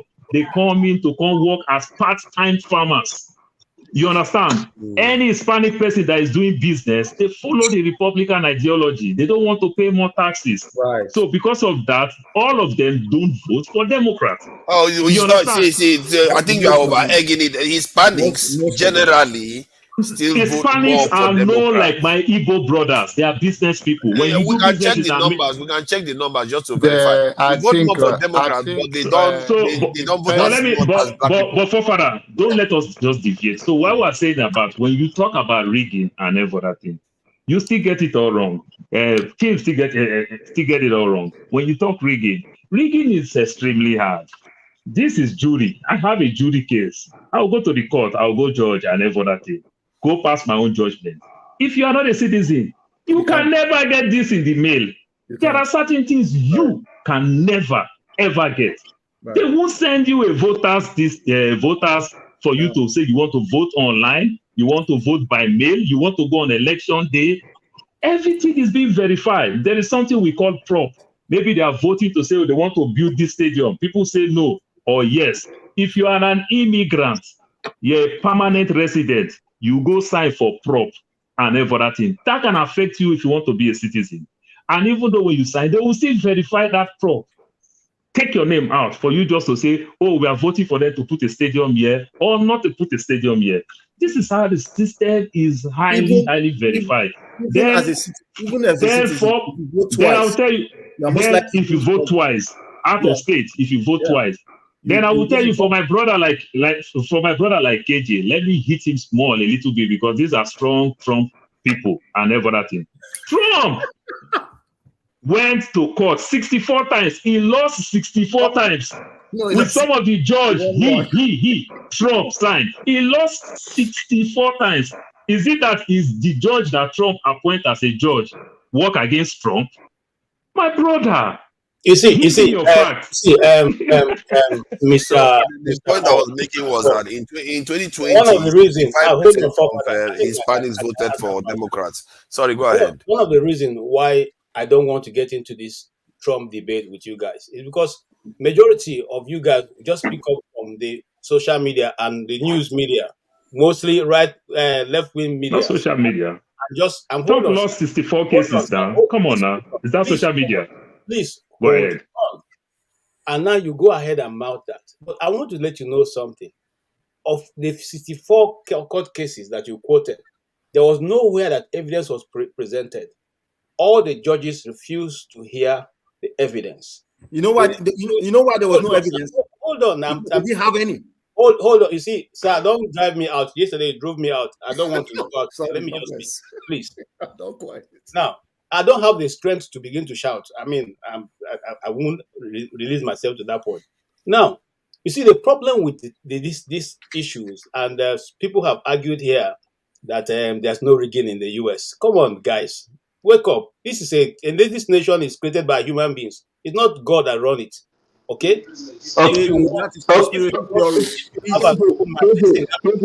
I'm not taking word from you.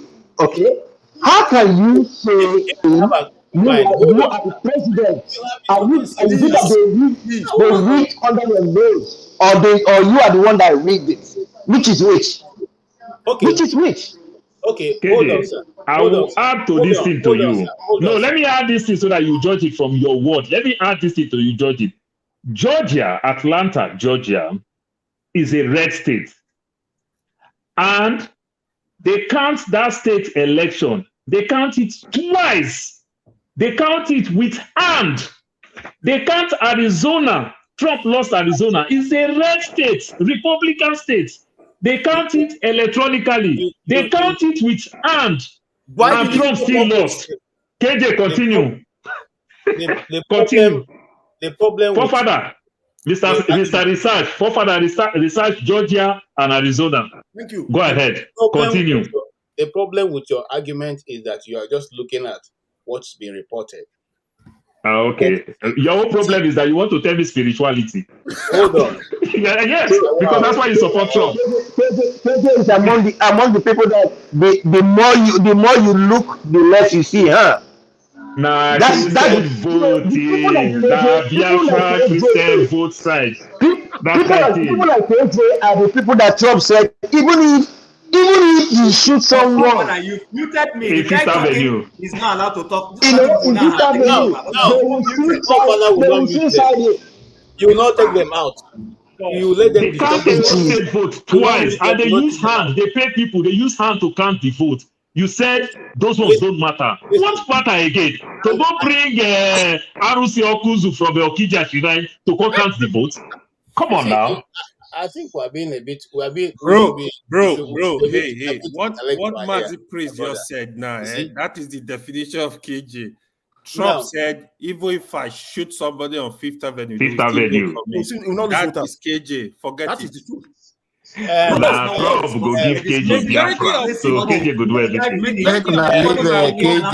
KJ is a senior citizen. Jeez.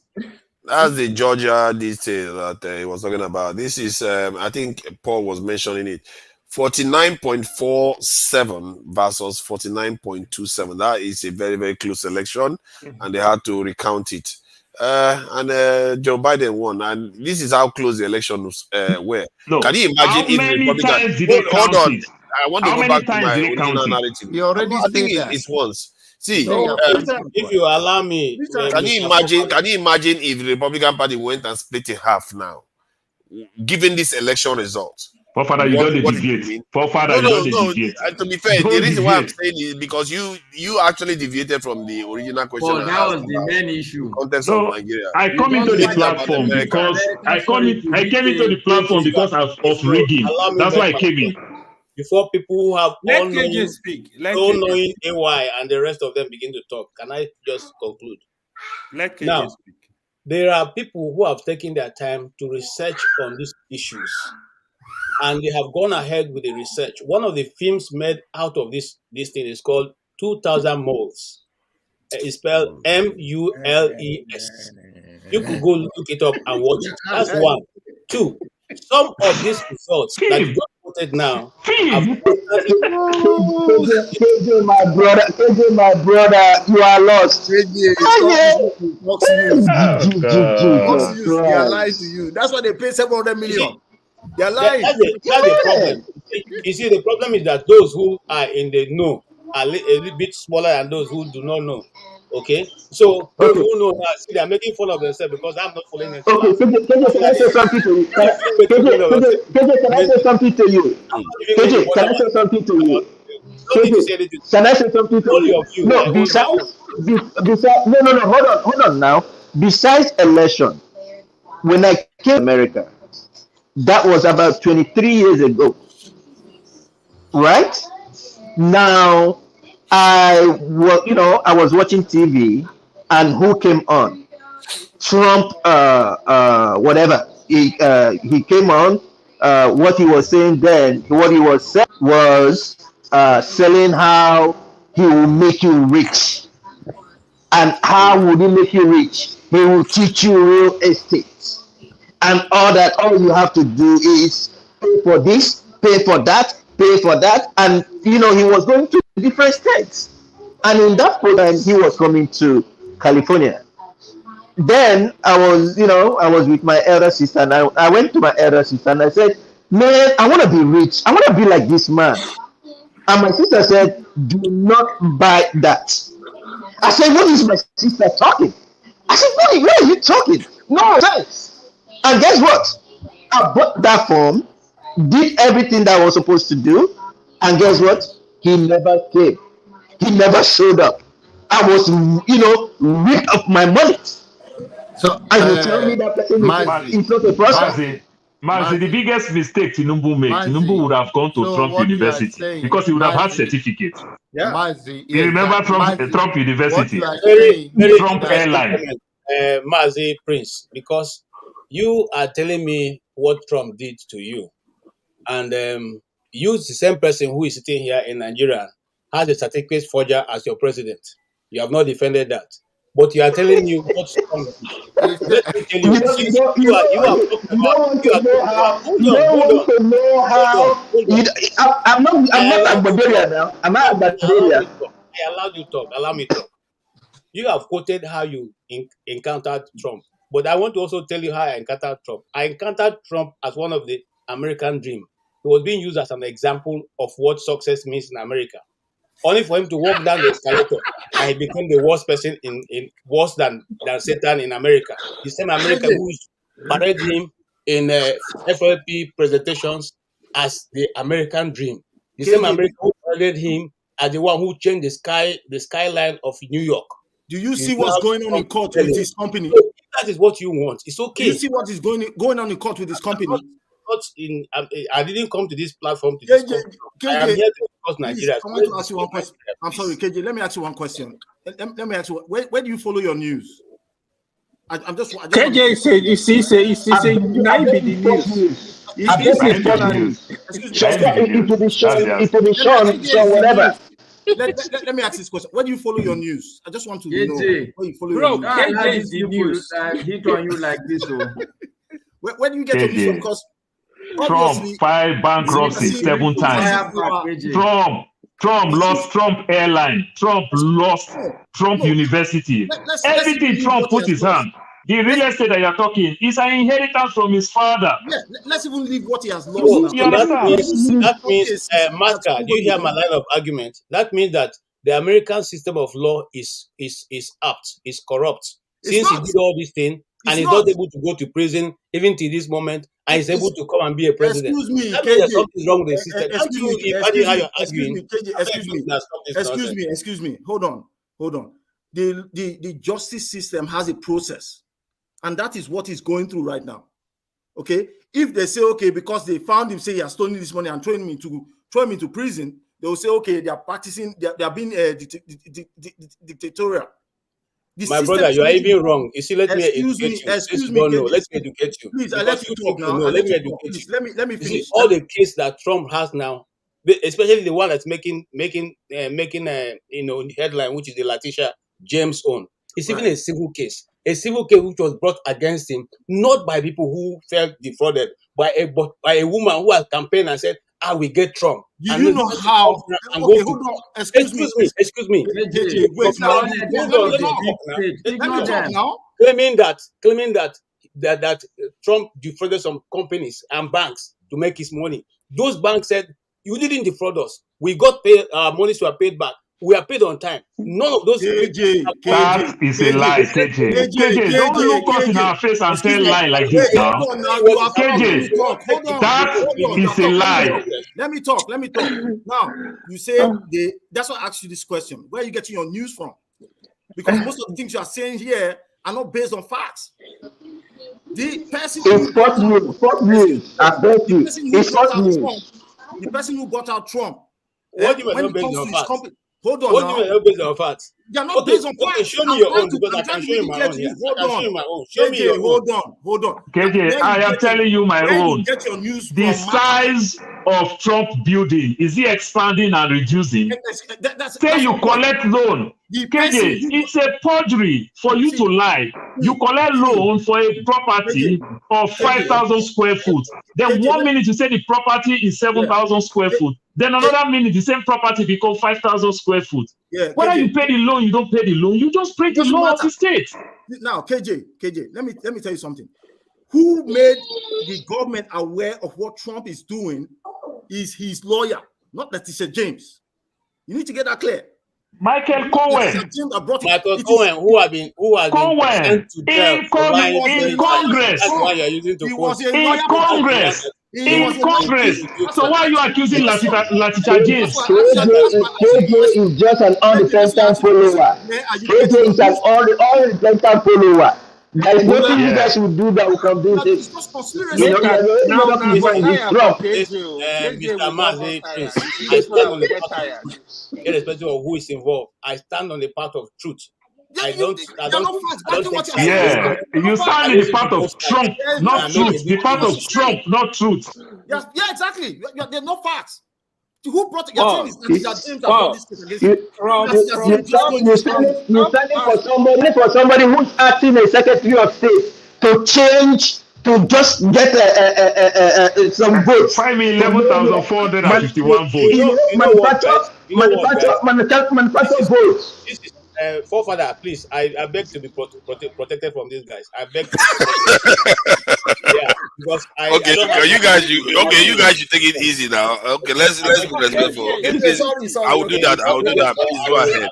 Excuse myself. My wife don't worry. I will do that. Go ahead. Father, this is where I will rest my case on Trump. Right now we have a new speaker, Michael Johnson, who have accepted, which is what McCarthy couldn't do, has accepted to release the videos of the January 6th event. Now, you take your time. Conspiracy theories of yours. You need to go. Can we let him know, Eddie? Allow him to talk now, please. Allow him to talk. Eddie, they could watch the drama. Go ahead. He has accepted to release all this footage that hitherto have been hidden before by all the people who are taking this thing. Please take your time and watch it and see those other videos, those narratives that was never released before. In fact, if you want me to give you a heads up, tell us. The heads up I'll give you is that hitherto, National Police says she never spoke to the Capitol Police. But on record now, it's shown that she spoke to that police guy 6 times on that same day. 6 times. It's being released now. So just like we are releasing Tinubu's file, please hold on and see as they are releasing those batches of video. You watch it and make out the truth for yourself. Nancy Pelosi tell Trump to send what about the video you watched live on that day? KJ, what about the video you watched on that day live? Is that okay? Listen, let me tell you. You see, some of you are just talking from point of ignorance, and I want to let you know. I know. You are receiving, hold on, sorry, sir. Listen to me. It's not let's try to be civil with him now. Come on. If you are receiving news feed from your field, from the field office, from your field, from your guys in the field, you have sometimes it depends on how you set your machine. You have some fractions, sometimes 3 seconds, sometimes 5 seconds, sometimes 1 minute of delay before we release to you in your home. So it's not what is coming from the field that you are watching. It's what I want you to watch. KJ, where do you I get can your news decide from? to step down some things and let you watch only what I want. All we are telling you, what you watch live on that day, are they okay by you? So I don't need to argue about it. Where do you get your news from? KJ is trying to tell us that Pelosi planned it. It was Pelosi that invited the mob. It was Pelosi that invited the mob. And they run underground. They run underground. They took over our office. Nigerian platform. Let's discuss Nigeria. You are watching a movie. Olamide, you have met your match. It looks like I went away for 5 minutes and I want to move away from in the spirit of one Nigeria. I want to be more Nigerian now because I can never be more Nigerian than this. I'm Yoruba and I'm interested in the election coming up in Imo. Okay? Jonaba, are you listening? I'm interested in the election coming up in Imo State in about a week's time. See, I think we've done all this individual politics this thing now. We don't want to do that today. We want to talk some more. I want to see Nigeria get it right. We've done this our discussion before. We don't want to do individual states today now. Today is Sunday evening. We want to keep it I'm light. not doing individual. I'm talking about the election, Nigeria. How we can make change happen in Nigeria. Am I going to vote in Imo? Listen now. I'm not talking about Yoruba nation now. Listen. Your face of Yoruba nation will not work with your face. Listen, just listen. Whether you like it or not, our nation will come. It will exist. The nation is already there. I don't know why you are listening. The Yoruba people are still there. You really know my name. We want to see a free and fair election. One more permission. We want to see INEC allow They'll still come after you. You're asking one more permission. Okay. Olamide, let him talk. Some very highly placed people who know everything don't want to listen. This is the new speaker of the House of Representatives in America. This is the address he just gave, the press statement he just gave, releasing the video. I'm talking about the video of the conversation between Nancy Pelosi and him release it. The Capitol Police. Look at it.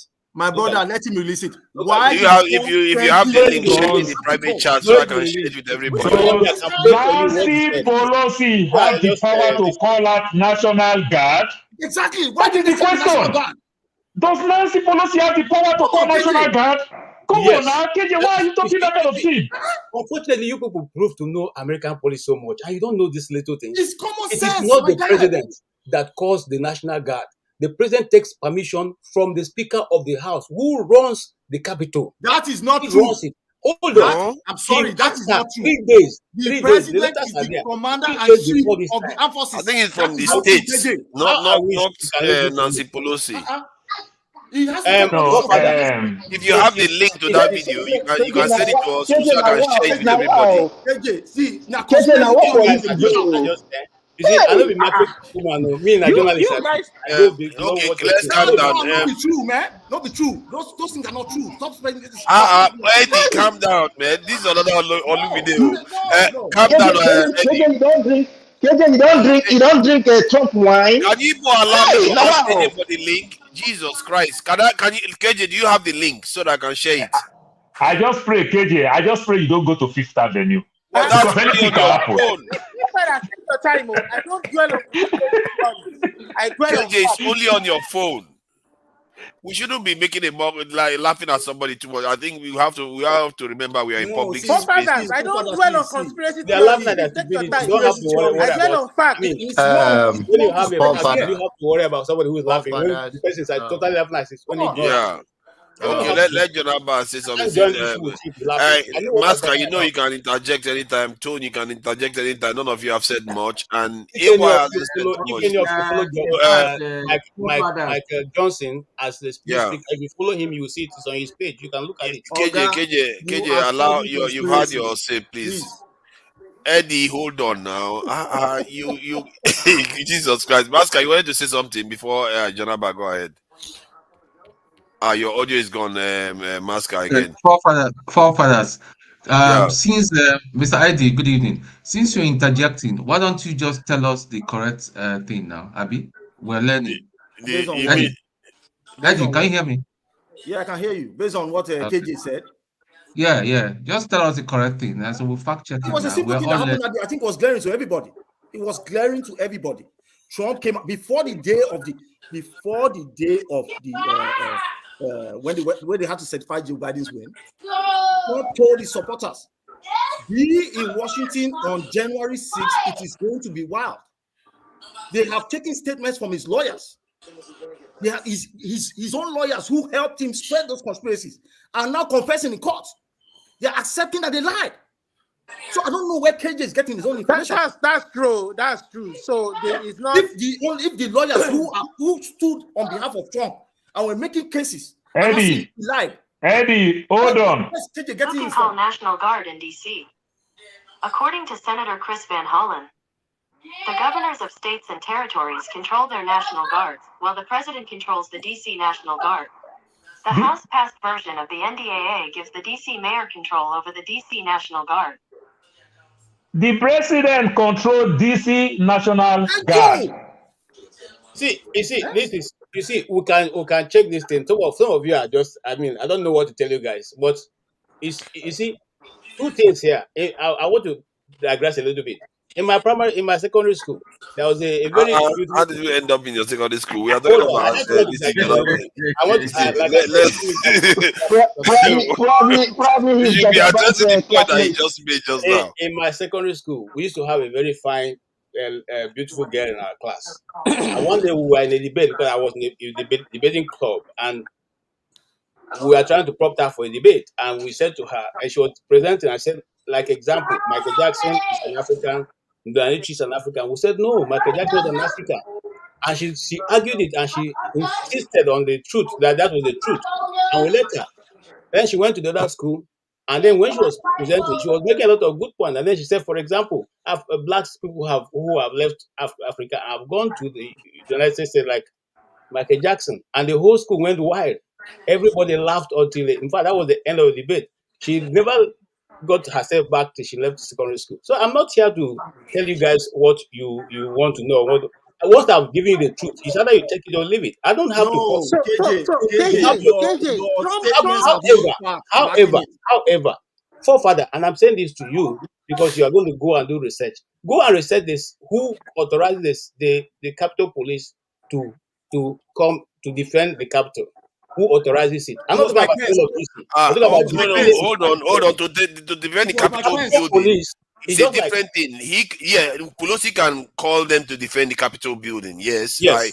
Because she's the head of the building, the security that works under her. Who can call out National Guard? This is how it works. We are not talking about the security. This is how it works. The president writes to the speaker and asks, will you want me to send in the National Guard?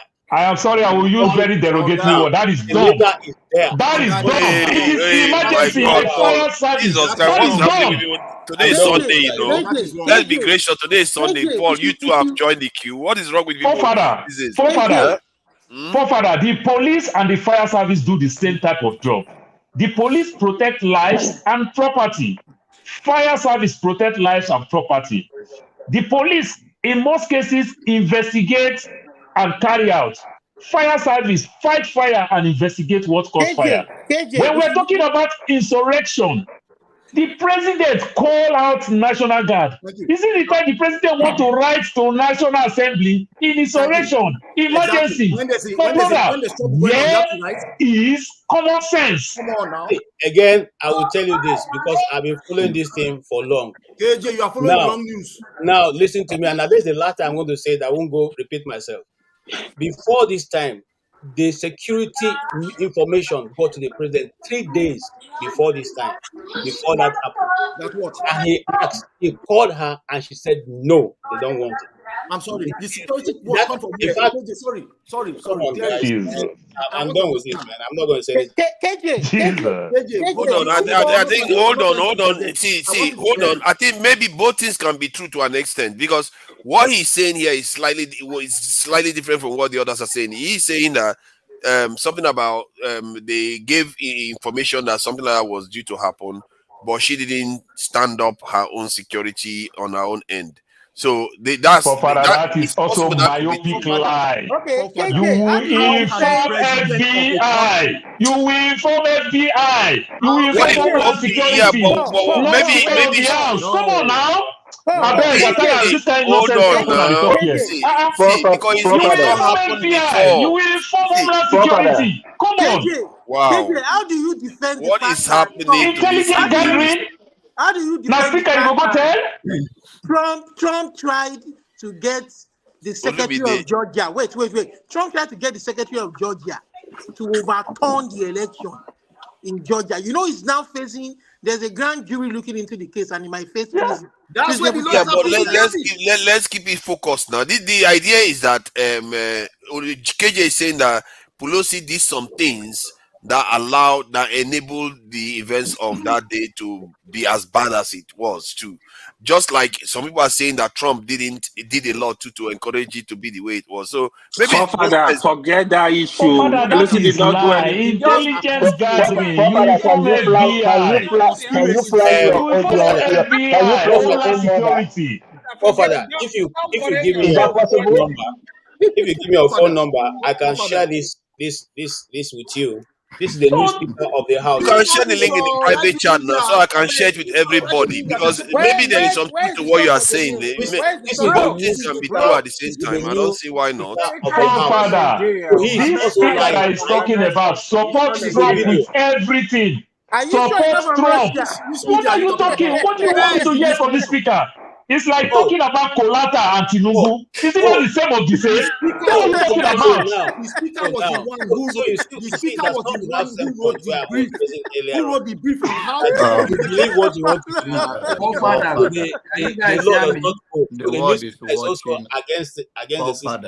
The world is watching. The world is watching us. So let's allow Janaba say something. KK, simple common sense word. This speaker votes to overturn the election for Trump. Thank you. Is it this speaker you want me to believe? The speaker who support we have Trump to be orderly here. We have to be orderly here. Jesus Christ, are we in a beer parlor here? I guess maybe we are. Let's. It's just too painful for somebody to look you in his face and be telling you blatant lies. See, let me tell you something. Before this is out of control. Before this Trump. Yeah, we can hear you now. Let KJ just round up. They can speak. I can't be sitting down discussing Trump and American politics. Exactly. We are not here to discuss Trump and America. The Paul came and we can't escape it anymore. Let's go back to Nigeria, please. You Americans. We're not about Nigeria. We are here and let's go back to Nigeria then. Let's go back to Nigeria. My brother, I have life in America. America and they sustain your Nigeria. So stop that thing. That's what I'm money to survive your country. What do you mean America is sustaining Nigeria? Nigeria is not. What kind of talk is that? America is sustaining Nigeria. Yes, America is not sustaining Nigeria. What kind of talk is that? America is not sustaining Nigeria. Sustain that country. So you have to respect us when we talk about it. It's the opposite. What kind of talk is that? It's the opposite. That Aspara Fund supports the economy of that country right now. What are you talking about? No. We Nigeria, we need to seize power. Nigeria is the one sustaining America. The passport expires since. If you want it, I can't take out. It don't expire long ago. Nigeria is the one sustaining America, and we were discussing in Nigerian issue. We were discussing Nigerian sustain that economy. Paul, come on, man. Sorry, before I go, my last suggestion is that you guys, I'm sure there are a lot of technology people. I sometimes Up NEPA. It's gone again. Sorry about that. This is if you can come back again so that we can hear what you are saying, because I think the suggestion may be quite important about technology. And so Master, off your fan. If like say the fan they blow your wave. So come on, man. You see, this is not an American this thing. If there was something pertinent happening, let's go back to Nigeria. We'd have gone to this thing. We're gonna talk about America, but we know what happened before now. Let's go back to Nigeria, because that question I was asking was to get us to understand that if you have split organizations, chances are that you're not going to win. Even if what you are arguing is correct, like when Righteous Man said if the people want to change, they will vote for the other side, which they did. If you think about it, Tinubu won 35% of the vote, which is not normally the share of APC vote. Forefather, that is my second take. Narrow this thing down. 2019, Buhari had a vote of 15.4 million. You understand? Tinubu, as of 2023, Tinubu has 8.6 million votes. So that dropped tremendously. You understand? So Tinubu stood to some extent is also like a loser. Tinubu might happen to be what we call majority loser. There's a greater awakening when it comes to this 2023 election. Young people come out for the first time that you may not use in part of the statistics. So that helps. That's why when I called Obi today, that helped. Remember, Obi won 12 states. Tinubu won 12 states. And Atiku won 12 states. You understand? So don't use from that aspect of two-party break. Every one of them get the same 12 states. And the three major states that you use to say, if you win two of these states, you become president. None of them get it. Remember, you either win Lagos and Kano, you become president. Or you either win Kano or Port Harcourt, River State, you become president. Now, in this case, Tinubu only win Rivers. Did not win Kano, did not win Lagos. Yes, but the trends, the trends favored him enough because his own party is not this is where I'm split. going. So this question that you're asking, maybe this question will be good in 2027. For now, this is a different thing. This question does not resonate to anybody. Because this is a greater awakening. Young people vote. Like I said, so many things go wrong. You understand? Nobody win Lagos Kano. Nobody win Kano Rivers. Does it not defy logic? That it defied logic for the first time. It didn't defy logic. It made sense to me. I don't know why it defied logic. Through so much for 8 years, and you expect that the people would have voted them into power in a free and fair election? They lost 4 million votes. Why are you talking about the actual votes? It's the percentages because they are all that's in relative terms. You talk in percentages. Don't talk about. That's why I said. Hold on. Let me finish my point. I'm not saying Tinubu rigged now. I said Tinubu is the majority loser. Hold on now. Let me. Okay. He's the majority loser as well. He lost more votes than any side. Him and PDP lost a lot of votes. You are parroting their flawed statistics and flawed elections. See, hold on. If you look at the structure of the results, in a way, it's not. In many cases, let's say it's not in Nigeria. That's what you should expect to see. If you have a party where they are winning 50-50, then one side breaks apart, and then the one that breaks, let's say 2, not 3. I don't count Kwakwaso as it took a lot of votes. Let's say it broke into 2. And it's clear, in the case of Nigeria, the Southeast was one of the major areas that PDP gets his votes from. And PDP lost all that votes. Southeast get the vote. So they went to Obi because of your break, according to your logic. That is the same way Tinubu lost Lagos. That's the ruling party winning days. Even when he lost Lagos, because Peter Obi was so popular that he lost Lagos, but he still had enough. He wasn't like his party wasn't split in half. It was PDP that was split in half. His party hold on, Olumide. His own is the area where APC gets his support. Was boasting that he rigged. The area where APC gets his support. Papa, cannot comment. Oh my God! Olumide, you just don't stop, man. The point I was making was that the area where APC gets his support, we're not split.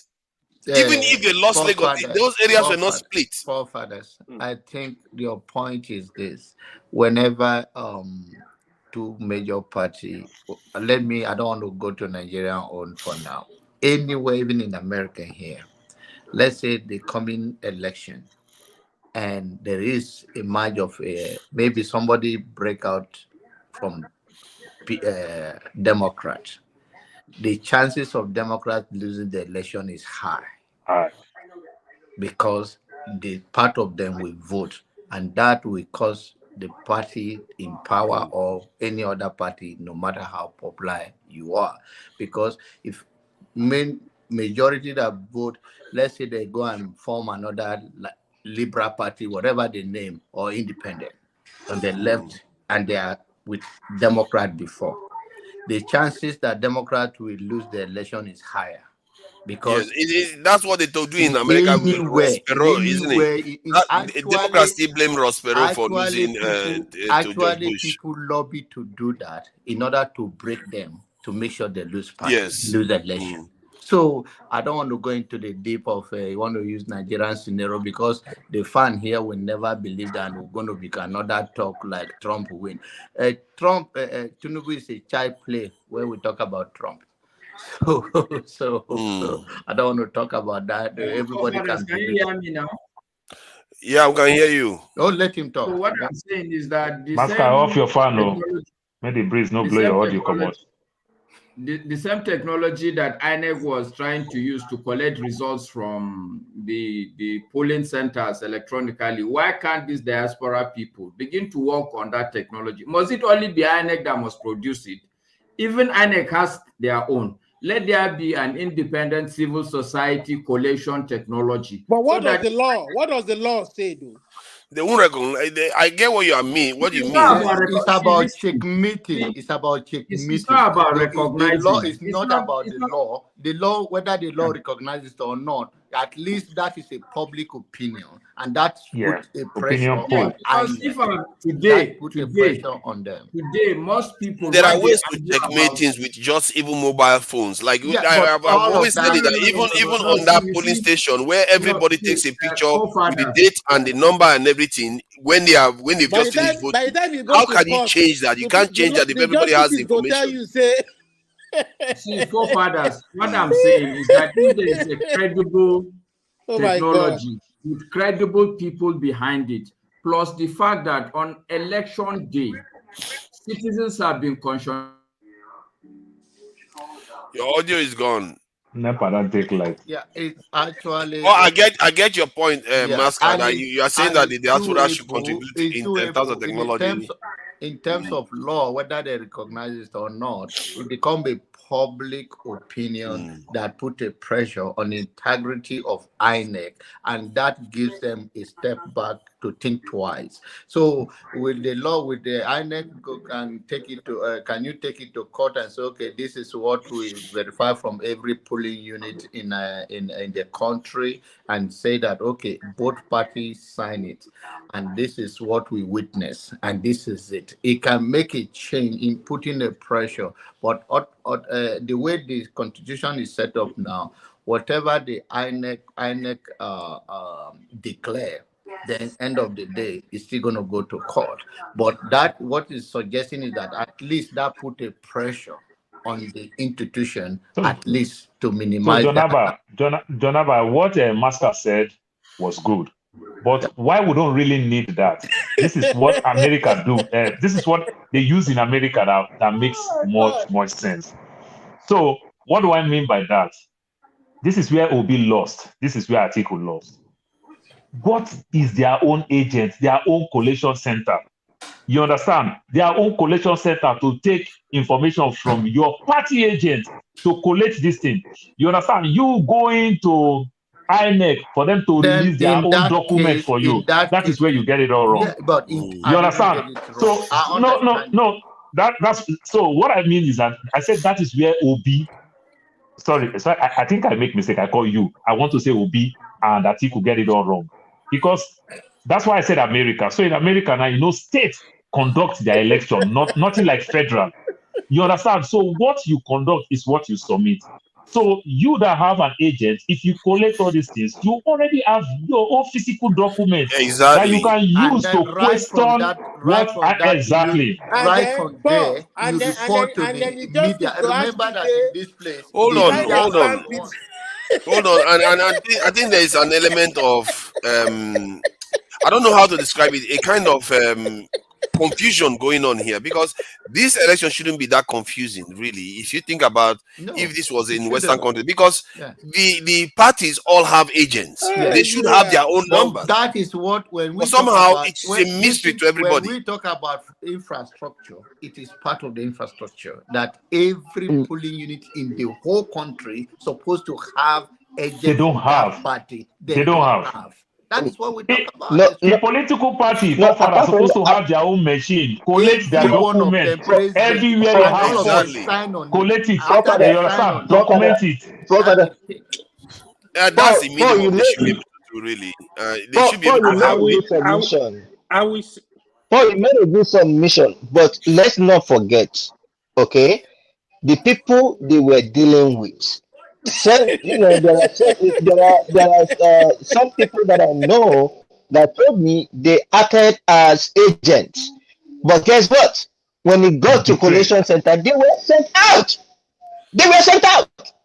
Yeah, They told them it's either their life. sometimes they were not even sent out. They collected money and go away. Sometimes they were not sent out. Even there's some people that go on behalf of their party, they collect money from the bigger bit, and they will not even wait until the election, the voting is over. They walk. They say they run for their life. They say they run for their life. So, but meanwhile, they collect money. The corruption, and that is why we are talking about individual sense of Prince Adewale said it when he came here now, that the agents themselves will be coming to ask them, can you come and bribe me so that I can do it for you? That's some crazy stuff. Exactly. So where do we go from here when we have the mindset of the citizen that you know fully very well that the citizens of the country are moving towards this direction for a change, and for your own personal in that low level, and then you sold your conscience, and then tomorrow all of us will come here and say dollar no go kill me for hungry. Father, I'm gonna say this.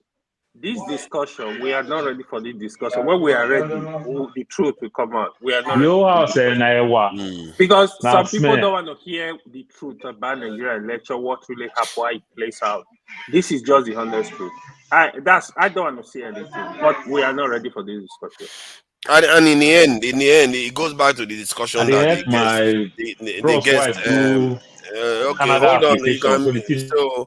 So yeah, it goes back to the discussion that the gentleman that came on today, the doctor was saying about, the processes. I think there is an element of the processes that we can use to checkmate what they are doing and mitigate it.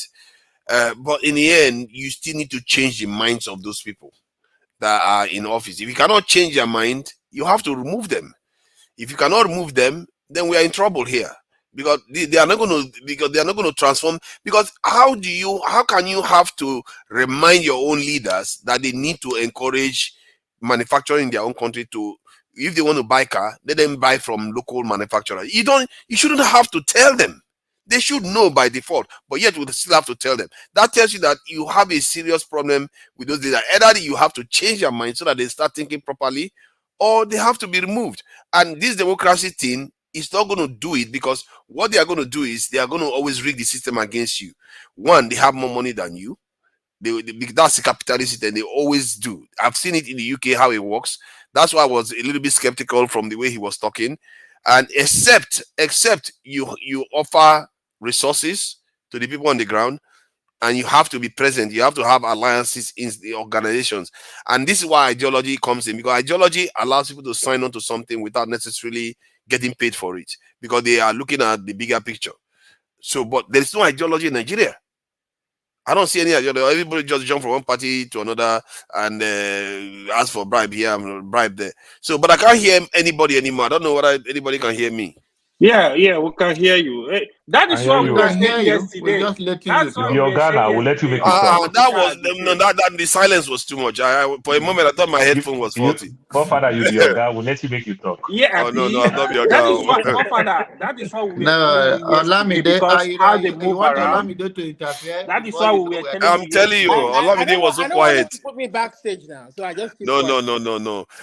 See, Olamide, you are a bit of a fun. You make us laugh. To be fair, you have this jovial thing about you, which is often good, but don't be always interrupting people constantly. Sorry. Which city are you? Kingston. Why? You Kingston? won't say as I think come with me. Why they ask? Kingston for Ontario. Oh man, I know Kingston, man. Which city are you? Which city are you? I used to live in Calgary, but I'm out. Where are you? I want to go feast Nigeria. I'm back to Nigeria. I want to go feast my country. Are you in Nigeria right now? One Nigeria, yes. He's not in Nigeria. His I internet don't cannot be this good if he was in Nigeria. Don't mind him. He's in Canada with you. I'm in the state. Don't mind him. He's Atlanta. No, it's in the state.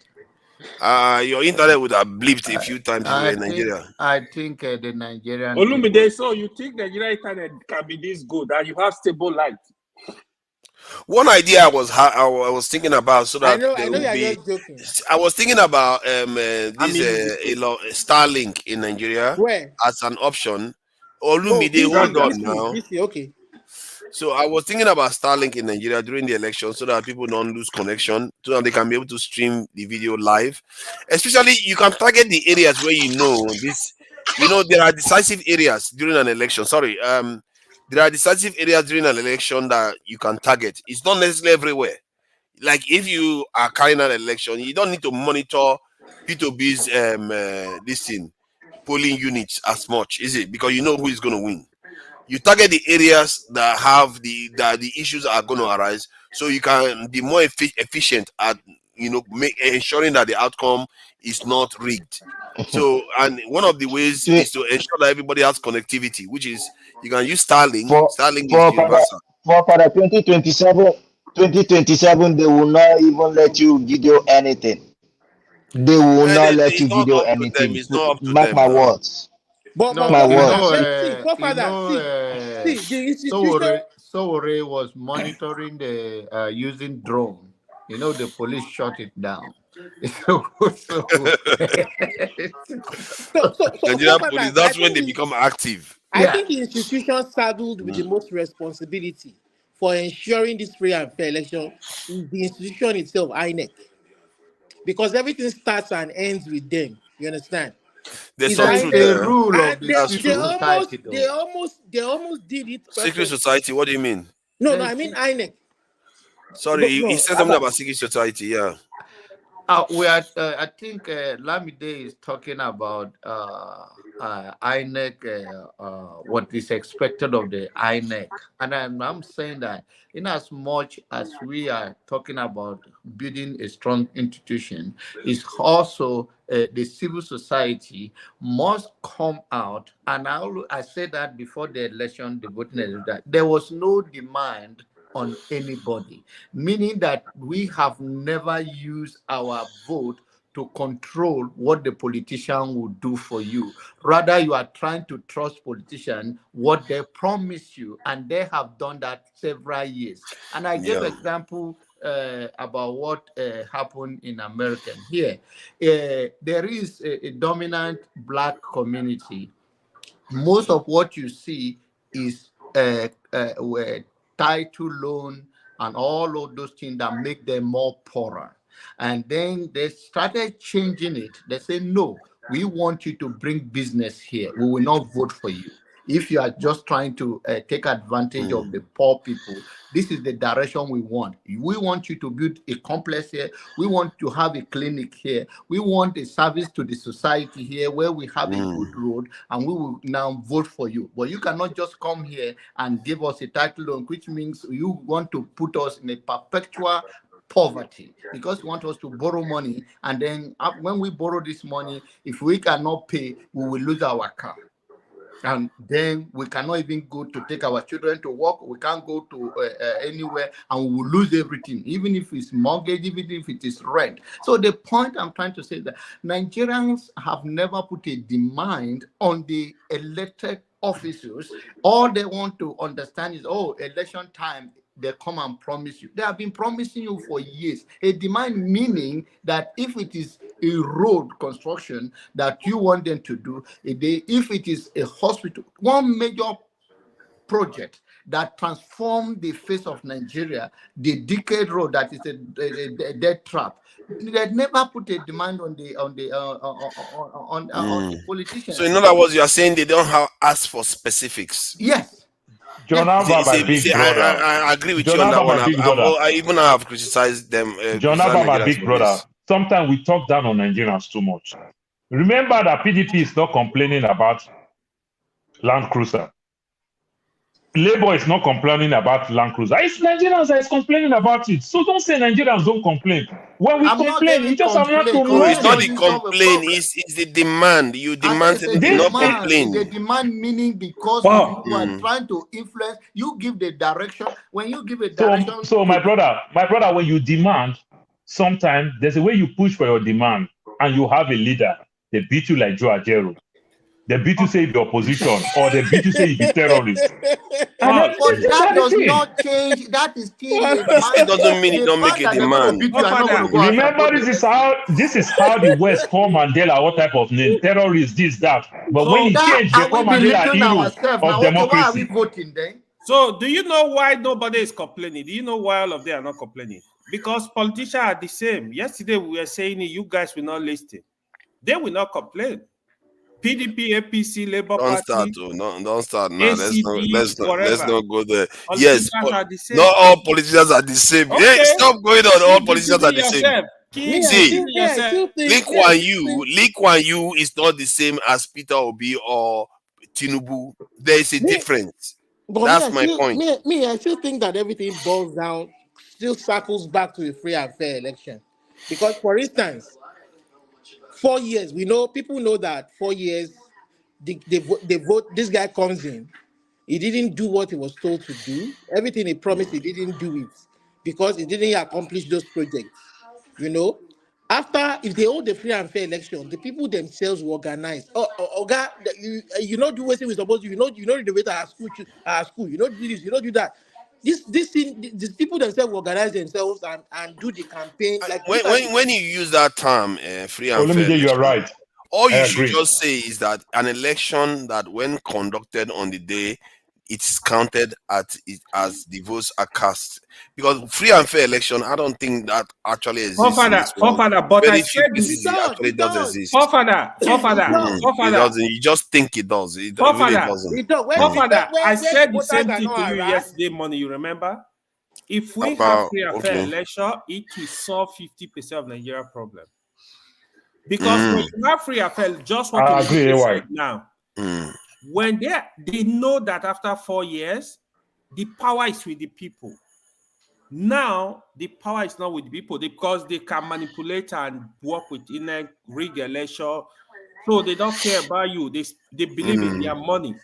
When we have a system that in the next 4 years, people are going to check, why should we vote for you?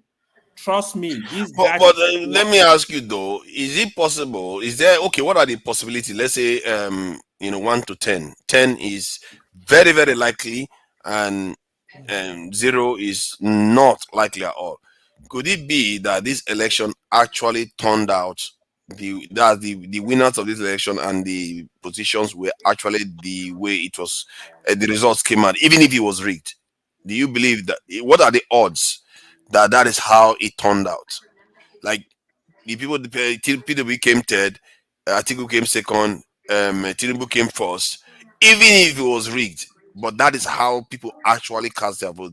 What are the odds of that? No, I'm asking the odds. I'm not saying it's true. I'm saying, what are the odds that is possible? Believe that this past election, in honest, is no matter.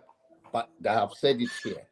Everybody ring in the area of endeavor where they can have influence. But in general, the highest bidder take it. And that is what will make it difficult for them to come on the road to rally. It's a human conscience. They are bamboozling the public, and that is what politicians do. Every one of them know that is because all of them participated in ringing in their areas of endeavor, and now the person that has more money, have more infrastructure, have taken it. That is the truth. Any likely want to say, oh, this person, yes, they ring it, but then everybody ring. 3 of them, all of them ring. That's really interesting, because a lot of politicians have come here and said exactly. A lot of people have said the same thing. See, I want to push back on what you said a little bit. I want to push back because if you look at the logic, if you look at the election, if you look at the logic, you understand. If anybody was to conclude and say, you know what, maybe it isn't conclusive because we don't really know the truth. See, the bimodal, the BVAS is called bimodal voter accreditation system. So that system was designed to, first of all, before you can vote, you have to be accredited. You understand? So, And sorry, just to alert everyone so that we know that should be running up. I see Sid wants to come in.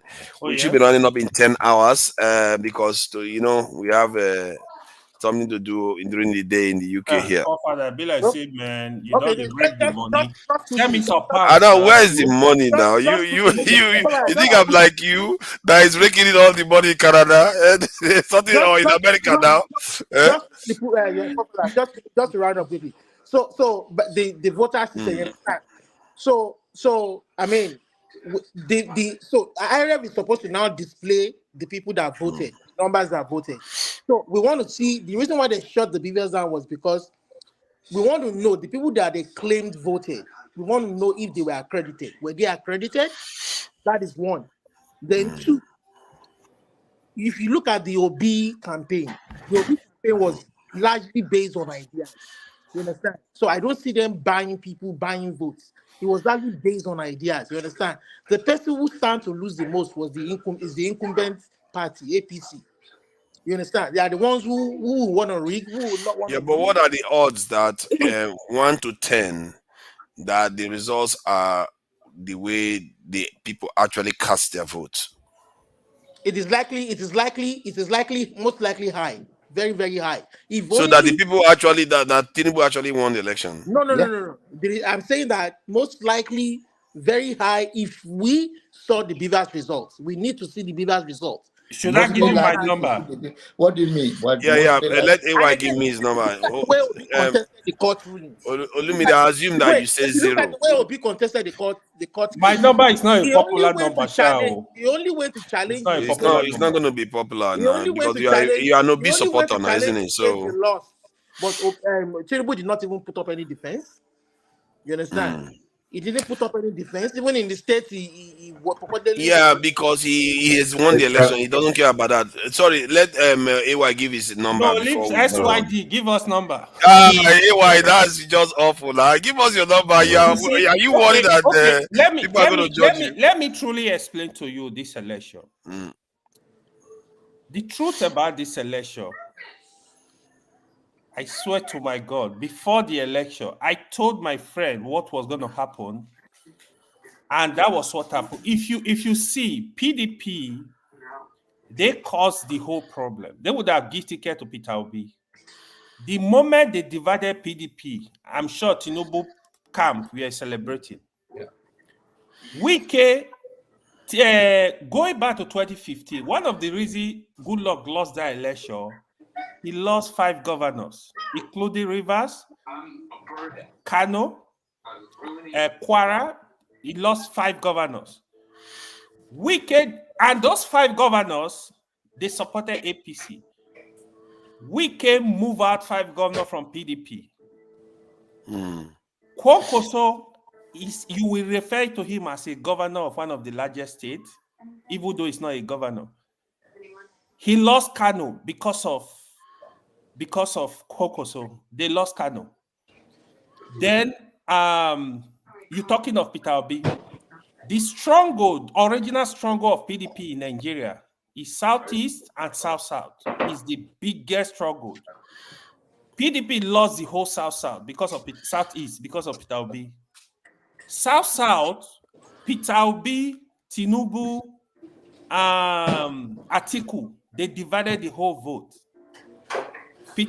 This was actually the election I've seen APC really perform way better than another election in South-South. Yeah, that's odd. So now, if you watch the northern vote, in general, Tinubu lost in the north. Atiku actually won in the general vote, but by very thin margin. The state where Atiku won election in the north, Peter Obi was like bumper to bumper. Sorry, Tinubu was bumper to bumper. In those northern states, most of the states, Tinubu did very well.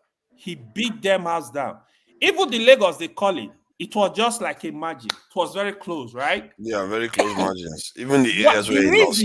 The reason why Tinubu lost Osun State, we are going to Supreme Court. The PDP need to show them, we won this state. This state is a PDP state.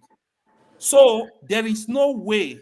So because of that, the governor, he needs to mount pressure to make sure the people voted for PDP. And that was why Tinubu lost that state. Despite that, Tinubu still performed very well in Osun State.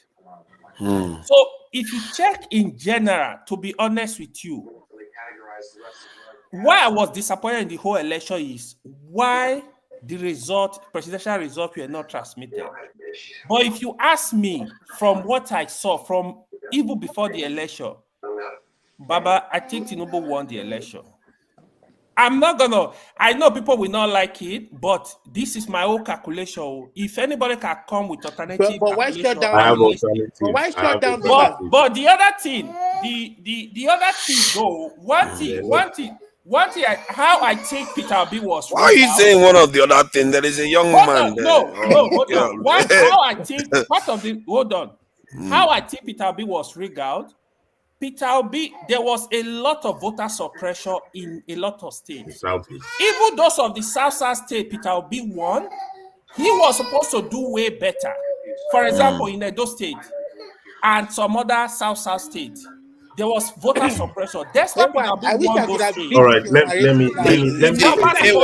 AY, you made a solid case. I wish I you don't have to. narrative.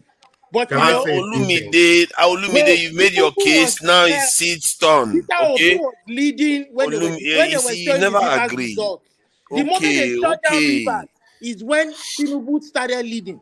Okay. When they were showing through the results through the people. Okay. Thank you. This your narrative does not hold water at all. Thank you. All right, I'm sorry, AY. Thank you. I respect that, Olumide. I respect that, to be honest. Just to say hello to everyone and all the other people that have been speaking and all that. I came in to just say a few things. I've been listening backstage on all of the things and topics. First of all, I wanted to correct Paul's notion that about the results and having, different people for the parties. All the parties had situation rooms. All parties had situation rooms, especially the three parties. And then they also had the results. There was even one of the results that were called by PDP for Lagos, that actually Peter Obi had almost 900 and something thousand votes. So what you are seeing was not what was in the PDP situation room. That's just to give you an excerpt that they had their situation rooms, even LP. Now, when you go into the courts, Nigeria categorizes results based on, the production of those results based on certain levels. First of all, the polling unit results is premium. Oh my God. So if you're coming to the courts, you must bring your CTCs from INEC. That's the first thing the courts need to see. That's the certified result. So if you don't have your CTCs, the next thing that they ask for is the police results. The police copy. The last copy that can be used is the party copy. So that's how it works.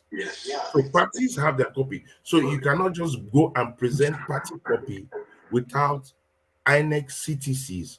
It's when you don't have your INEC CTC. There's no INEC CTC, which will be a strange thing, but Nigeria is a strange country. Then they'll ask for police copy. And that was the issue of Imo State elections. When they went to the courts, what brought Hope Uzodinma was that the INEC couldn't present, INEC bungled it, they didn't present their copy. Police copy was nowhere to be found because police copy it depends on how it works. So by the time they were looking for all those copies, Hope Uzodinma manufactured his own copy, and elections brought from number 4 to number 1. So that election has troubled the judiciary. So in terms of having copies of results, the parties have it. But when you are fighting a case and you are fighting from a point where the state has been hijacked, the state apparatus has been hijacked, the judiciary is under immense pressure, it becomes increasingly difficult. Even now, Sorry, yeah, I don't mean to interrupt you, but can you relate this to the recent Supreme Court? I'm coming. Okay. I'm coming, but I'm not going. I don't want to go into much of Supreme Court because Supreme Court has actually tied itself. Some of their judgments with regards to the senatorial, with regards to governorship, and the presidents are not at par. You are saying this here, and for this one, you are saying another thing. So there's a lot of confusion, especially in the judiciary, and they have to clean up that whole mess because what they're agreeing for some things in the Supreme Court, they are not agreeing for certain similar things in governorship or in especially senatorial things. Now, coming to election day proper with regards to what AY said and with regards to the split, in theory, what forefathers and AY is saying and most people are saying is true. If two parties split and within a party there's a split, of course, the people that have not splitted will win. But in practical, you have to create other scenarios that happen around it. When there's a split, but that split also, you think of the host party or the party in power, if they have failed in terms of previous years, there's a likelihood of vote shift. Also remember that the complete vote of Buhari was not going into the hands of Tinubu. Tinubu was struggling to hold that base. Tinubu struggled to hold the Buhari base because Buhari was not invested in the election. His body language was not there with him because he was not a Buhari man. That's the obvious truth. Buhari tried to put a lot of bottlenecks for him. But at the end of the day, the Jagaban overthrew him in APC elections. So Buhari just didn't have option than to just go with the flow. That's why Buhari had to, for the first time, he even did something wrong. He showed his election to everybody that he voted APC because he was being doubted. And yet, in that Katsina voted against APC. So what we're saying is that the elections had a lot of things around it. Coming down to the crunch numbers, if you look at the states that you say, okay, PDP took out that state, we're talking of Benue, you called AY called Benue, you called Oyo, you called Abia, you called Rivers. Everybody knows that the Rivers elections were hijacked. Even APC could not believe their votes there. APC themselves don't believe their votes because Rivers State is predominantly PDP. But the people in Rivers, because at least I lived in Rivers State all my life, the people in Rivers were very clear of who they were voting. They were going to vote in the presidential Labour Party and in the governorship PDP because it's a PDP state. There was a normal agreement. I know people that voted. I saw a polling unit where some of my family voted. And what was called in the polling unit when I went to the IRF, it was wrong. It was different, completely different. So you know that it was rigged. It was rigged because the people voted who they wanted. So SYD. Wait, I go to Abia, which I'm bringing out the states you are thinking. Abia, no, leave Southeast. Southeast, there is no doubt, but I'll be clear all those stuff. Okay, I go to Benue, the Middle East, the Middle Belt. Benue was predominantly going to be Labour Party because they had connected with Peter Obi. Benue Plateau, all those areas are connected with Peter Obi. Even Otom knew that it was a Waterloo for him. He was going to lose that space, and he lost. So at the end of the day, if you actually do you believe the Reverend Father, the governor of Benue, do you believe he won? I believe he won. Okay. I believe the governor of Benue won because my interactions with the most people in the locality in Benue felt that they wanted Reverend Alia to lead Benue because it was now Nigerians were voting individuals.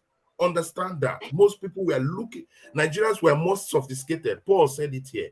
Nigerians were a bit more intelligent and say, no, let's look at this is the election that most people have been invested in from beginning to end, from here to Supreme Court. People have invested in it.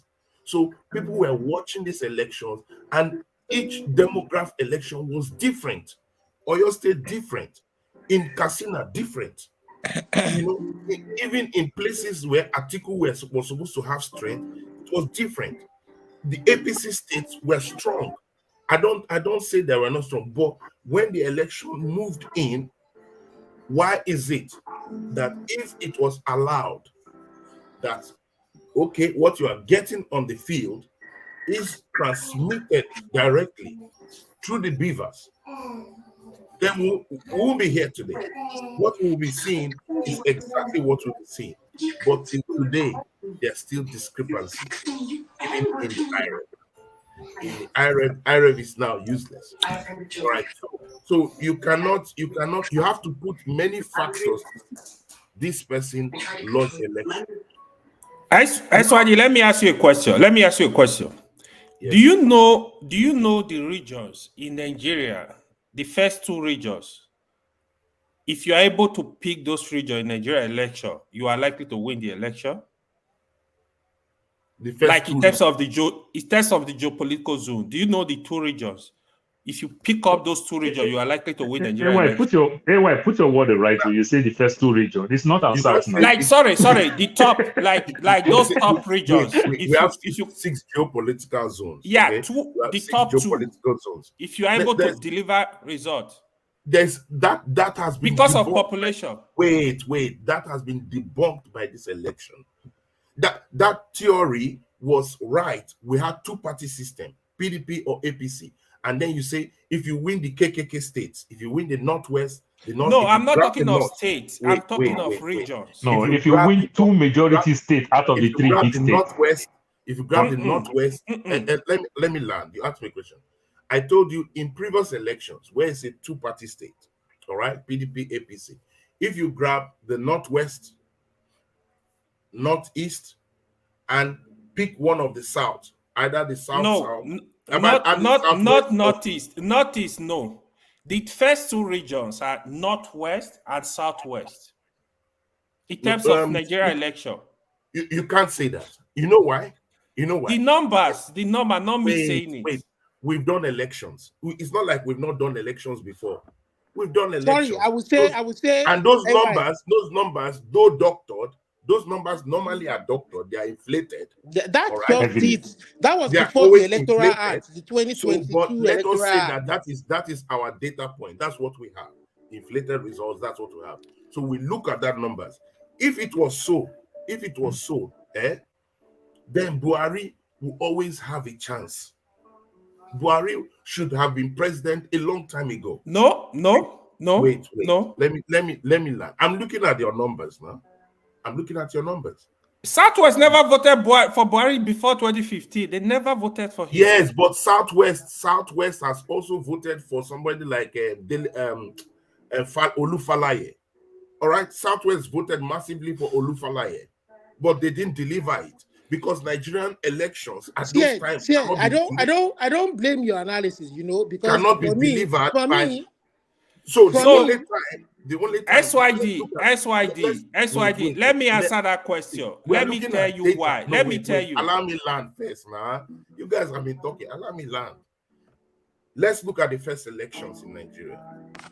We have, and I'm taking out the outlier, which is the MKO election. Because the MKO election was a populist election. The people were against the military. Everything in Nigeria is just and the whole of Nigeria decided to vote MKO, period. Not the whole of Nigeria. It's not the whole of Nigeria. I mean, predominantly, predominantly, yes. Most people in the south and some people in the north took him in. So he must have won the South, the Middle Belt, and part of the North. And that gave him the election. He only lost the Southeast. That's it. All right. So let's take him out. Then you bring in the first elections that we 1999. The 1999 election. We produced two people. All right. There's Obasanjo with an Atiku, who is the leader of the PDM. And the PDM is Yaradua group, very strong in the north. Then you have an Olufalaye, a technocrat. And I think I've forgotten his running mate. But with the combination of an Obasanjo, who the Southwest did not vote, all right, but he had sympathies a lot in the Southeast. That 1999 election was rigged. I know, but you will still have those data points. That's what we are working with. So the South and the Southeast gave them full votes. So he gets the South, and in the North, they get 19 states in the North. Landslide, no stopping him.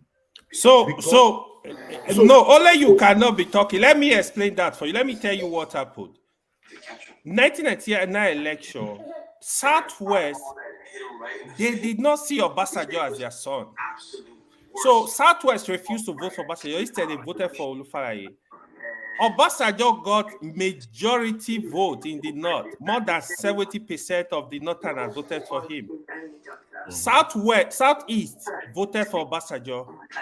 South voted for Obasanjo. So the only region Obasanjo really lost in that election was Southwest, because the Yorubas and the Afenifere, they rejected Obasanjo. It was not the second election. Obasanjo now deceived the Afenifere. Don't forget, Afenifere, they were AD. Deceived them to vote for him. After they voted for him, Obasanjo like saying the same thing. I was trying to build a track record for you to see, because you made a statement that I got the number. No one group. These elections have showed us that no one group can deliver any president. No one. It's always a coalition of groups that allows somebody to win. We must come to that point. But CD though, one of the things Peter Obi has proved in this election is that you will need a coalition. Tinubu cannot just win all the groups. You need everybody got 12. Yeah, but can you answer the question that was on the table when you came in? Like it was about. The question that you're asking, you already have the answer before you ask the question. That's why sometimes you ask now to hear what other people think about it. Do you think that the results that came out was rigged? Before you ask that question, let me also contribute. Every one of them has contributed. No, let him answer first, Paul. I will want you to answer that question. No, I have not contributed to what the question for father asked. I only mean I'm not even spoke about that. You understand? About the question, you want to answer the question? Yes. Okay. So now talking because AY tried to bring the whole thing about how Jonathan lost because they lost 5 governors. He tried to just pose the same thing to the breaking of PDP from Peter Obi and Atiku. That's why Tinubu likely won. But while AY was saying everything, I see AY body language very clearly when it comes to that electronic voting machine. I want to use the word well now. The way they are putting these things live for every one of us to see what happened. Because when you look the election very well, from Peter Obi's own aspect now, everywhere Peter Obi is strong. This is where all these unfortunate senators find themselves in Abuja. You understand? But now look the election very well. Tinubu lost Lagos. You understand? How did Tinubu win Oyo State, but Oyo governor won? You understand? How did PDP won, APC won as governor in Lagos State, but Labour won presidency? When you answer this question, we see it in real time. We see all the voter apathy, the oppression, the rigging, the forcefully and everything. So But the anyway, Lagos those one, start, they happen on different days, the elections, so they that may happen have in different Yeah, days. but But the forefathers, Lagos we were governorship here. We are election, all did here. you We saw it see it? now. We saw Did you it. see it? Let us tell We saw ourselves the the voter truth. apathy in there are Lagos. peculiarities in Did you elections. see it? So. Then I'll still We go saw back again to threats the in same Lagos. thing. That Did is you unique see?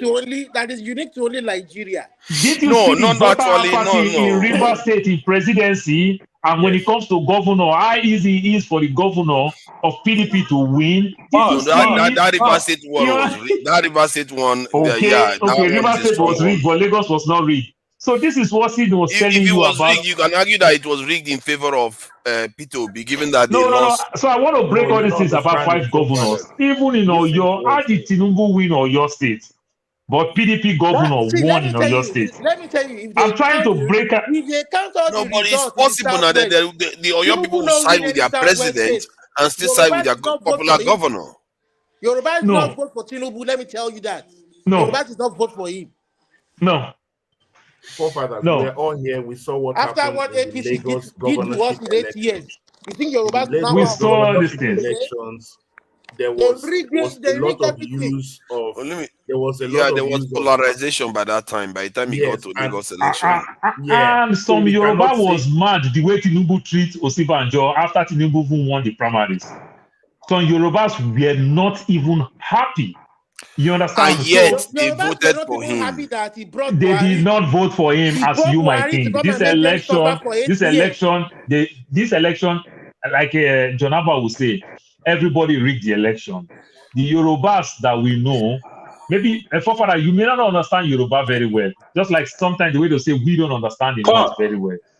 When I you do see agree people with from you to an Ekiti, extent. I do agree with when you you to an see people extent. from Ekiti and Ondo, they are completely different from the man from Oyo and Lagos. Their ideology is far apart. Paul, I need to correct something. Paul, you need to know that the fact that a presidential candidate delivered a state does not mean that he has to win the governorship election, right? So in Lagos State, 2011, Goodluck Jonathan won Lagos. Tinubu gave him Lagos. What's it called? Tinubu retained Lagos. Tinubu did not retain Lagos now. What are you talking about? So when you talk about Tinubu retain Lagos, that election that JK won clearly, 2011. this can say the truth there. That Let me election give you that number. JK. Hold on. In Edo State, Goodluck won Edo State in presidential election, governorship. Oshomole retained, he won Edo State. So there are a lot of states like that, right? What I actually wanted SYD to explain to me when he's explaining is making a lot of sense. I personally believe Peter Obi was rigged out in the South, most of the state. But definitely. I wanted SYD to explain the northern vote. Explain the northern vote. Then you explain to us if you Peter Obi won Plateau. Peter Obi won Taraba. It is clear that Peter Obi would have won Benue State too. Hold on. All Tom come out completely to vote for Peter Obi, support Obi. Obi would have won all those places. If Peter Obi had won River State and Benue, I don't think he would have still overturned the election. That's the problem. No. Let me explain. Let SYD explain. Let me explain. No, Fofana, you this is where you get it all wrong when you said so. We are talk about electoral vote. Yes. When you talk about electoral vote, if Peter Obi won this state, Tinubu would have made it. If he had won River State, if let's say the River State result was reversed and the Benue result was reversed, let me say I think the result will not change. So how would Tinubu now win? How would Tinubu now win the 2 to 3rd vote? Wait, let me say something. Because those numbers are not enough to overturn the Tinubu lead I had from the other states. No, it's not number. We are telling you how you win that 2 to 3rd. Let me say something. That's what we are talking about. Okay, the 2 3rd one. Okay. No, let one person go. Let us one. Number one, the results that were called in Lagos. If you actually call the results that were in their possession, in the situation room possession, the gap was massive. We're talking about somebody Peter Obi getting 900 and something thousand votes as against Tinubu 100 and something thousand votes. That's a massive gap. And that can be accurate, can wait, it? wait. Now, that same scenario played in River State. That is why they had to shut down. But it's impossible. Wait. What's impossible? What's impossible? That cannot be true, because if somebody won with 900,000 votes, you will know. I am putting it to AY. Who shot the system? In Nigeria, is it that Obi or Atiku? Why? You guys are saying SYD, sorry. Let me answer Paul's question. Sorry. Okay. See, the question Paul father asked, that was the question I replied. No, I put it to you. Who shot the system? You, I put it to you. I personally believe that this election is supposed to cancel the election because the beavers, I believe the beavers. Now you just changed. So 5 minutes ago, you said you believe Tinubu won. Now you say you believe they're going to cancel the election. From the question he asked, no. I didn't change anything. It's based on the question I asked. Based on the question, I believe Tinubu won. But for me, in general, personally, I believe this election is supposed to be cancelled for the single fact the beavers were shut down. The truth I is want to really know the truth is this. Forefathers asked the question that it's impossible because it would have been known. Nigeria, you see, we all are Nigerians, and we should be able to say to ourselves the truth. Do you know what it took for them to call the result in Lagos? The Labour leader is a lady. I think they call her Pastor Eno. She insisted in the collation center that some of the results that were being called in were not right, and she stopped it. She stopped it until they called some right results and then gave the victory to the Labour Party. But do you want to let do you want to let Maxi Prince go sleep? Yeah, where is he? Oh yeah. Well, we are going to be going soon anyway. We should be running up. I think I've already over 10 hours. Everybody in their situation rooms saw results, because do you know why? When the elections were going on, 3 hours after the elections, results are coming in through the beavers. Immediately. Every situation room is seeing it, and a trend begins. They see the trend that Peter Obi is on the move, and is on the move in strange places. In strange places in the north. And that's why I want to go to AY. In strange places in the north, places like Bauchi, he's encroaching areas that it's unbelievable. He's taking out the middle belt. The south and southeast was in the bag. So let us stop this. How can you just say it was in the bag? See, let me hold on now. Let me just add something. You've just been talking now. I just said something for how many seconds. You want to carry on again? Hold on. See, this thing. I followed many election cycles here in the UK and watched American ones. I've seen a lot of American election. That let me finish now. Come on, you have to let somebody talk. So I'm not gonna talk for long. Actually, I'm almost done.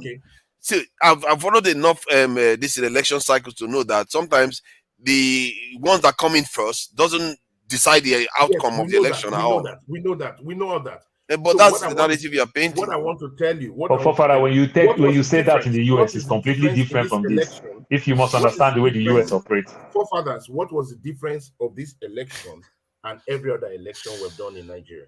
Tell me, what's the difference? What is different? This election and the previous ones? Yes. Because for me anyway, if I look at it, is three parties, three major parties, and one of the parties split his votes. The other party still lost votes, but still managed to hold on. That's what I saw. Okay, what is the difference? Let me tell you. Hold on. Let me also add. Then you add to it. Forefather, the difference is that for the first time, people come out more en masse. Last 2019 election, combined all the vote together was under 40 million votes. This time, 90 million people registered.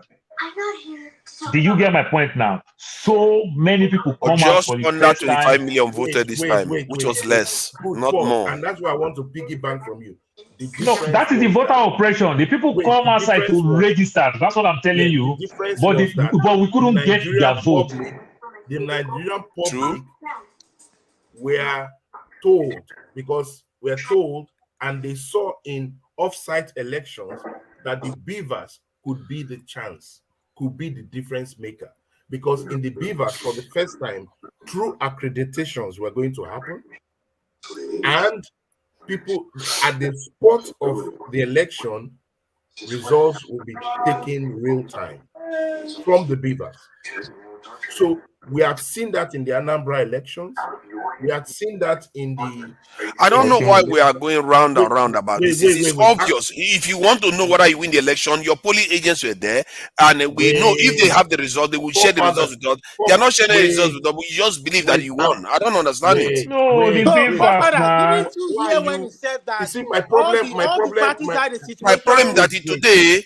My problem that today, Labour hasn't given us their figures. Hold on, my problem is that today, Labour hasn't given us their figures.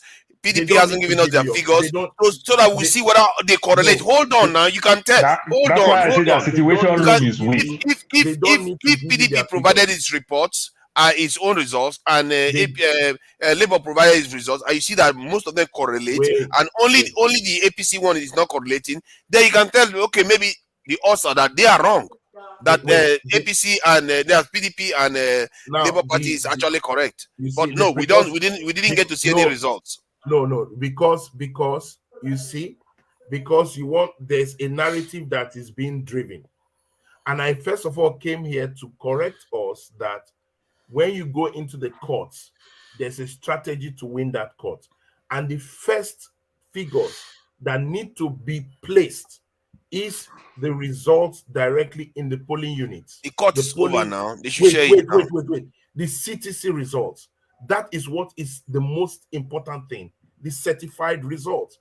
So the polling result is the one we want to see. We want to see the one. I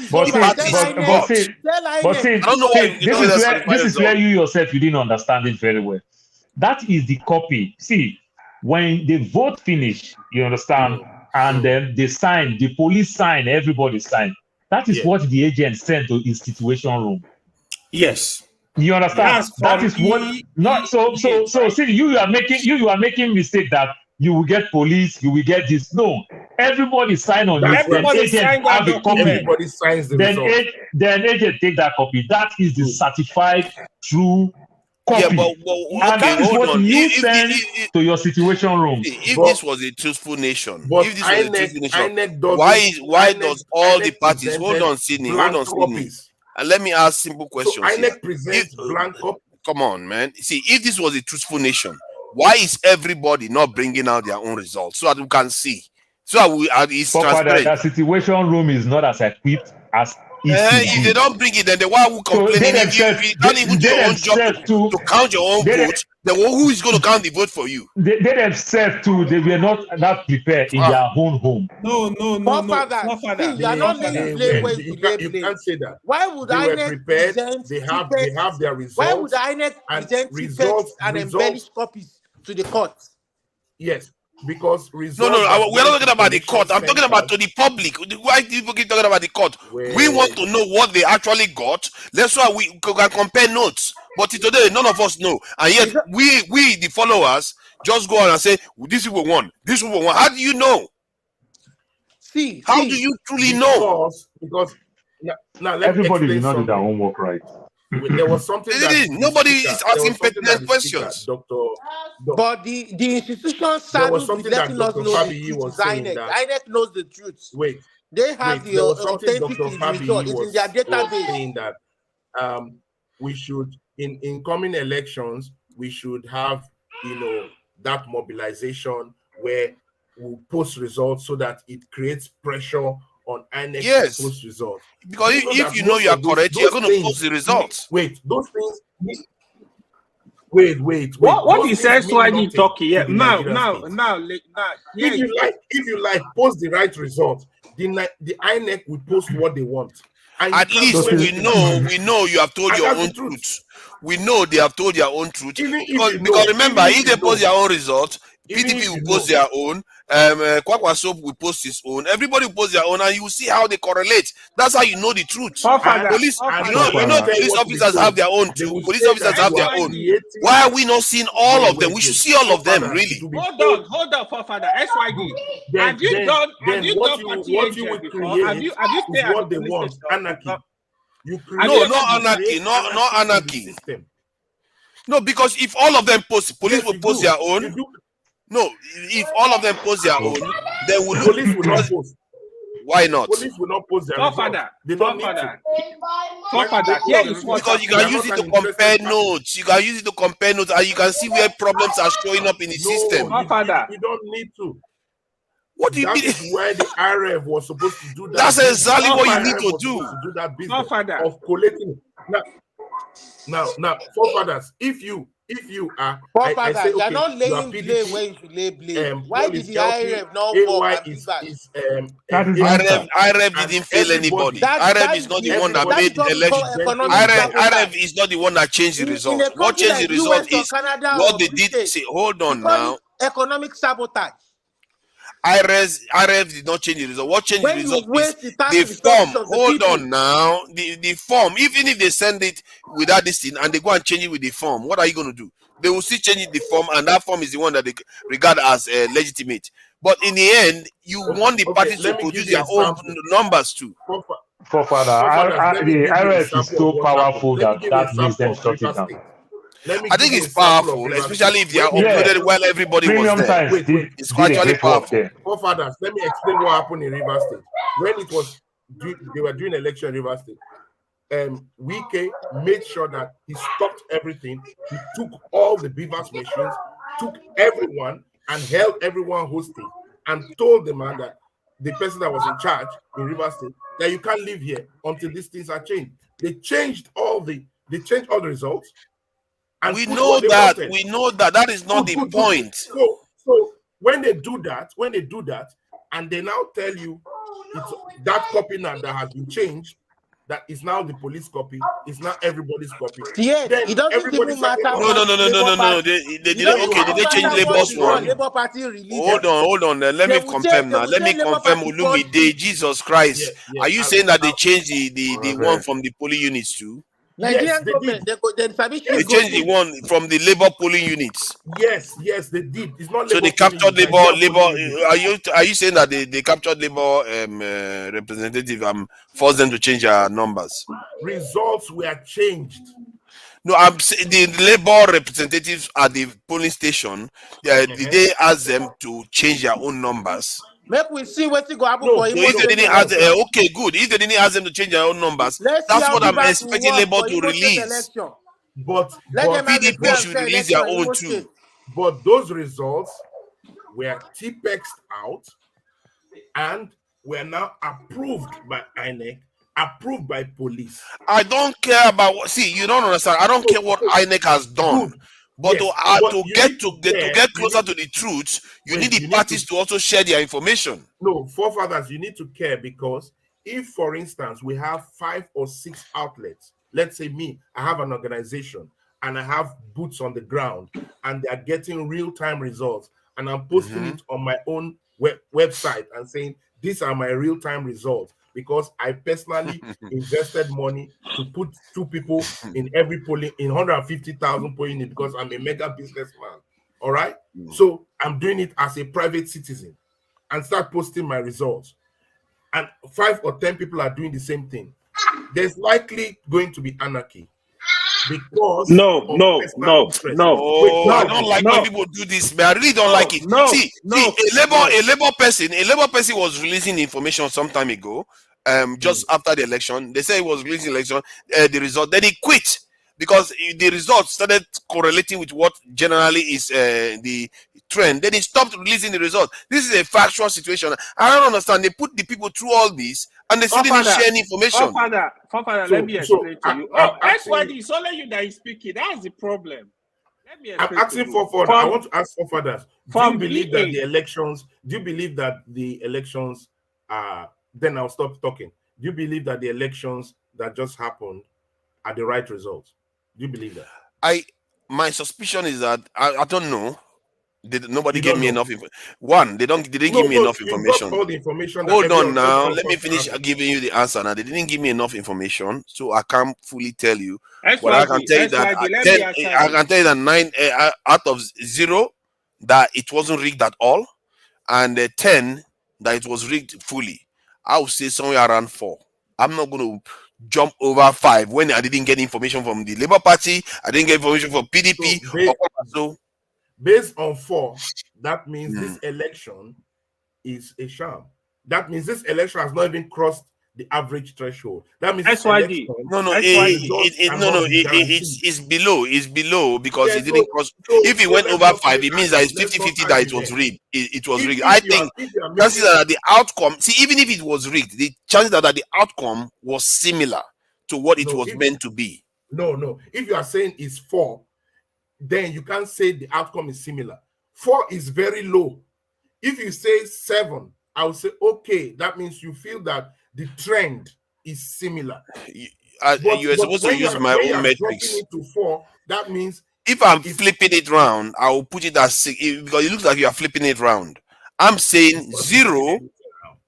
I'm saying 0. There is no rigging at all. I raise it to 4, not even up to 5. You see what I mean? You are saying that this election is perfect. I just said 4. I just said 4. Not perfect. No rigging. 4 means there's slight rigging. There's a chance of rigging. There's a chance of rigging, and the result may not have been affected. Yeah, the result may not have been affected. The results were heavily affected. That's the truth. That's the problem. Nobody's helping me, giving me more information. Based on the information I have, that's all I know.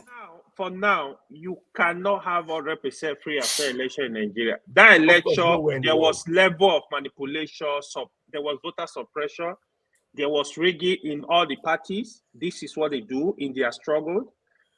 It's normal. This is what they do in Nigeria. Until we get to that point where the vote of the people count. SYD, wait, you follow Nigeria election. There was a time, father, from the past elections where even in a local government, they can produce 250,000 votes. In a state, they will produce 3 million, 4 million votes. How? Today, in most of the states, you hardly see 500,000 votes. Hardly. So, I think we somehow getting better, but the election was not perfect at all. It was not I'm not saying the election was perfect. I said it to Olumide. I'm not expecting a perfect election. There's no perfect election anywhere in the world. I get your point. But what I'm saying that now, moving forward, all right. Everybody's saying let's move forward. Move forward to where? Where are we moving forward to? I'm not even interested in just moving forward for this moving forward sake. Elections will not be elections in Nigeria is a farce. And the Supreme Court has actually told us clearly that what we believed that 25% of Abuja was a criteria in the elections, that it's not. All right.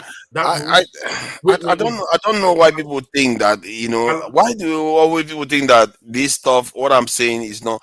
I'm simply saying, if these people are so clean and clear about who won, they should share information with people. I want you to note something. When we're in a discussion like this, don't worry about the commentary that is going on. The commentary is going on. That's fine. I will have to respond to them soon. No.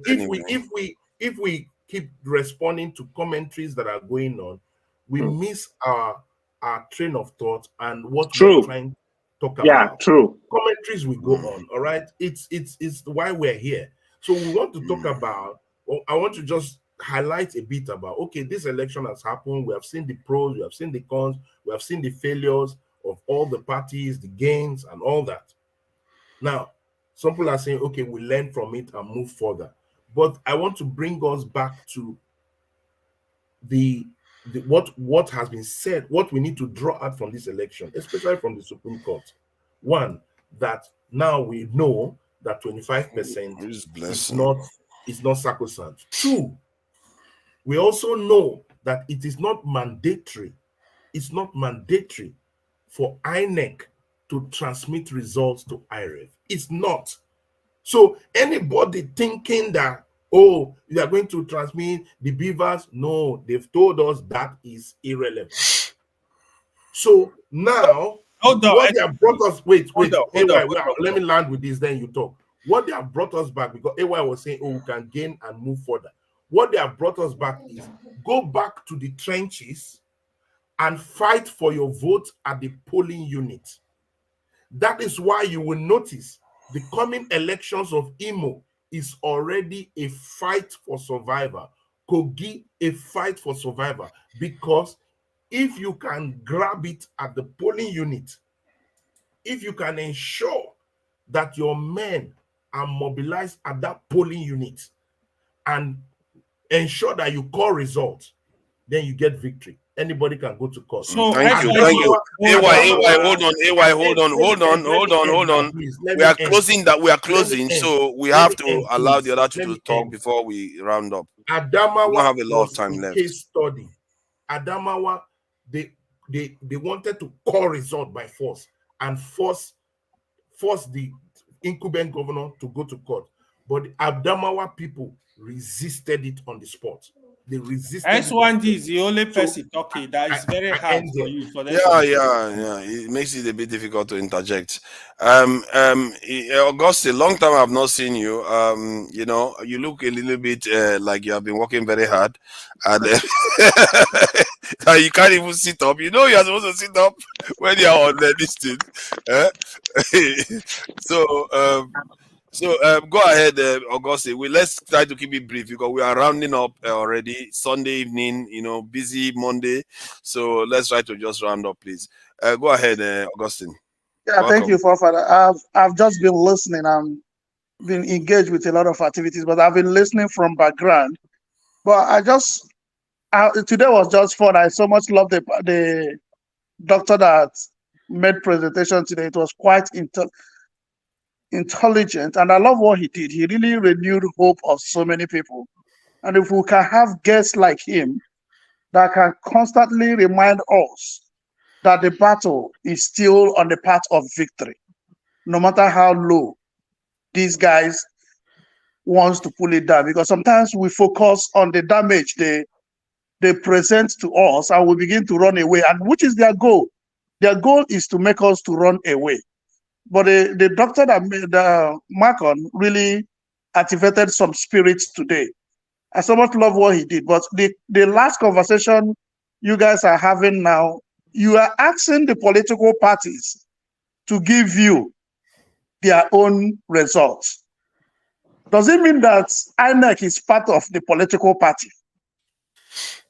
Because if INEC gave us a result that if you go to the internet, you see WAEC result of people, you see assignments of universities on the website, and so many of the centers do not even have results published on the internet, and we are excusing them. Which country do we have political parties announcing their own results? Okay. Yeah, I wish they provided the information for me anyway. That's where I stand on this, because people don't have enough information to make clear cut judgment. We just trust. Most of all this is going on is based on trust. Really, we didn't get any concrete data from both sides. So let me just all say the political parties. Yeah, please go ahead. So at times, when I look at the whole election, who are the people conducting the election? They are Nigerians, even including their doc staff.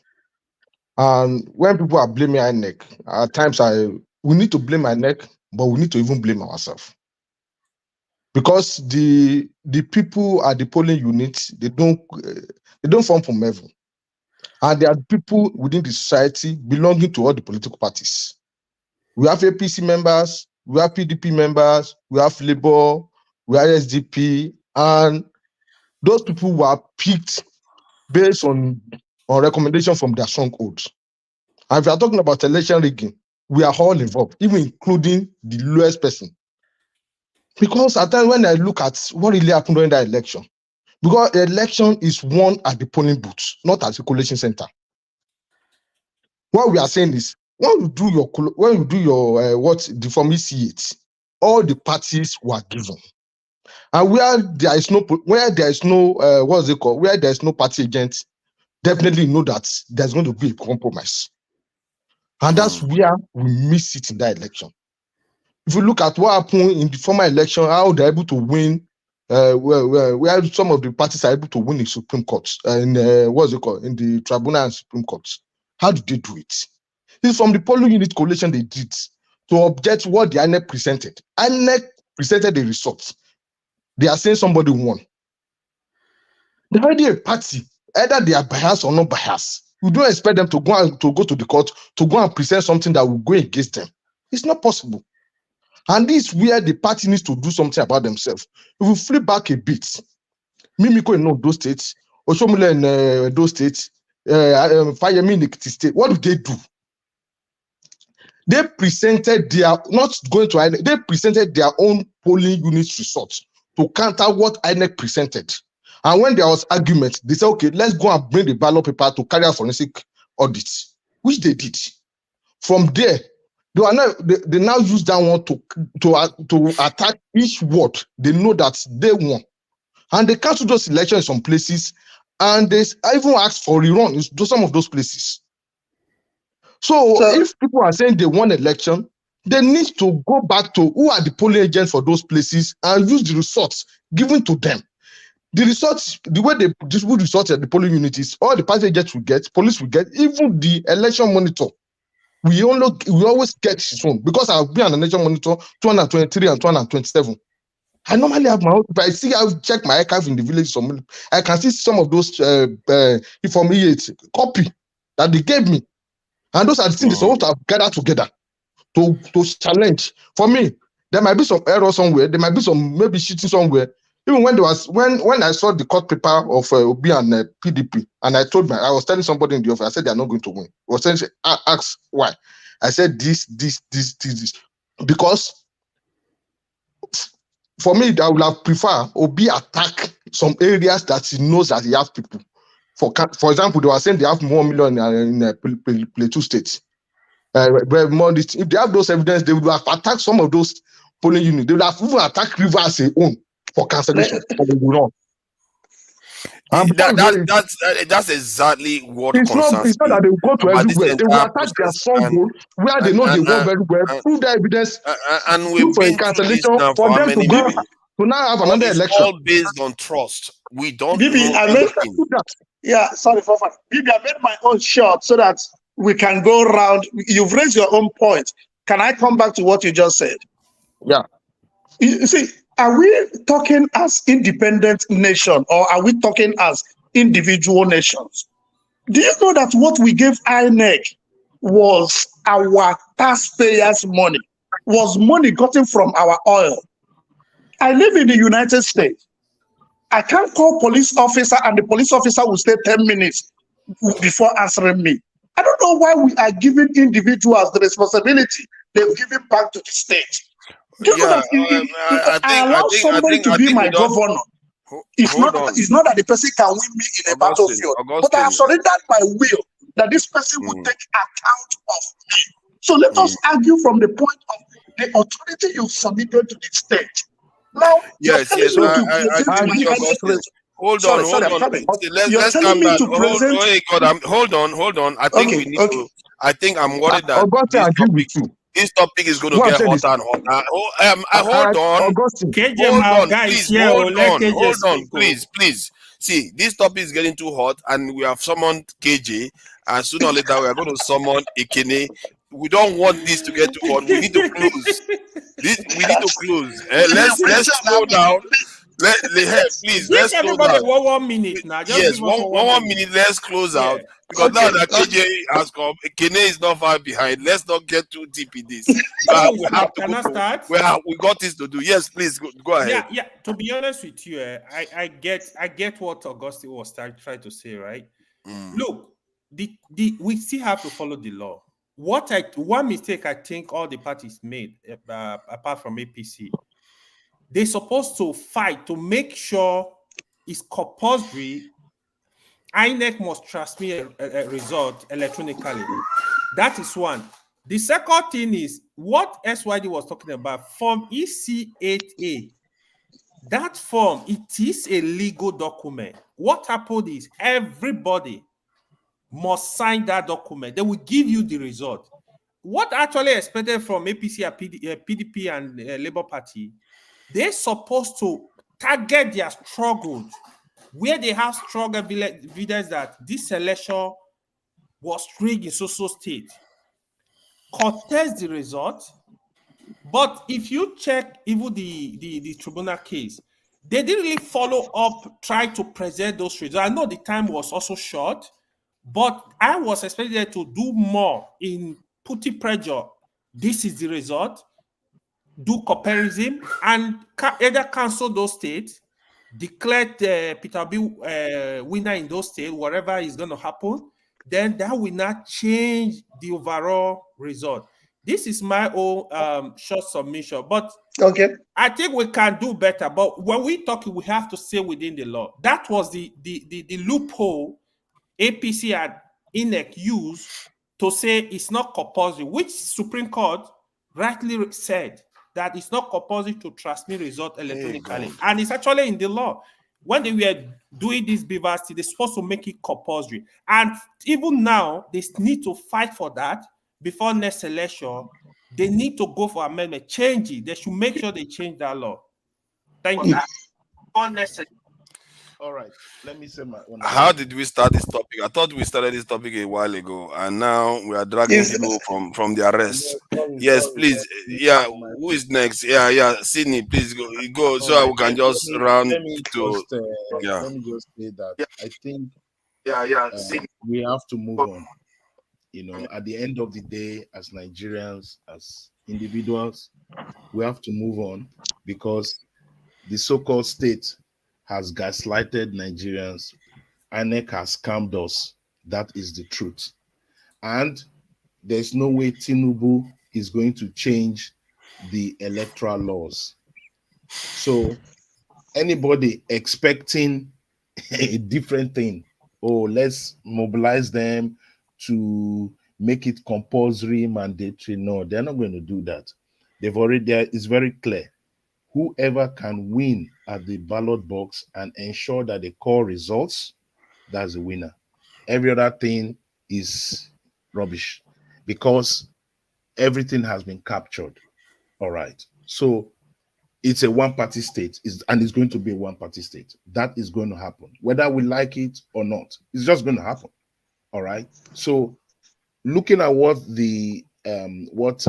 our guest said earlier on, and when we're listening to him, it's time for us to maybe start finding ways to form coalitions and rally around an individual that will be interested to run for 2027.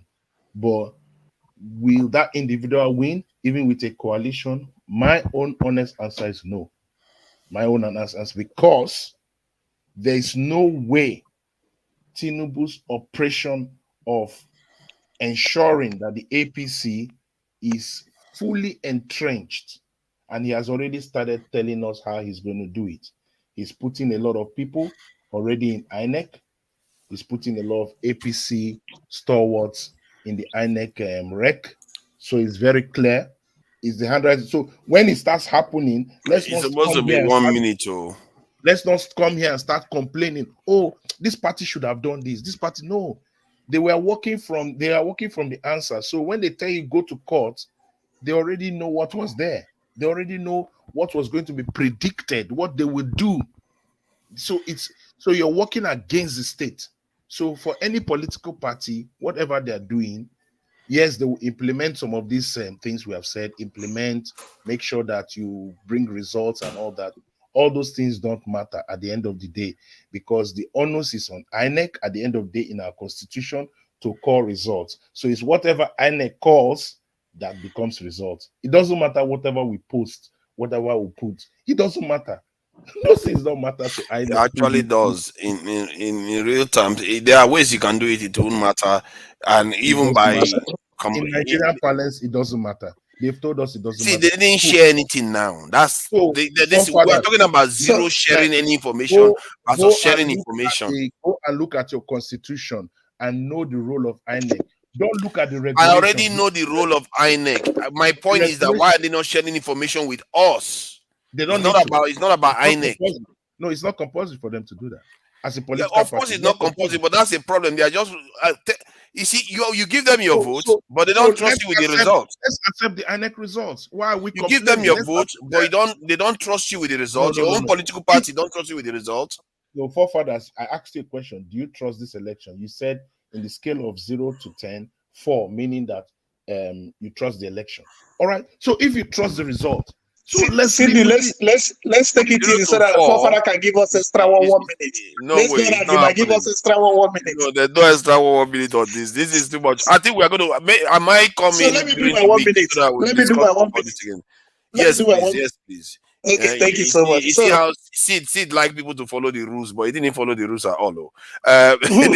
Sid now, he jumped to 3 minutes, 5 minutes talking. Please, Uncle, go ahead.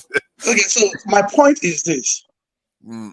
If anyone tells you that the Supreme Court was right, the person is lying to himself. Why do I say so? Forefather, people insult you, people accuse you because you put your face to your position and your opinion. Whoever that is doing anything in that country and fails to put his face is deceiving himself or herself.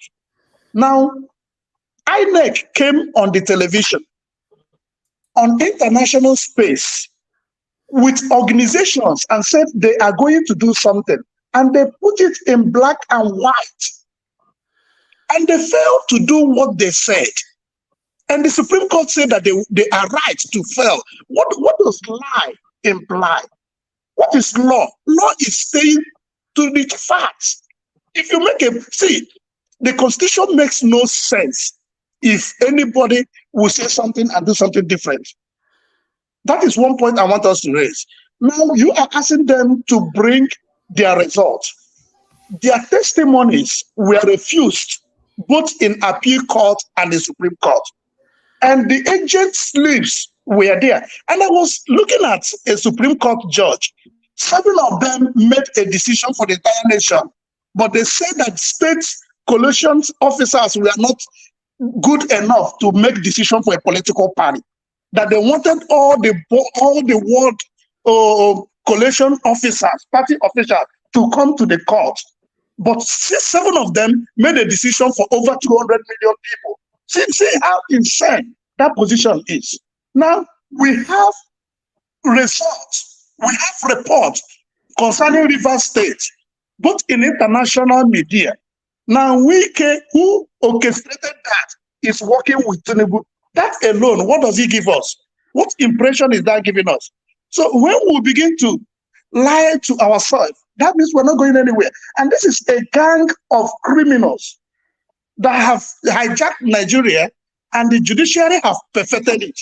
I put my face to this. I want the judges to put their face to whatever they are doing to the nation. That was a bit weird, and they are not showing their face when they are doing that. They are stupid. Let me not call them names. I don't know whether I'm going to be standing before them with my big mouth. they will just open the video. Please. I think is this BB's turn to run? BB. Yeah, BB, go ahead. Yeah, 1 minute. Thank you. So we still have hope in this country because I used to say something that as per human being, we like to cheat.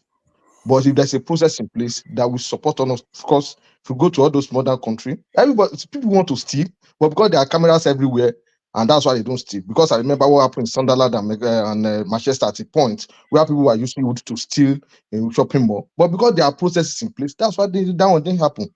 Then for the courts, I read the document page by page for all the people challenging the election. Court would not give you what we don't ask for. It was very clear. The day I picked that document, I read through overnight, and I was able to even say this is where the court is going to go. They are not attacking where they're supposed to attack. I know the learned, they are very vast, but that document didn't show me. I'm not a lawyer, but immediately I look at that document, I said this guy will not get what they are requesting for. Because I've seen that of Ondo State then, Ekiti State then, I know how the structure of those, even Osun State, the structure of those documents work. And now they're able to tabulate those areas they want to attack. And they're able to win based on that. Because when the argument came, they went for forensic audit of those ballot papers. Then for the IRS, people cheated. All the polling, all the parties cheated where they were strong.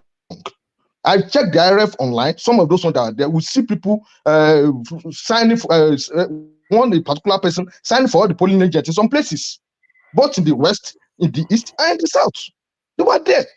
So everybody cheated, including in the southeast, in the south, in the southwest. They all cheated, and that's where we need to have a strong institution in place. People doing what they're supposed to do, and the other staff following up again. If you know that you are not favored in that certain area, you have evidence, attack that polling unit at the courts.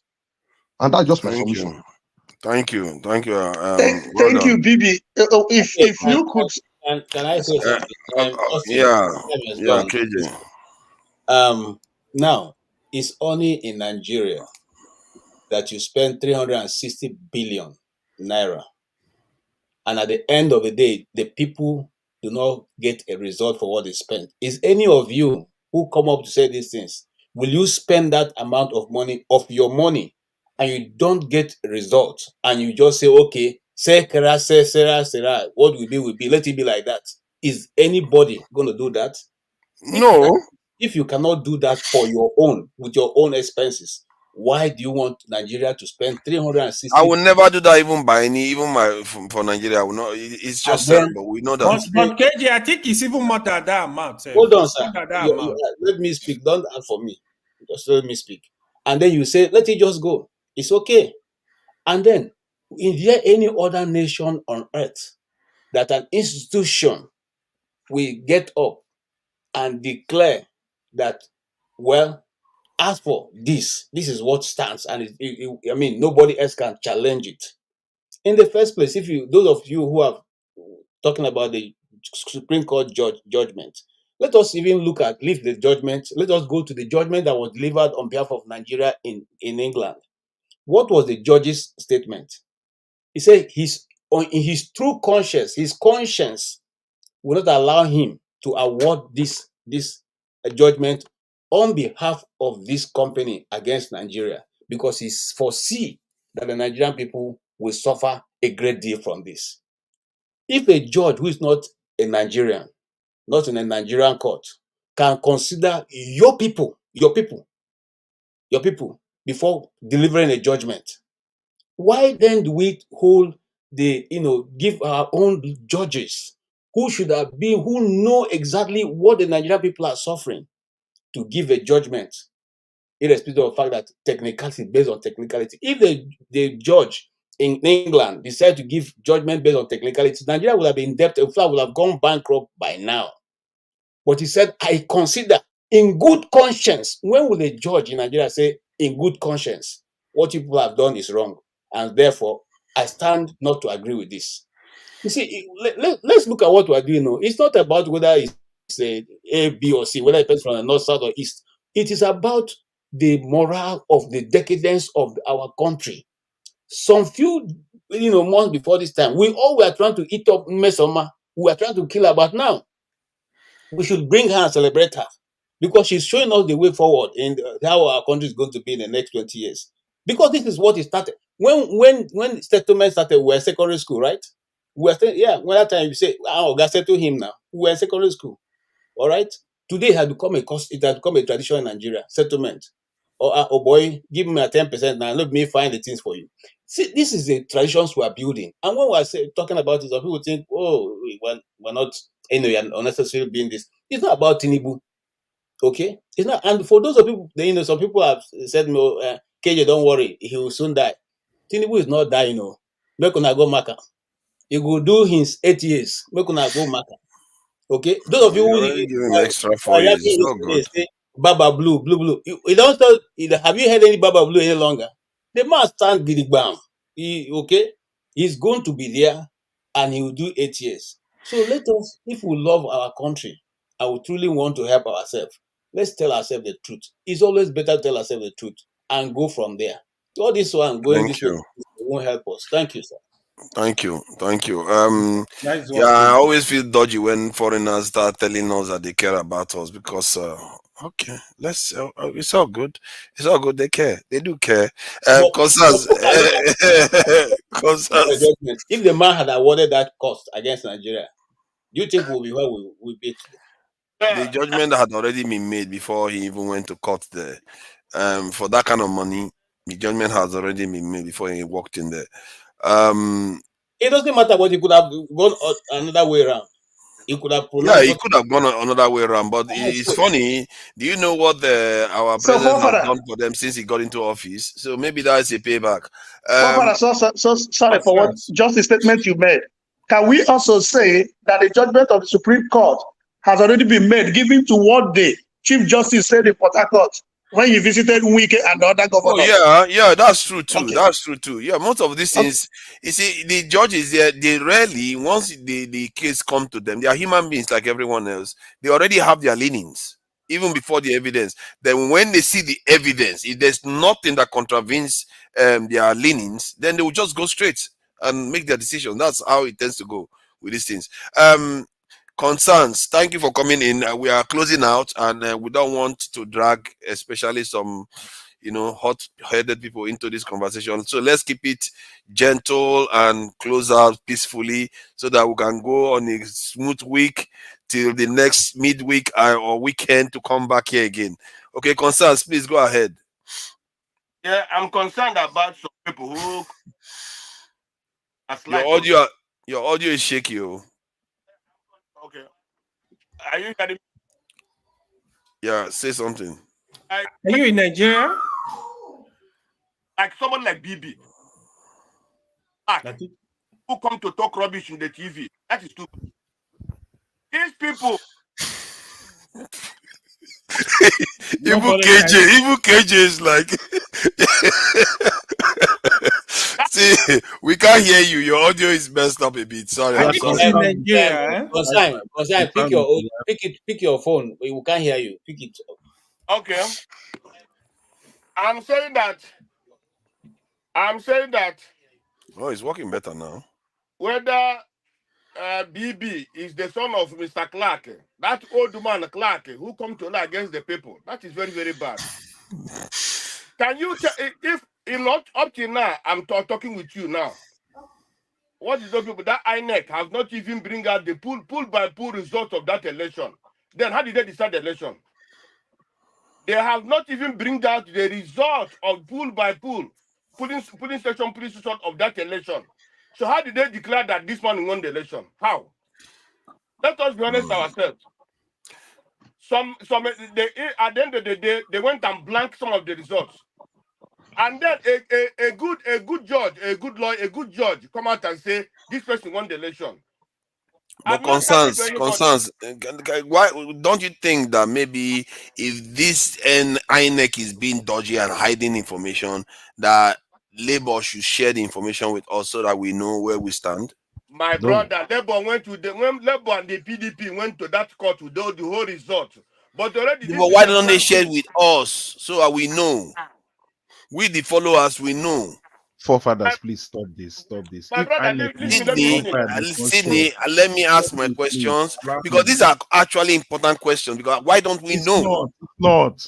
It's not. Why? See, No. You see, I don't like what you are saying. Actually, listen that's to extremely him. dangerous. How can you tell us that we are not allowed to know something? Don't give me that. That is a very, very terrible thing to do. When journalists gatekeep here, we call journalists out, and you are literally telling us not to know is a critical fact. Listen to what Concern said. Listen to his statement. Just but listen. Then maybe you should let him talk instead of interjecting. Are you going to bring out a result when INEC said that even the press, even the government said that result that INEC has given, that's the final result? They say nobody should again bring any result. Are you not hearing when they're saying it? So how can you go and bring another result? The INEC already tell you that, and the government already tell you that if INEC brings result, that's the final result. So how do you want people it now might to be go and the bring the final result and they can result, be arrested? but at least we are hearing from our own party what they got from their polling agents. You see that we want to know. I want to. Maybe others don't want to for some reason. I want to know what the polling agents got when they were there, because that's where you start from. That's where you start your fight from. I think the polling agents were sleepy, man. My brother, let's forget about the result. What Shetima was a double nomination. Is it not even not the Shetima was double nomination? Is it not the reason for that election to be cancelled, or for the APC candidate to be dropped? I think that's internal party issues. I think they've run this out things before. No, it's not internal party. In the other decision they have made, it's not. No, it's not internal party. Let Kandu speak then now. Yeah. Let Kandu go. I know your frustrations about this. Sorry, before Kandu say something, let me ask you a question. Ask concerns. No, you, because you made a comment. I'm interested in what the Constitution said about internal party issue. So, like, I have a question. The case I'm sorry, we can't do a lot of questions on this one. I'm really sorry. No, I just you might not answer it just in 30 seconds. I want to put it in. Okay, yeah. Please. So, if you say that it's internal party issue, that somebody did not have a good, an authentic document, and the entire party candidate shut it down. They didn't raise it up. Now he contests outside party with another party, the political parties, and you're telling me that the other political parties do not have right to do that. Do you know that is the highest level of state capture? I don't know As about a citizen, Sorry, as a citizen of Godfather, a nation. let me speak. No. Let me speak about I'm sorry. Let Kandu speak. Can do. Let Kandu do. We got to go. Yeah, we really got to go. You can send me. Please go ahead. You can send me. You can chat me with your email address. I will send you the. I will send you the document. I will say I'll put my see what email is address. inside there. Please just put it so that you read some of those stuff. You know where the judges are coming from. They're from the Shetima zone. It's not about this. This guy resigned before he moved. Those are criminals. Those judges are criminals. Okay, Natasha that won. Stop. Natasha that won. Those are Hello, criminals. Natasha that just won. Bibi, your this thing is over now. Let him talk. Natasha that just won. Your turn is up, and concerns yours is up too. Please, Kandu, go ahead. Thank you for getting up, Kandu. I saw that you were already sleeping and somewhere along the line. No, I've been here since the beginning. This man is always here, man. Yeah. Well, good evening, good morning, everyone. I think in general, I understand what Forefathers is saying about Labour Party publishing their perceived results. Not that it's going to change anything. Thank you. All he's saying is let's have your numbers. If you say those are the numbers that you have, put them out there. And at the end of the day, since the beavers were shut off for whatever reason, no one can really say who actually won this election. Thank you.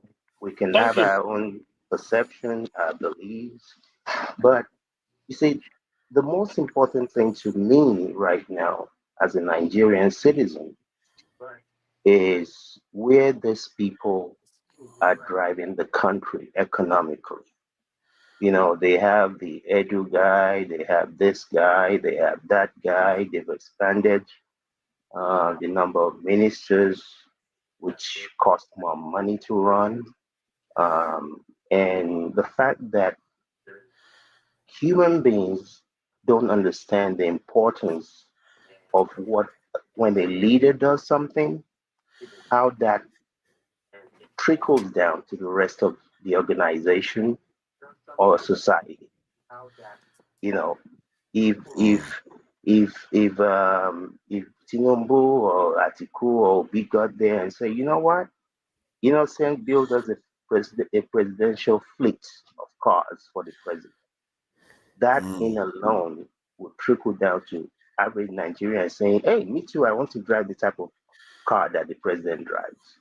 Exactly. So when you have people, you see, I don't think a lot of Nigerians understand even the average Nigerian mentality. Over the years, you see people going to Nigeria who just has a regular job. They'll go and buy things on credit for 3,000, 5,000 pounds or dollars to go and impress people in Nigeria. That's the Nigerian mentality. That is the way of thinking. But right now, you see, while we're doing all this buying of yachts and yachts, while we're buying all these cars, if these people are not able to face the economic situation that we have bills, big bills that are due right now, not at the end of the year, that the nation has to pay. We have more bills that will be coming next year. And there's nothing wrong in borrowing money. If these people were talking about borrowing money and building factories and employing people, that would be a different story. But you cannot be borrowing money to buy cars. You can't. Nobody does that. You will never be. I don't care if you go to the mosque 10 times a day. I don't care if you sleep in the church. You will never get out of debt. And the way these people are going right now, you see, there's something in trading that is called dead cat bounce. When anything, a currency, a commodity, when it's going down, it just doesn't go down, down, down, down, down. It will go down, then it will pull back up a little bit. Then it will continue down, then it will pull back up, then it will continue down. You know, I've heard a lot of people over the week talking about, oh, look at who has done this, and the naira has gained some strength. Don't let anybody fool you. It's called a dead cat bounce. It's just bouncing a little bit, then it's going to continue down. So unfortunately for the collective of us as a people, I mean, I understand the importance of electoral reforms, but you're not going to vote these people out. It's not going to happen. So what is going to take, I have said this many times, that our reality really is probably a 50-year reality from now. 50 years from now, maybe Nigeria will be good. But because even the average 10-year-old in Nigeria today is a crook by nature. By nature. Let's try to round up that now that KJ has publicly started eating on all the panel without remorse. Yeah, all these electoral reforms and the need to change this and change that is important. But if these guys don't hunker down, which I don't see how they will do because it's not in their nature, if they don't hunker down and do the needy, by June, you'll be talking about $1 to 2,000 naira. Wow. Let's hope we don't get there. No, don't hope. Hope is not a plan, sir. I agree with that. I agree with that. I'm thinking there are two critical areas. I've been saying it for a while. No, actually three. If the president goes after security, it will help. If Dangote refinery comes online, it might help stave off depreciation. Or the Nigerian refinery comes online. If any of these two of all these three come online, I think it might help with the foreign exchange problem that we tend to have, because that's where the pressure is coming in. Thank you, gentlemen, for coming in. Sid, you came in late and you started trouble, and everybody started coming in after you. Bibi, thank you for coming in, and they're after you already. You were just here for a short period of time, and some people concern came in specifically for you. And KJ, we called KJ out of his rest to come and address this matter again. And thank you, Kandu, for coming in. I really appreciate it. And KJ, I really respect the way you defend journalism, even if we disagree on so many things. But the way you defend journalism, like yesterday, you were really, really fighting, because it's true. Journalism is not easy, and it's a thankless job. It's one of those job that you do, you don't get a lot of money out of it. It's not like politicians. You don't get a lot of money out, and you can die doing it. It's one of those weird professions. It's a thankless job. So I appreciate the fact that you know that's one of the areas that KJ doesn't care whether it's south, east, north. As long as you go after journalism, it's going to come after you. So that's a good one there. Thank you, everyone, for coming in. And let me just say some thank yous to the people in the chat. And Sansnom, I appreciate you too. Thank you for coming in. Ify King, I see you there. I don't know whether that's the Ify lady or just a different Ify King. I see you there. Oga, I see you there. Kulata has been yapping everybody here. Kulata, I see you. Chibike, I see you. Destiny. Biosa, I see you there.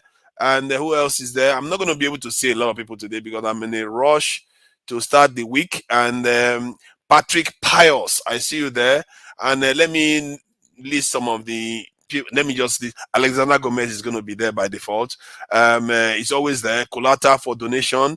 And Daniel O, you donated. Thank you very, very much. Ebi, I see you there. And Daniel, I've said Daniel before. Daniel donated multiple times. Kulata multiple times, Mazi Prince multiple times. They all donated supporting the Dr. Damages channel and show. Young one, I see you there, always there. Saturday, Sunday is always around. Kulata, I see you there. Even when you are trolling people, you are still donating. So we all appreciate the donations. And till next time, let's have a great week ahead. And let's keep supporting the country because sooner or later, things will get. If we carry on like this, something will change for the better. One way or the other, it will happen. Thank you very much. Until next week, bye.